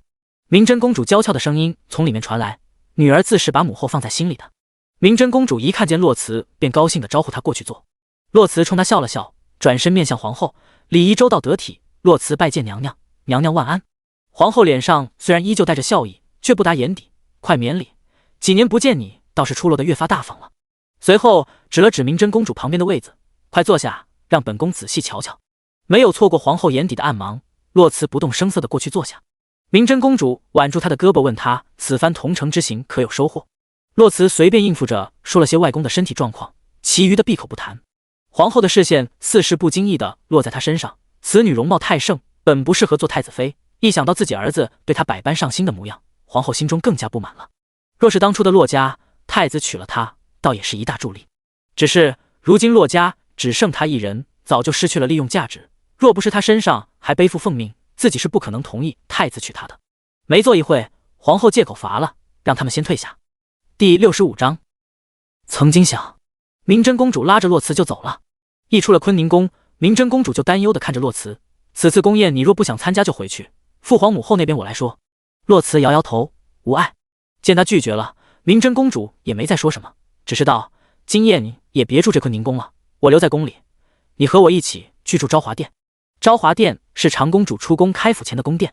洛辞点头答应了。明真公主捏了捏她冰冷的手，想起了是古花的毒，心里难过，却面上不显，只是说：回去吧，外面太冷了。入了夜的昭华殿灯火通明。青丘刚把洛辞的头发放下，就见明真公主拎着2坛酒走了进来，满头白发比外面的雪还要白，一身浅蓝色的寝衣，裙摆遮住脚踝，外面披着一件深蓝色狐裘。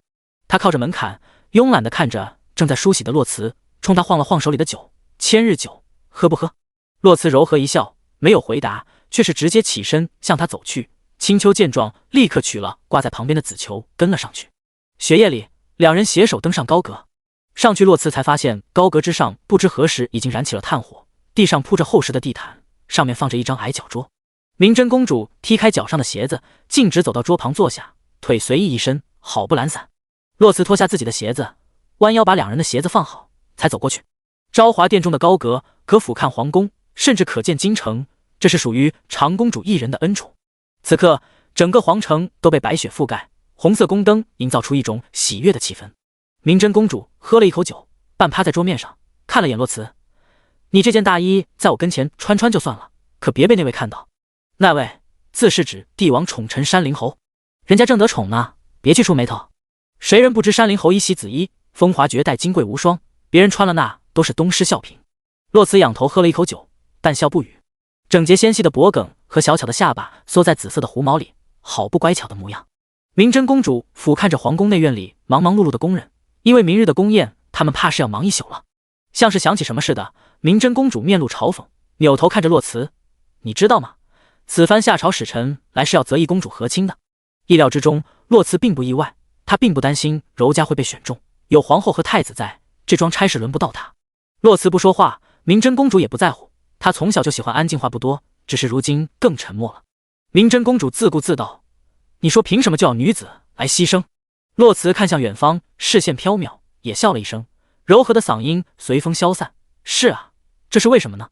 要以女子来维系两国和平，是何等的荒谬滑稽！若真起了决裂的心思，一个女子又能拦住什么？为什么？因为这世道不公，少数人为尊为贵，多数人苟延残喘，乐衷于往上爬的人又怎会低头看那人间疾苦？他们呀，不会在乎他们脚下堆砌着多高的尸山血海，也闻不见自己身上的腥秽恶臭，利用一切可以利用的人和物，拼了命的巩固自己已有的权势和荣华。明真公主似是有些醉了，神色迷茫地看着偌大的皇宫，扭头问：小辞，你觉得这皇宫美吗？顺着他的视线看过去，洛辞慵懒道：天子朱批，贵胄朱门，宫为红墙连天阙，权力之巅，若是不美，自古又怎么会有这么多人削尖了脑袋往里面挤？明真公主听了他的话，自嘲一笑，仰头喝了一口酒：是啊，真美。沉默了一会，明真公主再次看向洛辞：那你呢？洛辞面露不解，只听到他说：那你可想进来？没想到他会这样问。洛辞先是一愣，随后坦然自若：曾经想，现在不想了。自幼习的便是太子妃之礼，母仪天下之姿，打他记事起就有人告诉过他，这里是他的归宿。他不知道为什么，但他也欣然接受。他甚至把自己的满腔抱负投注于那个位置上，只是如今他不想了。明真公主没有问他为什么不想了，他不敢问，只是一句曾经想就已经让他无地自容了。终究是楚国皇族辜负了洛家。洛辞看向一脸醉意的明真公主，见他不看自己，洛辞伸手拍了拍他满头白发：柔家人的力量是有限的，流年长短皆是，浮生往来皆客，救不了他们，不是你的错，你得放过你自己。明真公主凤眼朦胧，声音诗意弥漫：是呀，救不了。他不仅救不了那些女子，他还救不了二郎，救不了洛辞，他谁也救不了。见他醉了，洛辞叫来了他的侍女：公主醉了，扶她下去休息。被侍女搀扶着站起来的明真公主迷迷糊糊间忽然唤了一声：小辞。我在。洛辞下意识柔声答应。只听明真公主呢喃道：朱砂一抹红，翩若惊鸿，是数千年流传的绝代风华。这世间只有你穿得了它，我何时能再见你穿一次？直到明真公主被人扶下楼，洛慈才重新喝了一口酒。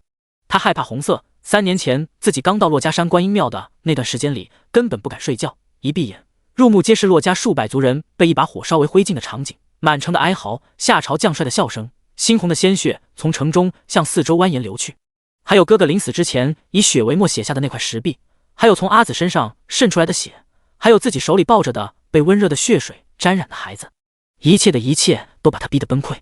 穿上红衣，如同又回到了那个令人窒息的环境，自己好像被鲜血包裹，有东西缠着他的脖子，像是要把他活活勒死一样。洛慈自嘲地摇摇头，一言不发地闷头喝酒，没一会就醉了。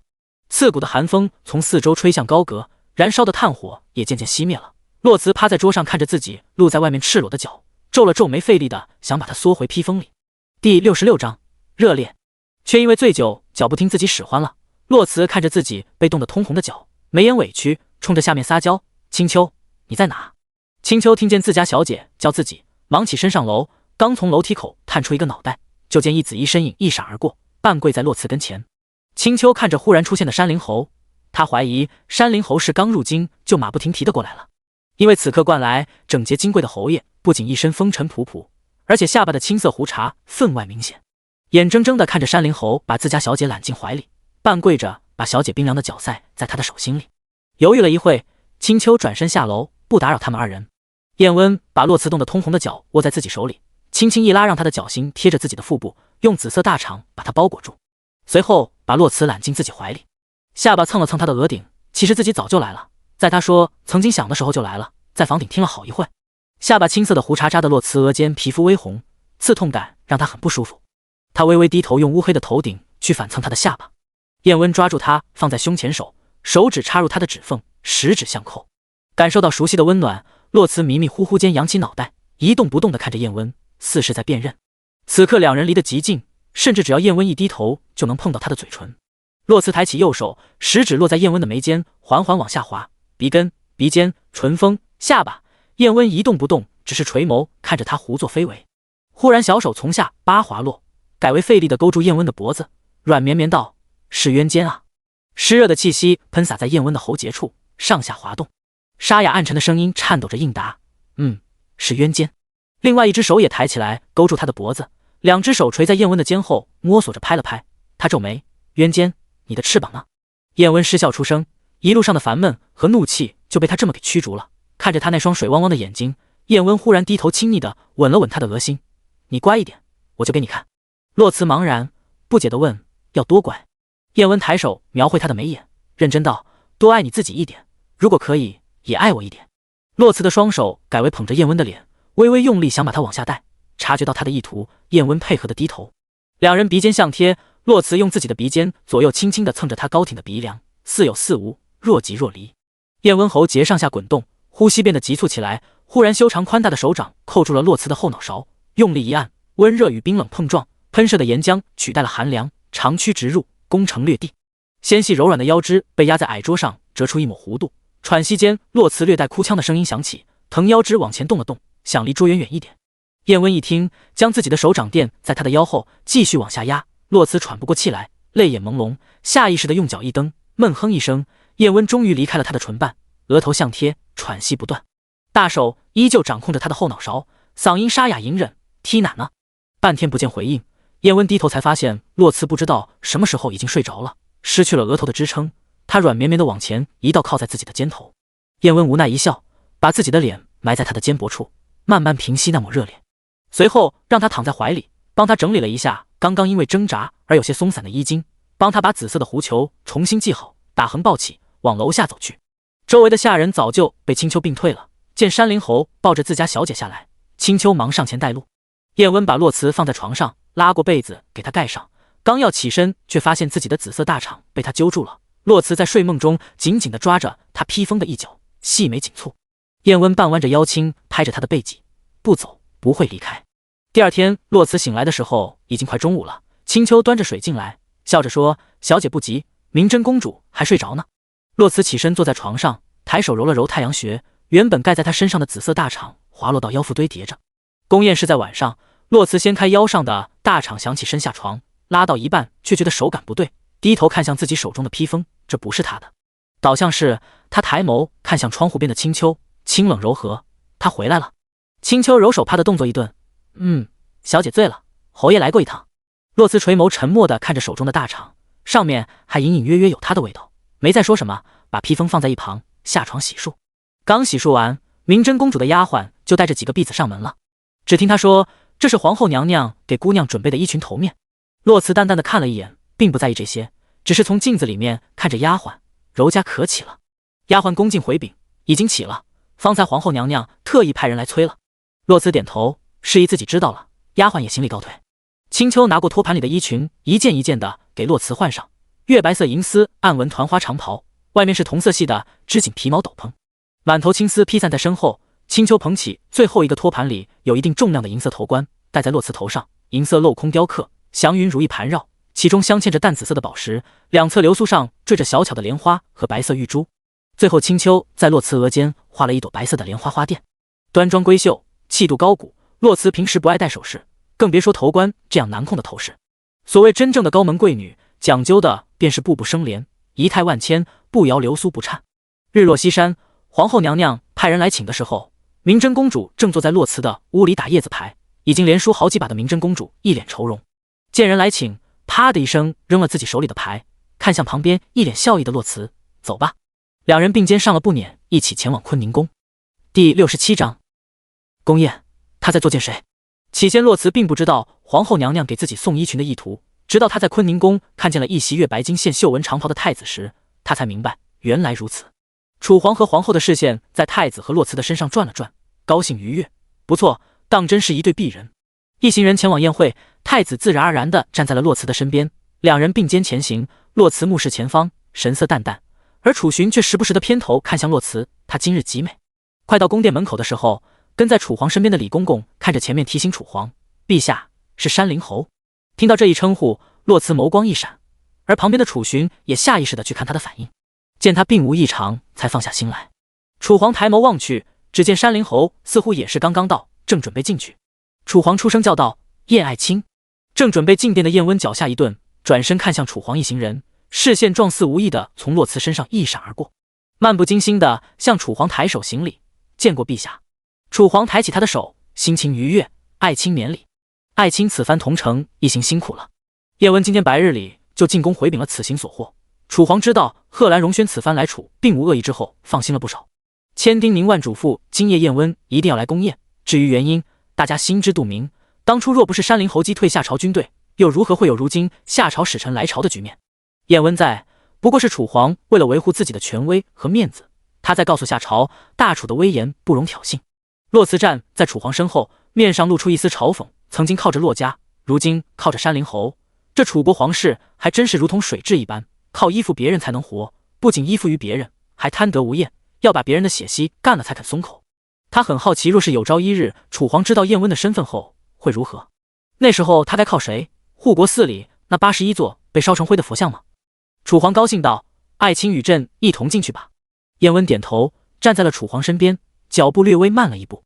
明真公主一脸茫然地看着自己面前高大的身影，原来是因为燕温后退一步，恰好把明真公主的位置给占了，她不得不后退一步。明真公主跟在燕温身后，敢怒不敢言，咬牙切齿：“算你狠，等哪一天你失势了，看本公主怎么收拾你。”燕温这一退，恰好站在了洛慈的身边，而另一边的楚寻顿时面色难看起来。山灵侯太放肆了。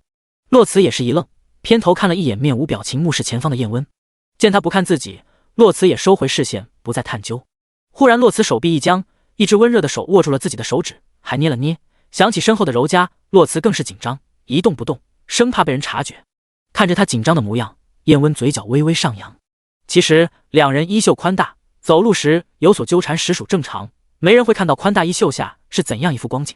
燕温承认，在看到他和楚寻站在一起时，他恼了，怒火中烧，恨不得过去直接把他带回自己身边，再把他身上那件和楚寻相同样式的衣裙脱个干净。如今燕温越发觉得这太子实在碍眼得很。随着楚皇的出现，殿内顿时响起了整齐的跪拜声：“参见陛下，吾皇万岁万岁万万岁！”楚皇抬手：“爱卿平身。”山灵侯的坐席与太子的并不在一处，而恰好是皇上下手面对面的位置。眼看就到了分开走的时候了，可燕温丝毫要放手的意思都没有。洛慈小幅度的正了正自己被束缚的手，本就是想故意吓他，让他不等自己一个人跑了，让他和楚寻穿同款的衣衫。见他急了，燕温无声的笑了笑，才把手放开。洛慈收回手，跟在楚寻身后，看都不看燕温一眼。他现在有些恼了。今日衣裙偏于繁琐，洛慈拎起一小截裙摆。楚寻见他不方便，伸手拉住他的手，声音温润却不容拒绝：“我扶你。”等洛慈坐下后，楚寻才放开了手。而对面燕温的视线漫不经心地落在楚寻刚刚拉洛慈的那只手上，暗流涌动。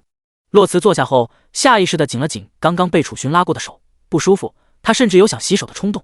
从洛慈身上移开视线，燕温坐姿慵懒地靠在座椅上，倒了一杯酒，轻抿一口。纵观全场，也就只有他一个人如此放肆了。还有一个人从洛慈进来，视线就总是不经意地扫过他。洛慈随意一瞥，和他对视一秒，快速移开。季修明微微颔首，转过身去和一旁的同僚聊天喝酒。宴会进行到一半，夏朝使臣起身说明来意，说夏朝愿与楚国永结秦晋之好，维持此前和平景象，互不侵犯。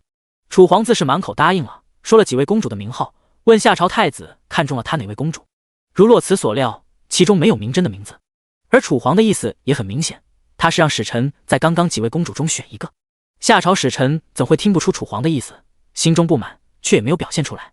倒是夏夜不紧不慢地站起身来：“陛下误会了，此番和亲不是为孤则妃，是为我朝四皇子，所以还需问问我四弟的意思，等过几日再给陛下答复。”这么一说，楚皇面色有些尴尬，倒是自己先入为主了。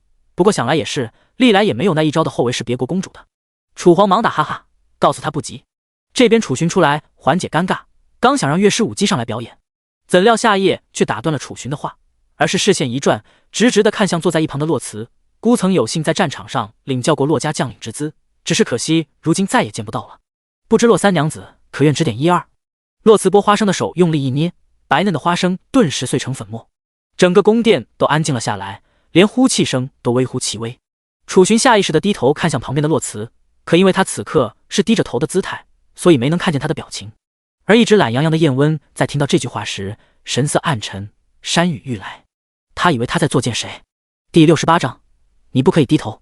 整个宫殿的人都下意识地看向那个白衣女子，夏朝太子，欺人太甚。洛家是大楚的守护神，哪怕如今洛家没了，他也是楚国的门面，岂容他如此作践？这是赤裸裸的网络三娘子身上扎刀子，编他死去亲人的事。更何况洛三娘子未曾习武，如何指教？洛慈并未立刻站起来，而是摊开手，慢悠悠地拍掉手里的碎屑。夏夜站在他的对面，好似完全被无视了一样。殿下好大的威风呢！忽然殿中响起一声轻嘲，众人循声望去，只见一直懒散地靠在座椅上的山灵侯缓缓坐直了身子，双腿略微敞开，身子前倾，一只手肘撑在膝盖上，手指微曲扶着自己的下巴，墨发金冠半束，随着他的前倾，几缕垂于胸前，凤眼微眯，原本淡淡的语气平白，让人听出了赤裸裸的嘲讽。殿下如此好学，怎么3年前本侯领兵出征时未在战场上见到殿下？夏夜面色难看，3年前自己还只是一个备受冷眼的皇子，在皇后手下苟延残喘，又怎么会轮得到他上战场？燕温眼底划过暗芒，今日一见殿下少年义气，本侯倒是有些遗憾，3年前未与殿下交手了。微微停顿，若是3年前你上了战场，本侯就该让你死在那里。燕温语气微沉，不如今日请教一番。威压外放，凤眼犀利地看着夏夜，并不像开玩笑的样子。熟悉的人都知道山灵侯动怒了，他们似乎又想起了3年前在太和殿斩杀使臣却全身而退的山灵侯，那时的他鲜血染手，却面带蛊惑人心的笑意，顷刻之间定人生死。而此刻山灵侯的脸上却无半分笑意，不知道的人只以为他是在维护大楚的威严，只有他自己知道，从始至终他维护的只有洛慈一人。夏夜附在身后的手紧紧握拳，若在楚国山灵侯是神，那么在夏朝人眼里，山灵侯是第2个骆君安。毕竟当初短短1月，他就让夏军节节败退，吐出了用将近半年才攻打占领的城池，被迫议和。夏夜心中不满，面上却带着笑意：“侯爷说笑了，孤只是想领教一下洛家的风采罢了。若洛三娘子不愿，孤自是不敢强求。”明眼人都听出来了，他这是激将法。若洛慈不应，便说明洛家不过如此，大楚也不过如此。燕温端着酒杯的手用力一握，下一秒手中的酒杯就飞了出去，直面夏朝太子印堂。夏夜惊慌躲避，酒杯擦着他的脸颊而过，划出血痕，直接镶嵌进他身后的柱子上。因为躲避，夏夜撞到了一旁的桌子，他狼狈起身，恼羞成怒，这就是你们大楚的待客之道。楚皇心中得意，面上却露出指责的神情。他看着燕温，快给太子赔不是。燕温神色淡淡，随意地看着夏夜，面露嘲讽，却准备按照楚皇的意思抬手赔礼。你要我如何指教？一清冷的声音打断了燕温的动作。一直沉默的洛辞缓缓起身，话是冲着夏夜说的，眼睛却看向燕温。哪怕知道他不过是在做戏，他也不愿意他为了他低头，绝不可以。他拜神佛，与他无关，但若今日他敢向夏夜弯腰低头，他不仅要收拾夏夜，他还要让童英把燕温行礼的手都给打断了。什么人也配让他赔罪？冤奸之相，生来高贵。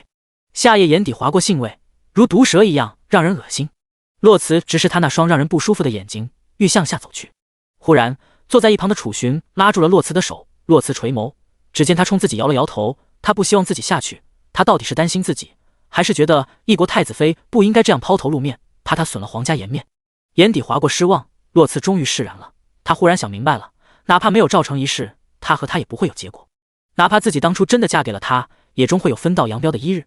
而自己曾经所想的抱负，鸿鹄之志在那个位置上也不能实现，和一个不了解你的人如何偕老余生？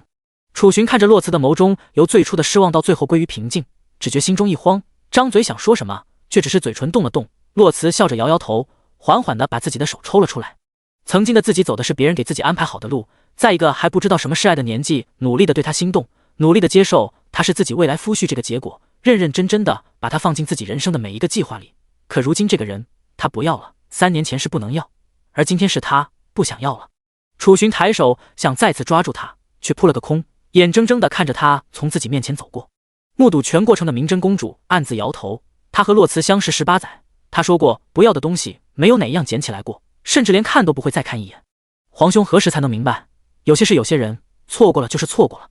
刚想完，明真公主自嘲一笑，自己都放不下，又有什么资格说别人？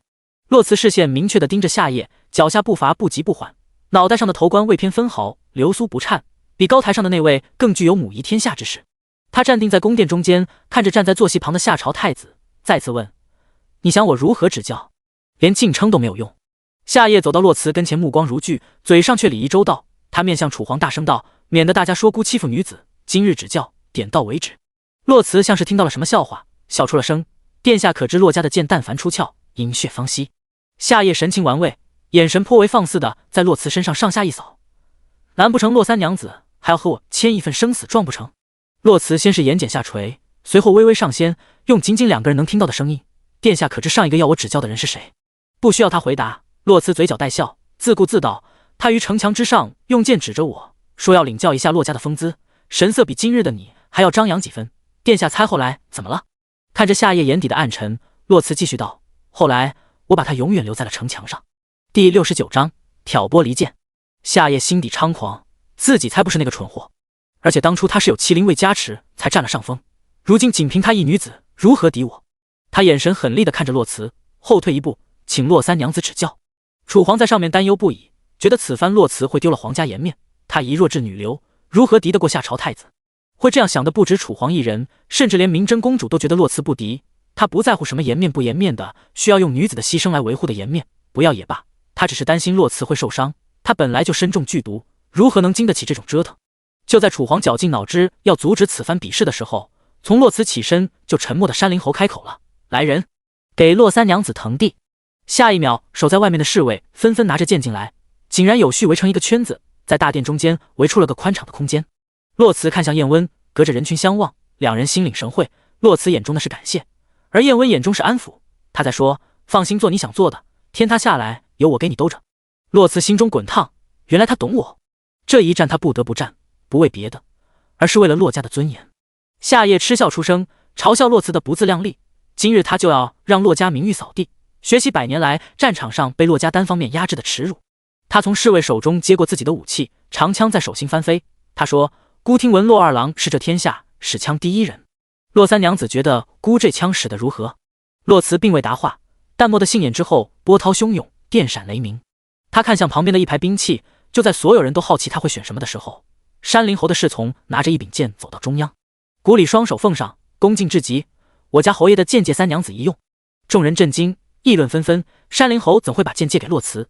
而对面的楚寻更是双手死死地扣住桌面。洛慈垂眸看着谷里手中的剑，伸手接过，利刃出鞘。剑长2尺1寸，剑身玄铁而铸，薄且刃，透着淡淡的寒光。剑柄为一条金色龙雕之案，显得无比威严。剑刃锋利无比，当是真正的刃如秋霜。威严之中，却又如成名的秋水止而不流。最珍贵的宝物，自有它的本性，气随主人。同样的精纯和坚刚，并世无仇。这是洛慈第一次看见燕温的剑，传闻3年前他曾剑气横扫千军。待谷里退出比武台的后，洛慈松腕蓄力，握剑的手腕一转，剑尖指地，地面上顿时出现一道划痕。这时的夏夜忽然发觉了不对劲，他刚刚剑锋并未着地，心中一惊，是剑气，他如何能使出剑气？他震惊的抬头，却发现洛慈面露不屑地看着他，视线缓缓移到他手中的长枪上。夏夜听见他说：“你算什么东西，也配与我阿兄比剑？试问这天下又有几人敢与我洛家郎娘比剑？这世间又有几人能因一己之命让百姓代以国殇？”夏夜脸上阴沉，拎枪跃起，一边用只有2个能听到的声音刺激洛慈：“再厉害，不也落得一个尸骨无存的下场？”洛慈眼神犀利，看着从天而降的长枪。就在众人为他倒吸一口气的时候，刀剑碰撞的尖锐摩擦声穿透耳膜。洛慈于自己身前横剑挡住了这一击，两人僵持不下。夏夜震惊地看向洛慈，他面色如常，甚至连脚下都未动分毫。只见洛慈唇角一勾，语气轻蔑：“对付你，我甚至不需要内力。”手腕用力，转为剑在上，枪在下，他压制住枪锋，眼神一凛，剑尖向前，脚下用力，剑锋擦着枪柄，直指夏夜右肩。他甚至来不及躲，众人便看了到洛慈手中的剑擦着夏朝太子的右肩而过，血染剑锋。夏夜捂着肩后退，一脸不可置信。刚刚若不是他故意收手，剑将会直接插入他的右肩。剑身染血，剑尖指向地面，血液顺着剑锋缓缓滴落在地面上。根本不理会对面夏夜那吃惊的眼神，洛慈从腰间取出绣着杨柳枝的手帕，不紧不慢地擦着剑上的血。确定擦干净后，洛慈在众目睽睽之下走到朱红色的柱子旁边，那里放着一盏灯笼。纤素手拿着沾满血渍的手帕的一角，扔进灯笼中，熊熊燃烧。凡是见过3年前山林侯太和殿杀人的人，都会觉得此刻的洛慈像极了山林侯。在众人还在呆愣的时候，洛慈上前几步，抱拳弯腰行礼：“殿下，承让了。”弯腰的一瞬间，在别人看不见的地方面露嘲讽：“我记事以来，敢挑战洛家的都是天下豪杰，敢问殿下江湖名号，排名几何？这般不知天高地厚。”随后直起身子，面上带着和善的笑意。夏夜目不转睛地看着洛慈：“你不是未曾习武吗？”洛慈一脸认真：“是未曾习过，这些不过是我兄长教给我强身健体的花把式而已。”夏夜面色难看，他的意思是自己连花把式都不如。洛慈忽然露出一副恍然大悟的神情：“原来殿下知道我未曾习武，那殿下为何还要找我比试？”群臣面露潮意：“为什么？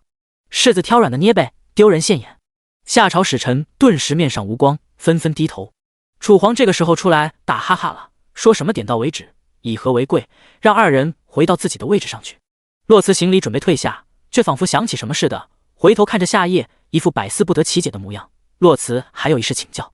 夏夜沉默，只听洛慈说：“刚刚比试，洛慈觉得殿下的一些招式像极了我洛家麒麟卫的招式，不知殿下如何习得？”此话一出，位于龙椅上的楚皇顿时面色暗沉，目光顿时看向下面的夏朝太子。他忽然想起了九阴楼给的消息，麒麟卫疑似被夏朝收编。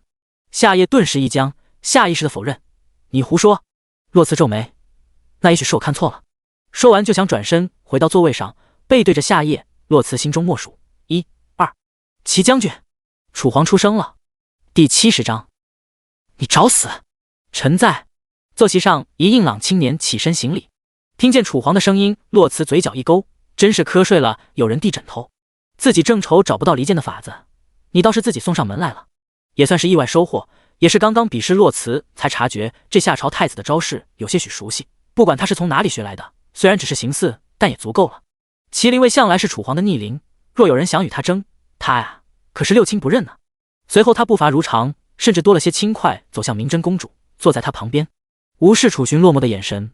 他并不打算再坐回楚寻身边了。等坐下，洛慈才发现自己把山林侯的剑给带过来了。明真公主一脸好奇地看着洛慈手里的剑，刚想摸一下，忽然感受到一抹阴冷，一抬头就看见对面一脸阴沉沉看着自己的山林侯。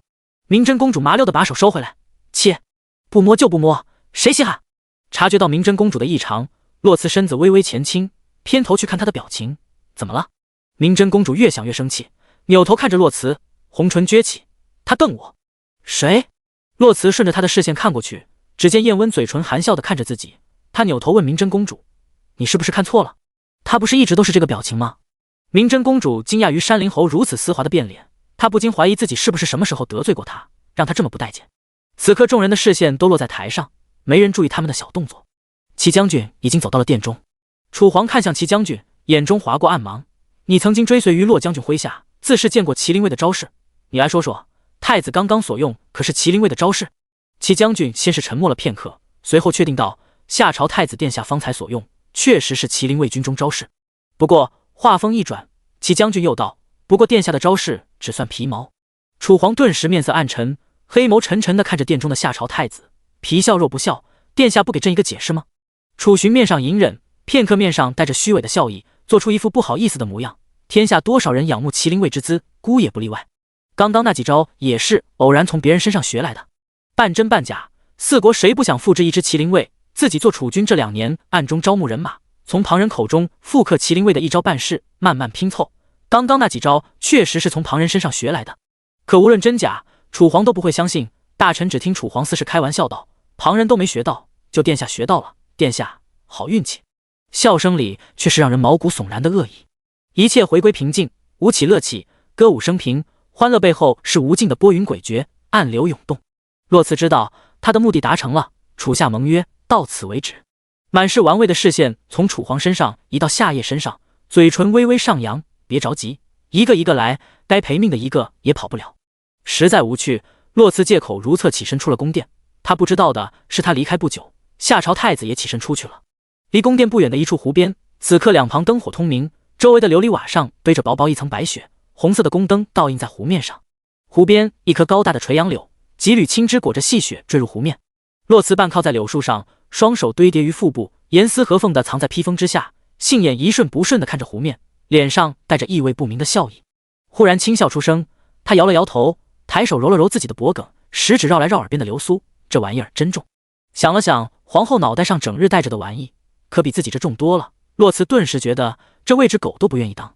忽然洛辞面色一冷，神色淡淡，头也没回地问：站那看得见吗？下一秒，夏夜的身影出现在拐角处，带着银恻恻的笑意。洛三娘子似乎很开心啊。洛辞依旧半靠在柳树，双手抱胸，略微侧过身上，上下打量他，啧了一声，本来挺开心的，剩下半句昭然若揭，这不你一来就不开心了吗？夏夜面色难看，洛辞，你别太嚣张。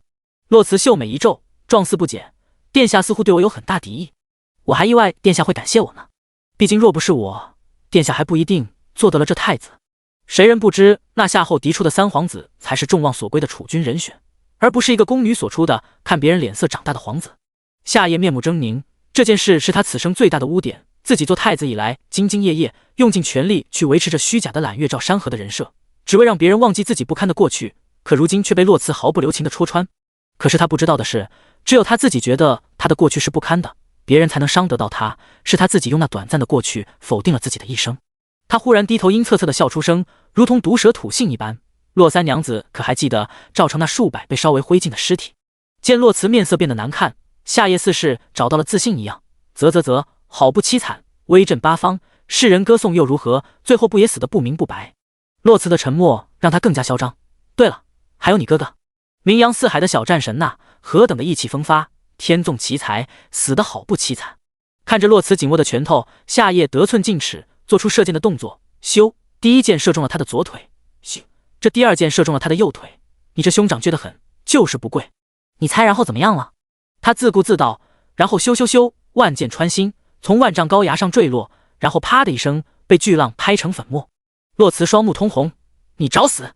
身形一闪，快如闪电，夏夜没有任何躲避的机会。洛辞单手掐着他的脖子，白皙的手背上原本纤细的血管因为充血迅速扩张暴起。夏夜抠着洛辞的手背，因为不能呼吸，目眦欲裂，声音颤抖，断断续续。你敢吗？敢在这里杀了我吗？第71章，燕温，你属狗的吗？理智在崩坏的边缘，最后洛辞眼里的疯狂退散了几分。忽然他看到交错树影之后渐渐走近的月白色身影，他看着夏夜，掐着他的脖子，拉近彼此的距离，勾唇一笑，便让你多活几日。夏夜只见他鬼魅一笑，抬起另外一只手，将自己头上的银冠摔落在地上，淡紫色的宝石应声而碎。楚寻走近的时候，只看见夏夜抬手将洛辞甩在地上，少女衣领微乱，脖颈上一抹通红的跌落在地上。小慈。快速冲到洛慈面前。楚寻揽着他瘦弱的肩膀，让他半靠在自己怀里。洛慈杏眼水光潋滟，抬眸后迅速扭头，似是不想让他看见自己狼狈的倔强模样。南希哥哥，只一句话就让楚寻彻底失了理智，大手拍了拍洛慈的后脑勺，别怕，我在呢。说完，视线阴冷的看向旁边的夏夜，冲洛慈柔声道：“等等我。”放开洛慈，起身二话不说就朝夏夜冲过去，拳拳到肉，一副要把人往死里打的样子。洛慈起身轻抚了一下自己脖子上的抓伤，挠中了，然后冷眼旁观小孩子打架的模样。就要这样呀，父子同心。楚寻，你惯来喜欢默认，做出一副无可奈何的模样。这一次我帮你做选择，你便全心全意的和你父皇并肩作战吧。楚皇都要和夏朝决裂了，太子自是应当紧随其后呀，免得你总觉得自己很冤枉。楚寻不欲惊动宫人，双方停手后，夏夜抹了一把自己嘴角上的血，伺机似讽：“殿下好福气啊。”然后意味不明的看了眼洛慈，转身离开。楚寻上前想拉住洛慈，怎料洛慈微微后退一步，发丝在风里轻扬，清冷疏离，礼仪周全，却带着一丝倔强。我想回家了。楚寻此刻哪舍得逼他，忙招来自己的侍卫石安，命他亲自送洛慈回府。石安护送洛慈从后面离开，避开眼目。楚寻目送洛慈离开后，就近换了身衣服，重新回到宴会，应付朝臣。湖边再次归于平静，一直隐于暗处的紫色衣袂消失在拐角。等了一会，假山之后才响起女子的嚎啕大哭。明真公主蹲在地上，双手抱膝，哭得心口疼痛，手腕上血淋淋的牙印证明了她刚刚隐忍的痛哭。她看见夏夜跟着小慈出去之后，因为不放心，她也跟了出来，一直躲在假山之后，却没想到会听见二郎的名字。在听到夏夜一脸张狂的描述二郎的死状时，自己手指死死地抠着石壁，直到血肉模糊，最后只能咬着自己的手腕，无声地哭，腕上的齿痕深可见骨。此刻明真公主跌跪在地上，额头抵着石壁，一下一下的往上撞，血淋淋的手指在石壁上划出一条条血痕，语气悲凄绝望：“怀之，我的怀之。”所有伪装的坚强在这一刻全部瓦解。这段时间她一直在告诉自己要努力活着，可现在她却觉得自己活不下去了，心口宛若刀割，捂着自己的心。她说：“二郎，我的心好疼啊。”哭到哭不动了，明真公主便呆滞地跪在那里。良久之后，她手撑着假山站了起来，如同行尸走肉一般往昭华殿去。石安把洛慈带到马车上，才让人去悄悄地把青丘带出来，亲自驾车送他们回去。看着洛慈进了义安王府才离开。一回到麒麟居，洛慈就坐在窗前的软榻上，也不顾发丝的凌乱，只是半趴在矮桌上，单手撑着太阳穴，沉默地望着窗外的银装素裹。下一件事便该是为临向沉冤的雪了，一步一步地瓦解百姓对帝王的信仰，一步一步把帝王的左膀右臂卸个干净。他倒想看看没有了所能依附的这水蛭可能活，因为没想到洛慈今夜会回来。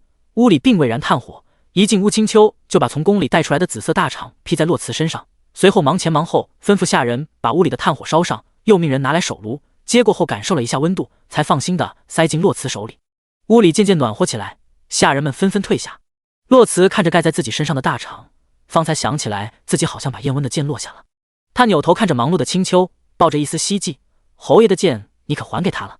青丘一脸茫然的摇摇头，自己出来的时候那柄剑好像还在桌上放着。洛慈肩膀下沉，他惯来小心眼，却见青丘看着他的身后，随即开始挤眉弄眼。洛慈只觉后背从窗户吹进来的寒风变小了，身体一僵，缓缓回头，就看见燕温抱着剑站在窗外看着自己。可能来得及，他身上只穿着锦绣长袍，为着披风，却站在那里为他挡住了大半的寒风。面色不善地瞥了洛慈一眼，燕温从窗前走过，光明正大地从门口进来。青丘向他屈膝行礼，随后告退离开，小心地把门关上。洛慈看他一脸不太高兴的样子，有些不明所以，只是杏眼弯弯道：“不知道的还以为这是你山林侯府。”看着他那双生来就带着柔和的眼睛，燕温更是气不打一处来，啪的一声把剑扔在桌上。洛慈看得心疼不已：“你轻一点，这么好的兵器。”话还没说完，就被燕温用力捧着脸，额头相贴，温热的呼吸打在洛慈近在咫尺的脸上。洛慈只能看见他那双充满烦躁的丹凤眼和紧蹙的眉毛，声音沙哑低沉：“本侯真想剜了你这双杏眼，怎么看谁都柔情似水。”与他的恼怒不同，此刻洛慈有些呆滞，因为他的手用力地捧着他的脸，导致他的嘴巴微嘟。他有些吃惊道：“你看见了？”见他这副不知所谓的样子，燕温一恼，低头咬住他微微嘟起的嘴唇。洛慈疼得往后缩，薄唇却被他咬住不松口。等他终于放开了，洛慈摸了摸自己下嘴唇上的伤口，面露懊恼：“燕温，你属狗的吗？”燕温嗤笑一声：“不疼你不长记性。”洛慈摸着自己嘴巴上的伤口，一些被埋藏的记忆渐渐浮现。第72章。若离于爱者，无忧亦无怖。洛慈捂着嘴，不可置信地看着燕温。昨天晚上你……原本看他小心翼翼抚着嘴巴上的伤口，燕温还觉得自责，不该让他疼的，却在听见他的话后，凤眼闪过玩味，又往前靠了一点，故作不解的模样。我怎么了？洛慈憋了半天，耳朵都憋红了，最后只是故作镇定地说：没什么，有些事情不能说破。燕温也没非逼着他说，只是站在软榻前低头看着他，抬手摸了摸他的脑袋。我当时很生气，马不停蹄地赶回桐城，你却已经走了，日夜兼程地赶回京城，半路上却听说你入宫筹备宫宴，气他们欺负你，气自己没陪在你身边。洛慈纤细的手指抓住了身上的大氅，仰头看着他，沉默不语。灌来孤傲的凤眼里带着商量，甚至是祈求。他说：斑斑，我们以后有商有量的，不要再一声不响的离开，好不好？他已经没有家人了，不能再没有他。他害怕极了失去他消息的感觉，也害怕有一天忽然找不到他了。洛慈默默地仰头，他想问燕温，你为什么总在低头呀？金贵绝代的渊间是不可以低头的，你不该为这世间任何人低头的，我也不行。洛慈忽然伸手抓住他的左手手腕，把那紫色的衣袖往上挽了一截，露出那串佛珠，苍白的嘴角微动。你信佛，可听过一句话？佛曰：一切恩爱会，无常难得久。生事多畏惧，命危于晨露。因爱故生忧，因爱故生怖。若离于爱者，无忧亦无怖。视线从佛珠上移开，洛慈仰头看着燕温，一滴清泪从眼角滑落，他嘴角带笑却语气微颤：燕温离爱吧。燕温摇头，抬手用指腹抹去那一滴眼泪，凤眼里盛满爱意。我既不想做人间帝王，也不欲成天上神佛，我不修那无情道。于我而言，世间万物除你之外，皆为画像。可是燕温，洛慈后面的话并没有说出口，只是杏眼湿润倔强。我要死了，我既不能陪你白头偕老，也不能像其他女娘一样满心满眼都是你，我给不了你等价的回报呀。你说世间万物除我之外皆是画像，这是不对的。飞鸟长空，林野阳光，无垠的山峦湖泊，灿烂的人间烟火，都是最美的存在。这些都是你可以活着的理由，每一个都是那么的美好和烂漫。你如果是想说我不想听的话，就别说。燕温打断他的话，他说：你别推开我，我不逼你，我可以等，等到你放下所有顾虑。洛慈心里苦涩，等到什么时候？等到确定自己死的时候，他能释然；等到确定他死之后，他能继续活得很好。可是他这样霸道的人，怎么会释然？不再谈论这个话题，燕温扫了一眼屋子，径直走向一旁的梳妆台，从上面取下帕子沾了沾水，重新走到洛慈面前，拉起他放在腿上的手，仔细地擦着，没落下一点肌肤，认真地看着他的手。他说：以后别让他碰你，不然我就去揍他。洛慈眼角还挂着泪，却被他逗笑了。楚寻今天的小孩子打架的模样，如何是他的对手？燕温扫了他身上的衣服一眼，面色难看。还有，你这身衣服真丑。洛慈茫然，却又无奈，这人怎么这么幼稚？终于把手擦干净了，燕温把手帕放下，从怀里拿出一罐药膏，立眉一拧，颇为不满地看着洛慈，抬头。洛慈下意识地抬头，露出白皙瘦弱的脖子，一抹红痕在瓷白的肌肤上惊心动魄。燕温用手沾了药膏往上抹，刚碰到，洛慈笑着往后躲，痒，却在看见燕温沉沉的表情时，又默默把脖子凑了上去。抹完之后，燕温用手敲了敲他的额头，语气警告：再有下次，我收拾你。洛慈揉了揉额头，不以为意，根本没当真。注意力被桌上的剑所吸引，洛慈身子前倾，把剑拿在手里，抽出一小节仔细的看，拇指指腹轻轻划过寒刃。燕温拉住他的手腕，很锋利，别伤着。洛慈挣脱，杏眼一挑，似乎在说：你瞧不起谁？收剑入鞘，洛慈抬眸，充满好奇：他叫什么名字？燕温看了一眼他手中的剑，低声说了两个字，洛慈没有听清楚。什么？低沉的声音略微提高：随心。我自人间漫浪，平生事，南北西东的随心。洛慈眼睑下垂，语节颤动，重复着这两个字：随心。从始至终，燕温给洛慈的感觉就很奇怪。有些时候，洛慈觉得他生来就该为高位而生，天之骄子，尊贵无双。他身上的气质是楚寻甚至楚皇都难以企及的金贵。可有些时候，洛慈却又觉得朝堂于他而言太小了，配不上他。后来洛慈才知道，湘郡是他的命，而随心则是他自己冲破桎梏选择的路。正如他当初所说的，他向来自渡。燕温看着他垂眸看剑的模样，忽然想起来经常背着剑匣的童音，他曾说过他是洛慈的被剑人。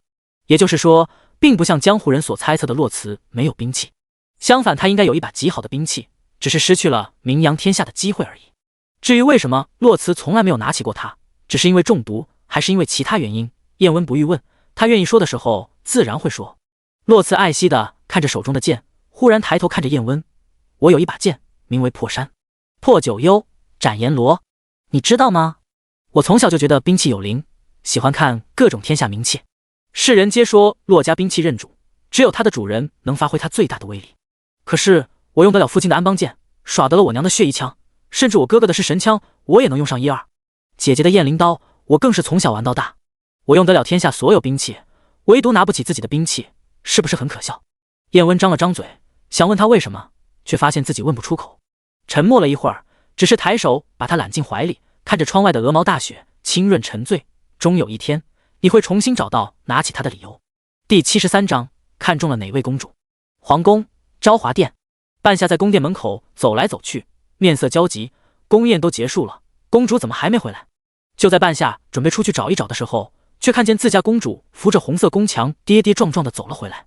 半夏欣喜地迎上去，却在看见那双血肉模糊的手和通红的额头时吓了一跳，忙上前搀扶住她：“公主，这是怎么了？”有了借力的地方，明真公主脚下一软，靠在半夏身上，因为哭了太久，声音沙哑：“别声张，回宫。”半夏眼睛都红了，以为公主是被人欺负，奴婢去找皇后娘娘给你做主。明真公主眼角通红，眼神犀利：“本宫的话你都不听了吗？”半夏一愣，公主从未这般疾言厉色过，虽然震惊，却也俯身认错：“奴婢不敢。”随后终是听话地搀扶着明真公主回了宫殿。昭华殿内，明真公主麻木地坐在软榻上，任由半夏红着眼睛给她清理伤口，如同提线木偶一般，她好像感觉不到丝毫的疼痛。向来张扬的脸上此刻面如死灰，双目没有焦距地看着熊熊燃烧的炭火。忽然她语气无波无澜地问：“本宫听说枉死的人找不到轮回的路，会在他死的地方游荡千年，是真的吗？”半夏跪在地上，她知道公主是又在想洛家二郎了。公主为何忽然提这个？看明真公主一副憔悴的模样，半夏安慰道：“怎么会，善有善报，洛小将军福泽深厚，定会有个好的来世。”听了他的回答，明真公主把视线从炭火上移开，看着半夏，眼睛重新聚焦，眼角依旧通红，却笑骂着：“你倒是会哄我开心。”面上带笑，可是半夏说的，她一个字也不信。低头看着自己被包扎好的手指，明真公主语气从容，却暗含警告：“今日之事，本宫不希望有其他人知晓。”半夏额头磕地：“奴婢明白。”淡淡的看着她，明真公主说了一句：“你过来，帮我准备一些东西。”半夏附耳过去，在听清明真公主要她准备的是什么时，面露惊慌，却也不敢多问，只能屈膝领命。公主说为她准备生麻布，她要做衣服。可是公主从小到大何时做过衣服？更何况皇家子女哪有穿麻布衣服的？除非丧服。半夏虽然震惊，却也没有多想，只当公主是太思念洛家二郎了。过了几天，明真公主带着半夏在后花园散步，她手上的伤已经好了许多。本来半夏以为宫宴第二日公主就会出宫回到公主府，可第二日皇后娘娘就派人来说让公主多留几日，在宫里陪陪她。更让半夏意外的是，一向不愿意多待片刻的公主却没有表现出一丝为难和不愿就答应了。半夏忽然觉得公主好像变了，从宫宴回来就变了，可哪里变了，半夏说不出来。越发沉默，每天没事就坐在窗前的软榻上缝制衣服，一针一线，好像在他手里的是全世界最珍贵的东西。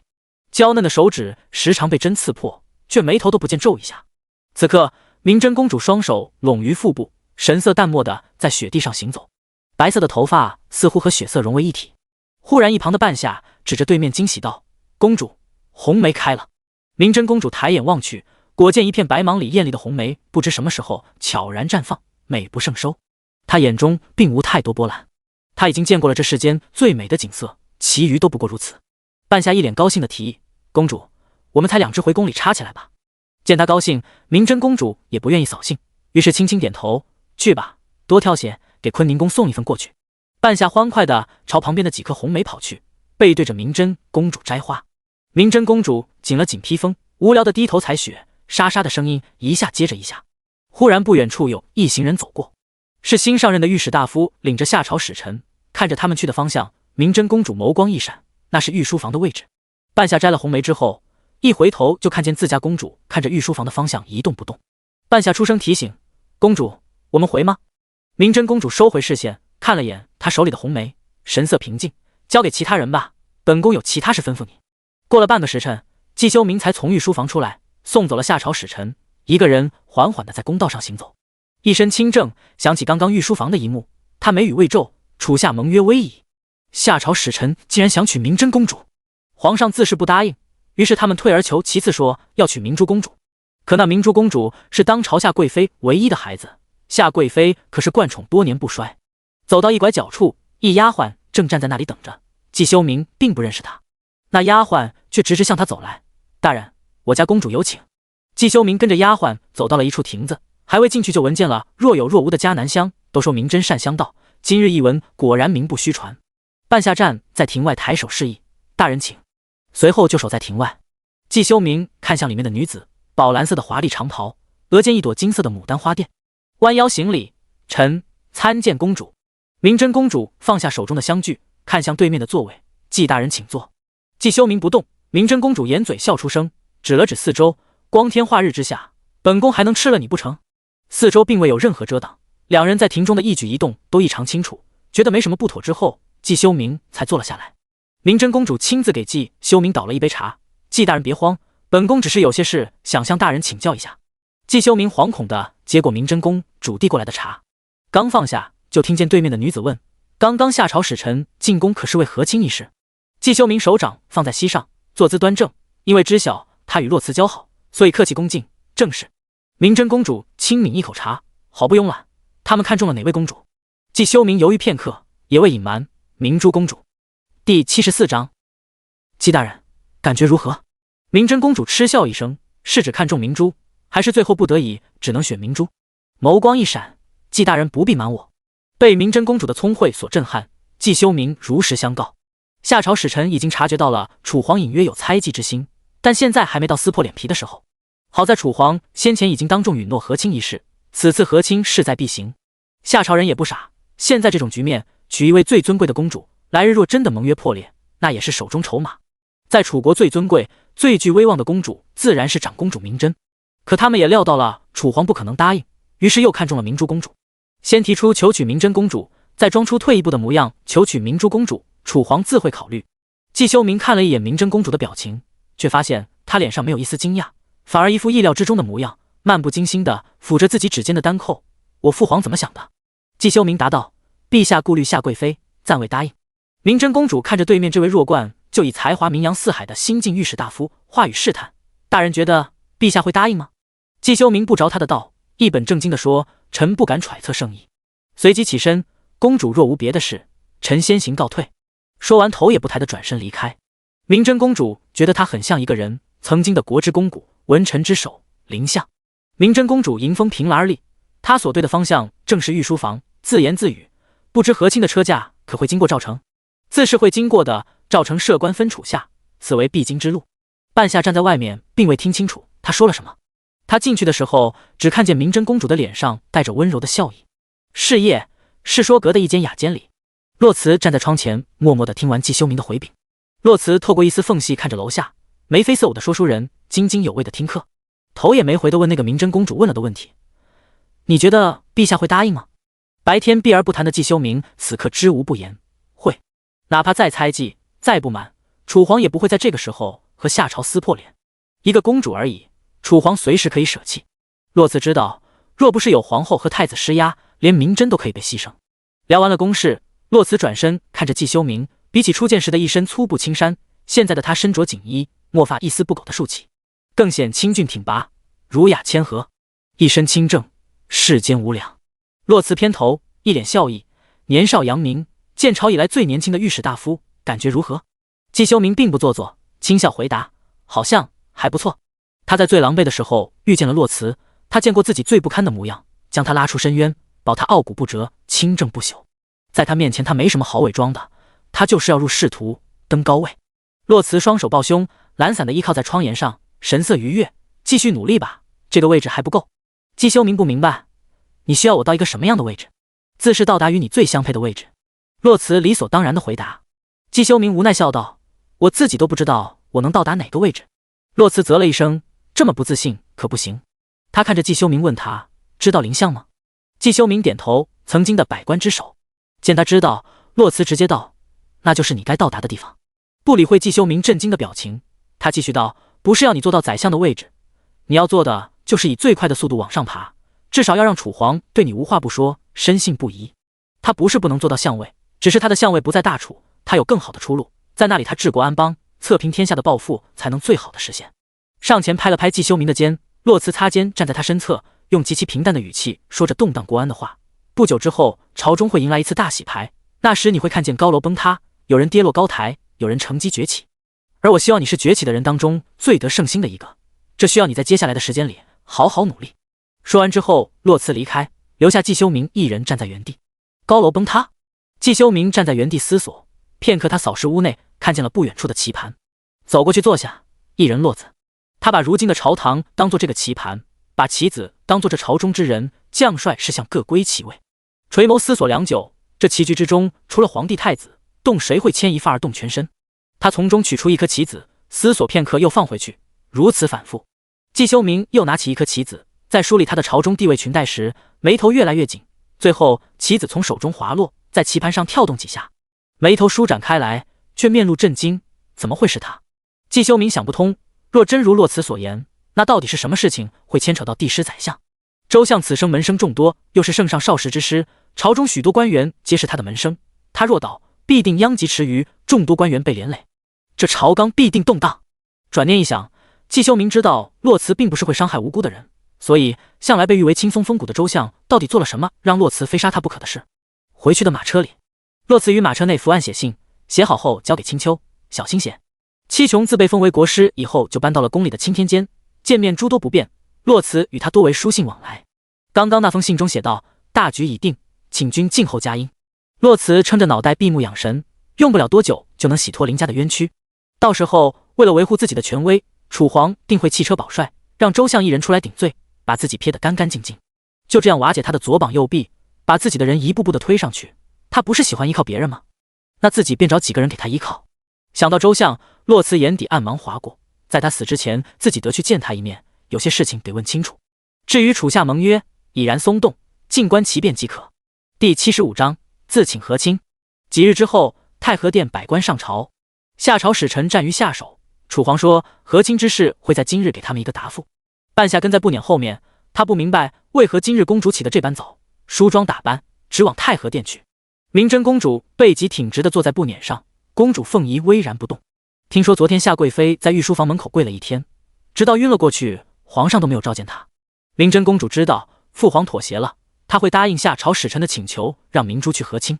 太和殿内随着楚皇的出现，百官跪拜，高呼吾皇万岁万岁万万岁。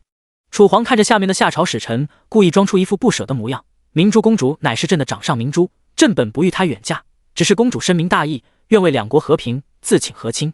朕甚感欣慰，还望你朝的四皇子莫要辜负了我儿。自请和亲，在场的人都心知肚明，楚皇是在告诉世人，他未曾逼迫，是公主自愿的。明珠公主这是被彻底舍弃了，若来日决裂，楚国的军队也不会为了她犹豫半分。他们不知道的是，明珠公主此刻就候在殿外，哪怕千般不愿，也不得不陪皇上把这出深明大义的戏演完。下朝使臣正准备谢恩承诺，忽然外面的太监步履匆匆地走进来，站在御前回禀：启禀陛下，明真公主求见。楚皇眉头紧蹙，明真，他来作何？和下手的太子对视一眼，随即摆摆手，让他去御书房等候。这不是他该来的地方。小太监有些为难地说：公主说事关两国联姻，他有要事要回禀。太和殿外，明珠公主看着旁边穿着正式的明真公主，她眼眶还有一些红，屈膝行礼：见过阿姐。明真公主瞥了她一眼，声音冷漠：你此刻真是没有一点一国公主的模样了。明珠公主心里委屈，她也不想这样。早些时候，她还因为和亲名单里没有自己的名字而松了口气，可最后这桩婚事还是落在了她的头上。母妃为了给自己求情，在御书房外跪了一天，也不见天子动容。那时候明珠才明白，母妃经常说的最是无情帝王家是何意。想到这，明珠公主的眼泪又哗哗的往下流。明真公主将自己的手帕塞在她手里，语气平静：别哭了，你会没事的。明珠公主这才想起来，在楚国女娘不得干政，于是她问：阿姐来这里所谓何事？明真公主没有回答，只是看向太和殿的大门。下一秒，太和殿的大门被从里面打开了，小太监恭敬至极，抬手示意：公主请。明真公主沉默地看了几眼被打开的太和殿大门，最后回头望了一眼偌大的皇宫，转身双手交叠于腹部，一步一步地走上台阶。直到太和殿的大门被再次关闭，明珠公主依旧一脸茫然。她扭头问身边的丫鬟：“阿姐要做什么？”丫鬟摇头：“奴婢不知。”在众人的注视下，明真公主从容不迫地走到御前。太子上前2步，低声问：“柔家，你来做什么？”可明真公主看都没看他一眼，径直下跪，清丽的声音响彻朝堂：“明真自请和亲，望父皇成全。”众人哗然。殿外明珠公主捏着手帕的手用力一紧，上面的牡丹花被她捏扯得变形。太子神色一变，也顾不得场合，直接出声训斥：“柔家，你疯了！”明真公主直视龙颜：“姐姐都还未嫁，那有妹妹先成亲的道理，求父皇成全女儿。”楚皇面色难看，语气暗含警告：“你可知道你在说什么？”明真不回答，只是沉默地和楚皇对视，无声表达自己的决心。下一秒，天子震怒，拿起桌案上的香炉，直直砸在明真脚边。区区一个四皇子，如何配得上我大楚的长公主？明真公主神色不变，寸步不让。旁边的夏朝使臣在听到明真公主自请和亲后，则是面上一喜，互相使眼神。夏朝太子明白了他们心中所想，这明真公主可比明珠公主尊贵多了。皇后嫡出，太子胞妹，日后哪怕楚皇不认她，太子也绝不可能舍弃这个妹妹。他们之前不求娶，也是因为猜到了楚皇绝不允许。如今明真公主自请和亲，于他们而言是天大的好事。夏夜心中的算盘打得噼里啪啦响，此事若成，也有助于巩固他的太子之位。更何况这明真公主可是洛怀之此生唯一爱过的女人，出征之前在世人见证下互许终身。想到这里，夏夜内心燃起熊熊阴暗的火。旷世奇才又如何？他的妻还不是要嫁给我？于是他上前一步，高声承诺：若楚皇陛下愿意割爱，孤愿意许诺明真公主太子妃之位，日后孤继承大统，必定封她为后。朝堂议论纷纷，楚寻看向有些动摇的圣上，神色焦急的出声阻止：“父皇不可。”说完，他又看向明真：“柔家，想想二郎。”楚寻不明白，二郎因为夏朝人而死，明真是知道的，那他为什么还要自请和亲？他觉得背后一定有其他的原因。夏夜自然也看出了楚皇有些许动摇，于是再接再厉：“若陛下愿意，孤可做主，再送大楚2000匹战马。”楚寻面露凶光地看着夏夜，仿佛他再多说一句就要过去亲自让他闭嘴的模样。他是太子，却也是哥哥，他不能看着妹妹往火坑里跳。怎料下一秒坐在龙椅上的楚皇沉声问道：“明真，朕再问你一次，你想清楚了吗？”明真神色淡漠，语气坚决：“女儿想清楚了。”来人，你指。玉玺盖章的那一瞬间，明真公主缓缓地闭上了眼睛，双手交叠贴着地面，额头与手背相贴，谢父皇成全。赐婚的圣旨下来了，因为马上就是春节，圣上体恤皇后，提议年后再出嫁，夏朝使臣也答应了。宫里发生的一切，洛慈并不知道。此刻他正牵着宋恩在街道上逛，明月在前面到处看，一边回头和洛慈说：“小姐，马上就是春节了，府里也该置办东西了。”宋恩的视线被一旁画糖人的摊子吸引，他拉着洛慈走进摊子，那小贩一脸和蔼可亲地看着小宋恩：“小公子可要来一个？”宋恩仰头用眼神询问小姨，洛慈笑着摸了摸他的脑袋，示意他随便挑，一边扭头回答明月的问题：“这些事情你找金伯就好，喜欢什么买便是。”第76章，本宫怎么生了你这么个混账？没一会，小贩的糖人就捏好了。小宋恩冲洛慈扬了扬自己手里的糖人，洛慈拍了拍他的脑袋，推着他往前走。忽然，一侍从打扮的小童从远处跌跌撞撞地跑过来，狠狠地撞了明月一下，回头说了声对不起，就匆匆进了前面的酒楼。明月捂着自己被撞疼的肩膀，骂骂咧咧：“赶着去投胎吗？”洛慈无奈摇摇头，正打算牵着小宋恩往前走，忽然一世家子弟模样的青年从酒楼里出来了。刚刚那个撞人的小童正跟在他身后，主仆俩脚步匆匆，那世家子弟一边向前走，一边眉头紧锁，略显烦躁。怎么变成明真公主了？不是说定了是明珠公主吗？洛慈脚步一顿，在青年和他擦肩而过的时候，一把拽住了他的胳膊。青年被拽得恼怒不已，正欲回头发火，却在看见拽他的人是洛慈后，立马腿一软：“见过保贤郡主。”洛慈面色凝重：“你刚刚说什么？怎么变成了明真公主？”青年一脸惶恐：“刚刚宫里传来消息，明真公主在朝堂上自请和亲，皇上准了。”洛慈猛地浑身上下一僵，机械的扭头看向皇宫的方向，不可置信：“怎么可能？柔家怎么可能会自请和亲？他想干什么？”缓缓放开宋恩的手，青丘懂事的上前拉过小公子。洛慈双手紧紧握拳，再次抬头时，眼角因为隐忍而泛红，手缓缓松开。他看向青丘：“我有些乏了，想先回去，你带着他转转。”说完也不等青丘说话，直接转身离开。青羽和青丘对视一眼，便不远不近地跟着洛慈。青羽本以为小姐会直接杀进皇宫里去问个清楚，可他却真的只是慢慢的往回走，步伐僵硬的进了麒麟居，一个人坐在屋里，一言不发。洛慈何尝不想现在就去问清楚，可是他知道宫里如今只怕是也乱成一团，倒不如等一等，等自己冷静，也等他冷静。在这期间，他还可以准备，他还有时间，有时间去改变这一切。皇宫才踏入昭华殿，一直憋着没哭的半夏扑通一声跪在地上，哭喊着：“请公主三思啊！”明真公主回头垂眸看着匍匐在地上的半夏，嘴角带着安慰的笑意：“哭什么？我要成亲了，这是喜事。”半夏痛哭着摇头：“这哪里是喜事？他现在自责，若他早些察觉公主的意图，又怎么会让他胡来？”四时忽然想起什么，半夏从地上爬起来，一边说：“奴婢去找皇后娘娘，去找太子殿下，他们一定会帮公主的。”明真公主拉住她的手腕：“半夏。”半夏无措地看着明真公主，只听见她说：“你想出宫吗？待本宫和亲之后，本宫放你走。”半夏摇头：“奴婢不走，是生是死，奴婢都跟着公主。”放开她的手，明真公主只是笑了笑，并没有因为她的话而表现出多么感动。此行她不会带走任何人。天空飘起了鹅毛大雪，明真公主伸手接住，大片的雪花在她手心慢慢融化，变成一滴带着凉意的水。她看了眼天空，声音飘渺：“下雪了，回屋吧。”很快，这昭华殿就要热闹起来了。没过多久，皇后的凤驾就停在了昭华殿门口，甚至不等宫人上前搀扶，皇后就自己写下布辇，面色暗沉地走进昭华殿。门口的宫人呆愣在原地，还来不及去禀告。皇后在屋里看见明真公主的时候，她正像一个没事人一样站在窗前修着瓶里的红梅。不久前，皇后也满心欢喜地在坤宁宫里欣赏着这几天女儿给她送去的红梅，而此刻她却没有半分欢喜。明真公主放下手里的剪刀，转身看向皇后、母后。不待说完，只见皇后疾步上前，众目睽睽之下，扬起手，啪的一声扇在明真公主的脸上，歇斯底里：“你是不是想气死本宫？”皇后这一巴掌用尽了全力，明真公主被扇得倒向一旁的架子，木架剧烈摇晃，上面的花瓶掉落在地上，摔得稀碎。艳丽的红梅静静地躺在一滩水渍里。明真公主看着地上的红梅，沉默了良久，方才缓缓直起身子，摸了摸被单扣划破的脸颊，嘴角带着血丝，语气平静：“儿臣不敢。”见他这副不知悔改的样子，皇后更是怒火中烧：“不敢？你有什么不敢的？”明真公主不说话，皇后继续斥责：“3年前你执意为洛怀之守孝，本宫也纵着你了，如今你的婚事，本宫绝不可能纵着你。”听这话的意思，她是早就为自己找了夫家了。明真公主嘴角露出一丝嘲讽的笑意：“那母后觉得我该嫁谁？”意图被看穿，皇后理了理华丽的衣袖，收起面上狰狞的表情：“周相的孙子年方24，尚未娶妻，本宫会去奏明圣上，不久前已经为你定下婚约，只是还未来得及告知。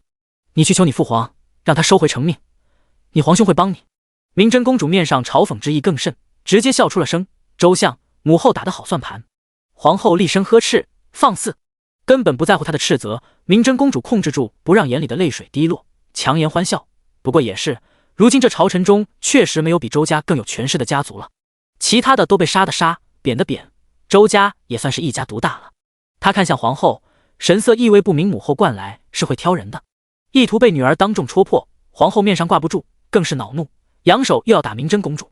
母后，楚寻忽然出现在门口，阻止了皇后的动作。他上前站在皇后和明真公主中间，将明真公主拦身后。皇后不得不收回手，只是恨铁不成钢的看着被太子挡在身后的明真公主，语气强硬的命令：“此事就按本宫刚刚说的办，没有商量的余地。”他自以为给了明真公主一个台阶，可明真公主却根本不屑。她看着皇兄的背脊，语气决绝：“明真恕难从命。”皇后面色难看：“本宫怎么生了你这么个混账？”第77章国师。下一秒，明真公主抬手拉开了挡在自己面前的皇兄，脚踩着红梅上前2步，平静地和皇后对视：“母后从小就教我如何往高处走，如何成为这世间最尊贵的人，如何在众多皇子公主中博得父皇的恩宠。母后把我教得很好。你看，夏朝的太子妃，未来的夏朝皇后，可不比一个长公主的位置尊贵多了。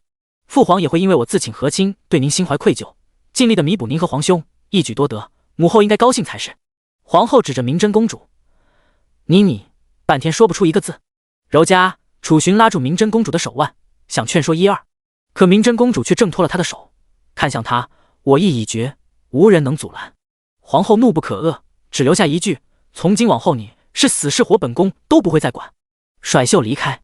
楚寻站在原地不知所措，明真公主看着皇后的背影，声音无力：“皇兄，你也走吧，我想一个人待会。等人都走了之后，明真公主才仿佛脱力一般，跌跪在地上，地上的梅花被踩得七零八碎。她想伸手去捡，却被碎了的花瓶划破指尖，鲜血从指尖滴落，与红梅融为一体。半夏上前拉住明真公主的手，阻止道：“公主别捡了。”明真公主并未强求，只是自嘲地笑了笑，在低头的一瞬间，眼泪悄无声息地从眼中滚落。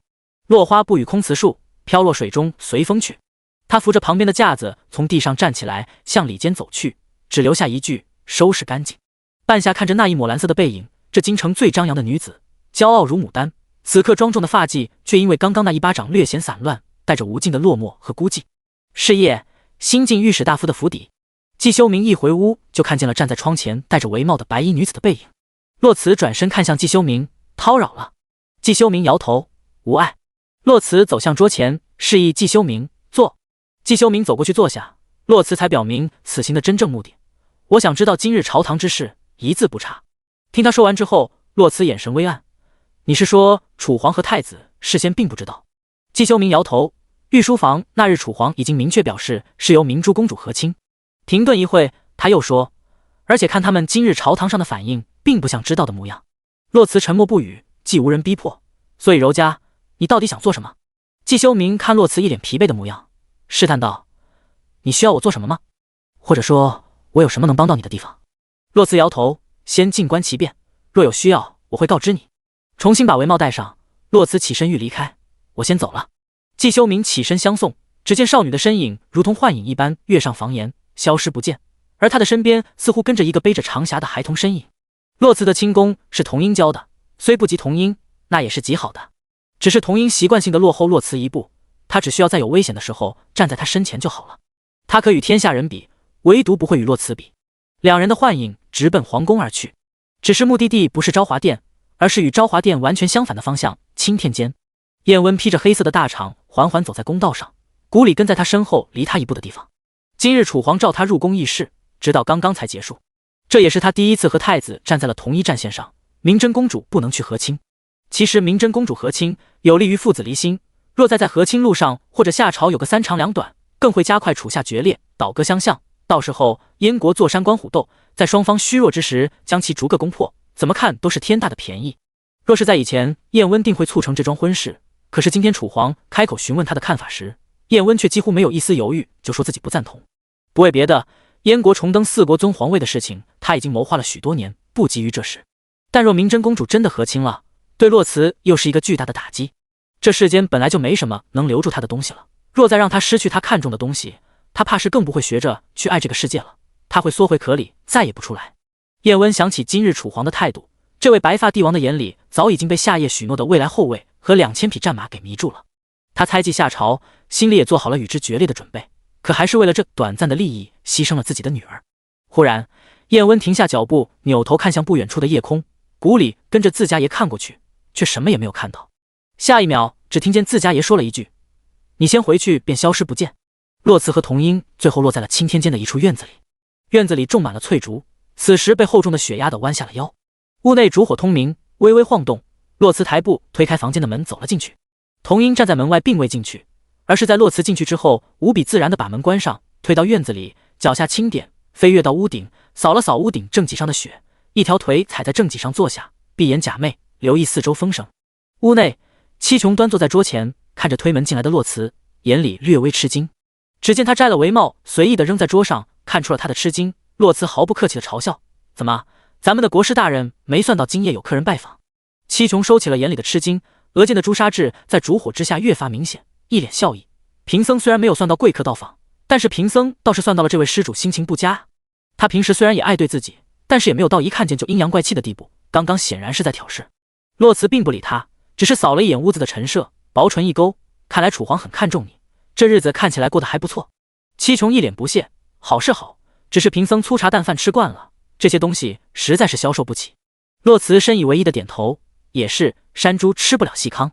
七琼那副圣人模样终于绷不住了，太阳穴疯狂抽动，最后却也只能无奈叹气：“知道你心情不佳，过来坐吧。”第78章，手牵手走回去。洛慈也觉得有些无趣了，略微带丧的走过去坐下。见他情绪不高，七琼看了他一会：“你想要我做什么？”洛慈愣神。七琼无奈道：“总归是明真公主和亲的事，不然大半夜的你找我大眼瞪小眼。洛慈点点头，也是。他随即抬头，那国师觉得年后一嫁娶吗？七琼玉指敲桌，一嫁娶。洛慈摇头，看着七琼，眼底带着一抹倔强。可是我觉得不宜嫁娶。七琼神色冷凛，眉间朱砂似妖似魔。可这件事于你而言百利而无害。洛慈注视着七琼，两人于烛光下对视。七琼看见对面的少女，先是眼睑下垂，保持沉默，而后缓缓抬头，眸中一片清明。这百利我不要，明真我也不会弃。答案是七琼意料之中的，菩萨低眉，所以慈悲六道。他是真正的慈悲，而自己则是披着佛子的外衣，长着魔鬼的心肠。七琼知道，若他是洛慈，他一定会毫不犹豫地利用明真公主的婚事。但他今日若赞同了自己的话，他就不是洛慈了。他这一路走来，手上没有一滴血，是冤枉的。七琼心底无奈，我可以让他不宜嫁娶，但是这青天间并非只有我一人，我站出来，楚皇定会起疑。洛慈，我们好不容易走到今天，错踏一步都有可能是万丈深渊。洛慈垂眸，我知道，你容我想想。可是他谁也不想弃。七琼灵光一闪，我有一法子，你听吗？洛慈附耳过去。屋外坐在房顶正脊上的童音忽然睁开眼睛，眼神凌厉地看着一个方向，却在看到来人的时候微微放下了眼底的戒备。燕温停在童音身边，对视一眼，谦逊地喊了一声前辈。童音点头回应，燕温随后撩起黑色的大氅，坐在了童音旁边。童音继续闭目养神，头也不扭地问，你来做什么？燕温漫不经心地理了理衣袍，正准备出宫，看见斑斑便跟了过来。童音闻之扭头，功夫不错，宫里这么多侍卫都没看见，就你看见了。燕温微微一笑，凑巧罢了。童音一脸不赞同，我早已经过了睁眼说瞎话的年纪，我既然觉得你不错，那江湖上你就排得上名号。燕温淡笑不语，片刻他扭头问，斑斑今日怎么样？说到洛慈，童音倒是一脸愁容，能怎么样，不声不响，什么都自己一个人憋着。想到这，童音看了一眼燕温，随后起身伸了个懒腰，既然你来了，我就先回去了，年纪大了，熬不得夜。说完不待燕温回答，身影一闪，不见踪迹。屋内洛慈听了七琼的建议之后，久久沉默。七琼见他犹豫，又道这样既保住了明真公主，又有利于楚下反目，何乐而不为？洛慈不语，可是他现在连柔家意欲何为都不知道。若他不愿意跟自己走呢？若他执意要嫁，自己在这里一个人忙活什么？面上疲惫更甚，两人相对无言。一会儿，洛慈起身拿起桌上的帷帽，我先回了。七琼起身相送，上前帮他打开门。洛慈的视线扫过他放在门框上的手，随即收回视线，垂眸思索。脚刚踏出门槛，站在廊前，回头看着一脸笑意的七琼，他有些犹豫，有句话我不知当讲不当讲。七琼站在门内，手还放在门框上，本来准备等他离开再关门。听了他的话，有些茫然。什么？洛慈视线从他的脸上移到他的手上，又从手上移回脸上，一脸认真。我发现了一双比你好看的手，现在我觉得你的手也不怎么样。随后真诚道，你想看吗？下一秒，一声巨响，房门在洛慈面前重重的合上，伴随着七琼咬牙切齿的声音，你给我滚！洛慈扑的笑出声，憋在心里的闷气终于得到释放，真舒坦。七琼这一生最得意的莫过于他那双弹琴的手了，一天保养10来次。洛慈以前总想，若是能取下来，他恨不得把那双手供起来。以前有一次，洛慈让他帮忙抄些东西，他那副嫌弃的模样可膈应了洛慈很久，最后还是宁死不从。这次终于让他吃瘪了，得意地走下台阶，步伐轻快。站在院子中间，洛慈转身仰头看向房顶，眼神从呆滞到惊喜，眉眼带笑，略微偏头，你怎么来了？他自己都没有察觉到他此刻无比自然流露的欢喜。燕温坐在房顶，垂眸看着他，惯来邪魅的丹凤眼盛满笑意，并没有回答他的问题，只是伸出右手向他招了招，示意他上来。洛慈上前2步又停下，给燕温做了一个等一等的嘴型，又重新抬脚走到七琼紧闭的门前，敲了敲他的门。里面响起七琼恼怒的声音，干嘛？洛慈憋着笑，一本正经道，你真不看那双手？他就在外面。下一秒，屋里的烛火熄灭了，紧随其后的是人噼里啪啦的脚步声和暴躁上床扯被子的声音。洛慈不依不饶，你真的？下一秒，眼前的门被从床边飞出来的罗汉鞋砸得晃动，伴随着一声响，预示着他的主人已经恼怒到了极点。洛慈这才满意的笑了，身心愉悦的走回院子里，脚尖轻点落在了燕温身边。燕温接过他手里的帷帽，仔细的给他戴上，这么开心？洛慈挑开帷帽的一角轻纱，仰头看着燕温，杏眼如同此刻挂在天空中的弯月。拉过他手里的轻纱，重新放下，遮住他的脑袋。藏在黑色大肠里的手下滑握着洛茨冰冷的手，两人的身影划过黑夜，最后出了皇宫，落在街道上。洛茨扭头，隔着帷帽问他：“停这里干什么？”燕温并未看他，只是牵着他的手继续往前走，脚步缓慢，走回去。洛茨垂眸看两人交缠在一起的衣袖，一黑一白，如同回应般的晃了晃两人握在一起的手。好，走一走。漫天大雪里，一高一低，一黑一白的两道身影并肩前行。第79章，我要投降了。洛茨收回视线，抬脚在雪地里，脚步一深一浅。你还没告诉我，你为什么在那里呢？燕温把超出自己一步的洛茨拽回来，和自己并肩前行。看见是你，我便跟了过去。至于为什么此刻他还在宫中，两人心知肚明，都不提那败兴的话题。洛茨把牵着自己的手拉了起来，晃了晃，一脸笑意。你知道吗？我刚刚把那和尚气得半死。燕温顺着他的话问：怎么气的？他没问为什么洛茨会和戚琼认识，还是一副极其熟人的模样。他只知道他现在心情不错，那他就愿意这份高兴持久一些。洛茨看了看娇娥的手，他总觉得自己的手天下第一好看。然后我今天和他说我看见了一双比他的手还好看的手，他就恼羞成怒了。说完看向燕温，抱怨道：你都不知道他有多烦人，磨磨唧唧，无理取闹，就是欠揍。有时候我都恨不得抽出剑把他揍在地上。没意识到自己说个不停，洛茨还在继续。一直默默听着的燕温忽然停下脚步，微转身子面对着洛茨。洛茨话语一顿，也停下脚步看他的动作。只见燕温把他的手往下拉了拉，重新藏进衣袖里，见藏好了，他才抬头，愉悦从内窄外裤的丹凤眼里溢了出来。他说：斑斑，我很高兴。洛茨不明所以。燕温抬起空闲的左手，掀开帷帽的一角，露出那双带着疑惑的杏眼，一字一句道：我很高兴你愿意和我分享你的欢喜，想倾听你的欢喜，想抚平你的不安。洛茨愣了几秒，嘴角带笑，眼底却是一闪而过的心疼，像是开玩笑一样。你怎么这么容易满足呀？他越是这样，洛茨就越想给他更多，他都怕自己一个不理智就许下了无法兑现的诺言。燕温没有回答，只是紧了紧手中冰凉的手。回家吧。说罢，拉着洛茨继续慢悠悠地往前走。看着他高大的背影，洛茨停顿了片刻，紧跟上去与他并肩行。好，回家。雪地上留下一深一浅、一大一小的脚步。天色已晚，街上已经没什么人了，偶尔有小贩收拾东西准备回家。走到一半，从旁边走来一对年迈的夫妇，夫妻俩看着燕温和洛茨，不知道说了一句什么。只见他们撑着伞径直向燕温走过来。那妇人将手里多余的伞递给燕温：雪越发大了，快带你媳妇回家吧。洛茨茫然，正欲开口解释我们不是，燕温却已经接过了妇人手中的伞，温和道谢。夫妻俩笑着说了声不客气，便离开了。燕温撑开伞，遮住两人头顶的风雪，抬脚欲往前走，手却被拽着。回头看着洛茨，只见他笑意盈盈：我腿僵，走不动了，你要不要背我？再后来，雪地上就只留下一个人的脚印了。洛茨撑着伞趴在燕温的背上，把脸埋在他毛茸茸的大长领子里。他一个人赶了很久的路，现在出现了一个他可以全心全意依靠的人，他怎么可能不贪恋？把脸埋在绒毛里，瓮声瓮气，微不可闻。燕温，再这样下去，我自己就要和自己投降了。我是不是有点差劲？背对着他的燕温嘴角一勾，那我允许你再倔强一会，但是别让我等太久。洛茨没有回答，只是继续把自己埋在里面。他没办法告诉他，他真的很喜欢他，喜欢的不得了。其实他和燕温是一样的人，若是爱了就很难放下。他怕自己变得贪婪，会害怕死亡的来临，抗拒死别后的悲戚。他现在就站在那里，离他很近，却寸步难行。燕温看着不远处的叶安王府，他多希望这条路没有尽头，就这样一直走下去。洛茨听见他说：斑斑，今年的除夕我们一起过，这是我们的第1年。等了几天，明真公主终于出宫了。她前脚刚入公主府，洛茨后脚就上门了。两人站在屋里无声对视，最后还是洛茨先出声：若是在几天前，我一定会对你歇斯底里，可是现在我吼不动了。他看着明真公主，所以柔家为什么呀？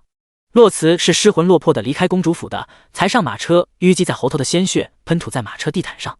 青丘神色惊慌的上前查看，只见洛茨缓缓地闭上眼睛，摆了摆手，无碍。明真公主的话如同利刃一样插在洛茨的心口：你总让我放下，我现在放下了。我对洛怀志的付出已经够了，我总不可能为了一个死去的人守一辈子活寡。洛茨颤抖着回应他的话：可以，你放下了可以，可是你明明有这么多选择，你为什么偏偏要选这个？柔家，你若是想离开皇宫，我可以帮你，我带你走，你可不可以不去和亲？可我要做那人上人。明真公主的歇斯底里吓懵了洛茨，眼里透着洛茨陌生的痴狂。在楚国我只是个长公主，养圣人鼻息而活，我要做皇后，做这全天下最尊贵的人。你如何帮我？斑斑，我求你了，你放过我吧！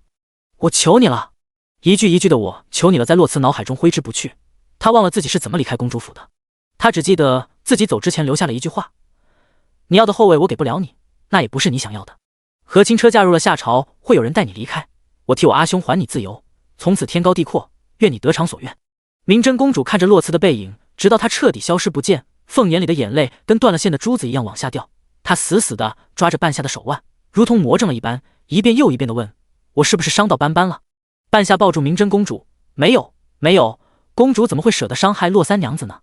明真公主不语，可她明明就伤到了，那丫头完全是一副要哭的模样。她看着屋外：你要我得偿所愿，可是我此生所求不过一个洛怀之而已。世人皆说我是因为听闻怀之的死讯才一夜白头的，可是斑斑，你知道吗？洛家死讯传回京中的时候，我悲痛欲绝，欲亲身奔赴赵城，却在御书房门口知道了洛家灭门的真相。那一刻我万念俱灰，才顷刻白头。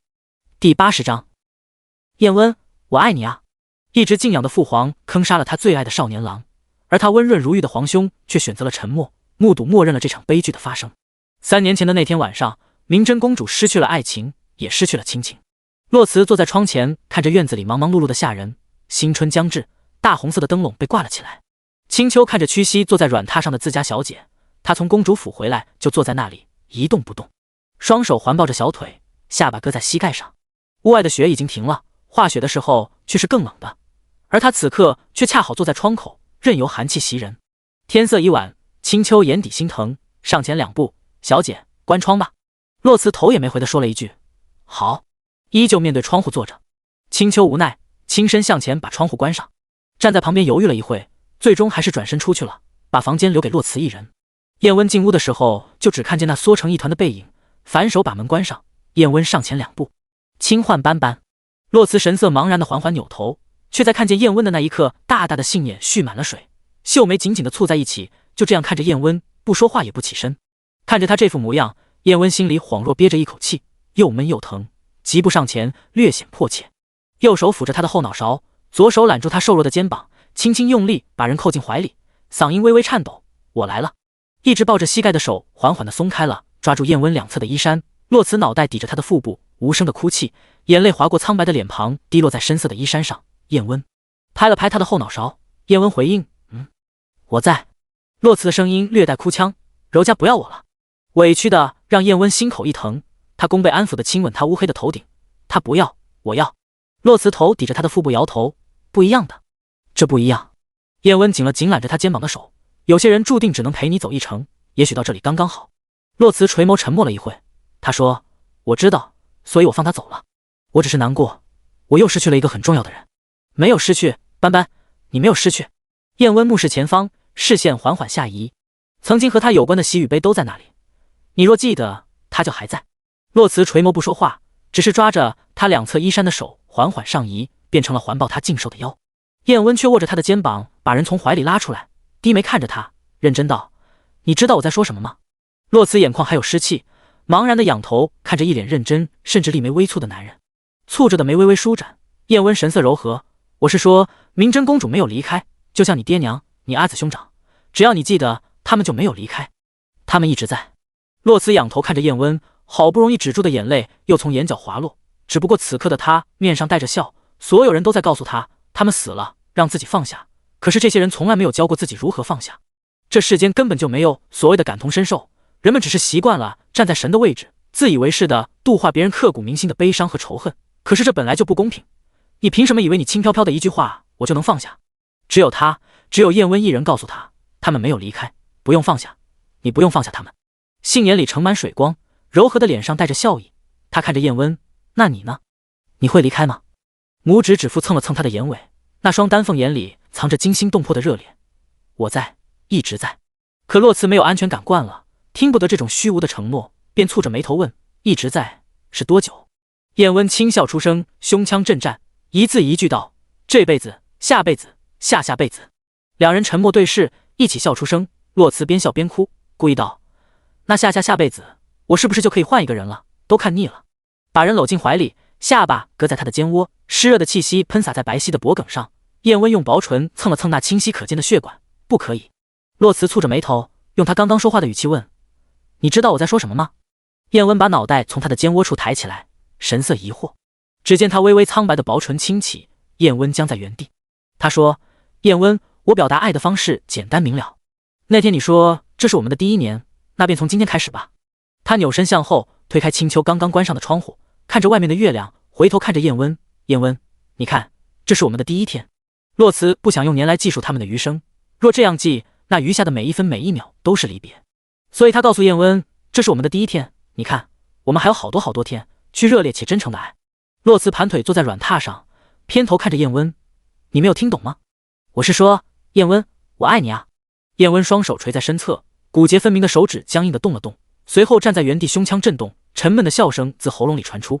笑够了，便看着洛慈，轻身上前，把他整个人都抱进怀里，一只手按着他的细腰，另一只手揽着他的腋下，把人狠狠地勒在怀里，紧了又紧。燕温闭眼，不够，这不够，他想把他融进骨血。哪怕被勒得很难受，洛慈也没有挣扎，只是伸手圈住他下弯的脖子，回应他的慌乱。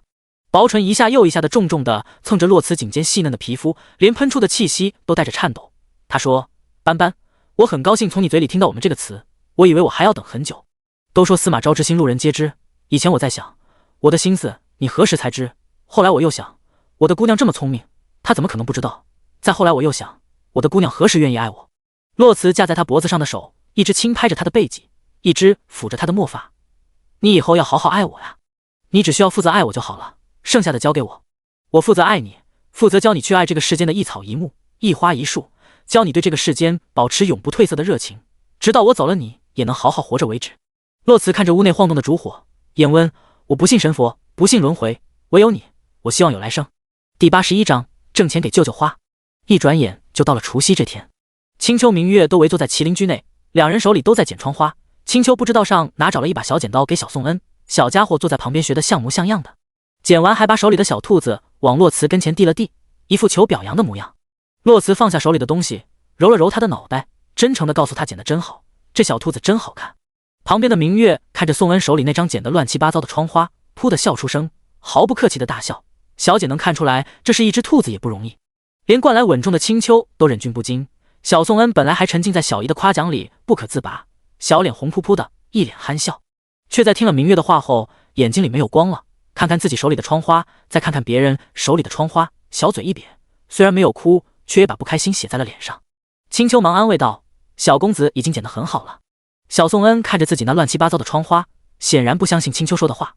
洛慈宠溺的笑出声，掐着嘎吱窝把小宋恩抱到自己膝盖上，从篮子里重新拿了一张剪纸，就着他肉嘟嘟的小手拿着那把小剪刀：“不气，小姨教你。”为了他能看明白，洛慈的动作并不快，他先把纸叠起来，然后慢慢的击剪刀，最后把纸塞到小宋恩手里，打开看看。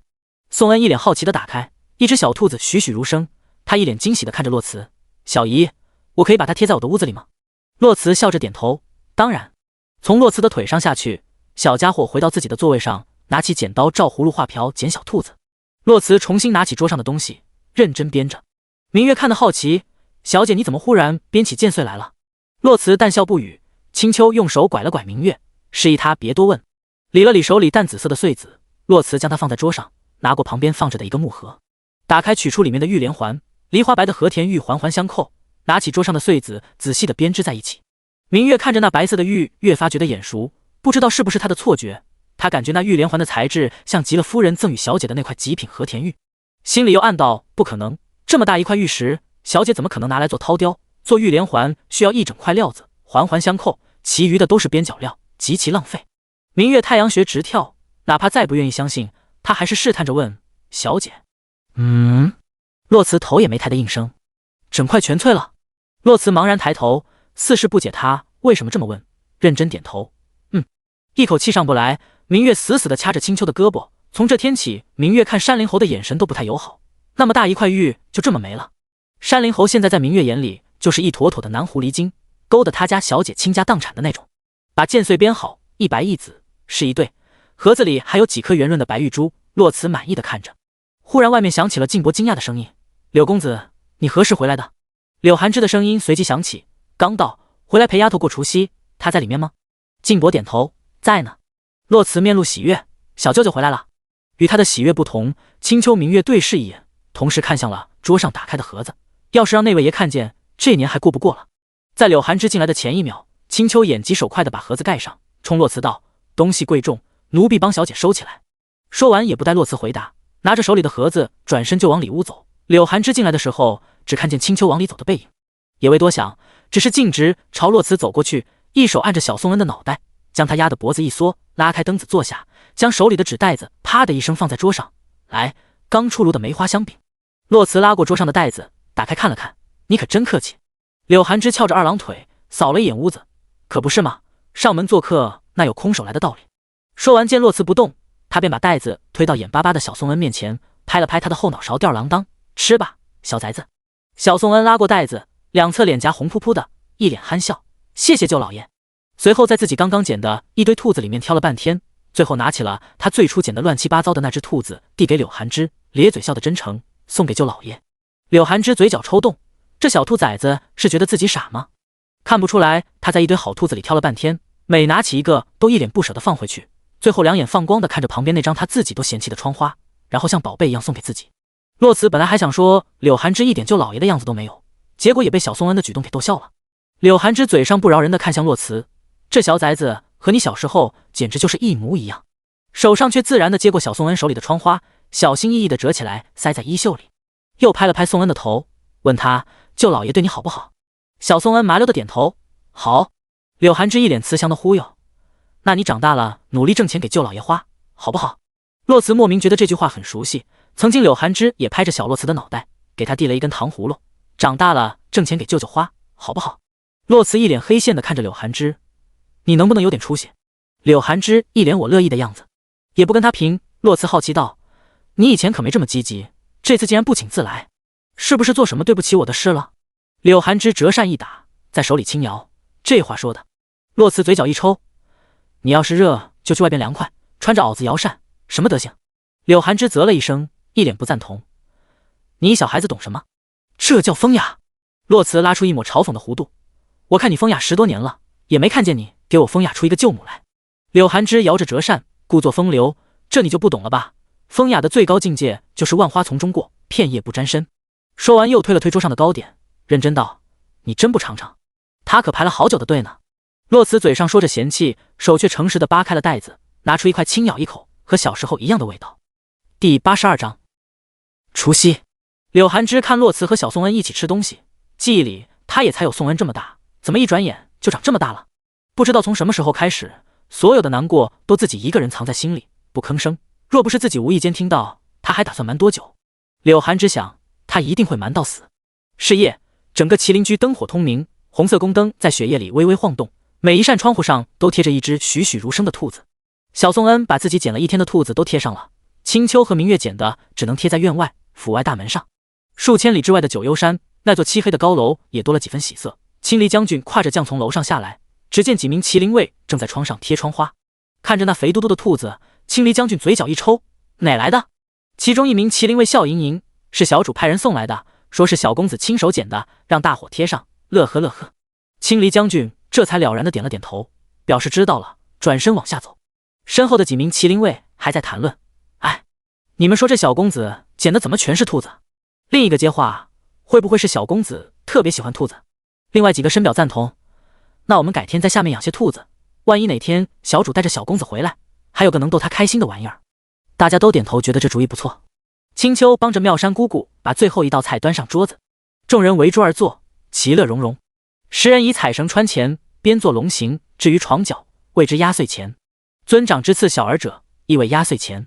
手里的彩绳穿前轮转一圈，最后就小宋恩手里的最多，每一个人都给他准备了，连童音都准备了2串，一串给洛辞，一串给宋恩。童音先是非常认真的问小宋恩想不想飞，小团子自是麻溜点头，他已经羡慕童音在天上飞来飞去好久了。童音拍了拍他的脑袋，说过完年就教他，然后把之前准备好的钱串挂在他手臂上。小宋恩茫然的看着自己胳膊肘上挂满的钱串，2只小手被坠得抬不起来。柳寒枝更甚，啪的一声将自己手里的大金串扔在桌上，震得桌上的碗筷颤动，把坐在凳子上一脸迷茫的小宋恩转向自己，上下打量，仔细思考该把这串挂在哪。2只手上是挂不下了，挂哪呢？为了保持2只手臂上的钱串不掉下去，小宋恩正费力地抬着2只胳膊，小脸通红的仰头看着柳寒枝。柳寒枝视线扫过宋恩肉嘟嘟的脖子时，灵光一闪，找到了。然后二话不说，把大金串挂在了宋恩的脖子上，一边自豪道：“我特意让人打造的，融了我不少金子呢，保证福运昌隆，消灾灭殃。”实打实的大金串，小孩子重心不稳，被坠得往前一晃。旁边的洛慈忙伸手扶着他的凳子，抬头看着在一旁乐呵的柳寒枝，对着宋恩说：“你舅老爷的爱可太沉重了。”说完，抬手把宋恩脖子上的大金串取下来，放在青丘递过来的托盘了，又一次把他胳膊肘上的钱串也取了下来。取完后，吩咐道：“帮他收起来吧。”青丘点头，把那一盘沉重的祝福端回了屋里。柳寒枝不乐意了：“我那多好呀，霸气！”洛慈不搭理他，招呼大家用膳，故意无视。小宋恩端着碗，一手笨拙的拿着筷子，扭头认真道：“舅老爷，夫子说谨好39，才不外露谨好39。”众人都笑出了声，好不热闹。比起麒麟居的热闹，另一边的山林侯府就清冷了许多，既没有红色宫灯，也没有祈福窗花，一如既往的清冷。燕温刚从宫里回来，宫里设宴共贺佳节，他正准备取下身上的大氅挂在架子上，商时旭颇为嫌弃的声音就从外面传来：“你这府里真清冷。”解带子的手一顿，回头便看见他抱着2坛酒进来，一边说：“上好的欢伯酒，尝尝。”燕温挑眉，无声回应，只是在转身往外走的时候，叫上了谷里，去把长街也叫来。谷里点头，叫上长街，还自觉地让下人准备了一些下酒菜。他和长街自幼就跟在燕温身边，江湖庙堂同进同退，没有这么多规矩。4人围坐在院中4角亭内，大雪纷飞，落满庭前。商时旭朝嘴巴里扔了颗花生米，嚼了2下，才后知后觉地看向燕温：“哎，你府里那位小神医呢？”燕温喝了一口酒，漫不经心道：“回药王谷了。”商时旭眉头一拧：“回去了？5年之约不是还没到吗？当初药王白夜欠燕温一恩情，故与燕温定下5年之约，在这5年之内，药王嫡出弟子任其差遣，怎么还没到时间就回去了呢？”燕温半撑着太阳穴：“我让他回去的。”商时旭脑子转得快，随即一副了然的模样：“为了洛慈。”燕温并未回答，只是笑着看向院外飘落的雪。商时旭也不知道说什么好，沉默了一会，也只是提醒道：“燕儿，是谷花乃天下奇毒之首，没这么容易。”燕温何尝不知道，更何况他体内不仅仅只是谷花，还有阴阳草。可那又如何？这命他不认。商时旭偏头看着旁边姿态慵懒的人，紫色大氅拥着他，与生俱来的尊贵总是在不经意间流露，他生来就是别人无法企及的高度。商时旭以前根本无法把面前的人和秦爱2字相联系。大燕2任帝王相继离世，下葬的第2天，这位不理朝政的玉尊王便以最狠厉的手段杀佞臣，兵戈称嚷，重塑大燕王朝的伦理纲常，将分崩离析的大燕重新扶了起来。到现在也没有人怀疑先帝遗诏上的那句话，只有他才能肩负大燕的未来。商时旭见过他肆意江湖、少年义气的模样，也见过他刀剑染血、以武止戈、护佑苍生的模样，唯独想象不出来他爱一个人的模样。他庇佑百姓，是因为那是他的子民，亦是他游历江湖所系的侠者之意。而爱一人，是因为什么？商时旭不懂，他喜欢过很多人，唯独没有爱过一个人。最后他只是摇摇头：“我可是告诉南州，你会给他带一个皇婶回去，你可别食言了。”燕温放下酒杯，凤眼幽暗，是回答也是告诉自己不会。第83章，表达爱的方式简单明了。说好了守岁，结果到最后只剩下洛慈和童英2个人倚窗看雪。青丘重新递给他一个手炉：“小姐，可要休息了？”洛慈摇了摇头：“再坐一会吧。”青丘退到一旁守着。以前爹娘还在的时候，洛慈是整个家里最不乐意守岁的一个，他从小就嗜睡，凭谁也不能扰他清梦。如今睡不着了，他倒是变成守得最久的那一个了。双手趴着窗沿，下巴搁在手背上，洛慈看着外面头也不回地问：“林子瑜那边如何？”青丘回禀道：“按你的吩咐，尽量满足他的要求。”洛慈眼睑微微下垂，让他好好过完这最后一个年。他与七琼约定还林家清白的日期就定在年后，树倒猢狲散，这朝臣的布局将迎来一次巨大的变动。直起身子看向一旁闭目养神的童英，洛慈好奇道：“你不困吗？”童英连眼睛都没有睁：“年纪大了，睡不着。”说的理直气壮，完全忘了不久前在青天间他和燕温说的那句：“年纪大了，熬不动。”知道他是想陪自己作画，洛慈也没戳穿他，只是从旁边拿出了早上被青丘收起来的木盒，笑着道：“把破山剑给我吧。”童英猛地睁开眼睛，眼底浮现些许错愕和惊讶，他甚至以为是自己听错了，眼睛都不眨地看着洛慈。被他的反应逗笑了，洛慈故意道：“你没听错，给我吧，我想看看他。”确定他没有开玩笑，童音才把竖在身旁的剑匣拿起来放在桌上，缓缓打开，如同枯藤一般的剑鞘先映入眼帘，古拙质朴，黑檀木雕刻的枯藤状剑鞘，色如枯木，流银云纹缠绕，一眼看过去，仿佛银龙盘绕千年枯木而生。未见剑身，已感寒光。洛慈把破山剑从剑匣里取出来，白皙的手和枯木形成鲜明的对比，指腹从剑鞘上慢慢划过。3年，整整3年，这是3年来洛慈第一次看见破山剑。对面童音殷切的目光不可忽视，洛慈左手持剑鞘，右手握着剑柄，越发用力，却未抽出半分，他还是不敢抽出来。右手无奈地从剑柄上滑落，他看着童音故作轻松，还是不行呀。童音有些失望，却还是安慰道：“没事，我们慢慢来，至少你现在是想拿起它的。”洛慈垂眸看着手里的剑，浓密羽结遮挡住了他的遗憾和不甘。在抬头的时候恢复如常，笑着拿过旁边的木盒，里面放着一对剑穗，一紫一白。洛慈把白色那条取出来，认真地挂在破山剑的剑柄上，冲童音摇了摇：“好看吗？”梨花白的玉连环轻轻晃动，在烛火的照耀下折射出柔和的光。童音顿时觉得没眼看，继续闭上眼睛打盹，嘴上敷衍道：“好看，好看。”洛慈也不在意他的敷衍，只是目光温柔地看着晃动的玉连环。第二天晚上，洛慈披着白色的狐裘，纤细修长的脖子完全缩在围脖里，握着手炉坐在屋前的楼梯上，乌黑的头发垂在地上，一副等人的模样。燕温一走进麒麟居，就看见了坐在那里的洛慈，下一秒，只见他起身飞快地向自己跑过来，笑着张开双臂抱了个满怀，被撞得略微后仰，搂着他的腰将他抱了起来，让他脚尖离地。被他这样抱着，洛慈方能俯视他，用自己凉凉的额头蹭了蹭他温热的额头，随后把脑袋埋进他紫色大氅的毛领里，声音闷闷的又悄悄的：“我想你了。”燕温紧了紧怀里的人，胸腔里的那颗心剧烈的跳动，如他那天所说的，他表达爱的方式简单明了，明了到他恨不得把他勒进骨血。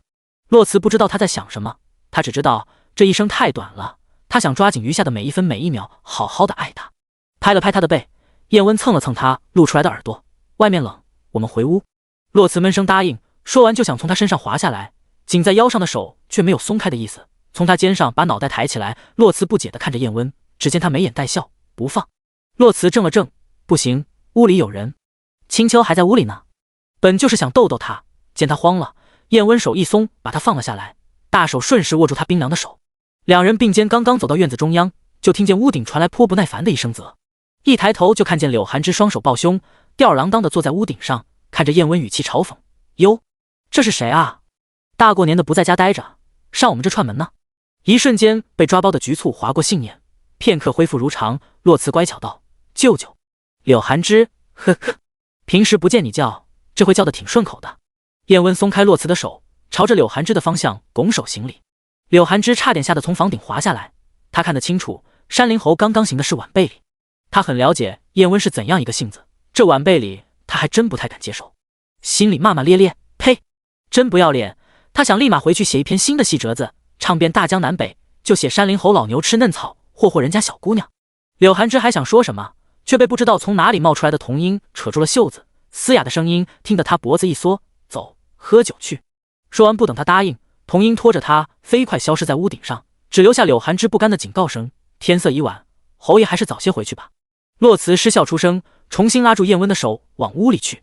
屋内，青丘看了一眼坐在桌前的那对璧人，洛慈正拉着燕温的左手，拉起那串佛珠下面坠着的红绳，把他亲自打磨出来的那几颗玉珠串在红绳上。燕温安静地坐着，伸手任他摆弄，视线从他柔和的脸上移到他拉着红绳翻弄的玉指上。见他一脸认真，燕温问道：“这是什么？”洛慈头也没抬，正在费力地打结，秀气的眉毛懊恼地皱了皱，声音依旧柔和：“我做涛雕剩的一些边角料。”燕温眼底宠溺，嘴上却故意道：“你就送我一些边角料。”终于串好了。洛慈仰头：“不要啊，不要还我。”说完就作势要去摘。燕温抬手躲开，忙认错：“要，我要。”第84章，均为良配。刻着繁琐经文的黑色佛珠，原本缀着的红色流苏，此刻串上了几颗圆润小巧的白玉珠。神佛无情，但燕温有情。满意的晃了晃他的手，洛慈才把他的衣袖拉下来，遮盖住佛珠，才扭过背脊，把桌上的木盒拿过来，递给他。燕温立眉微挑，接过后打开，凤眼笑意流转，将玉连环握在手心。汉白玉配珍珠扣，只等朝夕与共，到白头。紫色的流苏从指尖下垂，洛慈抓着他衣袖的一角摇了摇，背齿轻启，连环可碎不可离。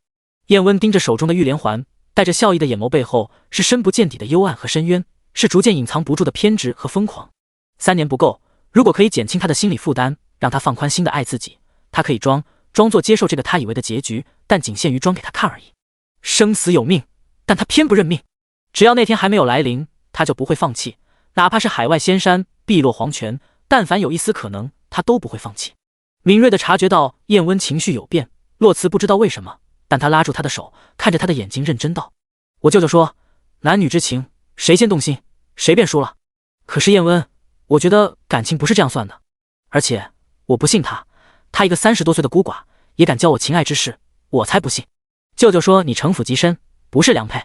拉近2人的距离，洛慈双手勾着他的脖子，缓缓抱着他，贴着他的耳朵低声道：可是燕温，我觉得我喜欢便是良配，他的渊间于他而言是全天下最好的良配，任何人都不及他1/1000。公主府，明真公主坐于软榻上，面无表情地看着对面的夏朝太子。她上府拜访的理由是新春佳节，携贺礼制来看望她这位即将过门的未婚妻。毫不掩饰的冷漠，她甚至连装都懒得装。夏夜并不在意，她只不过是为了做样子罢了。这毕竟是大楚国都，她可不愿意落得一个怠慢长公主的罪名。而且她此行也是想从明真公主的嘴里打听一些关于洛慈的事情。昨日她留在皇宫里的眼线传来消息，她那位好母后竟然悄悄去了桐城，还带了一身伤回来，到如今已经闭门不出半月有余。她倒是好奇是谁有这个本事，让如此毒妇这般狼狈。在夏夜的眼里，夏后是他儿时的噩梦，他亲儿子被捧得有多高，他自己就被踩在泥潭里有多深。以他在楚国探查到的消息，此番去桐城的还有2拨人，一个是山灵侯，而另一个就是洛慈。有人亲眼看见洛慈用强弩射中了一个女人。夏后这3年来一直追杀洛慈，他是知道的。原先他以为夏后这般咬着不放是为了给他儿子报仇，毕竟要说这世间有什么是那个疯女人在乎的，也就只有他那个蠢货儿子了。不过现在他有了另一个猜测，那日洛慈故意以麒麟卫来挑拨楚夏盟约，让自己哑口无言。可细想来，当年赵城一战，麒麟卫这么庞大的一支军队一夜之间离奇消失，在场的人嫌疑最大，而在场就只有洛慈和夏朝人。这些事情自己都想得到，楚皇这样老谋深算的人肯定也想到了。只可惜洛慈从小就伪装得太好了，早产体弱，不能习武，更是让人们对此深信不疑。再加上洛慈并不知道洛家灭门的真相，他也没有隐藏麒麟卫的理由，所以在自己和洛慈之间，楚皇当然更愿意怀疑自己，认为是夏朝收编了麒麟卫。而楚皇倒是打得好算盘，他并未放下对洛慈怀疑，却用一纸婚约把洛慈和皇家捆在一起，只要洛慈永远不知道洛家灭门的真相，乖乖嫁给楚寻。若麒麟卫真在他手里，最后楚国皇室便可囊中取物。夏夜眸中阴冷，以上一切的设想都是建立在洛慈不知道洛家灭门的真相的基础上。那如果他知道呢？那他就有了隐藏麒麟卫的理由。他那好母后肯定也是猜想麒麟卫在洛慈手里，知道他终有一天会让他血债血偿，所以选择先下手为强。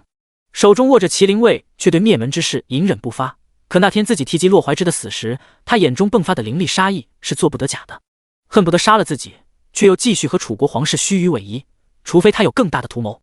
想到这里，夏夜顿时觉得毛骨悚然。麒麟卫在手杀楚皇并不难，不杀，那洛慈的目的就是整个楚国皇室，他是想要这大楚江山易主。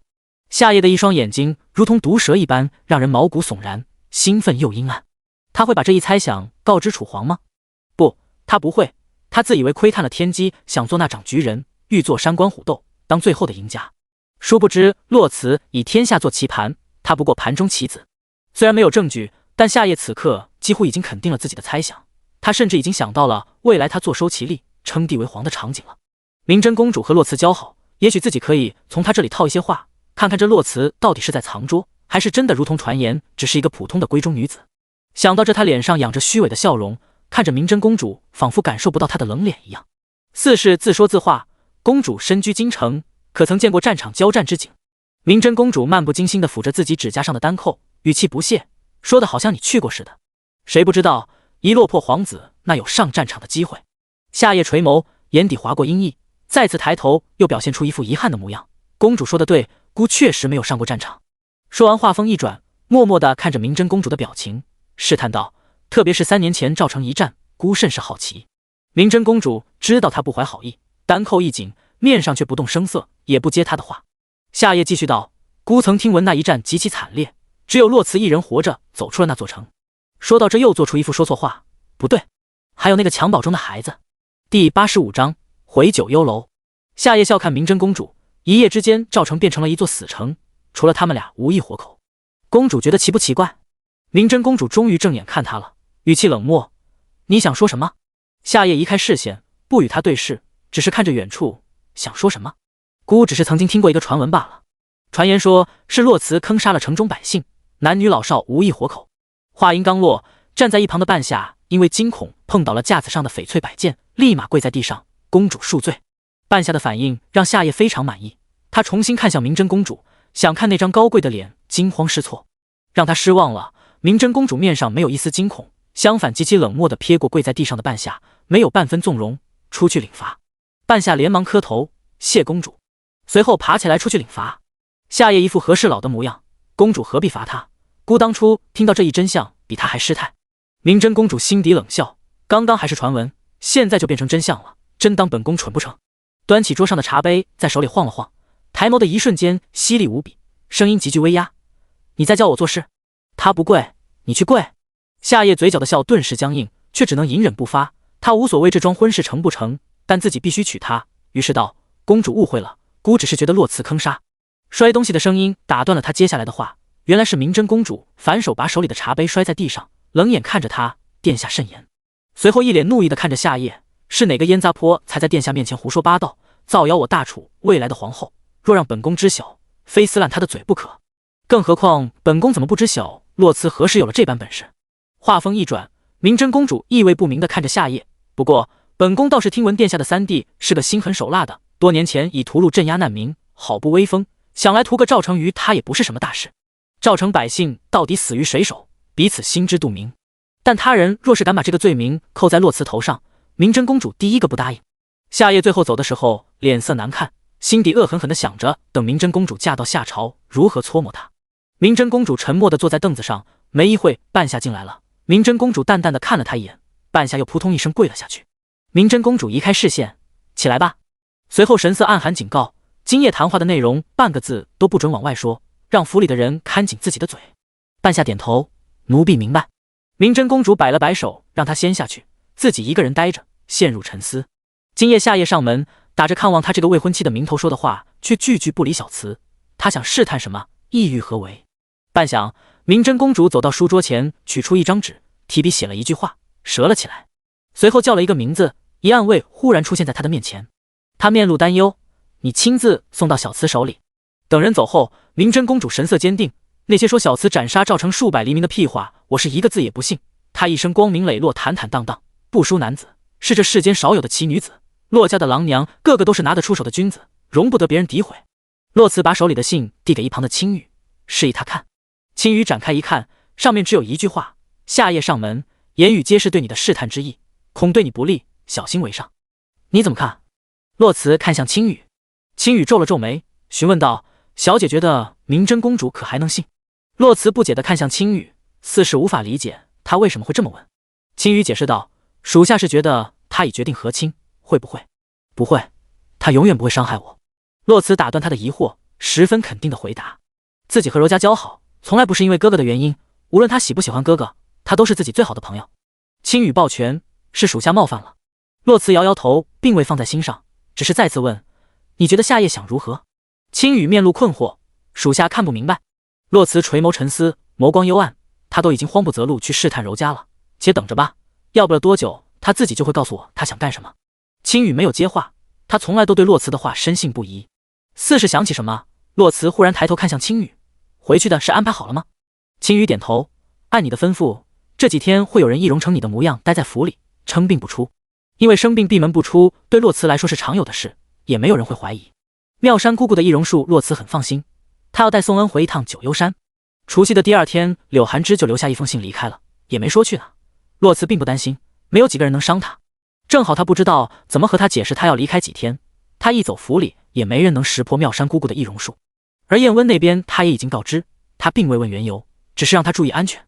几人乘着夜色驱马进了九幽山，高大阴森的密林里弥漫着世人传言能吃人的毒瘴，舌下含着解毒的丹药穿梭其中。被青羽抱在怀里的小宋恩看着黑漆漆的四周到处张望，时不时响起野兽的嚎叫，他小脑瓜里很好奇，这么黑他什么也看不见，为什么其他人却如履平地？树下时常可见绿油油的眼睛，这些野兽虎视眈眈地看着这几个闯入他们领地的人类，嘴角流涎，口中嘶吼，却不敢上前一步。整座九幽山只有这一条路和九幽楼所在地是他们不敢涉足的地方。妙山姑姑所制剧毒专门用于驱逐野兽，这条路外人找不到，这也是为什么那些人进来就再也出不去的原因。还不够这山中野兽塞牙缝，更何况还有麒麟卫的人暗中把守。进入密林不久，忽然小宋恩指着前面，惊喜道：“小姨，有光！”洛慈淡淡望过去，这里距离九幽楼还很远，是有人来迎了。第86章祭礼。随着对面的人逐渐靠近，洛慈轻拉缰绳，轻羽双腿轻加马腹上前2步。暗夜中的面容逐渐显现，为首者是一名穿着一袭白底红纹长衫的女子，眉目英气逼人。青羽看着来人，恭敬道：“娥英师姐。”娥英点头回应，视线扫过他怀里的宋恩，愣了片刻，然后干净利落的下马，看向洛慈，对着他抱拳行礼：“参见小主。”跟随着他一同前来的几名麒麟卫也下马抱拳，单膝下跪：“参见小主。”洛慈微微俯身，伸手在娥英的拳底轻轻一抬，示意他无需多礼：“都起来吧，你们怎么来了？”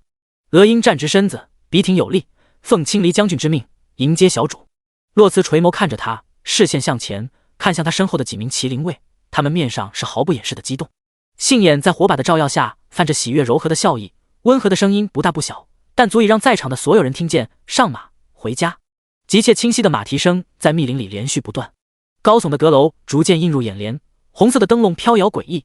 一河之隔，洛慈用力地拉紧缰绳，马前蹄高起，又重重落地。洛慈隔着汹涌澎湃、幽深黑暗的河流，看着对面的九幽楼，这是他为麒麟卫建立的新家，一个远离朝廷的容身之所。铁桥被缓缓放下，在下放的时候，锁链的抽拉声让人头皮发麻，鞭子凌冽地划破夜空，留下声声脆响。等人完全进入之后，铁桥被再次拉起。第二天中午，九幽楼第10层封闭3年的窗户终于被推开了，大雪已停，阳光从楼顶倾斜而下。洛慈负手站于窗前，看着楼下后山正在训练的麒麟卫，武器操练、体力训练、队列阵法有条不紊地进行着。青羽牵着宋恩站在洛慈身旁，略后他一步，有主次之分。忽然有力的脚步声和铁甲与剑鞘碰撞的声音从楼梯传来，由下及上。洛慈并未回头，倒是青羽回头了，看见来人是谁，随即退到一旁，让出洛慈身边的位置，背脊微弓，下颌一收，恭敬道：“父亲。”在一旁端着托盘的青丘也屈膝行礼：“见过青离副帅。”青离副帅仔细看了看自己的儿子，随后大力地拍了拍他的肩膀，无声地表达思念和骄傲。洛慈副手微微扭头，和青离副帅对视后点头示意，但莫却礼仪周到：“离叔。”青离副帅上前站在洛慈身边，一起看着楼下的操练，声音粗大：“怎么样，未让你失望吧？”洛慈摇头：“我从未质疑过离叔的能力，有您在，我很放心。”青离副帅谦虚地摆摆手，只是欣慰地看着下面的麒麟卫，他们每一个人本来就是经过重重选拔、万般考验才进来的，个个都是人中翘楚，本来就不差。带着细纹的眼角一眯，青离副帅语气微沉：“更何况这3年来，他们每一个人都憋着一口气。”洛慈沉默地看着楼下，随后看向自己身后密密麻麻供奉着的牌位：“是啊，都憋着一口气，用自己手里的刀告慰亡灵。”视线从牌位上移开，洛慈看着后在一旁的青丘，声音轻柔：“开始吧。”随后冲被青羽拉着的小宋恩招了招手。宋恩挣开青羽的手，朝洛慈跑去，把自己的小手塞在小姨手里。洛慈反握住他，揉了揉他的小脑袋。得了洛慈的命令，青丘端着手里的托盘走到供桌旁边，放在最前面的是洛家的主牌位，而后依次排列，数不胜数。洛慈牵着小宋恩站在牌位之前，青离副帅就站在窗边，那里有一架巨大的战鼓，曾经是麒麟卫战场上厮杀时用来振奋军心的。此刻青离副帅拿起旁边的2个鼓槌，神色肃穆，粗犷的声音被浑厚的内力送到每一个人的耳中，绕楼不绝，鼓出言。砰！话音刚落，第一声战鼓声如同惊雷响彻云霄。原本在操练、在忙碌的麒麟卫顿时停下了手里的动作，看向楼顶，下一刻几乎同一时间朝着楼顶单膝跪地。鼓再言，砰！鼓3言，砰！3次战鼓声结束，整个九幽山被悲戚和肃穆笼罩，飞鸟惊起，狼鸣虎啸。战鼓声是独属于洛家人的浪漫和信仰，战旗时振奋军心，胜仗时鸣鼓收兵庆祝。只见青离副帅手中的鼓槌忽然加速，鼓声激烈紧促，让所有人的心都跟着揪了起来。特别是亲眼见过3年前赵成惨烈的人，此刻皆神色痛苦，手被青筋暴起。激烈的鼓声中，洛慈拉着宋恩净手，擦干水渍。青丘从托盘里取出早就准备好的香，在香案右侧点燃，递给洛慈，又递给宋恩一份。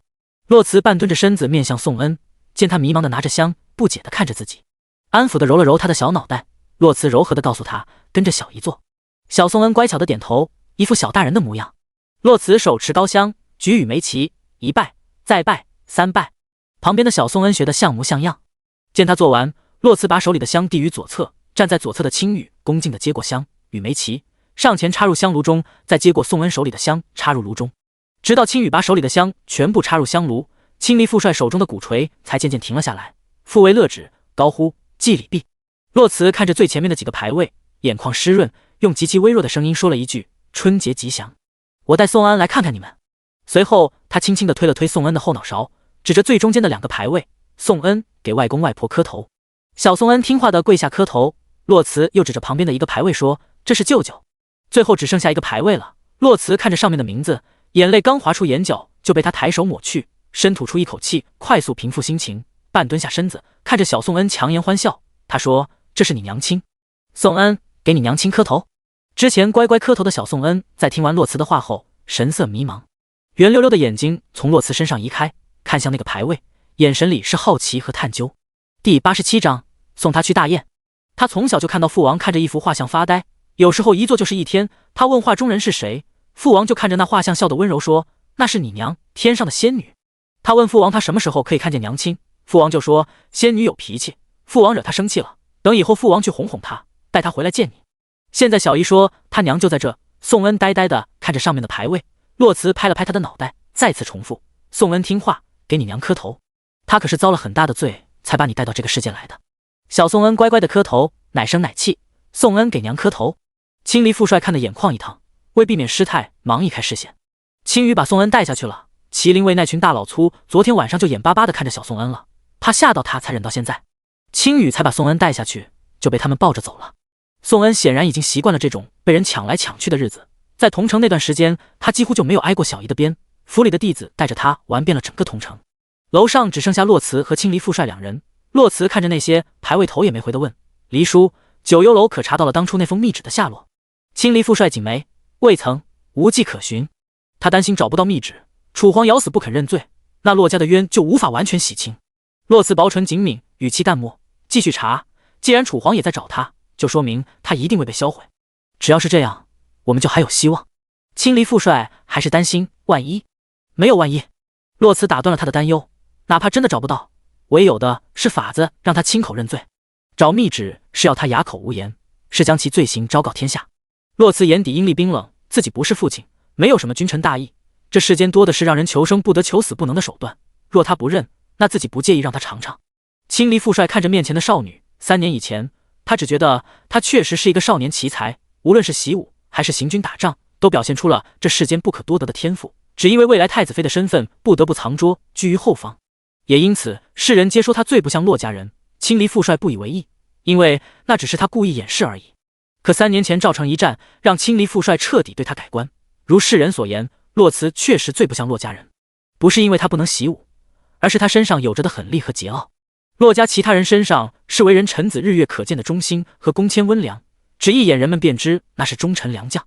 这也是为什么楚皇宁愿费尽周折，割城培地，让夏朝来陪他演这出戏，而不是直接给洛家扣一个通敌叛国的罪名，因为他知道无人会信。世人都说洛家若有称帝的心思，这大楚的江山早就易主了。世人都知洛家不会反，只有皇室一叶障目，恐他功高盖主。而洛慈不一样，他从来都不觉得洛家效忠的是皇室，他曾经说过他手中的监护的是苍生，而不是皇宫里的那群酒囊饭袋。他看不上楚国皇室，相反，他一直很欣赏大燕的历代君王。3年前在赵城，青离副帅亲眼目睹他斩杀夏朝3皇子，手段极其残忍狠绝，他永远忘不了当时洛慈身上迸发出来如同厉鬼索命的阴暗。他浑身是血的跪在地上，大雨倾盆，却冷静沉着地命令他带着麒麟卫迅速撤离。他问他想做什么，为什么不立刻报仇？少女冷漠地仰头看天，雨水冲刷他脸上的血渍。他说：“他毁了我最在乎的东西，那我就要毁了他最在乎的东西。我要他眼睁睁地看着我如何搅乱风云，把大楚撕碎。我要做这天定他的生死。”在他眼里，没有什么皇族生来尊贵的说法，他喜欢什么，什么便尊贵。他在乎的东西很少，一只手就能数得过来，而家人是顶重要的一个，谁若碰了，他神挡杀神，佛挡杀佛。他是观音还是恶鬼，且看世人如何待他。他从来债必偿，恩必报。洛慈看着那些牌位，要不了多久了，该死的人谁也逃不掉。他转身看着青离副帅，黎叔，有一事需要你费心。何事？青离副帅询问。洛慈眸光微闪，过几日明真公主会和亲下朝。青离副帅略微吃惊，明真公主不是。洛慈也未解释，只是说，我希望和轻车嫁入了夏朝地界后，黎叔能派人帮我把她带回来，不要暴露身份，祸水东引，挑拨离间。话锋一转，洛慈看着青离副帅，认真道：“请务必保证明真公主的安全。”青离副帅点头表示明白，顿了一会又问：“大约要离楚国多远才能动手？”洛慈垂眸，楚下已造成定边关，此处两方势力皆有，不易截人。只见他指尖在香案上一点，说了2个字：邳州。青离副帅看着他指尖所点之地，邳州是夏朝的苦寒之地，地处贫瘠，人烟稀少，自古以来流寇积聚，而且这里距离楚国边界较远，距离夏朝国都也不近，在这出事，既能撇清楚国自导自演的嫌疑，又是夏朝兵力所不能及，确实是个好地方。洛慈眸中划过一丝兴味，还劳烦黎叔多费心，最好让夏朝怀疑是楚国自导自演，却又没有任何证据，只能哑巴吃黄连。洛慈早就看透了楚皇丑陋的嘴脸，到那时他定会狮子大开口。他越不知天高地厚，就越能逼得夏朝狗急跳墙，倒戈相向，只不过是时间问题。从楚国国都到夏朝国都至少需要1个月的时间，再加上风雪难行，从京城到邳州也需半月，九阴楼还有大把的时间可以准备。青离副帅眼神坚定，放心，事情做得分毫不差，人也会给你全虚全影的带回来。洛慈一顿，摇了摇头，不用带回来。青离副帅不解，不带回来，把明真公主安置在何处？洛慈的视线看向窗外，他不想回来。沉默了一会，他说：“楚下风云将起，必是动荡不安。兰国路途遥远，烈日黄沙，他也吃不得那苦。那就送他去大雁吧，刚好马上就开春了，他应当会喜欢那里。”第88章出嫁。明真公主和亲这一天是开年后的第1场雪，也是最后一场雪。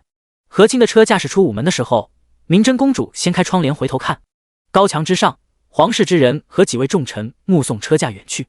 洛慈站在太子身边，神色淡漠。没过多久，帝王帝后一走，众人作鸟兽散。洛慈才从午门的高楼上下来，等候在下面的青丘便牵着宋恩走了过来。洛慈情绪低沉，拉着小宋恩准备直接出宫，行走在9米多的红色宫墙之间，上面堆积着厚重的雪，气氛压抑又沉默。雪还在下，青丘撑着伞遮住洛慈头顶的大雪。小慈，身后忽然响起的声音让洛慈停下了脚步。青丘看向来人，屈膝行礼，参见太子殿下，随后退至一旁。洛慈看向楚寻，神色淡漠，他现在实在是没有心情和他演了。语气无波无澜，殿下有事吗？没事，赶紧滚。察觉到他的冷漠，楚寻怕他反感，在离他1米处停下脚步，安慰道：“你别太难过，这是柔家自己的选择。”洛慈眉头紧蹙，半侧着身子，一脸不解地看向他：“殿下在安慰我？为什么？殿下是明真公主的嫡亲兄长，才是最难过的。我一个外人能有多难过？还是说殿下也并不是很难过？”楚寻被他说得哑口无言，苍白的辩解：“孤当然难过，可是明真执意要。”洛慈心底冷笑，又是这副让人厌恶的嘴脸，一副无能为力，一副他是被逼无奈的模样，仿佛全天下他最为难。可世上无难事，只怕有心人，他若真的想做，又怎么可能放任明真和亲？他真的是一次又一次的让人失望至极。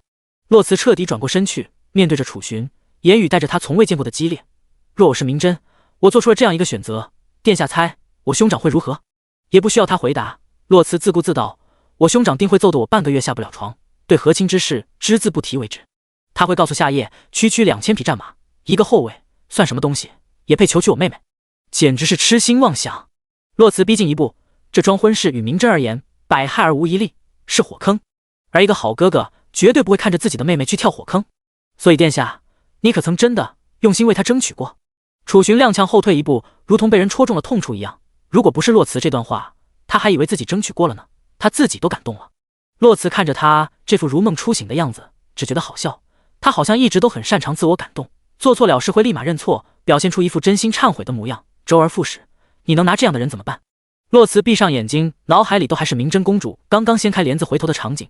他深呼一口气，重新看向楚寻：“殿下，你知道吗？你真的不是一个好哥哥。”眼底的失望一出，洛慈转身离开。而这一次，楚寻没有再拦他，只是站在原地望着他走出宫门，消失在视线了。楚寻沉默地站在原地，洛慈刚刚说的那句话，他好像曾经听过。长公主的开府宴上，明真曾说，因为我觉得兄长并非良配，而今天小慈说，殿下不是一个好哥哥。楚寻眼底猩红，他不明白为什么他永远在失去，为什么都要离他而去。明真不要他了，他不能再没有小慈。洛慈牵着宋恩走在街道上，和亲车架在上面留下的车轮印，脚印还零零碎碎的能看见。小宋恩乖巧的被洛慈牵着，偏头好奇的看着洛慈，察觉到他的视线，洛慈晃了晃他的小手，柔和垂眸，怎么了？小脑袋上戴着御寒的虎头帽，宋恩仰头奶声奶气，金爷爷说成亲是喜事，那小姨为什么不开心？洛慈停下脚步，蹲下身子和他平视，脸上带着笑意，小姨没有不开心呀。小宋恩摇头，一本正经的点了点洛慈的眼睛，这里没有笑。洛慈一愣，他惯来敏锐，失笑出声。洛慈把他搂进怀里，语气疲惫，是啊，小姨不开心。宋恩一脸天真，那小姨为什么不让公主不要成亲？洛慈抱着他软乎乎热腾腾的小身板，不让他看见自己脸上的表情，因为小姨只是一个普通人，一个连自己的生活都活得乱七八糟的普通人，又有什么资格干涉别人的人生？小宋恩不明白，他还小，听不懂。洛慈捧着他的脸揉了揉，等你长大了，你就会知道，这世间有很多事情是人力所不能及的。相爱的人没有以后，要走的人你留不住，死了的人你就不活。你唯一能做的就是接受，实在接受不了，就做一些事情来让自己接受。就像仇人付出代价的那一天，就是自己真正接受家人离世的时间。洛慈站起来，重新拉着宋恩往前走。如果可以，他希望他永远不明白，他会是这全天下最自由快活的人，他留给他的东西能保他一生无忧。忽然不远处，一华丽的车架缓缓靠近，街上吆喝的小贩，赶集的百姓纷纷避让。洛慈拉着宋恩往旁边退了2步，怕他被人挤到，又弯腰把他抱了起来。青丘想上前接过，却被旁边人推了一下，撞在洛慈身上。洛慈被撞得连连后退，直到背后靠上了一抹温热，还未来得及回头，就从后面伸出来一双大手，轻而易举地把他怀里的宋恩抱了过去，另外一只手扶住他的肩膀。燕温不知道什么时候站在了他身后，见他站稳，把拦着他肩的手放了下来，微微地拉开了彼此间的距离。四周人多眼杂，不宜靠太近。洛慈回眸笑了笑，随后看向由远及近声势浩大的车架。他不知道的是，担心他因为明真公主和亲之事难过，燕温早早就去了一趟义安王府，等了许久也不见他回去，这才找了出来。见到他的那一刻，紧张的心才渐渐平复。旁边人议论的声音传入洛慈的耳朵，是周大公子调任回京了。洛慈眸光一动，看向车架，真不愧是大楚唯一的宰相，好生风光。谁不知道这周大公子是个风流败类，1年前借调出京，如今回来走他老子给他铺好的康庄大道。洛慈嘴角一勾，可惜了，这次怕是不能让他如愿了，这康庄大道他怕是走不了了。第89章，楚皇，你准备好了吗？车架驶过洛慈跟前的时候，车帘刚好被人从里面掀开，里面的男子先是一脸惊艳地看向洛慈，眼神上下打量，过于冒犯，却在看见他身后的燕温时，吓得一个机灵，啪的一声把帘子放了下来。洛慈回眸，没有看到燕温眼底的风暴，他问：你认识他？问出口，洛慈才觉得自己这话有些多余，整个京都谁不认识他，怕他更是正常。燕温摇摇头，以前不认识，但现在认识了，恨不得剜了他眼睛的那种认识。停顿了一会，他又说：不过我认识他弟弟。他似乎陷入了回忆，补充道：是个不错的少年郎。周相的小儿子，洛慈是认识的，略长他几岁，据说在2年前秋猎上因为意外不幸坠崖身亡。不过其中真相耐人寻味，周家人丁单薄，几房夫人生的都是女儿，只有2个儿子，大儿子酒囊饭袋，不成气候，但这小儿子却是年少成名，所有人都觉得他会是最年轻的状元郎，也确实不负众望，只是可惜天妒英才，他一死，周家也就算无望了。洛慈的视线追随着马车，真是个笑话。燕温脚步上前挡住洛慈的视线，眉眼温柔：回吧。洛慈点头，两人一前一后往回走。几天后，夜幕降临，麒麟居内灯火通明。洛慈翻着手里青羽呈上来的东西，是林子羽手中那些指证周相罪行的证据的拓印版。青羽在下手回禀道：按照您的吩咐，全部在9阴楼内拓印完成，上万份已全部运至京城，绝对查不到蛛丝马迹。洛慈只付青年纸张。又问林子瑜那边安排好了吗？明日一早开市之时，他便会去大理寺击鼓鸣冤。青羽回答。洛慈放下手中的纸张，身体前倾，左手手肘撑在桌上，手背撑着下巴，右手食指中指有一下没一下的敲着桌面，姿态散漫，眼睛里却暗芒幽深。开市之时是人最多的时候。青羽，属下在。洛慈话语中带着看戏的意味。我要这上万份拓印本，在开市之前，神不知鬼不觉地出现在京城集市的每一个角落，识字的看得懂，不识字的听得见。我倒要看看，这次他们打算如何愚弄百姓。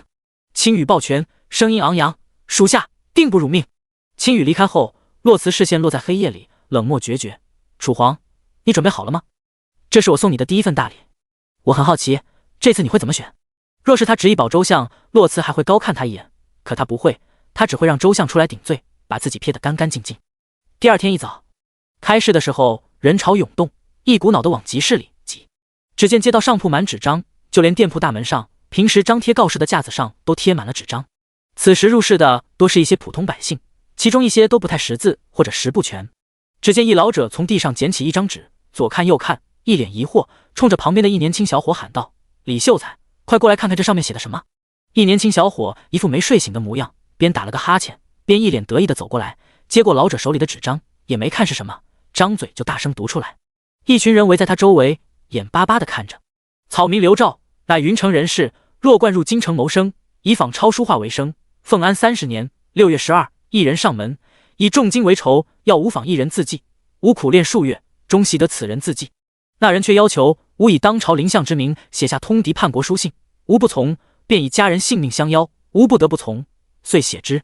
不日，丞相被诛9族，吾于街头斩首之处见到了那人，询问旁人，方知此人乃周相长子。吾自知会被斩草除根，死不足惜，唯留手书一封，还有交易往来书信印章，只认周相，还林家清白。李秀才的瞌睡终于醒了，终于反应过来自己念的是什么要命的东西，手一松，高呼：“与我无关，我什么也不知道。”落荒而逃。原来李秀才手中拿的正好是众多证据中那份浓厚的认罪书。与此同时，一布衣男子逆着人群朝大理寺走去，背脊挺直，大有一去不回之势。他站在大理寺门口，最后神情决绝地走向门口的登文谷，击鼓鸣冤，高呼：“罪名李子瑜，击鼓鸣冤，求圣上还林家清白。”周围围观的百姓纷纷噤声，在他一声接一声的高呼中，也纷纷呐喊：“还林家清白，还林家清白！”顷刻之间，流言飞散，民心动荡。这世间最锋利的一把剑，直指皇宫，直指周相。林相一生清正，门客弟子满天下，多少人至今都不相信林相会通敌叛国。如今终于有人站出来了，那些隐于暗处的人皆拧成一股绳，逼着圣上重审此案。是说阁内3楼上一处正对着集市的雅间，此刻窗户大开，洛辞坐于窗前，手里握着酒杯，一脸笑意地看着楼下热闹非凡的街道。从外面看，似乎雅间内只有他一人。殊不知，在他的对面还坐着一人，那人隐于窗后，别人不能得见。他此刻正震惊地盯着自己手里的纸张，一脸不可置信，手因为用力而大幅度的颤抖。季修明看着洛辞，扬了扬手里的纸张，这上面说的是真的吗？洛辞不可置否，眉尾轻挑。季大人觉得林相是个怎样的人？洛辞似是无意地打量着季修明，东阁大学士，从2品，咱们的季公子前途无量啊。季修明沉默不语。周相、林相皆是天下学子的信仰。林相被污蔑通敌叛国之罪，株连9族，世人悲戚。更荒谬的是，这背后主谋是周相。洛辞说的对，大楚要乱了。洛辞笑得肆意，端起手里的酒杯，轻身向前碰季修明那杯放在桌上分毫未动的酒，上好的瓷器碰撞出清脆的声音，真实反映了洛辞此刻的心情，愉悦又恶劣。他也不顾季修明内心遭受了多大的打击，这不是他该管的事，他若连这点事情都消化不了，那也枉费了自己这般看重他。重新坐回自己的位置上，将杯中的酒一口饮尽。洛辞看着季修明道：“季少傅该回了，宫里那位也该派人来请你了。毕竟是圣上跟前的红人，自然是要随时准备排忧解难。”第90章顶罪。御书房内，李公公领着几名小太监守在门口，从里面传出一声接一声摔东西的声音和天子的怒吼。李公公面不改色，习以为常，而另外几名小太监显然没有见过这种场面，被吓得纷纷压低脑袋，生怕殃及池鱼。此时屋内只剩下2个人，楚皇坐在龙椅上，而他的下手就站着此次事件的主人公，当朝文官之首周国松，白发苍苍，70高龄。他的脚边还堆着楚皇刚刚摔碎的花瓶。周相长满褶皱的面容上露出了疲惫和憔悴之意，而坐在上面的楚皇却面色难看至极，怒不可遏。朕当初就说要斩草除根，你偏要留他性命，若按照朕所说的做，又怎会有如今这局面？他冲着这位他幼时的老师、最忠心的臣子怒吼。如今世人皆在逼朕，要朕给个说法，你要朕如何？难道要朕去告诉他们是朕指使你怎么做的吗？太子刚刚走到御书房门口，恰好听到这句话，脚下一顿，沉默了片刻，冲门口的李公公道：“既然父皇此刻不得闲，那估晚些时候再来。说完头也不回的离开。原来林相之事也是父皇指使的。楚寻神色冷漠，他并没有多吃惊，不过意料之外，却又情理之中罢了。书房内，在听了楚皇接二连三的质问和指责后，周相顿时苍老了许多，神色暗淡，鬓边白发愈发刺目，伤感沉重。下一秒，他撩起衣袍，缓慢费力的跪下，声音苍老颤抖：“老臣不敢。”楚皇看着跪在下手的老者，露出一副为难的模样，语气放缓：“老师快起来吧，是朕失仪了。”周相并没有起来，而是继续跪着：“陛下怎会有错？错的是臣。”楚皇眼底金光一闪，顷刻恢复如常，一副自责悔恨的姿态：“是朕错了，是天子错了。”此话一出，周相立刻出声反驳：“陛下没错，也不能有错。一国天子不可以，也不能犯错。”楚皇沉默不语，只是露出悲戚的表情。片刻，周相苍老的声音从下面响起：“错的是臣，是臣利欲熏心，不忠不良，构陷忠臣良将。”停顿了一会，声音悲戚无力：“是臣不配为帝师，不配为相，此事和陛下无任何关系。”一字一句，70多岁白发苍苍的老者揽下了所有罪责，本是应该颐养天年的年纪，却偏偏选择了愚忠。楚皇神色痛苦不堪，无比虚伪：“老师，朕怎么可能让你？”陛下！周相情绪激烈地打断了楚皇的话，沧桑眉宇间布满坚决，赤色的眼睛微微湿润，情真意切：“陛下乃一国之君，是天子，身上肩负着荣耀我楚国王朝的使命，只有帝王无过，百姓才能幸福。而老臣必定不惜一切代价辅佐陛下。”一切好像回到了最初，楚皇刚刚登基的时候，正值壮年一身凌云志的周国松许诺过这位年轻的帝王：“臣永远和陛下站在一起。”周国松是他的老师，也是他最忠诚的臣子。这么多年过去了，周相没有变，依旧效忠着楚皇。为了巩固他手中的皇权，不惜和楚皇联手，构陷他少时最好的朋友。如今更是愿意为了让他皇位安稳，毁了自己一生的轻松风骨，遗臭万年。一起走了这么久，他都没有发现那个少年早就变了模样，眼底只有欲望和权力。就像此刻，他面上不舍，内心却在狂呼。周相没有意识到，从一开始自己就被他牵着鼻子走，直到他主动揽下全部罪名为止。楚皇面上痛苦不堪，他从龙椅上走下来，亲自把周相扶了起来：“老师，你让朕如何忍心？”周相拍了拍楚皇的肩，就如同他还年少一般：“老臣心意已决，求陛下成全。”周相离开御书房后，楚皇一人负手站于门内，面上再无方才的半分难过，却阴暗不堪。周国松乃自己的左膀右臂，为人虽然迂腐，但胜在忠心，若不是到了万不得已的地步，自己是不会舍弃的。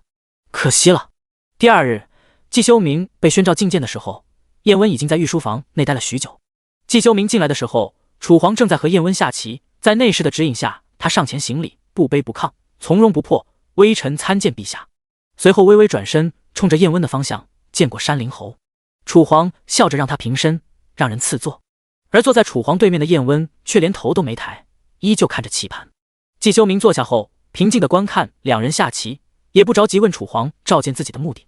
只见楚皇思索着放下一颗棋子，冲着燕温道：“你刚刚说的朕明白，只是周相毕竟是朕的老师，朕于心不忍。”季修明眼观鼻鼻关心，燕温心底冷笑：“于心不忍，他真当昨日御书房内的事无人知晓，现在这般装洋，不过是在等着别人给他台阶罢了。”面上却不动声色，漫不经心：“陛下仁心，可百姓不会顾忌这些。林家数百条人命是不争的事实，他们只看结果。”说着，他下了一颗棋子，嘴角一勾：“总不能为了一个周相，害百姓和陛下离了心。”楚皇没再接他的话，而是偏头看向坐在一旁的季修明：“季爱卿有何看法？”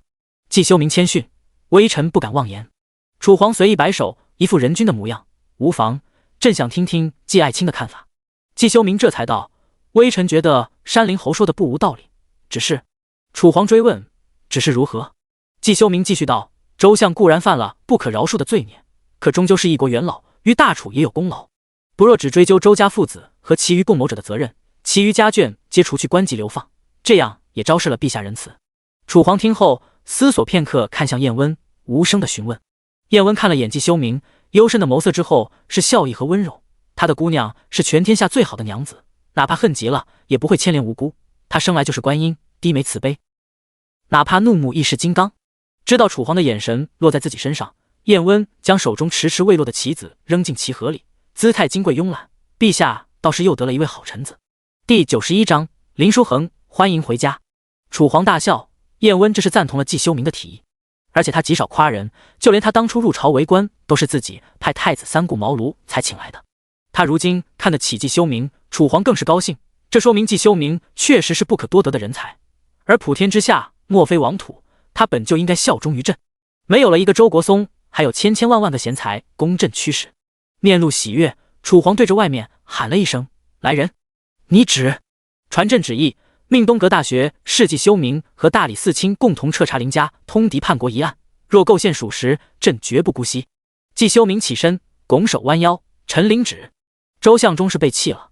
轰轰烈烈的调查展开，证据确凿，周相甚至没有一丝的狡辩。抄家的那天，甚至有人看到了他脸上一闪而过的解脱。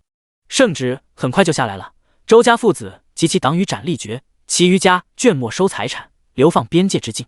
林相一案牵连甚广，大量官员牵涉其中，砍的砍头，贬官的贬官，流放的流放，朝中官位大量空悬。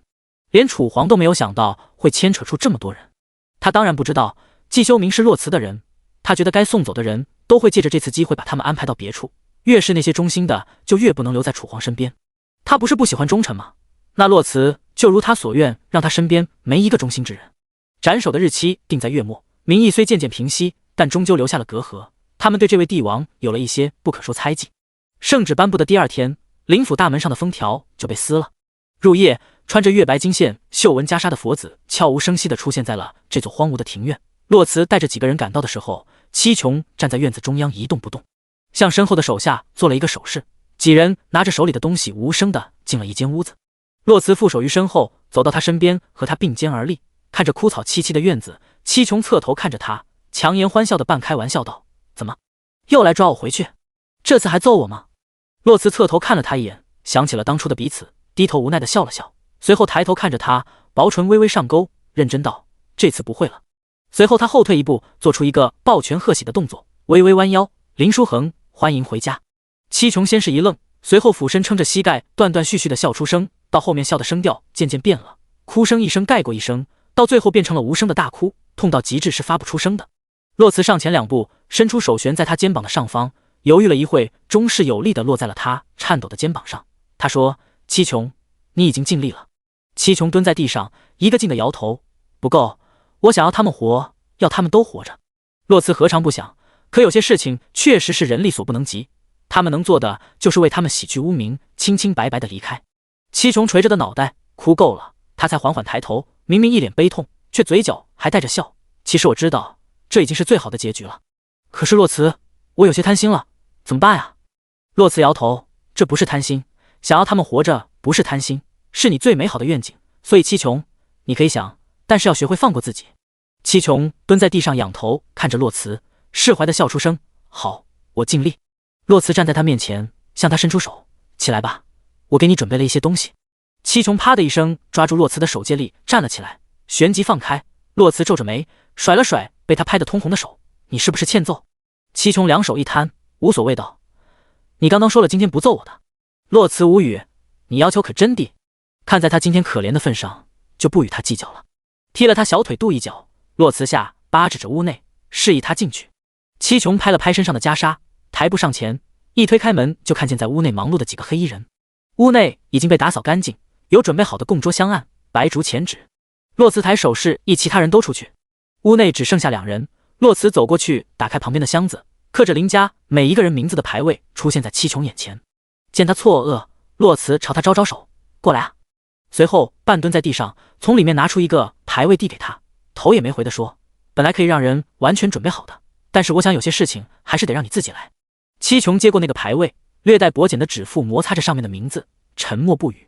洛辞又拿起一个牌位，径直走向供桌，将它放在上面，回头看还在发呆的七琼，笑道：“快点呀，我答应过你，终有一天会让你光明正大的供奉他们的牌位的。”众多白烛的昏黄烛光在他背后，他逆着光就这样看着七琼。七琼捏了捏手里的牌位，走过去把林相的牌位放在正中间。两人于彼此最艰难的时候认识，携手同行，在那段最苦寒的时间里，只有他们懂彼此心里的苦。有共同经历的人最容易理解对方。看着洛辞认真道：“谢谢你。”洛辞扬眉：“随后一笑：“有什么好谢的？林香对我很好。”两人将一堆牌位一个接一个的放在供桌上。七琼笑道：“也是，每一次的家书里都提起你，把你夸上天了。”洛慈淡笑不语，一会后声音微低：“是我要谢谢你才对。”戚琼不解：“什么？”洛慈侧身认真道：“周相之事，你并未牵连无辜之人。”戚琼看向那众多牌位，他害我林家诛九族，但我做不到，我得对得起我父亲的教养。我从小就觉得他是这世间最清正的人，他也定不愿意我以牙还牙，有些苦难没必要让别人再尝一次。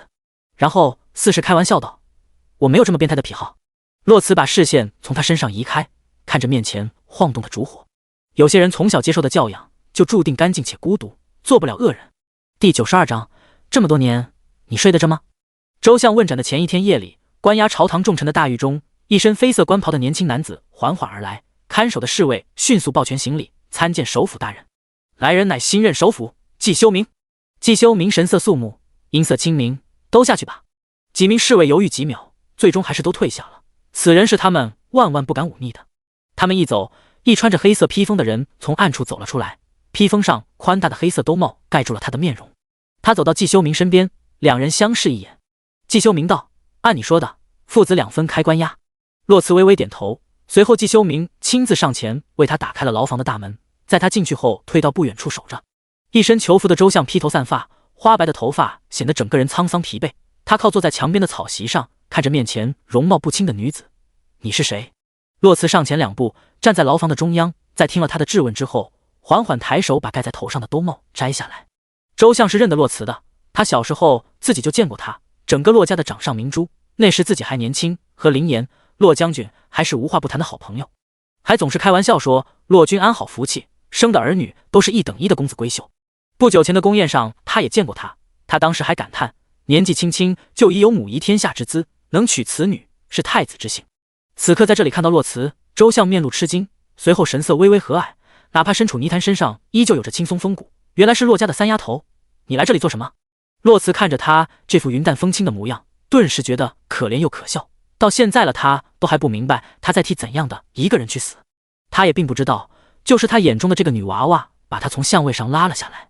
洛慈垂眸看着靠在墙边的老人：“晚辈费了好大的劲才把您请到这里来，自然是要来看看的。”周相面上和蔼的笑意凝固，到逐渐消失，苍老的眼眸里先是震惊，随后透露出危险的光芒。“你什么意思？”洛慈看着他吃惊的模样，语气淡漠：“字面上的意思。”周相面露不解，他一动不动地看着洛慈，沉声询问：“我与你无冤无仇，你为何针对我？”洛慈嘴角一勾，眼底划过一片冰冷：“我们之间有没有仇谊会在意，至于为何针对您。”带着微微嘲讽意味的视线从周相身上移到整个牢房。周相看着他，如同闲庭漫步一般走到漆黑的墙边，视线慢悠悠地落在墙上那一道道血痕和抓痕上，如同在欣赏一幅名画一样。这里都是关押死刑犯的地方，在这里撞墙、咬舌而死的人比比皆是，更有甚者因为恐惧把自己活活吓疯了的。不知道他想干什么，周相只觉得洛慈身上的气压好像更低了。只见他忽然扭头看着他，眸中明明带着淡淡的笑意，可周相却感受不到他有丝毫的欢愉。他说：“您知道吗？当初林相也被关在这里。”只一句话，刚刚还背脊挺直、傲骨不屈的老者顿时身体僵硬。他自认为自己此生无愧于国，无愧于己，无愧于圣上，唯独这个名字是他几辈子都数不尽的罪孽。看他失魂落魄的样子，洛慈又摇了摇头：“不对。”说着向他走近一步，看着他的眼睛道：“不止林相，是林家几百号人才对。”老者顷刻间苍老，双眸暗淡无光，沉默不语。洛慈看得明白，那双眼睛里有愧疚，却没有后悔。洛慈心底愤怒，怒气于中，却又觉得无力无奈，甚至连对他嘶吼的欲望都没有。最后也只是语气平静地说：“您问我为何针对您，晚辈不过是受人之托，还枉死的人清白罢了。”周相僵硬的身体动了动，浑浊的眼睛看着洛慈问：“谁？九族之罪，还有谁会这般费尽心思为林家鸣冤？”洛慈看着他的眼睛，满足他的追问：“你应该认识他，毕竟他小时候你还抱过他。”似是想到了什么，周相瞳孔震缩：“是他，是他。”见他想起来了，洛慈微微弯腰，靠近他一点，一字一句道：“他叫林书恒。”也不管周相脸上的震惊，洛慈继续道：“今夜本该是他来见你才对，可是他并不想见你。不过他让我给你带句话。”周相追问：“什么？”洛慈看着那张可悲的脸：“这么多年了，你睡得着吗？会不会一闭眼就看见斩首那日从高台上蜿蜒至街道的鲜血？耳边会不会常常充斥着林家人的哭嚎？上到80岁老妇，下到3岁孩童，这么多条人命，你睡得着吗？”想到了自己的亲人，洛慈神色隐忍，前辈可知道，他本来可以让你也尝尝诛九族的滋味，可他却放过了你的家眷。你当初怎么敢认为林相这样的人会不忠？”周相如遭雷劈，怎么可能？不是圣上体恤他才保全了他的家人吗？知道他在想什么，洛慈直接冷笑出声：“到现在你都还不明白，你心心念念的陛下是怎样一个厉鬼？”当时的朝廷除了楚皇，最位高权重的官员只有3个，一个是林岩，一个是骆君安，另一个就是他周国松。林相居左相之位，乃百官之首，世人称赞；骆将军是大楚战神，世人敬仰；而周国松居右相之位，是当朝帝师，无比风光。此3人皆是大楚的肱骨之臣，共同辅佐圣上，荣耀大楚王朝。周相呆滞地坐在地上，眼神空洞地看着地面，是从什么时候开始自己和楚皇对林相起了忌惮之心？百姓口口相传，林岩做人一身正气，为官一尘不染，两袖清风，功于行，利于民，感召世人。于臣子百姓中一呼百应，帝王不合时宜的决策总能被他堵得哑口无言，不了了之。他在百姓心中的威望都要盖过帝王之威望了。自己当时是怎么和楚皇说的？他和楚皇都觉得再任其发展必定会功高震主，威胁皇权，故意不做二不休，斩草除根，也借机敲山震虎，告诉朝中那些为他马首是瞻的人，谁才是大楚的主人。第93章都是笑话。下一秒，周相重新挺直腰杆看向洛慈，言语诚恳且坚决：“我对不起林家，但我不后悔，我一心为国，无怨无悔。”洛慈怒火攻心，再不顾及什么长幼有序，直接厉声呵斥，愚不可及，毫不留情地戳破了他自以为是的忠烈。洛慈言语激烈：“你自以为为国为民，可从始至终你为的都只是龙以上的那个人。”他步步紧逼，语气中包含嘲讽和痛恨。可是那个人从来就不代表百姓苍生，他只顾自己。你口中的一心为国，就是个笑话。周相偏执摇头，激进疯魔：“不是这样的，你放肆，怎可污蔑天子？”洛慈不欲与他争，他现在不认没关系，他手里还有好多可以让他信仰崩塌的东西，夜还长，可以慢慢聊。他不会让他这样自我感动的去赴死，至少等他到了阎王殿，他是说不出他没错这种屁话来的。洛慈半蹲在他面前，老头子恶狠狠地看着他，他丝毫不怯，继续道：“前辈方才说与我无冤无仇，洛家千百族人的命，你怎么敢啊？”周相恶狠狠的面色一愣：“你这话什么意思？”洛慈神色嘲讽又痛恨：“怎么，你不知道吗？你以为当初楚国军队长胜不败，打得夏军节节败退，为何会忽然收兵前往赵城议和？你觉得这世间还有谁的命令能让我父亲在大胜之际收兵？”周相确实不知道赵城一战的真相，在此刻之前，他都以为是夏朝毁约，坑杀洛家。而此刻在洛慈的步步紧逼下，他脑海中有了一个他从来不敢想的猜测，他心里否认：不可能，自己明明告诉过他，洛家不能杀。其他3国对大楚之所以这么忌惮，就是因为洛家和麒麟卫的存在，动洛家必定边疆不稳。洛慈直接戳破他的自我欺骗，让我来告诉你是谁。楚皇进士李道正深夜携密旨至，第2天，洛家族人奔赴赵城议和，无一人生还。堂堂一国帝王竟与敌国勾结，用大楚将士抛头颅洒热血守住的城池去做交易，构陷为他开疆扩土的臣子。周相觉得这是不是天大的笑话？周相苍老的眼睛里充满了失望和震惊。从什么时候开始，他连自己都瞒？一直守在外面的季修明在听到这里的时候，已经被惊得忘记动作了。原来外表光鲜亮丽的大楚，内部已经腐朽到这种地步了。帝昏如此，百姓何从？里面洛慈丝毫不同情他，他的悲悯心有限，不该浪费在这种人身上。你是不是觉得自己被蒙在鼓里，什么都不知道，所以我洛家之事与你无关？你好好想想，洛家出征之前，你与楚皇说了什么？周相仰头看着洛慈，视线却没有焦距。说了什么？他说，洛家掌握着大楚半数兵权，还养有司军麒麟卫，陛下不得不防。陛下可适当削减兵权，且普天之下莫非王土，这麒麟卫也该是陛下的军队。见他想起来了，洛慈才冷漠道：“你现在还觉得我洛家千百族人的性命与你无关吗？这样一个为了一己私欲置国家百姓于不顾的人，也只有你会奉他为天子。”斑白的头发散乱地垂在脸庞，周相无力地跌坐在地上，他甚至找不到任何可以辩解的话，无论是为他还是为那个帝王。可是这还不够，洛慈手中还有压死骆驼的最后一根稻草。你全凭想象猜测，就给林家、洛家扣上了不忠的罪名，一心只觉得他们会威胁皇权。可是你有没有想过，狡兔死走狗烹，你在看林相和我父亲，而楚皇在同时看你们3个人，他忌惮的从来都不止2个人。就像现在，你揽下了所有罪名，你以为他会有多难过？顶多是丢了一件趁手的玩意儿罢了。周相因为愤怒，面色通红，脖子上青筋暴起。你胡说！本相是帝师，是他最信任的人。他甚至起身朝洛辞扑过来，一招宰相，此刻无半分威仪可言，狼狈不堪。洛辞轻松闪开，悲哀地看着疯魔的人，随后直起身子，拍了拍披风上的草屑，血管明显的手拉起身后的兜帽戴上，最后看了他一眼，薄唇轻启说了一句话，转身离开。周相呆愣地跪在地上，洛辞刚刚说的那句话如同晴天霹雳。他说：“周家小公子也是金才艳艳的人物，只是可惜了。”只一句话，周相就明白了洛辞的意思。待他回过神来，立刻跌跌撞撞地扑过去，却只能抓着栏杆嘶吼：“你什么意思？你说清楚！”一栏之隔，洛辞笑道：“你以为楚皇不动你的原因是什么？他这么放心你，一是你蠢，二便是因为你后继无人。”头也不回地转身离开。季修明回头看了一眼跪在地上嚎啕大哭的周相，无奈摇头后跟着洛辞离开了。临死前的最后一夜，周相没有合过眼。他不明白，是因为帝王变了，还是自己从未看清过他。无人知晓，他这一生最骄傲的事情，不是位居宰相，不是为人夫、为人父，而是为人师。他看着他从少年到如今年过半百，又是一生又一生的老师，似乎至今都还在耳边环绕。他已经许多年未叫过自己一声老师了，而那天在御书房那一声老师，现在想来不过是让自己揽罪的手段罢了。回首这一生，都是虚妄，都是笑话。送走洛辞后，季修明回到府上，并退了所有下人，独自一人坐于屋内，沉默不语。他曾经不明白洛辞到底要做什么，可今天他似乎猜到了，杀王侯，灭将相，他是想颠覆大楚的江山。那自己在其中扮演着一个什么样的角色？一个帮凶？季修明疑惑了，自幼读的圣贤书都在叫他修身齐家治国平天下，而不是助纣为虐。可是他知道助纣为虐这个词从来都和洛辞无关，他不是坏人。那他该如何？还要继续站在他这边吗？第94章，王爷可有私心？第二天，押送周家父子及其党羽的囚车从街道上缓缓驶过，街道上的百姓义愤填膺，更有甚者将手中的菜叶、鸡蛋扔在他们身上。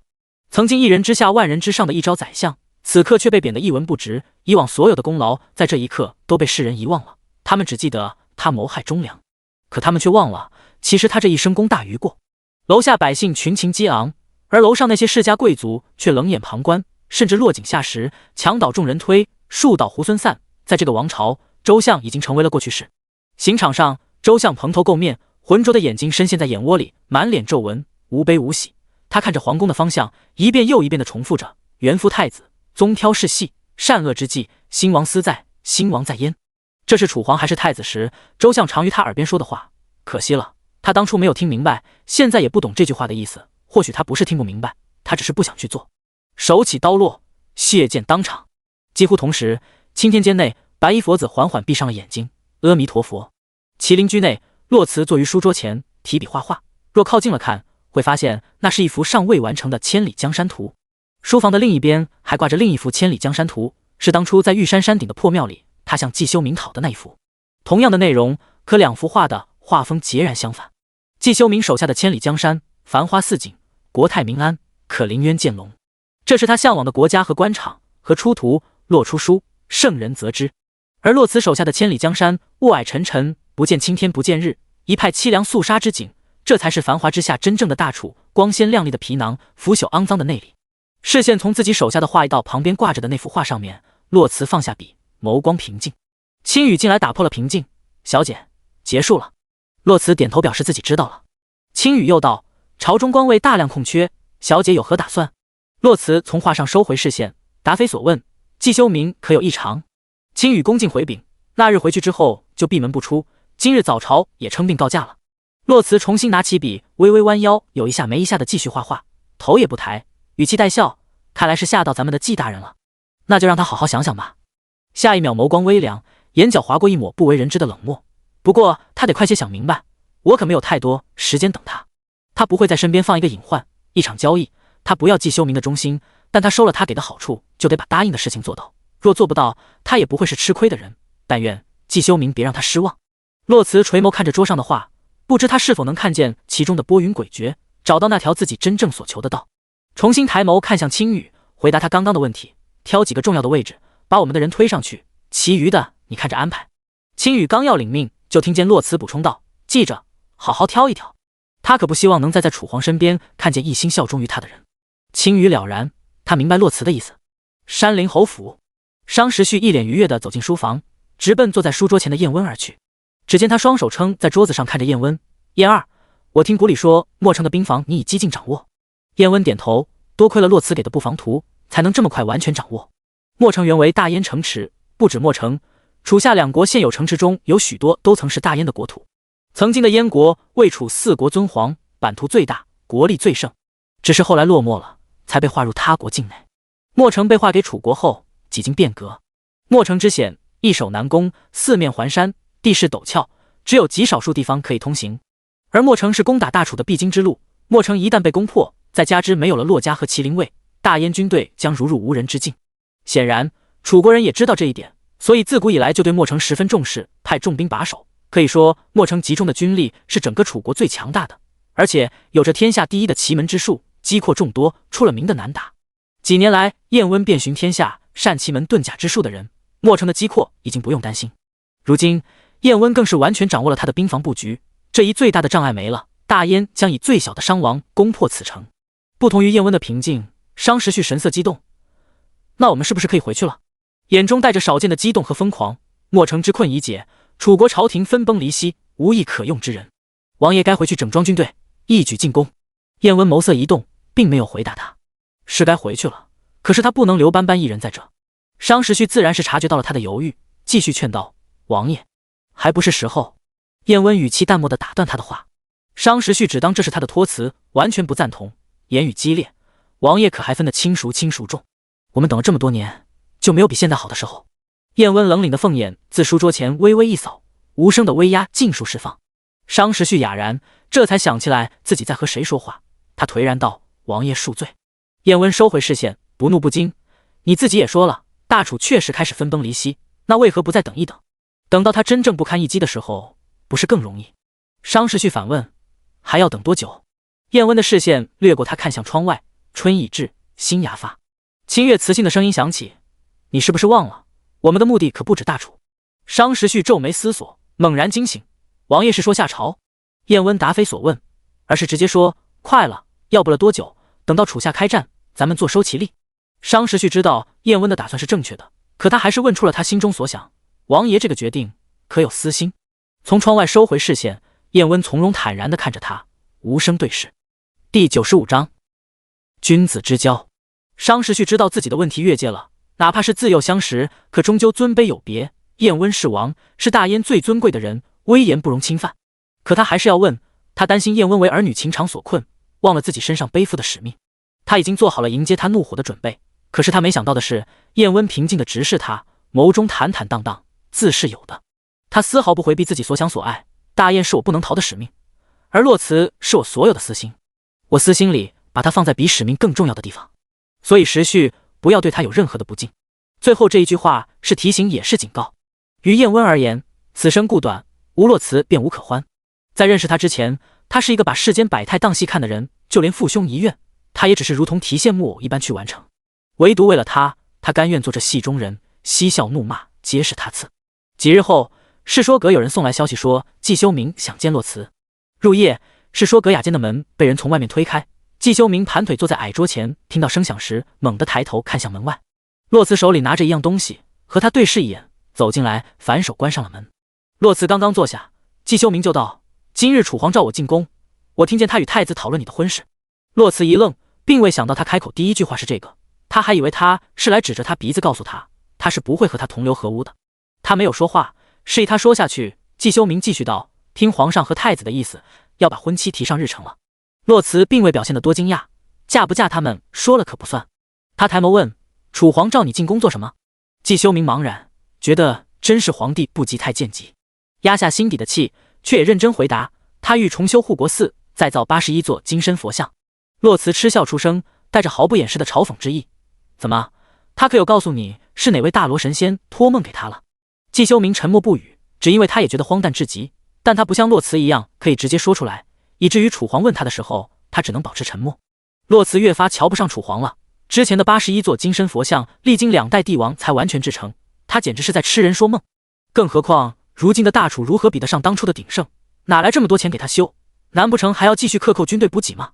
他是真不怕大楚亡在他手上。洛慈看着面前脸色颇为难看的季修明，他可说从哪里来钱？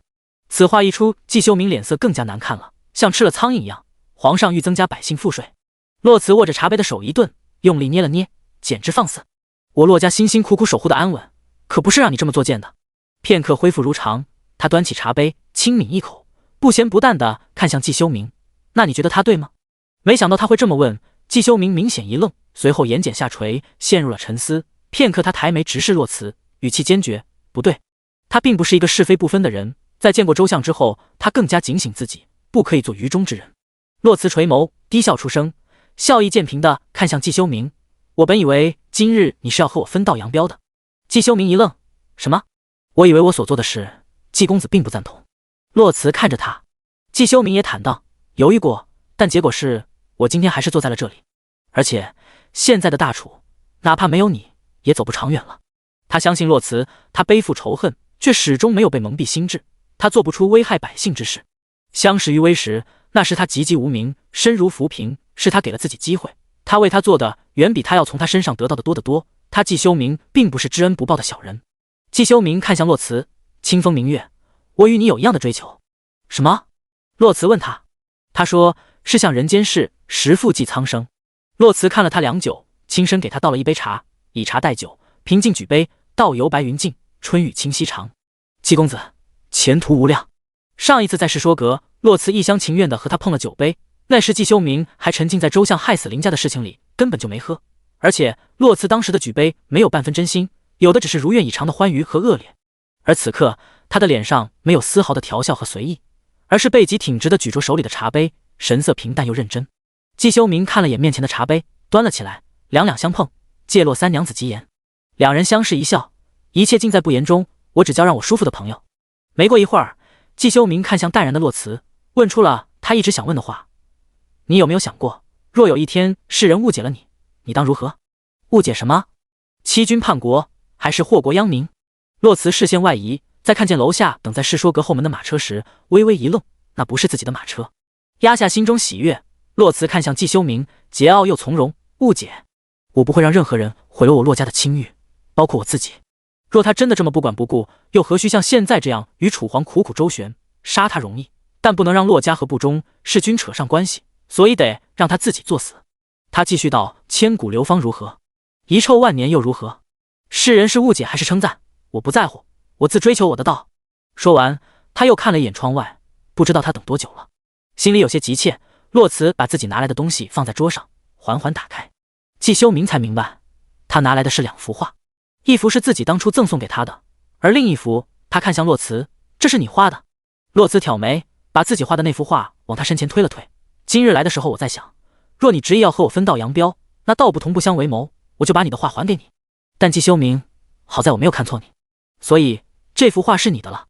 说完，他把自己的那幅画往前推了推，随后将另外一幅重新卷起来，收好。站起身，他说：重修81座金身佛像一事，你附和楚皇就好，顺从他的心意，其余的交给我。说完抬脚就要离开，见他要走，季修明连忙起身问：那你和太子婚约一事？洛慈回头折指窗外：无碍，有人来接我了，告辞。说完头也不回地跑下楼。第96章，你是我的。季修明看向窗外，却见世说阁的后门处停着一辆马车，一只手从里面掀开帘子，紧接着一袭紫衣的山林侯出现在视野里。他抬眸和季修明对视一眼，又缓缓移开，抬不下了马车，姿态金贵慵懒。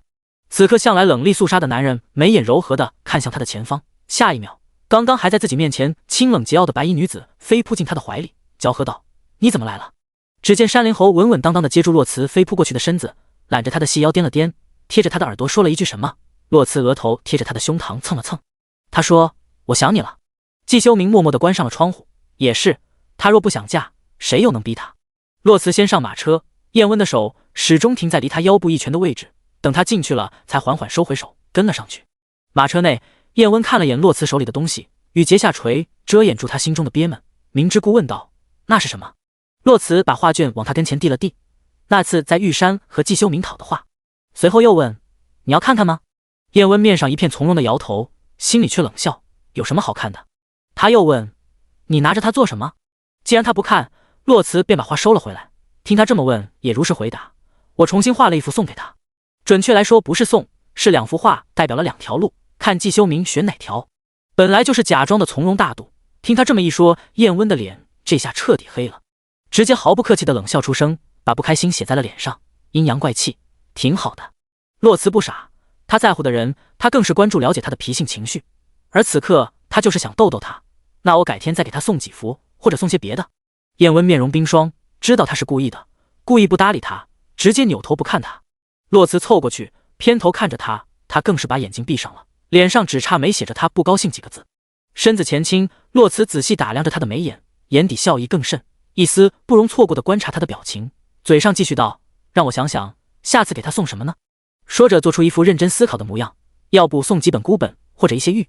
话还没说完，眼前一直闭着眼睛的燕温忽然睁开眼睛，波涛翻涌，忍无可忍道：洛斑斑，你是不是……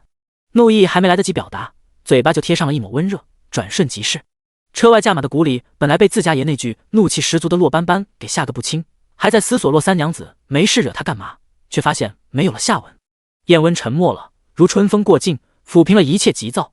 他沉默且平静地看着洛慈，然后眼睁睁地看着他又凑过来，轻轻一啄，退开，又轻轻一啄，如此反复。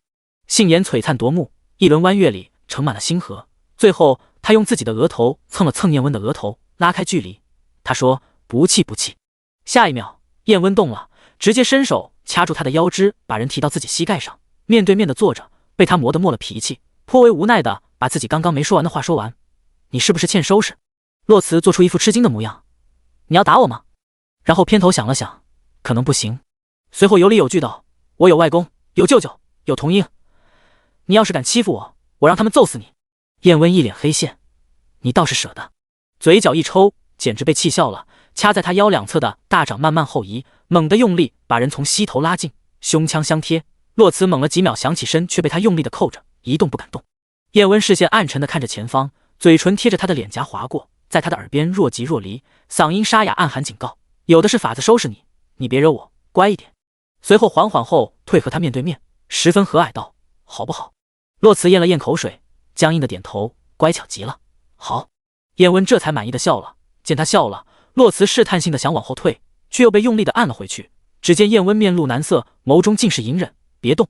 洛慈辩解，可是他说不出来。燕温轻笑出声，抬起一只手理了理他滑落肩前的头发，将他拨到他身后，语气轻柔：乖一点。洛慈委屈极了，眉头轻蹙：你不可以这样的。燕温扣着他腰的手力度丝毫未松，静静地等着他的下文。洛慈认真道：佛说。闭嘴！燕温直接打断了他的胡说八道：你是真想被收拾？洛慈不敢说了，终于安静下来。燕温撞了撞他的脑袋，随后将人搂进怀里，棱角分明的下巴搁在他肩窝处，温热的气息肆意的喷洒在他白皙脆弱的脖颈上。斑斑，你是我的。语气缠绵，似乎全然忘了刚刚是谁恶狠狠地叫他洛斑斑。洛慈正色道：我不是你的，我是我自己的。说完他回抱住燕温，娇俏又霸道地笑着说：但是你是我的。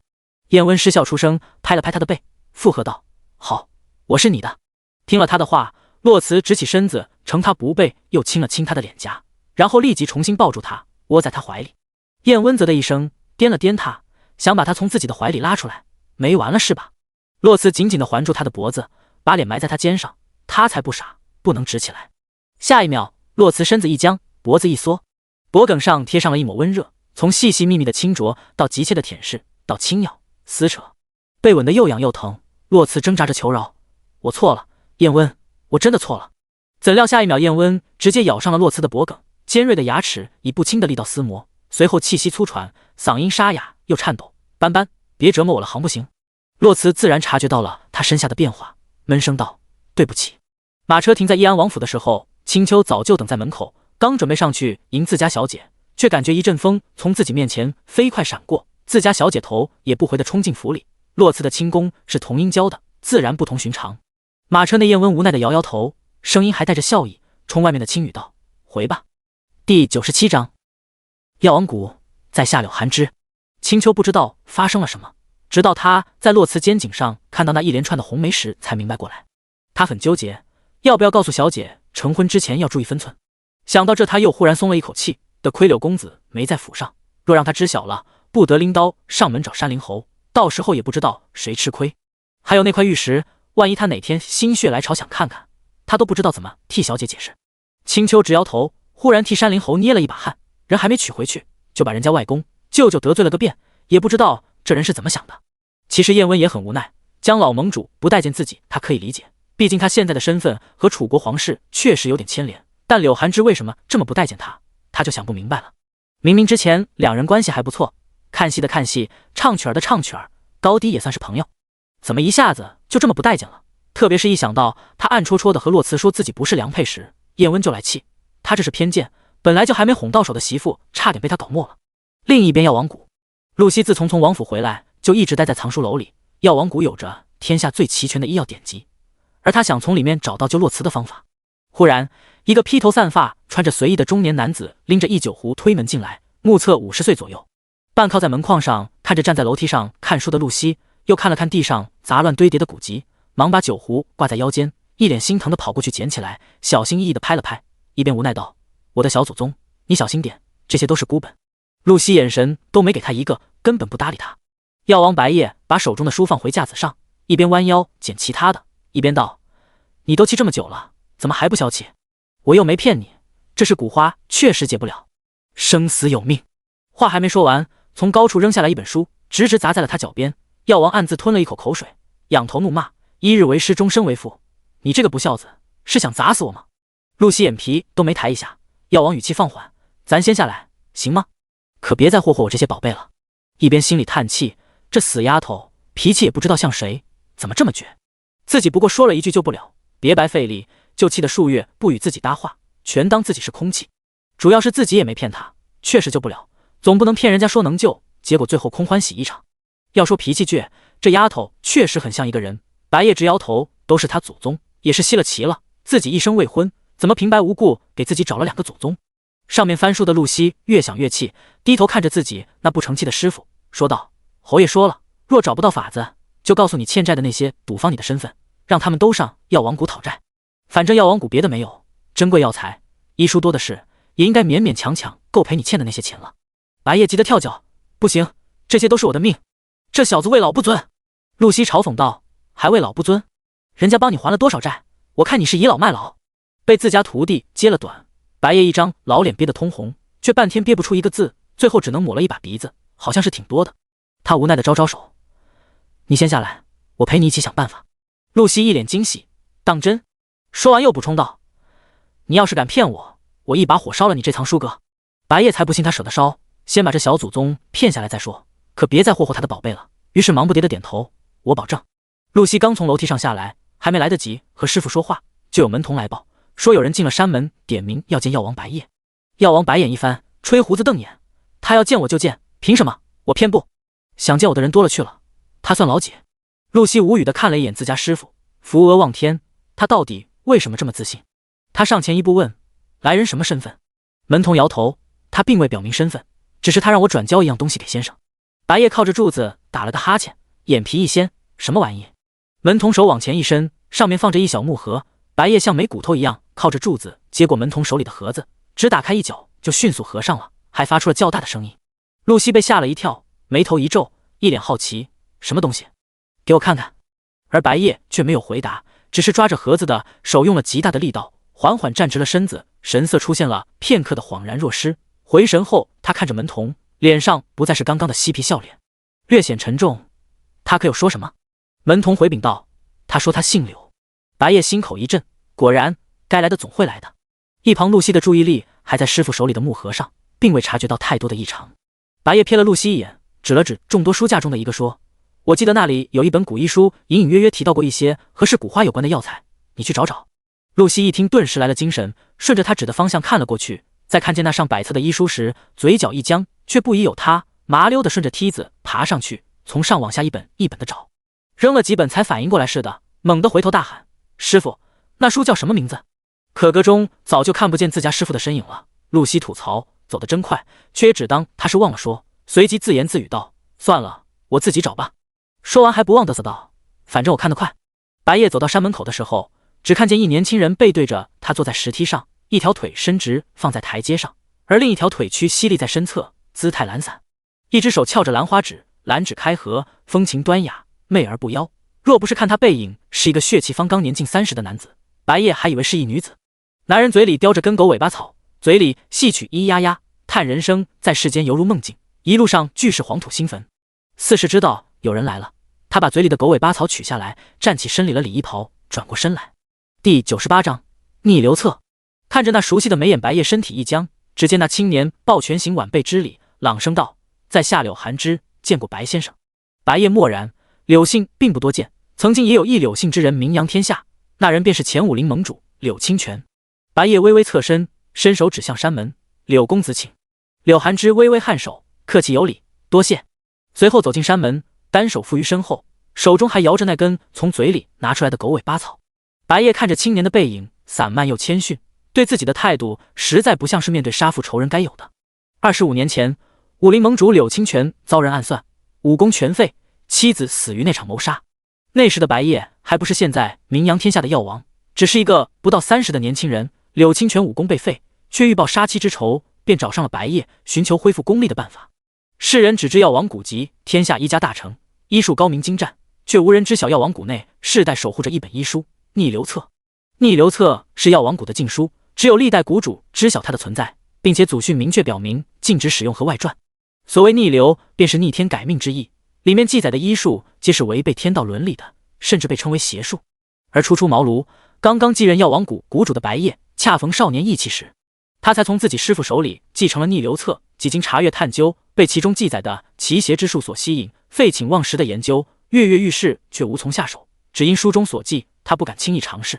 师父千叮咛万嘱咐，此书不可用。可年轻的白夜根本不信，甚至觉得在自己的手里，此书一定可以成为医家珍宝，救死扶伤。恰巧柳清泉的所求给年轻的白夜提供了一个机会，再加之他被柳盟主所感动，坚信自己可以帮他，于是不惜违背祖训，动用了逆流册，从中找到了恢复功力之法。柳清泉借此要报了杀妻之仇，众人皆大欢喜。就在白夜为自己的医术沾沾自喜，觉得师父所说皆不可信时，报了仇的柳清泉却突然暴体而亡，七窍流血而死。无人知晓其中原因，白夜为他医治的事情，除了亲密之人，并无人知晓。白夜如同疯了一般去查找原因，最后才在逆流册的家业里找到了一句话：凡此中之术，皆以死救活，以活救死。白夜在刘府跪了3天3夜，而此时的刘府仆从弟子皆已经作鸟兽散了，只剩下一个白发苍苍的管家带着柳盟主5岁的儿子。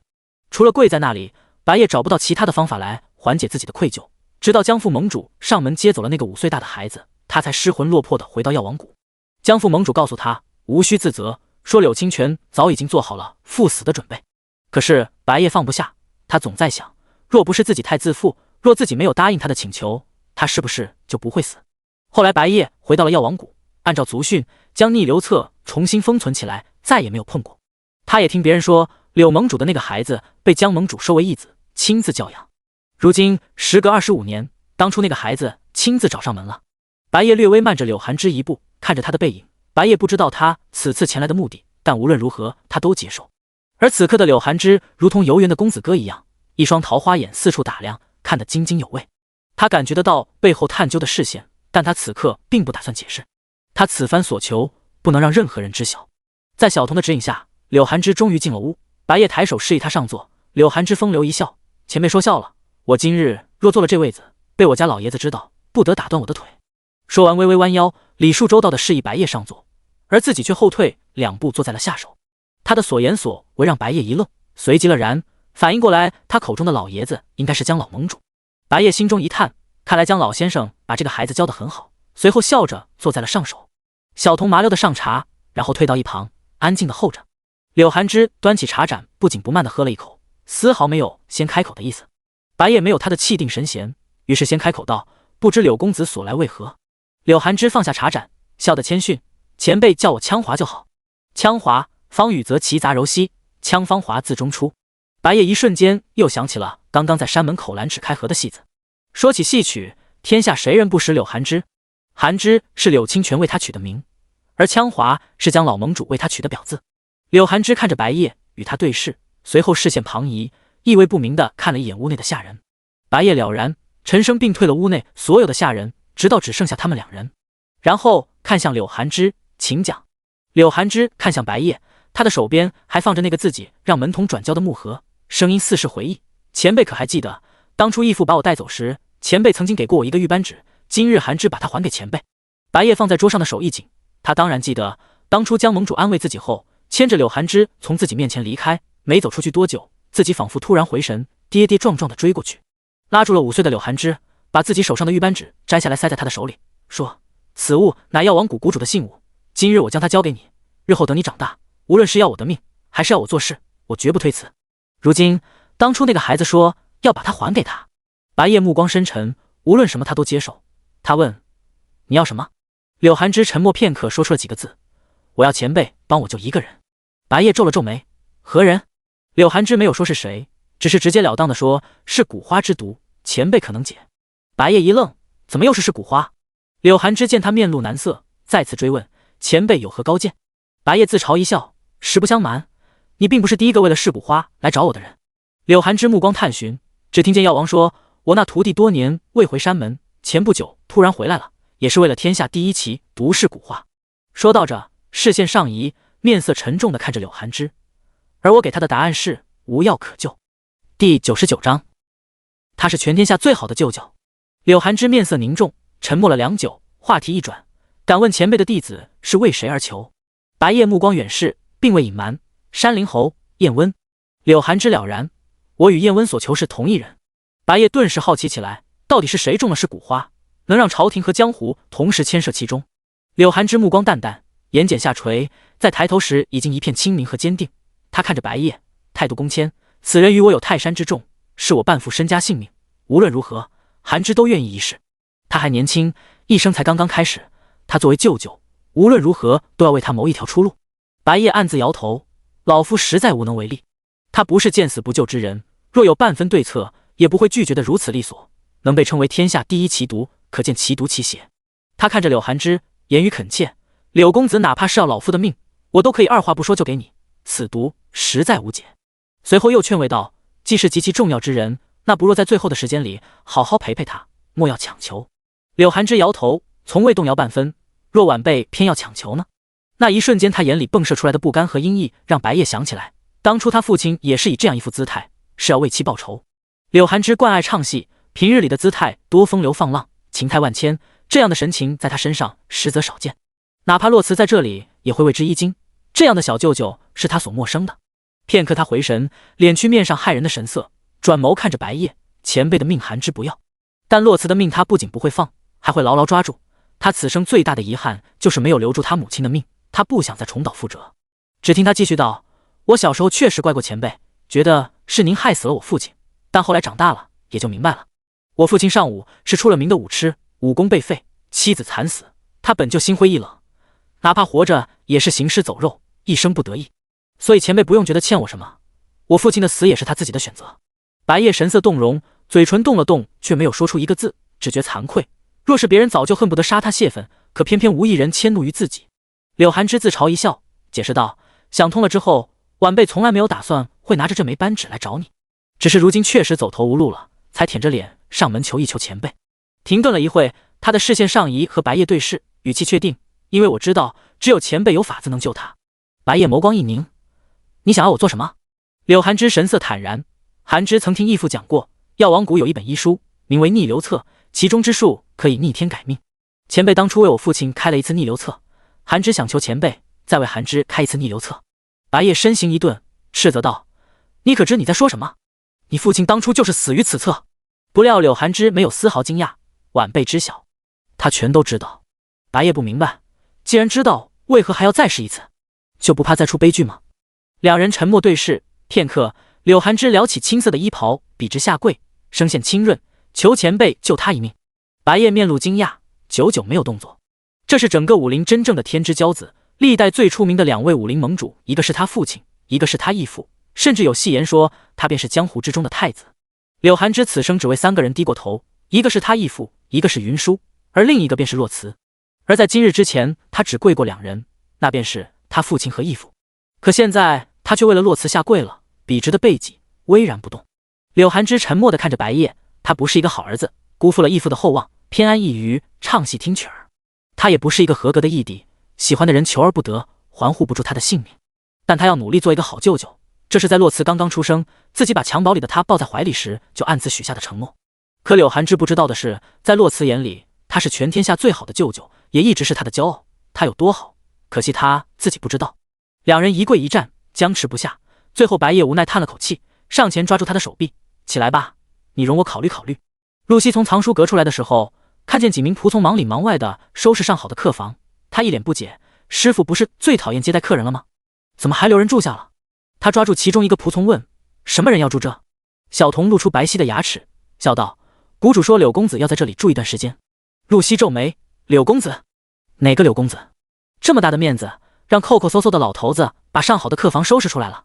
再看仆从手里的笔墨纸砚、屏风等等，哟，这些贵重的东西，老头子连自己都舍不得用。”小童笑着回禀：“就是那天下第一戏子柳寒枝，柳公子。”露西一脸稀奇：“就是那个写了《桃花扇》《银瓶春》的柳寒枝？”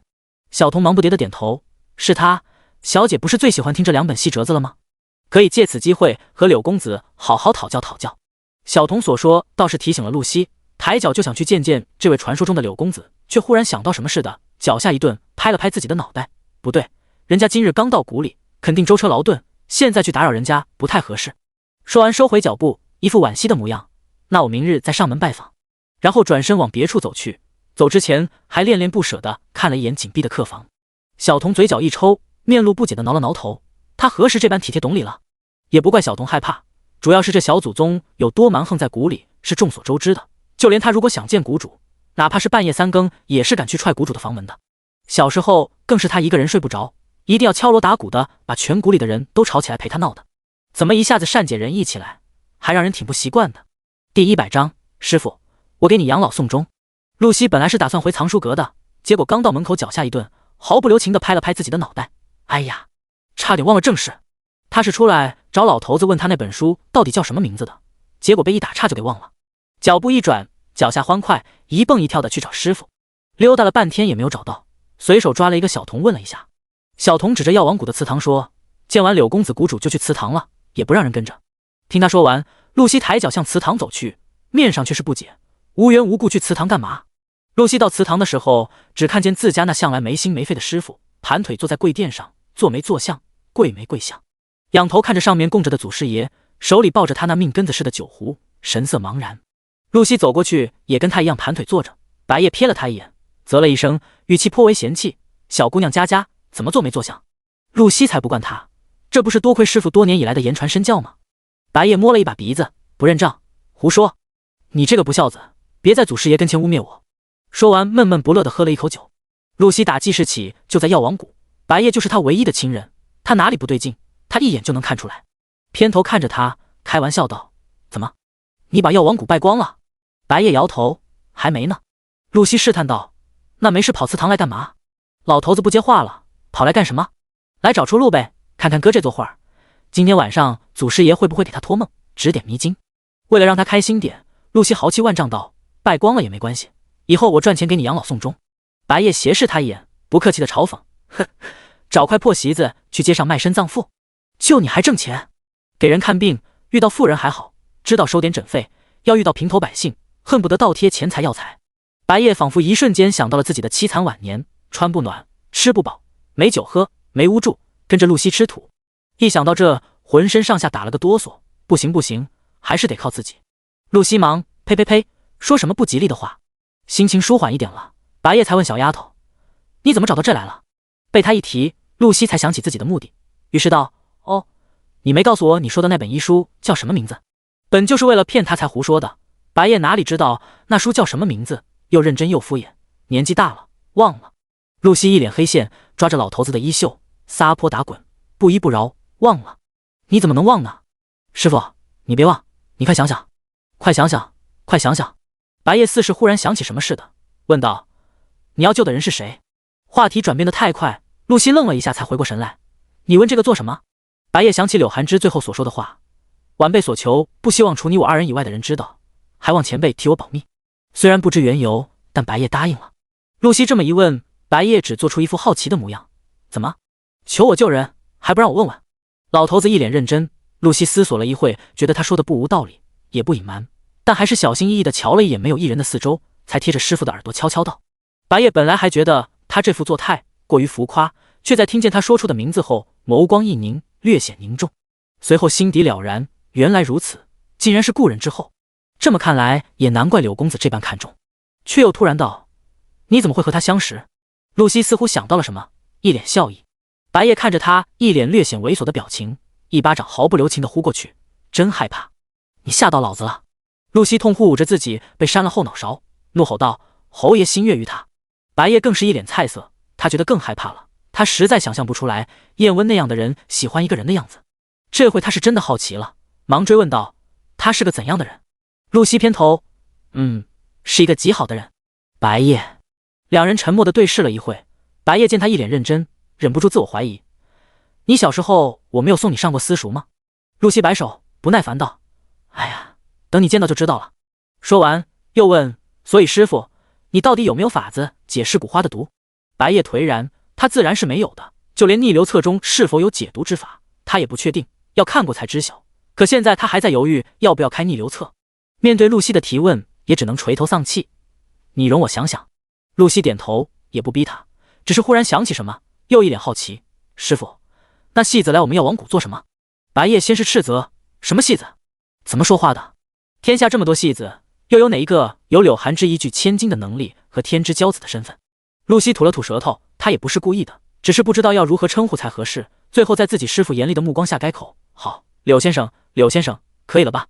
白夜这才露出满意的表情，随后眼底暗芒划过，面上不动声色：“故人之子路过此地，前来看望我，我便留他住一些时日。”露西也没有怀疑，自顾自的点头表示知晓了。另一边，京城麒麟居，春意盎然的院子里，青羽站在洛慈身边，和他回禀明真公主和亲一事。若不出意外，和亲的车驾2日后便会到达赵城，彻底离楚。洛慈站在鱼缸前，神色恬淡的垂眸看着里面游得正欢快的红鲤，撒下一些鱼饵，鸡尾花色漂亮的鲤鱼争相夺食，尾巴拍击水面溅起水花，分毫不在意金贵宽大的衣袖被溅湿。他嘴角一勾：“黎叔那边安排好了吗？”青羽点头：“昨日来了消息，父亲已经亲自领着一队人马前往邳州。黎叔亲自出马，洛慈自然最是放心不过了。”第101章，请父皇三思。停顿了一会，青羽又道：“白日里收到了青天监的消息。”洛慈浓密的语结青山：“他说什么？”这个他自然就是指七琼了。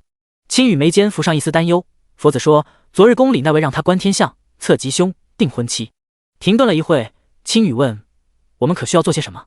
洛慈面上一片从容，将手中的鱼饵完全撒入缸中，散漫地拍了拍手：“不急。”随后目光落在远处，嗓音平和：“我之前安排的事如何了？”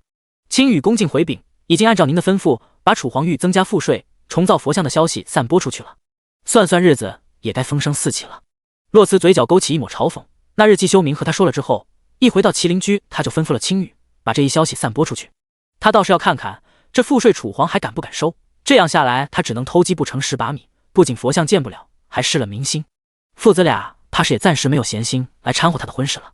青羽了然，眸中尽是敬仰。洛慈忽然想起什么似的，抬眸问道：“可有舅舅的来信？”青羽摇头。洛慈面上疑惑：梨园的戏他也不唱了，已经关门许多时日，也未曾听说他在哪个地方唱戏。当时年后一走，也没说去哪，数月来更是一封信也没有，不正常。洛慈正担心的时候，第2日，青羽就拿着柳寒枝的信进来了。信中说，在京城待太久了，他想出去游玩一些时日，让洛慈无需担心。洛慈并未怀疑，他这一生最好的年华，都为了2个人将自己困于京城，一个是娘亲，一个是自己，他也该出去好好转转了。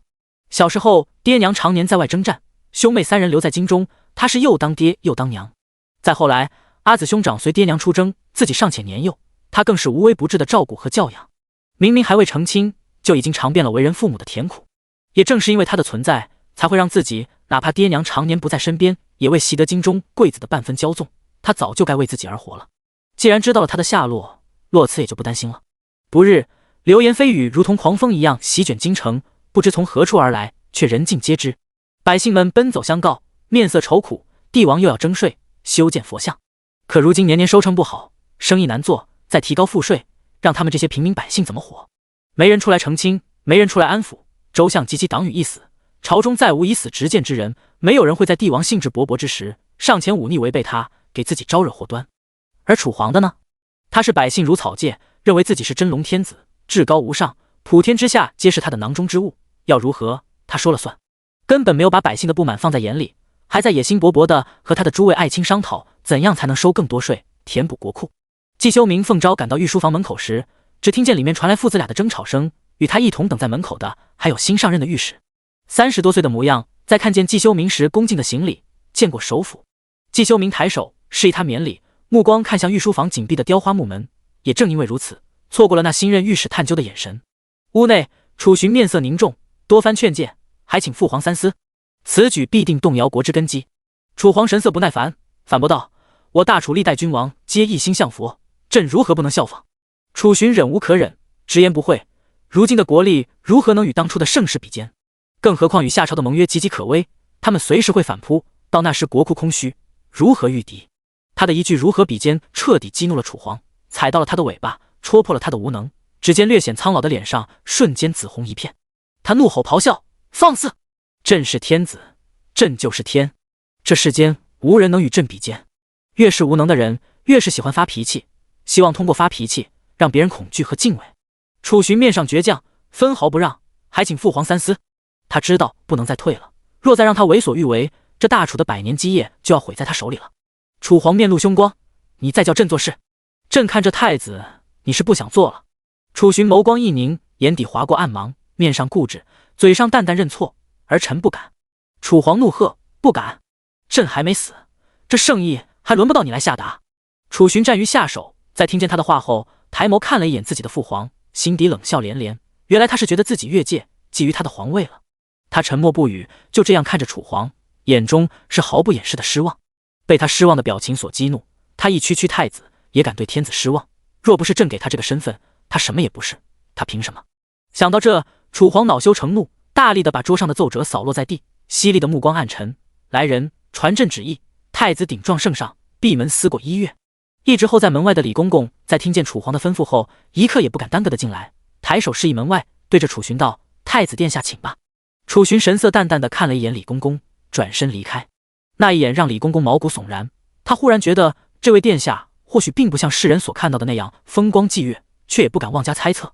楚寻走出御书房，看到候在外面的季修明时，脚下一顿，随后向季修明走去。季修明抬手行礼，参见太子殿下。旁边的新任御史也弯腰行礼，楚寻微微点头，示意二人免礼。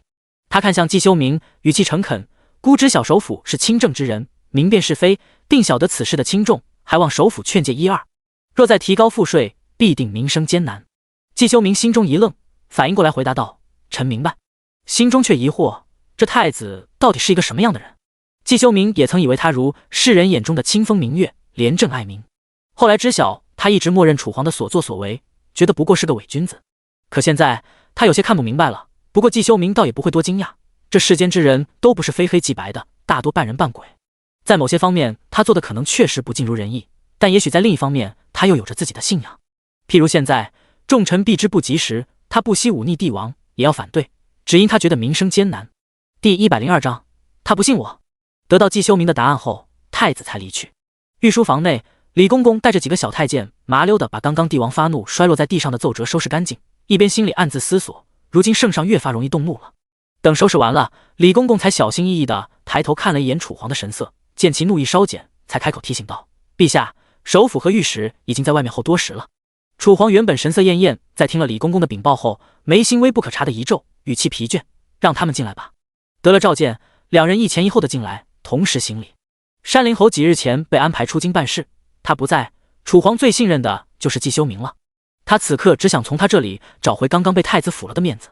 看着他直截了当的问：“季爱卿觉得朕可有错？”季修明自然知道楚皇想听什么，可偏偏这一刻他一个字也说不出来，哪怕是撒谎，他也说不出违心的话，说他无错。嘴唇动了动，却半天没有发出一个字。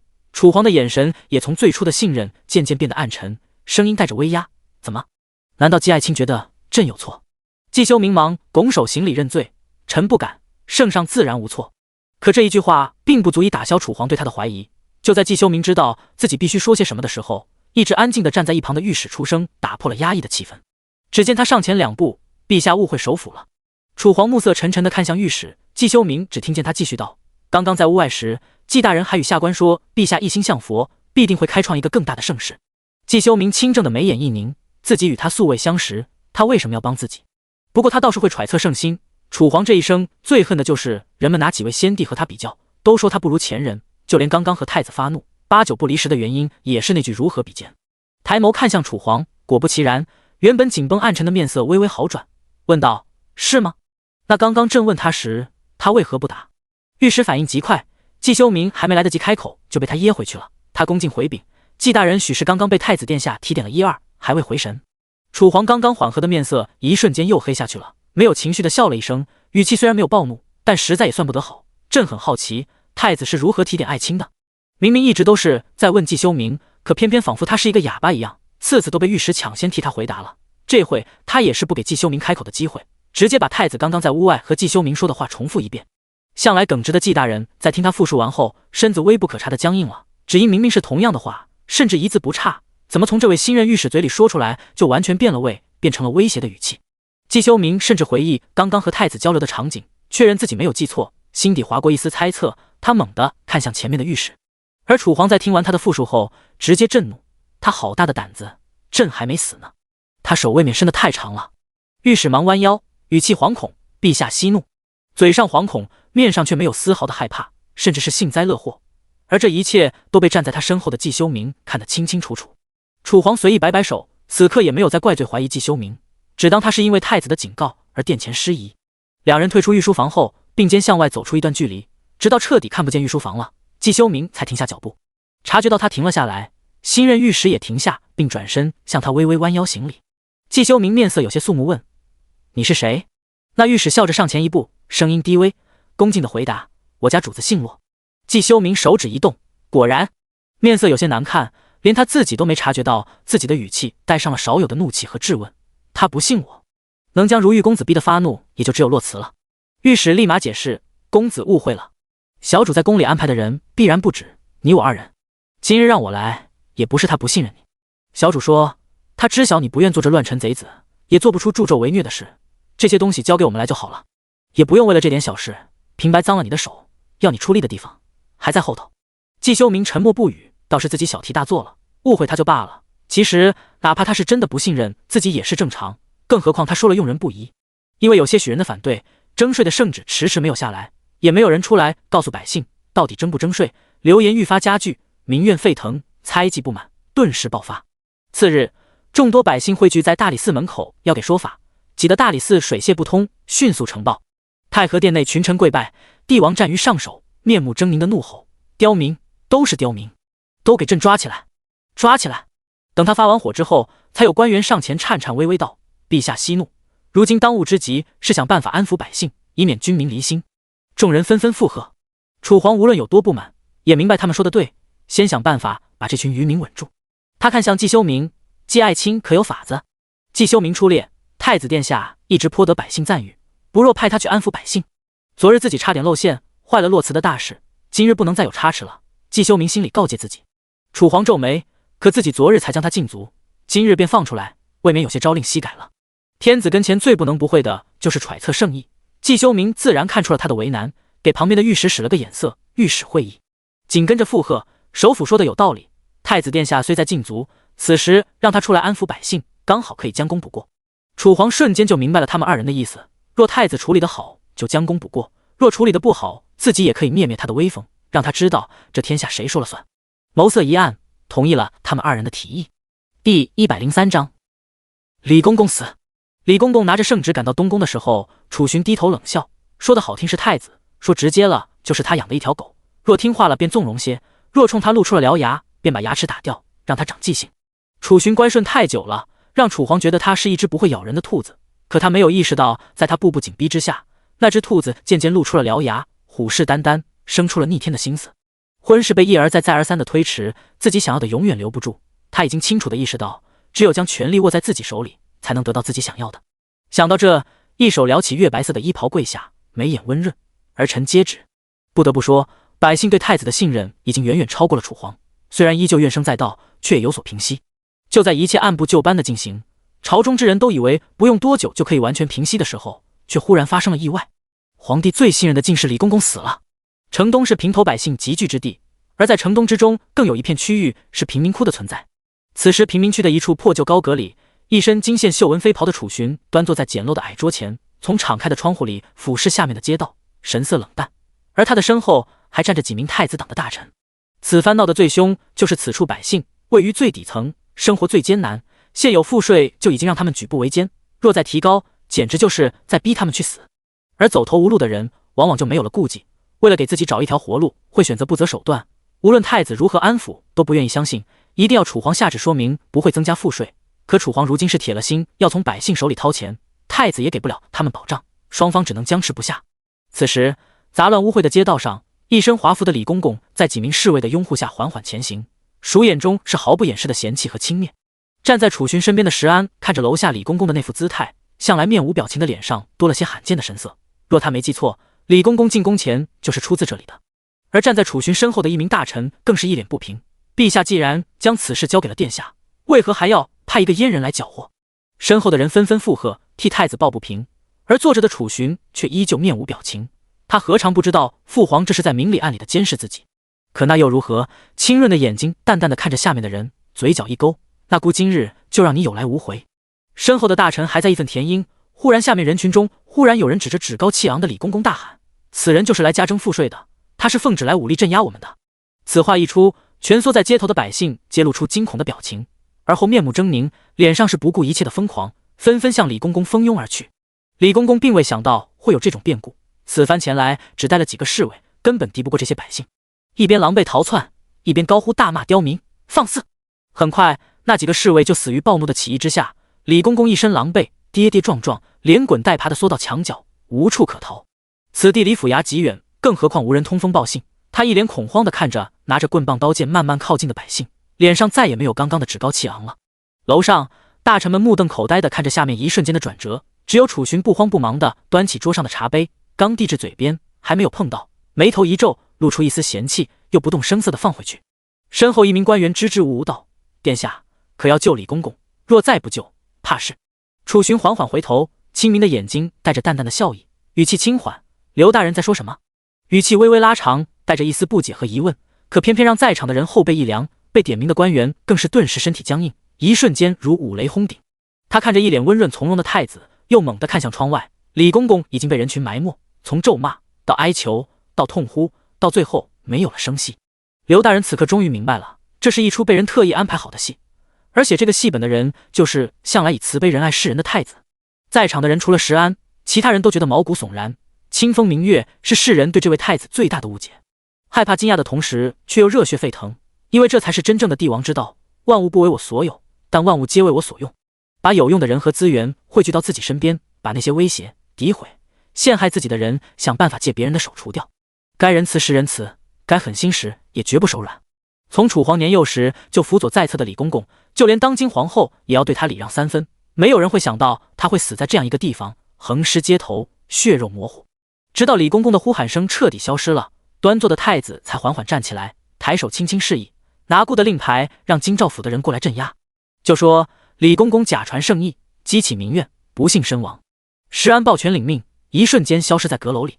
楚勋回身，面上带着淡淡的笑意，看着那些大臣客气询问：“诸位觉得姑刚刚说的对吗？”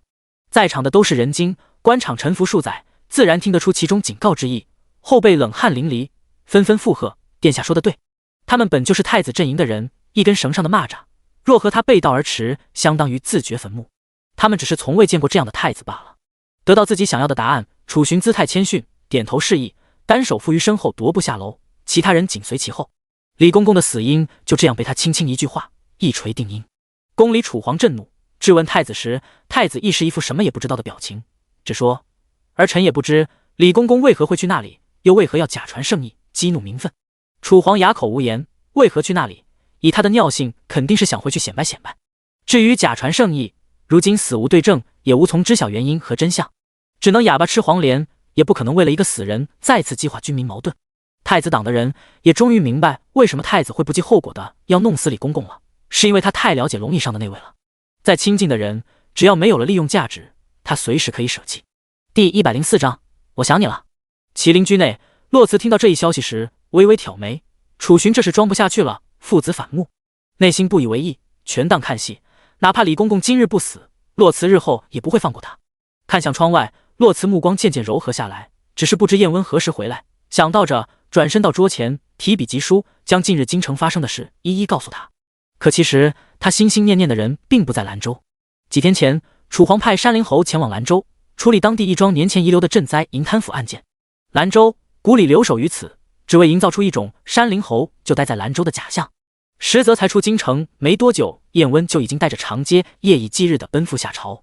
因为不久前，药王谷露西传来消息，药王答应尽力一试，但是需要得到是谷花的配方，而是谷花的配方世上只有一人知晓，那便是当今夏后。在兰州百姓眼皮底下，进入兰州的山林侯是个假冒之人，而真正的山林侯已经勒马于下朝国都城门之前。长街紧跟在他身后，燕温目色深沉地看着不远处的城门，黑色的大氅披在身上，乌黑的长发用金冠半束坠于身后，被夜风接二连三地扬起又落下，无人知晓他心中所想。此时天色已晚，城门已经关闭，二人只能宿在城外的客栈里。燕温负手站于窗前，看着苍茫无边的黑夜和远处火把明亮的城墙。没过多久，长街走了进来，将手中的书信双手奉上。爷，兰州来的消息。青岭的丹凤眼淡淡的瞥过，眉宇露出一丝不解，不是白日谷里才来过信吗？如此着急，莫不是出了问题？长街自然知道主子所想，语气也颇为不解。他实在想不明白谷里急个什么，是洛娘子给你的信，谷里不敢耽搁。说完又把手里的信往前递了递，燕温接过缓缓展开。原本有些担忧的表情渐渐平和，并带上了浅浅的笑意。长街嘴角抽了抽，悄无声息地退了出去。他终于知道谷里为什么这么急了。从小到大，溜须拍马，揣测王意，谷里认第二，没人敢认第一。屋内，燕温坐回桌前，眉目带笑地看着手中的信。其实京城之中的事情，谷里白日的信里已经和他汇报过了，可此刻再看到他所写的，又是另一番心境。他看信的时候，都能在脑海里想象他一脸笑意、高兴的样子。他其实早就已经忘了和人分享喜悦和难过了，什么都一个人扛着。燕温很高兴，他能向他敞开心扉。看至最后，只有一句话，仿佛写信的人持笔犹豫了好久，久到连笔锋的墨汁都滴落在纸上，晕染出一团墨。最后才下定决心写道：近日的云总泛着淡紫色的光，夜空中的月亮像极了佛珠上的白玉，就连春风都好像携带着安稳的气息。我的意思是，我看山川河图，日月星辰皆像你，却都不是你。我想你了，所以我的冤奸何时回来？捏着信纸的手不由自主地用力到颤抖，又小心翼翼地抚平珍藏。前25年的人生里，燕温从来没有想过自己会遇到一个姑娘，在他面前，自己所有的稳重威严全然崩塌，青涩的像一个毛头小子一样。欢喜过后，却又渐渐沉默。离京之前，谷里问自己要不要告诉他自己此番离京的真正目的，自己当时拒绝了，不想让他担心和有负担。可是此刻，燕温却想告诉他了，因为曾经彼此答应过，凡事有商有量，被人蒙在鼓里的感觉不好，哪怕是为他好也不行。这种自以为是的替他考虑，何尝不是拉开彼此的距离？更何况比起明明白白的担忧，他的姑娘更不愿意稀里糊涂的，因为比起站在别人身后被人保护，他更希望两人之间是并肩而立的关系。想到这，燕温才觉自己糊涂，怎么可以低估他的斑斑呢？无奈的笑着摇摇头，拿起纸笔缓缓书写，心里只希望为时不晚，别让他太生气。信中说明了缘由，在最后语气诚恳道：不气不气，知错能改，善莫大焉。斑斑若原谅我这一回，我保证永不再犯。若是让别人看到这信中的内容，只怕是会不敢相信。知错认错没毛病，可为何山林侯可以认得如此熟练？更何况这位爷是两任先帝爷捧在手里的心肝，谁敢要他认错低头做小？这世间只怕也只有洛慈一人。燕温把信交给长街的时候，面不改色的吩咐不用送去兰州，直接送到京城麒麟居。在燕温转身后，长街才敢露出无语的表情，一脸黑线。他想问问自家爷知不知道现在是什么时辰了。京城是说阁雅间，洛慈进来的时候，季修明已经等许久了。杏眼带笑，等好久了吗？也不知是什么事，他忽然要见自己。季修明摇摇头，没多久。坐下后，洛慈才问何事要见我。坐姿端正，给他倒了一杯茶，季修明才徐徐开口：昨日楚皇和太子在御书房争吵。洛慈看着他，无声的示意他继续。季修明把那日在御书房外听到太子和楚皇的争吵，还有太子和他所说的话告诉了洛慈，清正的眼眸里是不加掩饰的疑惑。太子似乎并不赞同楚皇的很多做法。洛慈喝了一口他倒的茶，姿态放松，那是自然。若他赞同了，才是对不起这么多年来所习的为君之道。哪怕再不喜欢他，洛慈也不得不承认，楚寻确实是诸多皇子中才能性情最佳的一个。季修明看着洛慈，问出心底的疑惑，语气略微僵硬。他如今未与楚皇站在一处，那他是你的敌人吗？洛慈笑出声，别拐弯抹角的，这不适合你，我知道你想问什么。季修明尴尬地摸了摸鼻子，他是以楚寻为引问其他人。洛慈毫不掩饰地解答他的疑惑，从始至终，我针对的都是洛家一案的主谋和参与者，而楚寻只是旁观者。我恨他，不会原谅他，但也仅限于此了，因为我没有资格要求他，他有沉默的权利。我手中的利刃只会指向该死之人，而楚寻和其他无辜之人一样，不在这个范畴之内。季修明沉默地看着洛辞，略微惭愧，他确实是想从他这里要一个确切的答案，他所走之路不会有冤魂。洛辞坦荡地直视他，说：也许他不是一个好的郎婿，不是一个好的兄长，但也许他会是一个好的太子，好的帝王。但这一切都与你我无关。第105章，百姓封之为神。楚下边界赵城，和亲的车驾从远处缓缓驶进城门，凌厉的狂风拉扯着和亲队伍的仪仗，喜庆的红绫在风中猎猎作响。城中的官员早早等在了城门口，此刻殷勤迎上前行礼，和下谒周旋，高呼恭迎太子殿下，恭迎太子妃。众人视线皆好奇地看向太子身后的车驾，却没有等到丝毫动静。他们并不知道，车内的人根本就不响应他们喊的这个身份。在无人看到的地方，夏夜眼底划过阴暗，官员们不知其中缘由，只是上前溜须拍马，讨好太子。夏夜脸上挂着虚伪的笑，与之周旋。明明春天已至，可这里却没有一丝生息。它也繁花似锦，杨柳依依，可这春色仿佛被阴冷之气所笼罩。3年前一战，赵城彻底变成了一座死城，但因其地理位置之重要，夏朝国君不可能任其荒废，所以花费了大量的时间和财力重新修建、巩固边防，扩充兵力，让百姓重新定居于此，才渐渐有了人烟。可不知道怎么回事，这里却仿佛变成了一处无神之地，永远笼罩着死气，一墙之隔，连吹过来的风、吸入的空气都不一样。马车上，一只素手缓缓地挑开帘子，明真公主身子前倾，抬眸看着近处的城门，只一眼便放下帘子，收回视线。腐朽老旧的木匾上写着笔锋凌冽的赵城2字，而木匾被一柄剑从中劈开，挂在墙头摇摇晃晃，欲落不落。按理来说，此城应当是夏朝对外的一处门面，为何城匾坏成了这副模样都没有人换一下？因为上一个想动上面东西的人已经不在世了。劈开的匾后，墙上插着一柄剑，3年风吹雨打，锋芒依旧，而清风之下是一具森寒白骨，明真公主认得那柄剑。一人一剑，君安一人，安邦一国。这柄剑守护了大楚江山近50年。外面众人客套完之后，正要恭敬地把车驾请入城中，忽然夏夜抬手制止住驾车的人，翻身下马，不慌不忙地走到车驾前，扬声道：赵城风景不同于京城，公主不若下来看看。眼中是毫不掩饰的嘲讽和挑衅。他知道明真公主看不上他，可那又如何？入了这座城，楚国宋钦的军队就会离开，便是他的天下了。他倒要看看他还能嚣张到几时。车内半天没有回应，僵持不下。就在夏夜面上快要挂不住的时候，车帘被从里面揭开了。一袭宝蓝色华丽长裙的明真公主雍容尔雅地扶着丫鬟的手从里面出来，站在车辕上，居高临下地看着夏夜。金色的牡丹花钿在阳光下闪闪发光，眼神淡漠，意味不明地从夏夜身上移开，划过车前的所有人，面无表情道：殿下说得对，那便看看吧。说完，在丫鬟的搀扶下走下车驾。楚国宋钦的军队此刻还跟在车驾两旁，要明日才离开。夏夜为了做样子，伸出手想扶明真公主，可明真却看都不看一眼，直接和他擦肩而过。夏夜的手僵硬在半空中，面上虚伪的笑意几近破裂，却也只能装作什么也没有发生的样子，缓缓收回。紧跟在明真身旁，众目睽睽之下，两人并肩往前走，车驾和仪仗跟在他们身后。在别人听不清的地方，夏夜忽然凑近明真，声音带着让人厌恶的笑意：公主抬头看看，当初洛家人的尸首就挂在那个地方。明真脚下一顿，拳头紧了又松，最后还是停下了脚步，站在原地缓缓抬头看向城墙之上，脸上面无表情，心里却被用力的撕扯。他并未见过3年前的惨烈，可是此刻只是站在这里，他仿佛跨越了3年，看见了当初的那场噩梦。尸骸遍野，硝烟四起，厮杀和哀嚎充斥着他的耳膜。抬头的一瞬间，他仿佛真的看见了洛家每一个人的脸，他们就这样沉默地看着自己，而自己却无法直视，心底羞愧难当。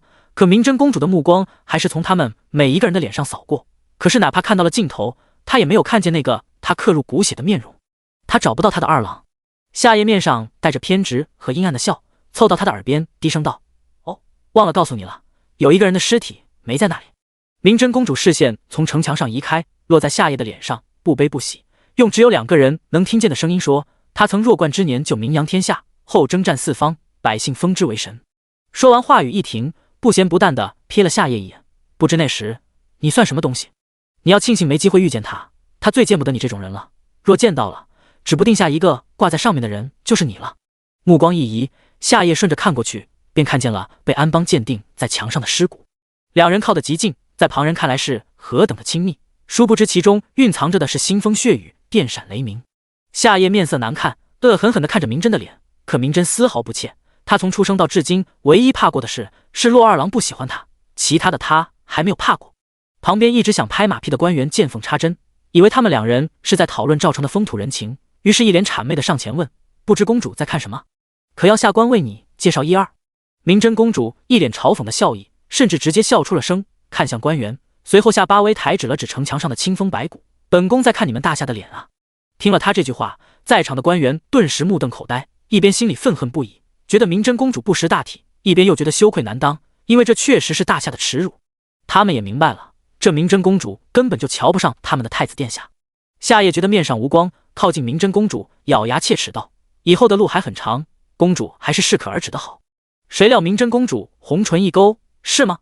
可是本宫可不怕。”说完也不等夏夜跟上，径直抬步向前走去。才一脚踏入城门，连空气都比外面的沉重，似乎还夹杂着一丝铁锈的味道。明真扫视街道上人来人往的百姓，又抬头看了一眼带着压抑的天空，这里怨气为什么这么重？也许是因为这里有一群人找不到回家的路，徘徊了3年。第106章，殿下为何欺我至此？明真公主就这样一步一步地从城门走到驿馆。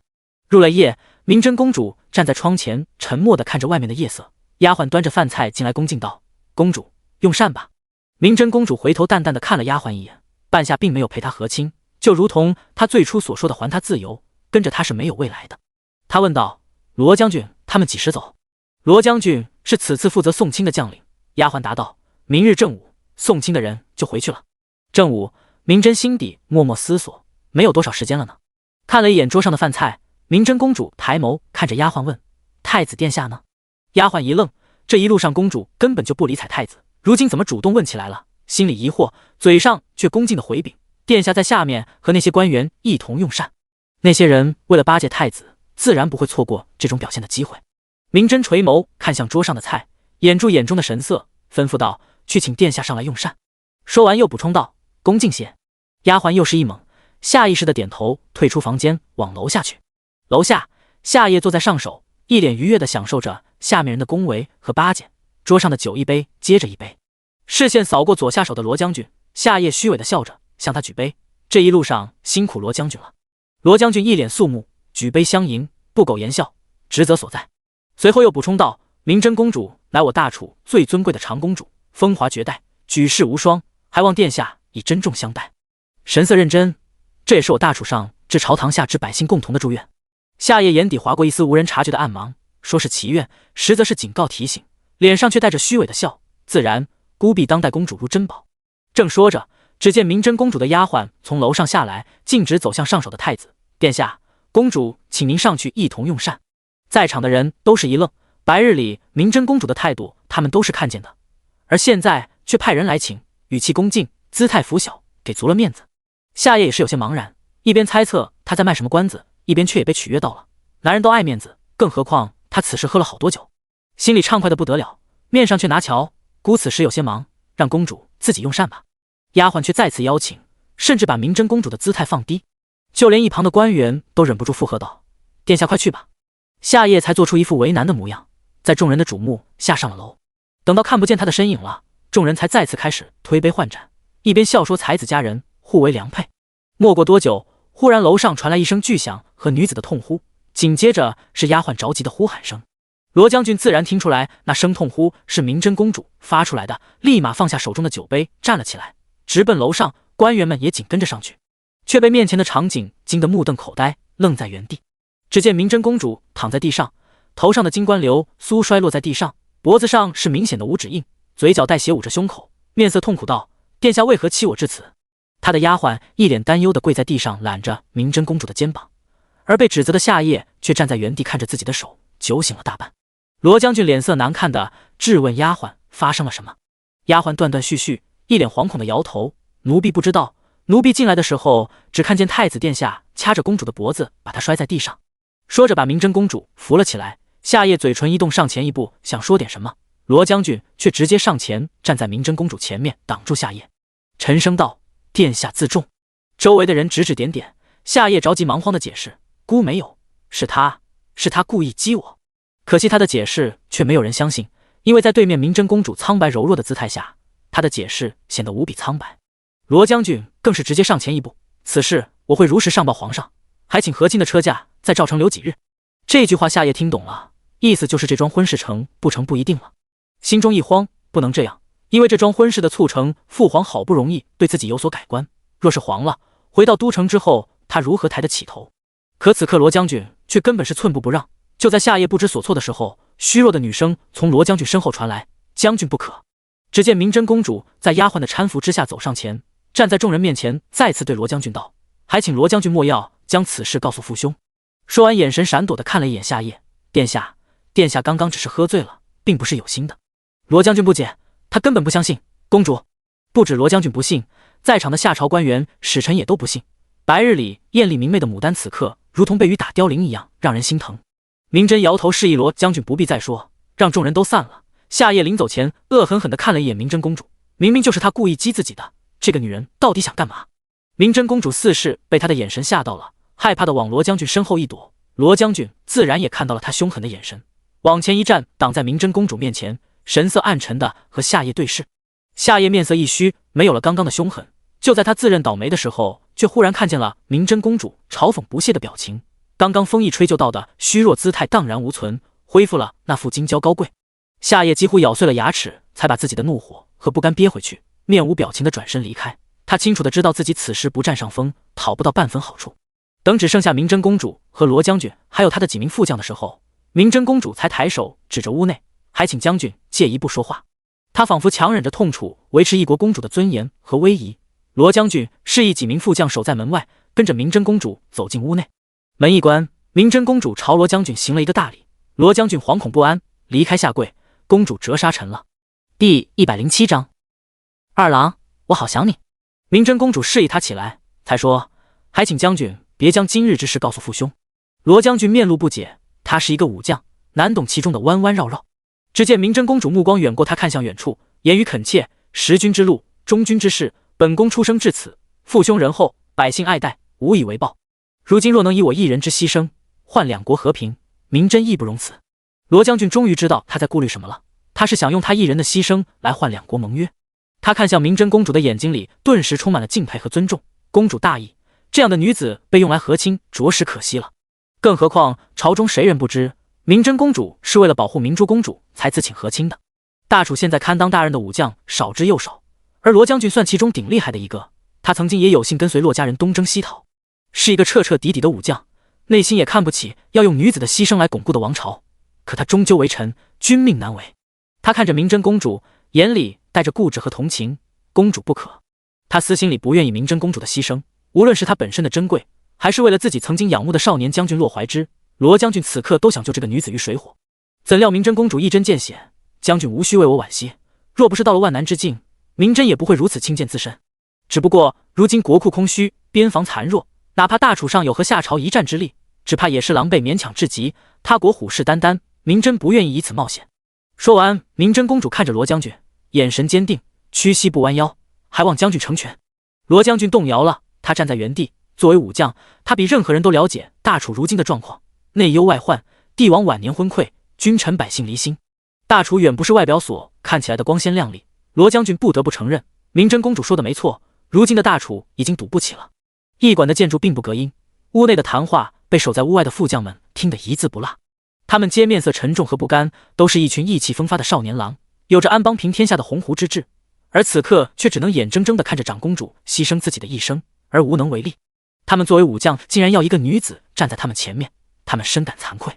屋内久久的沉默之后，罗将军撩起铁甲，笔直下跪，声音微微颤抖：“微臣代大楚子民叩谢公主大义。”他做出了他的选择，他竟然也可笑的以为牺牲一人可以挽救苍生。罗将军从屋内出来的时候，门外的副将们都义愤填膺：“将军不可！今日我们还在这，那夏夜就敢如此欺辱公主。若我们放任他们离开，公主以后会遭受多少搓磨？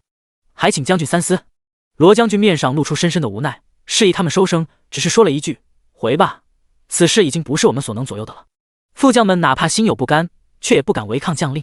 屋内，明真公主坐于窗前，满头的首饰已经被取了下来，齐腰的白发浓密厚重，被风轻轻扬起。他视线飘渺地看向窗外，神色冷清，全然不同于刚刚的柔弱，任由丫鬟哭唧唧的小心翼翼地给他上药。明真瞥了丫鬟一眼，语气平静：“哭什么？”小丫鬟才一边哭一边说：“公主，我们不嫁了，不嫁了。”丫鬟年纪还小，哪里见过这种场景，直接被吓破了胆。明真沉默，她不知道怎么安慰他，只是视线一转，看向镜中的自己，脖子上的红痕触目惊心。刚刚夏夜确实是存了掐死自己的心思的，他清楚地知道夏夜的逆鳞在哪，再加上他今夜喝了酒，更容易失去理智，被他激怒。今日这一出戏让罗将军心中已有定论，知道夏夜对自己的态度，待东窗事发，他自然会把今日之事如实上报。到那时，朝中之人只会以为是夏夜欺人太甚。铺着单扣的指尖轻点脖子上的伤痕，疼得明真公主倒吸一口气，收回手。她看都没看丫鬟，只是神色淡淡：“出去吧，本宫乏了。”丫鬟端着盘子里的伤药退了出去。等人走了，明真公主才起身走到床边，将被子一掀，一套堆叠整齐的衣衫出现在视野里。生麻布的料子是宫里的丫鬟都不愿意穿的，而那款式明眼人一看就知道是孝衣，而且还是五服中最重的丧服，斩衰用最粗的生麻布制作，断除外露不羁边。只见明真公主侧坐在床下，上半身伏在床沿上，抬手轻轻抚摸着那套衣衫，靠近了看会发现做工略显粗糙。也对，她从小就十指不沾阳春水，什么都有人亲自伺候，那会做衣衫，能做出来就已经很不容易了。只见丧服的下摆上分别用金线和青色的线绣着一个青龙绕金莲而生的图案。谁都知道青莲金龙是骆家二郎骆怀之的代名词。明真用指腹磨蹭着花纹，眼角一滴眼泪流下，不待落在上面就被他用手拭去，嘴角带着笑意，语气娇俏：“你可不许嫌我做的不好，你知道的，我惯来没有耐心，仅有的一点全给你了。”停顿了一会，将脸埋进衣衫里，声音带着少有的哭腔和清静：“我知道斩衰是不可以绣东西的，但是我怕你找不到我。”斩衰须毫不修饰，以表极尽哀痛之意。明真就趴在床沿上，枕着那粗麻布的衣服睡着了。沉睡之前都还在低声呢喃：“二郎，我好想你，好想，好想。”第二日正午，一行人站在驿馆门口，以太子和明真为首，其余官员站在他们两人身后。而站在台阶之下的是以罗将军为首的宋清军队，他们皆无声地仰视着明真公主，对视一会后，在罗将军的带领下单膝下跪低头，虔诚恭敬，声音响彻云霄：“臣等拜别公主，愿公主此去安康，此去安康。”目送军队离开，夏夜挂在脸上的笑意瞬间消失，更是直接转身面向明真公主，声音表情毫不掩饰的恐吓：“公主殿下，我们来日方长。”小丫鬟上前一步，站在明真公主前面，明明自己都害怕的发抖，却还想保护她。明真回之以淡漠，夏夜像一拳打在棉花上一样，觉得没趣，只是恶狠狠地留下一句话：“明日清晨启程回都。”然后便转身离开。第108章，公主不见了。入夜，万籁俱寂。明真站在窗边，轻轻推开一条缝，看了一眼下面的守卫，他们席地而坐，喝酒笑骂。身后的门忽然被推开，在丫鬟走近的一瞬间，明真不动声色地把窗户关上了。丫鬟停在他身后，恭敬道：“按公主的吩咐，给他们送了些酒，他们让奴婢代为道谢。”明真轻微点头，表示自己知道了。丫鬟又道：“公主早些休息吧，明日一早就要出发了。”明真回身看向丫鬟，平静点头：“退下吧，不用你服侍了。”丫鬟领命后退，就要跨出门槛的时候，忽然被明真公主叫住，一脸茫然地回头看着她。只见明真公主从梳妆台上拿起一盒香，往她跟前一递：“本宫特意制的安神香，你拿一盒去用吧。”丫鬟惶恐摇头：“奴婢不敢。”明真面露不耐：“拿着吧，本宫跟前没这么多规矩。”丫鬟这才缓缓踱步上前接过明真公主手里的香，一边感激道：“谢公主赏赐。”明真公主善香道：“她所制的香千金难求，多少人求都求不来，自己能有机会用，是天大的恩赐。”等丫鬟走后，明真公主几步走回窗边，再次推开一条细缝，随意地倚靠在窗沿上，静静地等着，直到徐徐飘渺的香味起从隔壁传来，她才露出满意的笑。为了方便服侍她，丫鬟就住在她的隔壁，一墙之隔。明真料到她会迫不及待地点香，而这就是她所需要的。无论是给她的香礼，还是赏赐侍卫的酒礼，都被放了安神药，不会让人察觉，但足以让他们睡得久一点，沉一点。第二日清晨，夏夜和他身边的暗卫从房间里出来的时候，却发现原本应该在准备出发的护卫一个也没起来。夏夜也没多想，只是让人把他们叫醒，收拾东西，准备出发。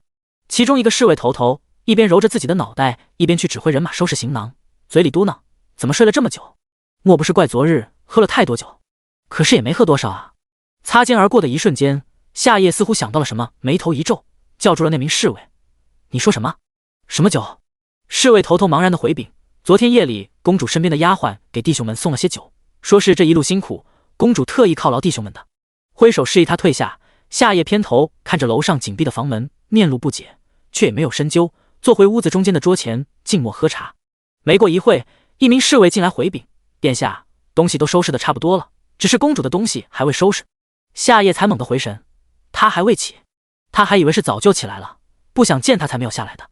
侍卫摇头，夏夜眉头一皱：“他的丫鬟呢？”侍卫老实回答：“也没看见动静。”意识事情不对，夏夜猛地起身，几步做一步跨上楼梯，站在明真公主的屋前，敲了敲门，却没有人应。心中惊慌，夏夜直接破门而入，只见屋中空无一人，站在屋子中间，双拳紧握，青筋暴起。同时，侍卫冲进了丫鬟的房间，把人拎到了夏夜跟前。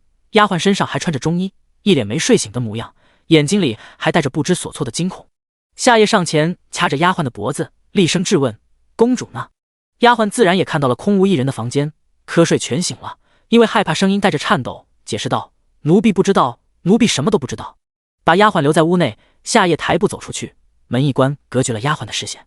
侍卫才将手里的小香炉递给夏夜：“殿下，在房中发现了这个。”夏夜接过一看，问：“这是什么？”侍卫迅速回禀：“是安神香。”说完又补充道：“下面那些人昨天晚上喝的酒坛里也有安神药，配方巧妙，不易察觉。”夏夜将手中的香炉狠狠地摔在地上，反复弹起，烟灰从里面洒出来。这世上能如此精通此道的人，只有明真公主，她这是要悔婚。夏夜面色阴暗恐怖，看向窗外，声音如同毒蛇一样，让人毛骨悚然：“给我找，活要见人，死要见尸，绝不能让他回到大楚。”这句话声音极大，屋内的丫鬟听得清清楚楚。她不知道发生了什么，她只知道太子想对公主不利。赵城兵防极重，侍卫拿着太子令直奔府衙军帐，一时间全城出动，铁甲战马踏的街道尘土飞扬。夏夜面色暗沉地等在驿馆内，不多时，侍卫马不停蹄地赶来回禀：“启禀殿下，天还未亮的时候，有小贩看见形似公主的女子往断崖去了。”断崖？夏夜嘴角一扯，原来如此，他倒想看看他想做什么。起身大步往外走，眼里带着疯狂，扬声道：“千姑的马来！”他这一走，整个驿馆顿时空了下来，他们似乎忘了楼上还有一个人。丫鬟见人都走了，小心翼翼地跑下楼，连滚带爬地爬上马厩里的一匹马背上，飞快地往城外赶。他只知道夏夜想对公主不利，楚国宋金的军队才走了1日，他要找人来救公主。所有人的注意力都在夏夜身上，侍卫军队皆跟着他直奔断崖，没有人注意到公主身边的丫鬟悄无声息地离开了赵城。赵城断崖，由远及近的铁甲马蹄声震耳欲聋，甚至连脚下的地面都有着震颤感。断崖之上，放眼望去是成片绽放的粉色桃花，花期将近，只需一丝微风就席卷带走了许多花瓣。而万丈深渊之下，是波涛汹涌拍击石壁的声音，有多汹涌？只听碎石击飞，崖壁碎裂的声音，没有什么人掉下去能活着回来。满天飞花之下，一白衣女子身姿挺拔地站在崖边，一头齐腰白发被微风扬起亲吻花瓣。她的身前有一棵极其高大的百年古桃树，桃花盛开，靠近了看，只见此时上面挂着一盏魂帛。明真公主身着斩衰，下摆绣着青莲金龙，惯来尊贵的姑娘此刻身上没有一样配饰。她面上带着温和的笑，面北而呼，轻声道：“洛怀之，我来带你回家。”第109章自刎。客死在他乡的魂魄是找不到归途的，魂魄会像他的尸体一样停留在异乡，受着无穷无尽的凄苦。他也不能享受香烟的奉祀、食物的供养和经文的超度，这个孤魂就会成为一个最悲惨的野鬼，永远轮回于异地，长久的漂泊，没有投胎转生的希望。除非他的家人替他招魂，使他听到那期望着他的声音，他才能够循着声音归来。亲人手持亡者衣物，面北呼叫，以期望死者的魂魄返回于一。这件衣服被人所穿着，染上了人的肌肤香泽，有着肉体和气息的双重联系。魂魄也许会被他所吸引，依着熟悉的味道或形状而归附回来。而此时，明真公主手中握着一根苍蓝色的腰带，看款式玉扣，还有上面的绣纹，无疑不再昭示着那是一条男子的腰带。他垂眸看着手中的东西，似是陷入了回忆。他还清晰地记得自己年少时见他的第一眼，风的味道，天空的颜色，连那一刻听到了几声蝉鸣他都记得。他轻笑出声：“我只有这个了，除了他我再也没有和你有关的东西了。”就连这条腰带都是自己强抢来的，也是那一次自己第一次看见那个大自己6岁的人红了脸，落荒而逃。他平时惯爱端着兄长的架子，像对待小慈一样对自己，可是他从来都不想当他的妹妹。想到这，明真公主语气抱怨：“洛怀之，你是不是很差劲？你都没有送过我什么东西，跟块木头一样，也就我要你。”嘴上抱怨，而眼睛里是无尽的缠绵和思念。明真公主不知道的是，就是她口中的这块木头，扛下了多少压力，才能说服自己出征时，当着三军、当着百姓的面给了她承诺。那时洛家已经生了远离朝堂的心思，可洛怀之还是舍不得她。他想带走那个任性又骄纵的小姑娘，哪怕知道一旦做出了这个选择，他很有可能再也没有自由了，他还是说出了那句“等我回来娶你”。这样一个古板端正的人，就这样被他带偏了。若可以带他离开，那是最好不过了；若是不可以，那他也做好了准备。为了他把自己困在这权力的中心，他甘之如饴。明真公主说她没有送过他东西，可是她不知道，他那样古板的人，若没有确定自己的心意，若没有十足的把握能给他一个好的未来，他又怎么敢允许自己越界？他答应他的那一刻，就说明他已经想好了他们的余生。对于他的一切，他习惯走一步想100步。在外出征的时候，他到处寻找奇珍异宝，只因为他知道他的小姑娘生来娇贵，普通的东西讨不了他的欢心。他希望自己回去的时候能给他这天下独一份的聘礼。可是他不知道明真有多爱他，只要是他送的，哪怕是块石头，他也恨不得当成宝贝。只是可惜，后来他没能把那些东西亲手交给他。世人只知他封号明真，是大楚的长公主，享受着无上奉养的同时，还代表着大楚的脸面，不能行差踏错一步。可是他们甚至连自己的父兄母后都忘了，他名唤楚柔家，小字善善。只有洛怀之一人记得，也只有他一人会唤他的小字，哪怕是气急了的时候，在他眼里，自己是和洛慈一样需要细心呵护照顾的人。他曾眉头紧蹙，说着大逆不道的话：“边疆100万士兵不是吃素的，我也还没死，大楚的门面还不需要你来撑着，做你自己便好。”这样好的儿郎，让明真如何放得下？他放不下，也不愿放。夏夜带着密密麻麻的士兵赶到断崖，几米之隔，勒马耸立。他眯眼看着站在崖边的女子，她身上的那件孝衣是对他赤裸裸的嘲讽。对于他们的到来，明真公主并不意外，甚至无动于衷。夏夜眼底划过厌恶，却又驱马靠近几步，居高临下，不得不开口道：“公主，过来吧，天色不早了，该启程了。”明真公主起身，将手中的苍蓝腰带系在自己的手腕上，转身看向他，后退一步，站在崖边，嘴角带着讥笑：“怎么，你还真以为我想嫁你？凤眼一凛，你也配？”夏夜面色难看，见他后退站在崖边，摇摇欲坠，顿时慌了神：“你想干嘛？”明真公主扭头看了一眼身后深不见底的悬崖，干什么？当然是去嫁她想嫁之人。回头看着夏夜，要不是借你出城，本宫连戏都不屑与你做。夏夜真的怕了，他不能死，他若死了，自己便真的完了，也不敢再激他。明真公主看向一旁挂在桃树上的魂帛，抬起双手置于胸前，轻轻拍手，脆响的拍掌声传入人们耳中。女子轻盈的低唱伴着微风席卷桃花，缭绕于耳。有客有客拂秋翁，一生能是今日中。聂沾雪叫身不容，寸心耿耿磨苍空。睢阳陵南气塞冲，大呼南巴南中。我宫就义和从容，名垂竹帛胜英雄。呜呼，一歌西歌无穷，魂招不来何所从？呜呼，一歌西歌无穷，魂招不来何所从？满头白发飞扬，略微遮掩了娇艳的面容。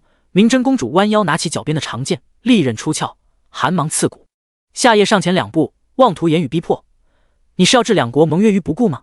你想想你父兄，你母后。”明真公主苍白一笑：“都这个时候了，别人让自己不要死了，理由还是那所谓的责任。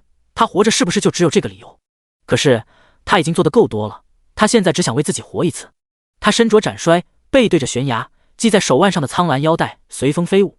她说：“都说枉死之人找不到轮回之地，二郎，我来带你回家，你跟好了，我为你素衣引路。”说完，她仰头看着天空，声音高扬凄凉带笑：“洛怀之，你听到了吗？我来带你回家。”步步后退，半只脚踏出悬崖，手中的刀刃缓缓悬起于颈间，凤眼轻轻闭上，一滴清泪从眼角滑落，滴在清风之上。利刃划破颈动脉的时候，他甚至嘴角还带着笑意。空中飞舞的桃花沾染上了喷射而出的鲜血，因为重力坠落在地面上。清风脱手，单薄的身躯如同浮萍一般向后倒去，坠入万丈深渊。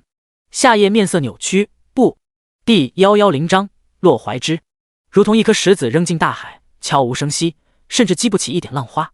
远处山脚，甩下军队独自赶来的罗将军眼睁睁地看着那一抹白色身影坠落。他还是来晚了。他知道公主此番再无生还的可能。他深深地看了一眼高崖之上，最后勒马转身离开。他有愧3年前没有及时支援赵成，害洛家满门惨死，而如今眼睁睁地看着公主自戕，也无能为力。如果昨天自己没有妥协，也许他就不会死。他他知道此刻上去也于事无补了，相反还很有可能被灭口，招来杀身之祸。当务之急是立刻回京禀报。罗将军不知道发生了什么，他也不知道此地是骆家二郎战死之地，但他知道一定是因为夏夜欺人太甚，才将公主活活逼死。哪怕此刻再不甘心，这件事也只有宫里那位能定夺。他现在唯一能做的就是把那日公主受辱一事如实相告。悬崖之上，从明真公主自刎坠崖的那一刻，夏夜就从马上跌落下来，跌跌撞撞，面露疯狂地扑到崖边。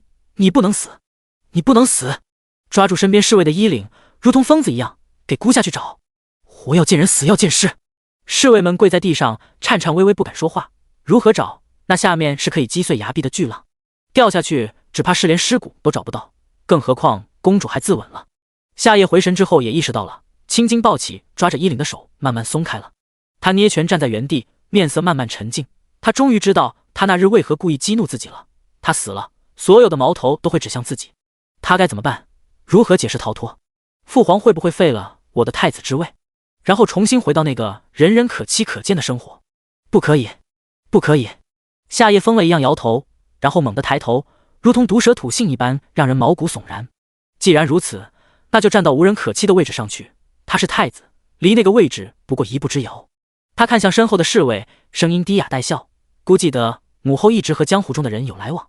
侍卫不敢答话，夏夜也不在乎，自顾自地低声说了几句话。侍卫听后，瞳孔因为震惊和恐惧而睁大，最后在夏夜的注视下，僵硬麻木地点了点头。不久，侍卫骑着一匹黑马，飞快地奔出城门，马不停蹄地直奔夏朝国都。夏夜脸上挂着阴暗的笑意，谁会知道，在百姓眼中恩爱非常的帝王和帝后，其实早就已经决裂了。他那位好母后，哪怕是后位，也满足不了他的野心，一直还和江湖中人有数不尽的牵扯，甚至妄图染指朝政，最后一点夫妻情分都被他自己做没了。如今夫妻两人之间只有猜忌和忌惮，而今日夏夜就要借此事祸水东引，让他们鹬蚌相争，而自己渔翁得利。他刚刚和侍卫说公主死于江湖人之手，而那人身上有皇后娘娘的信物，他这是要把此事栽赃到皇后身上。短短6日，罗将军硬生生将半月的路程缩短到了6日，夜以继日，跑死了几匹马。他是夜入的京城，在看见城门的那一刻如释重负，他终于赶到了。此时城门已闭，他掏出怀中的令牌，远远的高声大喝：“开城门！”急报！城门闻声打开，他甚至没有停留一下，只是将令牌扔给守门的士兵，直接勒马飞踏过栅栏，扬长而去。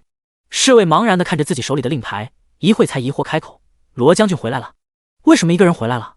与此同时，万里之外的兰国，万里黄沙飞扬，孤烟直上，无垠的大漠里，规模宏大的皇城耸立其中，内里皇宫更是金碧辉煌，充满异域风情。太子宫殿的一处客舍，金发碧眼的丫鬟们端着托盘，步伐匆忙，托盘里装着带血的纱布和血水，整个客舍气氛压抑至极。贺兰荣轩在门口单手负于身后来回踱步，面上是毫不掩饰的焦急。3年了，他们都以为他的那双腿再也站不起来了，如今终于可以治好了。将军如玉，纵死古乡。3年了，贺兰荣轩碧蓝的眸子里带着激动和欣喜，他终于可以再次看见那传说中的沙场武枪，若弄梨花了。为了防止他心性不稳，贺兰荣轩甚至没有告诉他明真公主和亲一事，只是派人暗中留意和亲的车驾，拖慢他们的进程。贺兰荣轩不着急，觉得只要他腿好来，哪怕要抢亲，他也会帮他，士为知己者死。终于在焦急的等待中，门被从里面推开了，白发苍苍的老者从里面出来，单手附在胸口，向贺兰荣轩行礼：“殿下，骆公子已无大碍。”慢慢将养，双腿便会恢复如常。悬着的心终于落了下来，贺兰荣轩深呼一口气，面容轻松，越过大夫就要往里去。忽然有侍卫疾步冲进来，大喊：“殿下，不好了！”贺兰荣轩脚步一顿，回身看着来人，眉头一皱：“何事？怎么慌慌张张的？”侍卫跪在地上，因为着急也没顾及到现在是什么场景，直接扬声道：“派出去的人传来消息，明真公主在赵城自枪了。”贺兰荣轩顿时身体僵硬冰凉，就在这一瞬间，他甚至感觉自己身上的血都凝固了，肢体麻木，下意识地转身看向屋内。他现在只祈祷骆怀之没有醒着。可是下一秒，屋内响起肉体重重摔在地上的声音和侍女的惊呼：“骆公子，大夫说了，你不能动。”贺兰荣轩抬步进屋，才跨进去，看到里面的景象，顿时不知所措了。他现在的模样像极了3年前还负心如死灰的样子。骆怀之已经从床上滚下来了，狼狈至极地摔在地上，一双眼睛因为害怕而充血，目不转睛地盯着贺兰荣轩。他声音颤抖地问：“你们刚刚说什么？贺兰荣轩动了动嘴唇，却不知道该怎么和他说。洛怀之有多爱明真公主，他比谁都清楚。他不回答，却是代表着无声的回答。洛怀之推开搀扶他的侍女，挣扎着要站起来，用力的嘶吼道：“子周，你说啊，你们在说什么？”第111章，我的善善。坐了3年的轮椅，好不容易有了痊愈的希望，可此刻洛怀之分毫不在乎自己的举动会造成多大的伤害。贺兰荣轩忙上前抓住他，不让他动，可洛怀之如同疯了一样挣脱所有人的束缚。他自幼习武，在场的没有人是他的对手，他就这样忍着彻骨的疼痛站起来又跌跪下去，如此反复，甚至是手脚狼狈地向门口爬去。那双腿血肉模糊。大夫见情况不对，立马对着贺兰荣轩道：“殿下，再这样下去，3年来的努力就全废了。”贺兰荣轩再次上前扯住他的衣领，怒吼道：“洛怀之，你冷静一点！”身体被贺兰荣轩固定住，动弹不得，一双充血的眼睛直愣愣地看着门外，目眦欲裂，嘴里一遍又一遍的轻唤：“善善，我的善善，我的善善。”3年来，他坚持的原因不过2个人，一个是妹妹洛慈，另一个便是他那未过门的妻子，一个便是他的半条命。洛怀之此刻整个人完全陷入了疯魔的状态。忽然，他瞳孔睁大，牙关紧闭，胸口剧烈的起伏，浑身上下抽搐起来，口中发出呜呜的声音。察觉到情况不对，贺兰荣轩掐着他的下颌骨，防止他咬伤自己，慌忙的大喊：“御医，御医！”御医着急忙慌的跑到跟前，还没来得及碰到洛怀之，只见忽然一口鲜血从他口中喷涌而出，在地面上留下触目惊心的血渍，然后整个人便失去了意识。立马上前把脉，御医冷汗淋漓的向贺兰荣轩回禀：“洛公子怒火攻心，需立刻救治，不然这双腿就前功尽弃了。”贺兰荣轩目露担忧，沉声道：“不惜任何代价救他。”御医点头，擦了擦额头上的冷汗，才吩咐人把失去意识的洛怀之抬回床上。贺兰荣轩目光沉重地看了一眼床上的人，转身离开。他需要去弄清楚到底发生了什么。楚国皇宫，罗将军连夜入宫，楚皇已经就寝，坤宁宫的蜡烛被重新点燃，圣驾转移到御书房。楚皇将御书房砸了个稀巴烂，明真公主命丧赵成的消息不胫而走。已经半夜了，从东宫向外，诸位达官显贵的府邸一时间灯火通明。太子随便收拾一下仪容，便马不停蹄地进了宫，直奔御书房。不多时，季修明也被召进宫，和他一起的还有其他几名大臣。御书房的烛火燃了一夜。坤宁宫，皇后穿着寝衣，一脸焦急地坐在殿中。楚皇大晚上离开，这事从来没有发生过的，不知道发生了什么。派出去打探消息的丫鬟也还没有回来。涂着单扣的手扶在心口，皇后另一只手揉了揉太阳穴。旁边伺候的丫鬟体贴入微地问：“娘娘可是哪里不舒服？可要传御医？”皇后摆摆手：“本宫这心里慌得很，喘不上气。”丫鬟闻言上前倒了一杯茶，双手奉上。皇后神色疲惫地抬手接过。刚刚端至唇边，派出去打探消息的丫鬟回来了。她面露惊恐，甚至忘了规矩，脚下无力地跑进来，扑通一声跪了下去。皇后皱了皱眉，何事这般惊慌？丫鬟跪在地上，不敢抬头，支支吾吾没有回答。刚刚倒茶的大丫鬟面露怒色：“放肆！娘娘问你话呢！”跪着的丫鬟哇的一声哭了出来，边哭边颤抖道：“娘娘，公主没了！”装满水的茶杯从手中滑落，任由滚烫的茶水洒在手背、大腿上。皇后猛地起身，五指抓紧桌角，言语犀利地质问：“你说什么？除了明真，还有谁在她这里配称公主？”她其实听到了，只是不愿意相信。丫鬟匍匐在地上，哭出声来，不敢接话。皇后也顾不得所谓的礼仪，直接上前抓住丫鬟的肩膀，食指掐进肉里，把她埋在地上的脸揪起来，厉声疯魔：“本宫的女儿风风光光的出嫁，怎么会没了？你告诉本宫，告诉本宫啊！”丫鬟面露痛苦和害怕，支支吾吾的回答：“他们说公主是被逼自刎跳崖的。”皇后手中用力，把丫鬟猛地甩在地上，声嘶力竭：“是谁？是谁敢欺辱我大楚的长公主？”一边怒吼，一边将旁边的烛台、茶盏统统推倒摔落。等风够了，便跌跪在屋子中央，只穿着明黄色的寝衣，分毫没有平日里母仪天下的模样。此刻她也只是一个母亲而已。她跪在地上，眼泪如同断了线的珠子一样往下掉，食指扣地，面上尽是愧疚和后悔。母后错了，不该同意你去和亲，不该和你赌气，母后错了。丫鬟们跪在旁边，手足无措，主子跪着，他们这些下人哪里敢站着？青天间的烛火依次点亮，前院嘈杂的让人心烦。七琼本来已经入睡了，被声音吵醒后，从床上直起身子，玉指揉了揉眉心，额间那颗朱砂痣在若隐若现的烛光里摄魂勾魄，面上露出一丝烦躁，最后也只是深呼出一口气，无奈地掀开被子，从床上下来，披上月白袈裟，走到屋子的烛台边，亲自躬身将蜡烛点燃。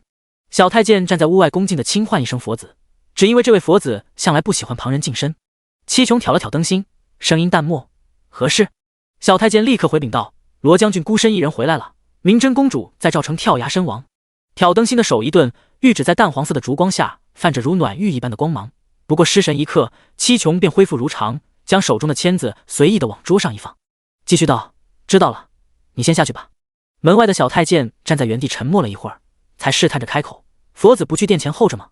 此时所有重臣皆积聚在御书房，是表现和博得帝王好感的大好时机。七琼目光淡淡一转，隔着一道门看着外面的身影，语气平静却暗含警告：“你逾矩了，陛下召贫僧入宫可不是为了这个。”小太监连忙下跪：“佛子恕罪。”七琼淡淡道：“下去吧。”等小太监走后，七琼才随意地撩起袈裟，坐在凳子上，右手中只有一下没一下地敲着桌面。赵成，看来这位公主预谋已久。都说最是无情帝王家，可偏偏出了2个痴情种，一个端王，一个明真公主。第112章，斑斑过来。七琼目光放远，只是不知洛辞会如何。不过明真公主的死倒是可以从中大做文章，此事于他们所谋只有百利。这些事情洛辞不愿意做，那就由自己来做，反正自己不是真正的佛子，慈悲还是祸殃他无所谓的。眼睑下垂，遮住了其中的暗沉。2日后，朝堂之上，文臣武将大多都义愤填膺，慷慨陈词。夏朝是在欺我大楚无人吗？楚皇面色难看，本来他就怀疑夏朝有违背盟约的野心，如今倒是给了他一个发作的理由。如此一来，便是夏朝违约在先，大楚不过是被逼无奈。忽然，一名钦天监的小太监在太和殿外求见，说是天子那日所问佛祖已经有了答案。楚皇立刻召见，昨日他亲自前往钦天监佛子的居所询问，若此时大楚与夏朝决裂，两国交战，大楚可能赢。此刻他面露紧张地看着下手的小太监，小太监恭敬地下跪，双手高高托起，上面放着佛子的朱砂手书，高声大呼：“佛子曰景号39，此战乃大吉之兆。”楚皇顿时面露激动和兴奋，一连说了3个好，随即满怀雄心壮志：“夏朝欺人太甚，如我大楚，来人，传朕旨意，陈兵边境，护我国威。”随即透着金光的眼睛扫过下面的大臣：“诸位爱卿可有异议？”沉默了一会，无人应答。楚勋觉得不妥，可他不会说出来，这是一个机会，一个他将他的好父皇取而代之的机会。等他彻底失去信任，犯下不可原谅的过错时，太子的登基便是顺理成章。大楚的几位先帝曾经说过，若君主不君，则贤明者可取而代之。而站在百官之首位置的季修明，一双清明的眸子看着手中的护板，沉默不语。打仗的事情不问武将，不问文臣，却去烧香求佛，帝王未免太过可笑。只是这次恐怕神佛不会庇佑他了，因为有个人一定不会让他所求如愿。整个朝堂无人反驳，那些仅存为数不多的老臣，哪怕心里觉得不妥，却也在看见太子的选择后保持了沉默。官场沉浮半生，他们早就看清楚了，如今的楚皇已经不是臣子所能依附的了。之前百姓暴乱，太子安然平息一事，足以让他们认清形势。经过深思熟虑，今天他们不约而同地站在了太子这边。就这样，大楚打着讨回公道的理由，正式对夏朝宣战了。楚皇下只任命罗将军和戚将军为主帅，整理军队物资，陈兵边疆。出了太和殿，季修明仰头看天，御史大夫悠悠走到他身边，也一起抬头，语气好奇：“首辅在看什么？”季修明没有回头，声线清润：“要变天了。”御史大夫一副认同的模样，点了点头：“是呀，山雨欲来风满楼，一切尽在不言中。”距离京城千里外，一袭紫衣的山陵侯驾马疾驰，苍白的面色带着沉重。好不容易才从夏后手里得到了是谷花的配方，夏后身边不乏江湖侠士，身手皆是上乘。燕温此行不可避免的受了伤，却还是马不停蹄的赶回兰州，和谷理会合启程回京。他着急见他的姑娘，可才出兰州没多久，就听说了明真公主身死赵城的消息。燕温直接弃了马车，抛下了谷理，一人驱马日夜兼程的赶回京城。他知道明真公主对洛辞有多重要，这个时候他要陪在她身边。从明真公主死讯传回京到如今已经5日了，七琼和季修明都在担心洛辞，可整整5日，麒麟居愣是没有一点消息传出来。在明真公主身陨一事上做文章，七琼甚至做好了他责备自己的准备，可偏偏他没有任何反应，悲伤还是愤怒都没有。传给他的消息都石沉大海，没有任何回复和指令。而季修明提出要见他，也没有得到答复。只有麒麟居内的人知道洛辞如今是怎样一个情形。入了夜，麒麟居内灯火通明，却又空旷无人，只有洛辞孤身一人倚柱坐在屋前的栏杆上，长裙曳地，发丝飞舞。青丘站在远处面露担忧，那日与死讯一同传来的，还有明真公主以前的丫鬟半夏送到府上的一封信。在听到明真公主死讯的那一刻，没有歇斯底里，没有悲痛欲绝，只不过是踉跄后退几步，然后低笑出声，每一声笑里都带着明晃晃的自嘲之意。洛慈笑自己的自大狂妄，原以为一切尽在掌握之中，原以为天下做棋盘，而自己是下棋之人，原以为世人唱戏，而自己是那写戏折子的人。现在看来都是笑话。他自以为是的为柔家准备好了一切，准备好了他以为的最好的去处，唯独没有料到他早就有了赴死的决心。大燕风景再好，于楚柔家而言，没有了洛怀之，哪里都是贫瘠孤寂的深渊。为什么该死的人活得理所应当，该活着的人却把一切不属于自己的罪过揽到身上，让自己活得万分痛苦？洛慈脑袋无力地依靠在柱子上，那封信中写道：斑斑，我早已知晓洛家灭门的真相，楚家的诸多罪孽，我羞愧难当，所有的爱意在那一瞬间都变成了笑话。我想去见二郎，去见洛家数百族人，去赎罪。杏眼缓缓闭上，眼泪从中无声的滑落。洛慈低语呢喃：爹，这条路真的好难，斑斑快走不动了。端王死了，明真死了，曾经羡煞旁人的爱意，到最后都变成了负累，变成了活不下去的理由。若知道他们今日的选择，阿紫和兄长会作何感想？可是洛慈觉得爱情不该是这样的，他希望的爱是活着的时候用尽全力去热烈，死别的时候带着双份的炽热去活着。是我爱你，也爱这五彩斑斓的人间，是哪怕我死之后，你可以带着对我的爱去爱自己，爱人间。他不愿意他和燕温之间走到他们那一步，他们之间的情谊从来都不是负累。他无人可以倾诉，双手抱臂，紧紧地抱住自己，想从中找到一点点温暖，一点点坚持的理由。面色苍白虚弱，整个人仿佛随时会随风飘散，不见踪迹。可是努力了好久，身体还是没有一点温度。就在他自暴自弃地松开手的时候，他听见有人轻轻地唤他。他说：斑斑。洛慈抬眸看着忽然出现在院子里一身风尘的人，他又招了招手，眉眼温柔：斑斑，过来。第113章，你怎么才来？一袭紫衣，衣袂猎猎，周身是毫不掩饰的风尘气息。一个在屋檐下坐着，一个站在院子中央，四目相对。洛慈甚至可以看见他下巴上没来得及刮的清茶，脸上是还没有反应过来的茫然和呆愣，杏眼睁得大大的，丹凤眼里划过心疼。燕温再次冲还没有回神的洛慈招了招手，带着暖意的声音再次响起：斑斑，到我这里来。这句话仿佛打开了洛慈的泪腺，5天来所有伪装的坚强和平静在这一刻分崩离析，所有的害怕和无助在这一刻找到了依靠。苍白的嘴唇一瘪，眉头紧紧地蹙在一起，声音里带着燕温从未听过的委屈和哭腔：你怎么才来啊？燕温身在半空中的手还没有收回，胸腹的伤口隐隐作痛，却不及此刻看到他这副模样的心疼。他张了张嘴，刚想回答，眨眼间在屋檐下的那抹白色身影已经快速地朝他扑来。燕温顺从地张开双臂，不顾身上的重伤，把他的姑娘牢牢地接在怀里。洛慈身高矮他许多，平时的拥抱常常习惯性地踮起脚尖，而每一次燕温也下意识地为他弯腰。他们之间从来都是双向的。今天的洛慈比以往任何时候都抱得紧，双臂用力地圈着燕温的脖子，仿佛没有下一次拥抱一样。燕温甚至可以感受到他的双臂一直颤抖。扶在他后腰的手微微用力，将人完全扣进怀里，下巴搁在他冰凉的肩窝上。因为夜以继日的赶路，一双眼睛里带着淡淡的血丝。此刻把人完全抱在怀里了，燕温一直悬着的心终于放下了，紧张褪去，眸中是深深的疲惫，手中用力的紧了紧，缓缓地闭上了眼睛。一冷一热，源源不断的温热体温随着严丝合缝的拥抱过渡到洛慈身上。天地之大，只有燕温一人能驱散他的寒凉。抱了许久，只剩下露在外面的手还是冷的，埋在怀里的姑娘不满地哼了哼，圈在脖子后面的手不安地动了动，试探着塞进了紫色的衣领里，直接和他的背部肌肤相贴。燕温嘶了一声，缓缓睁开眼睛，他的手太凉了，和冰块一样。垂眸看了一眼还埋着脑袋的人，燕温抬起头想拉开一些距离，却被洛慈不满地拉了回去，一双手紧紧地塞在自己衣服里面。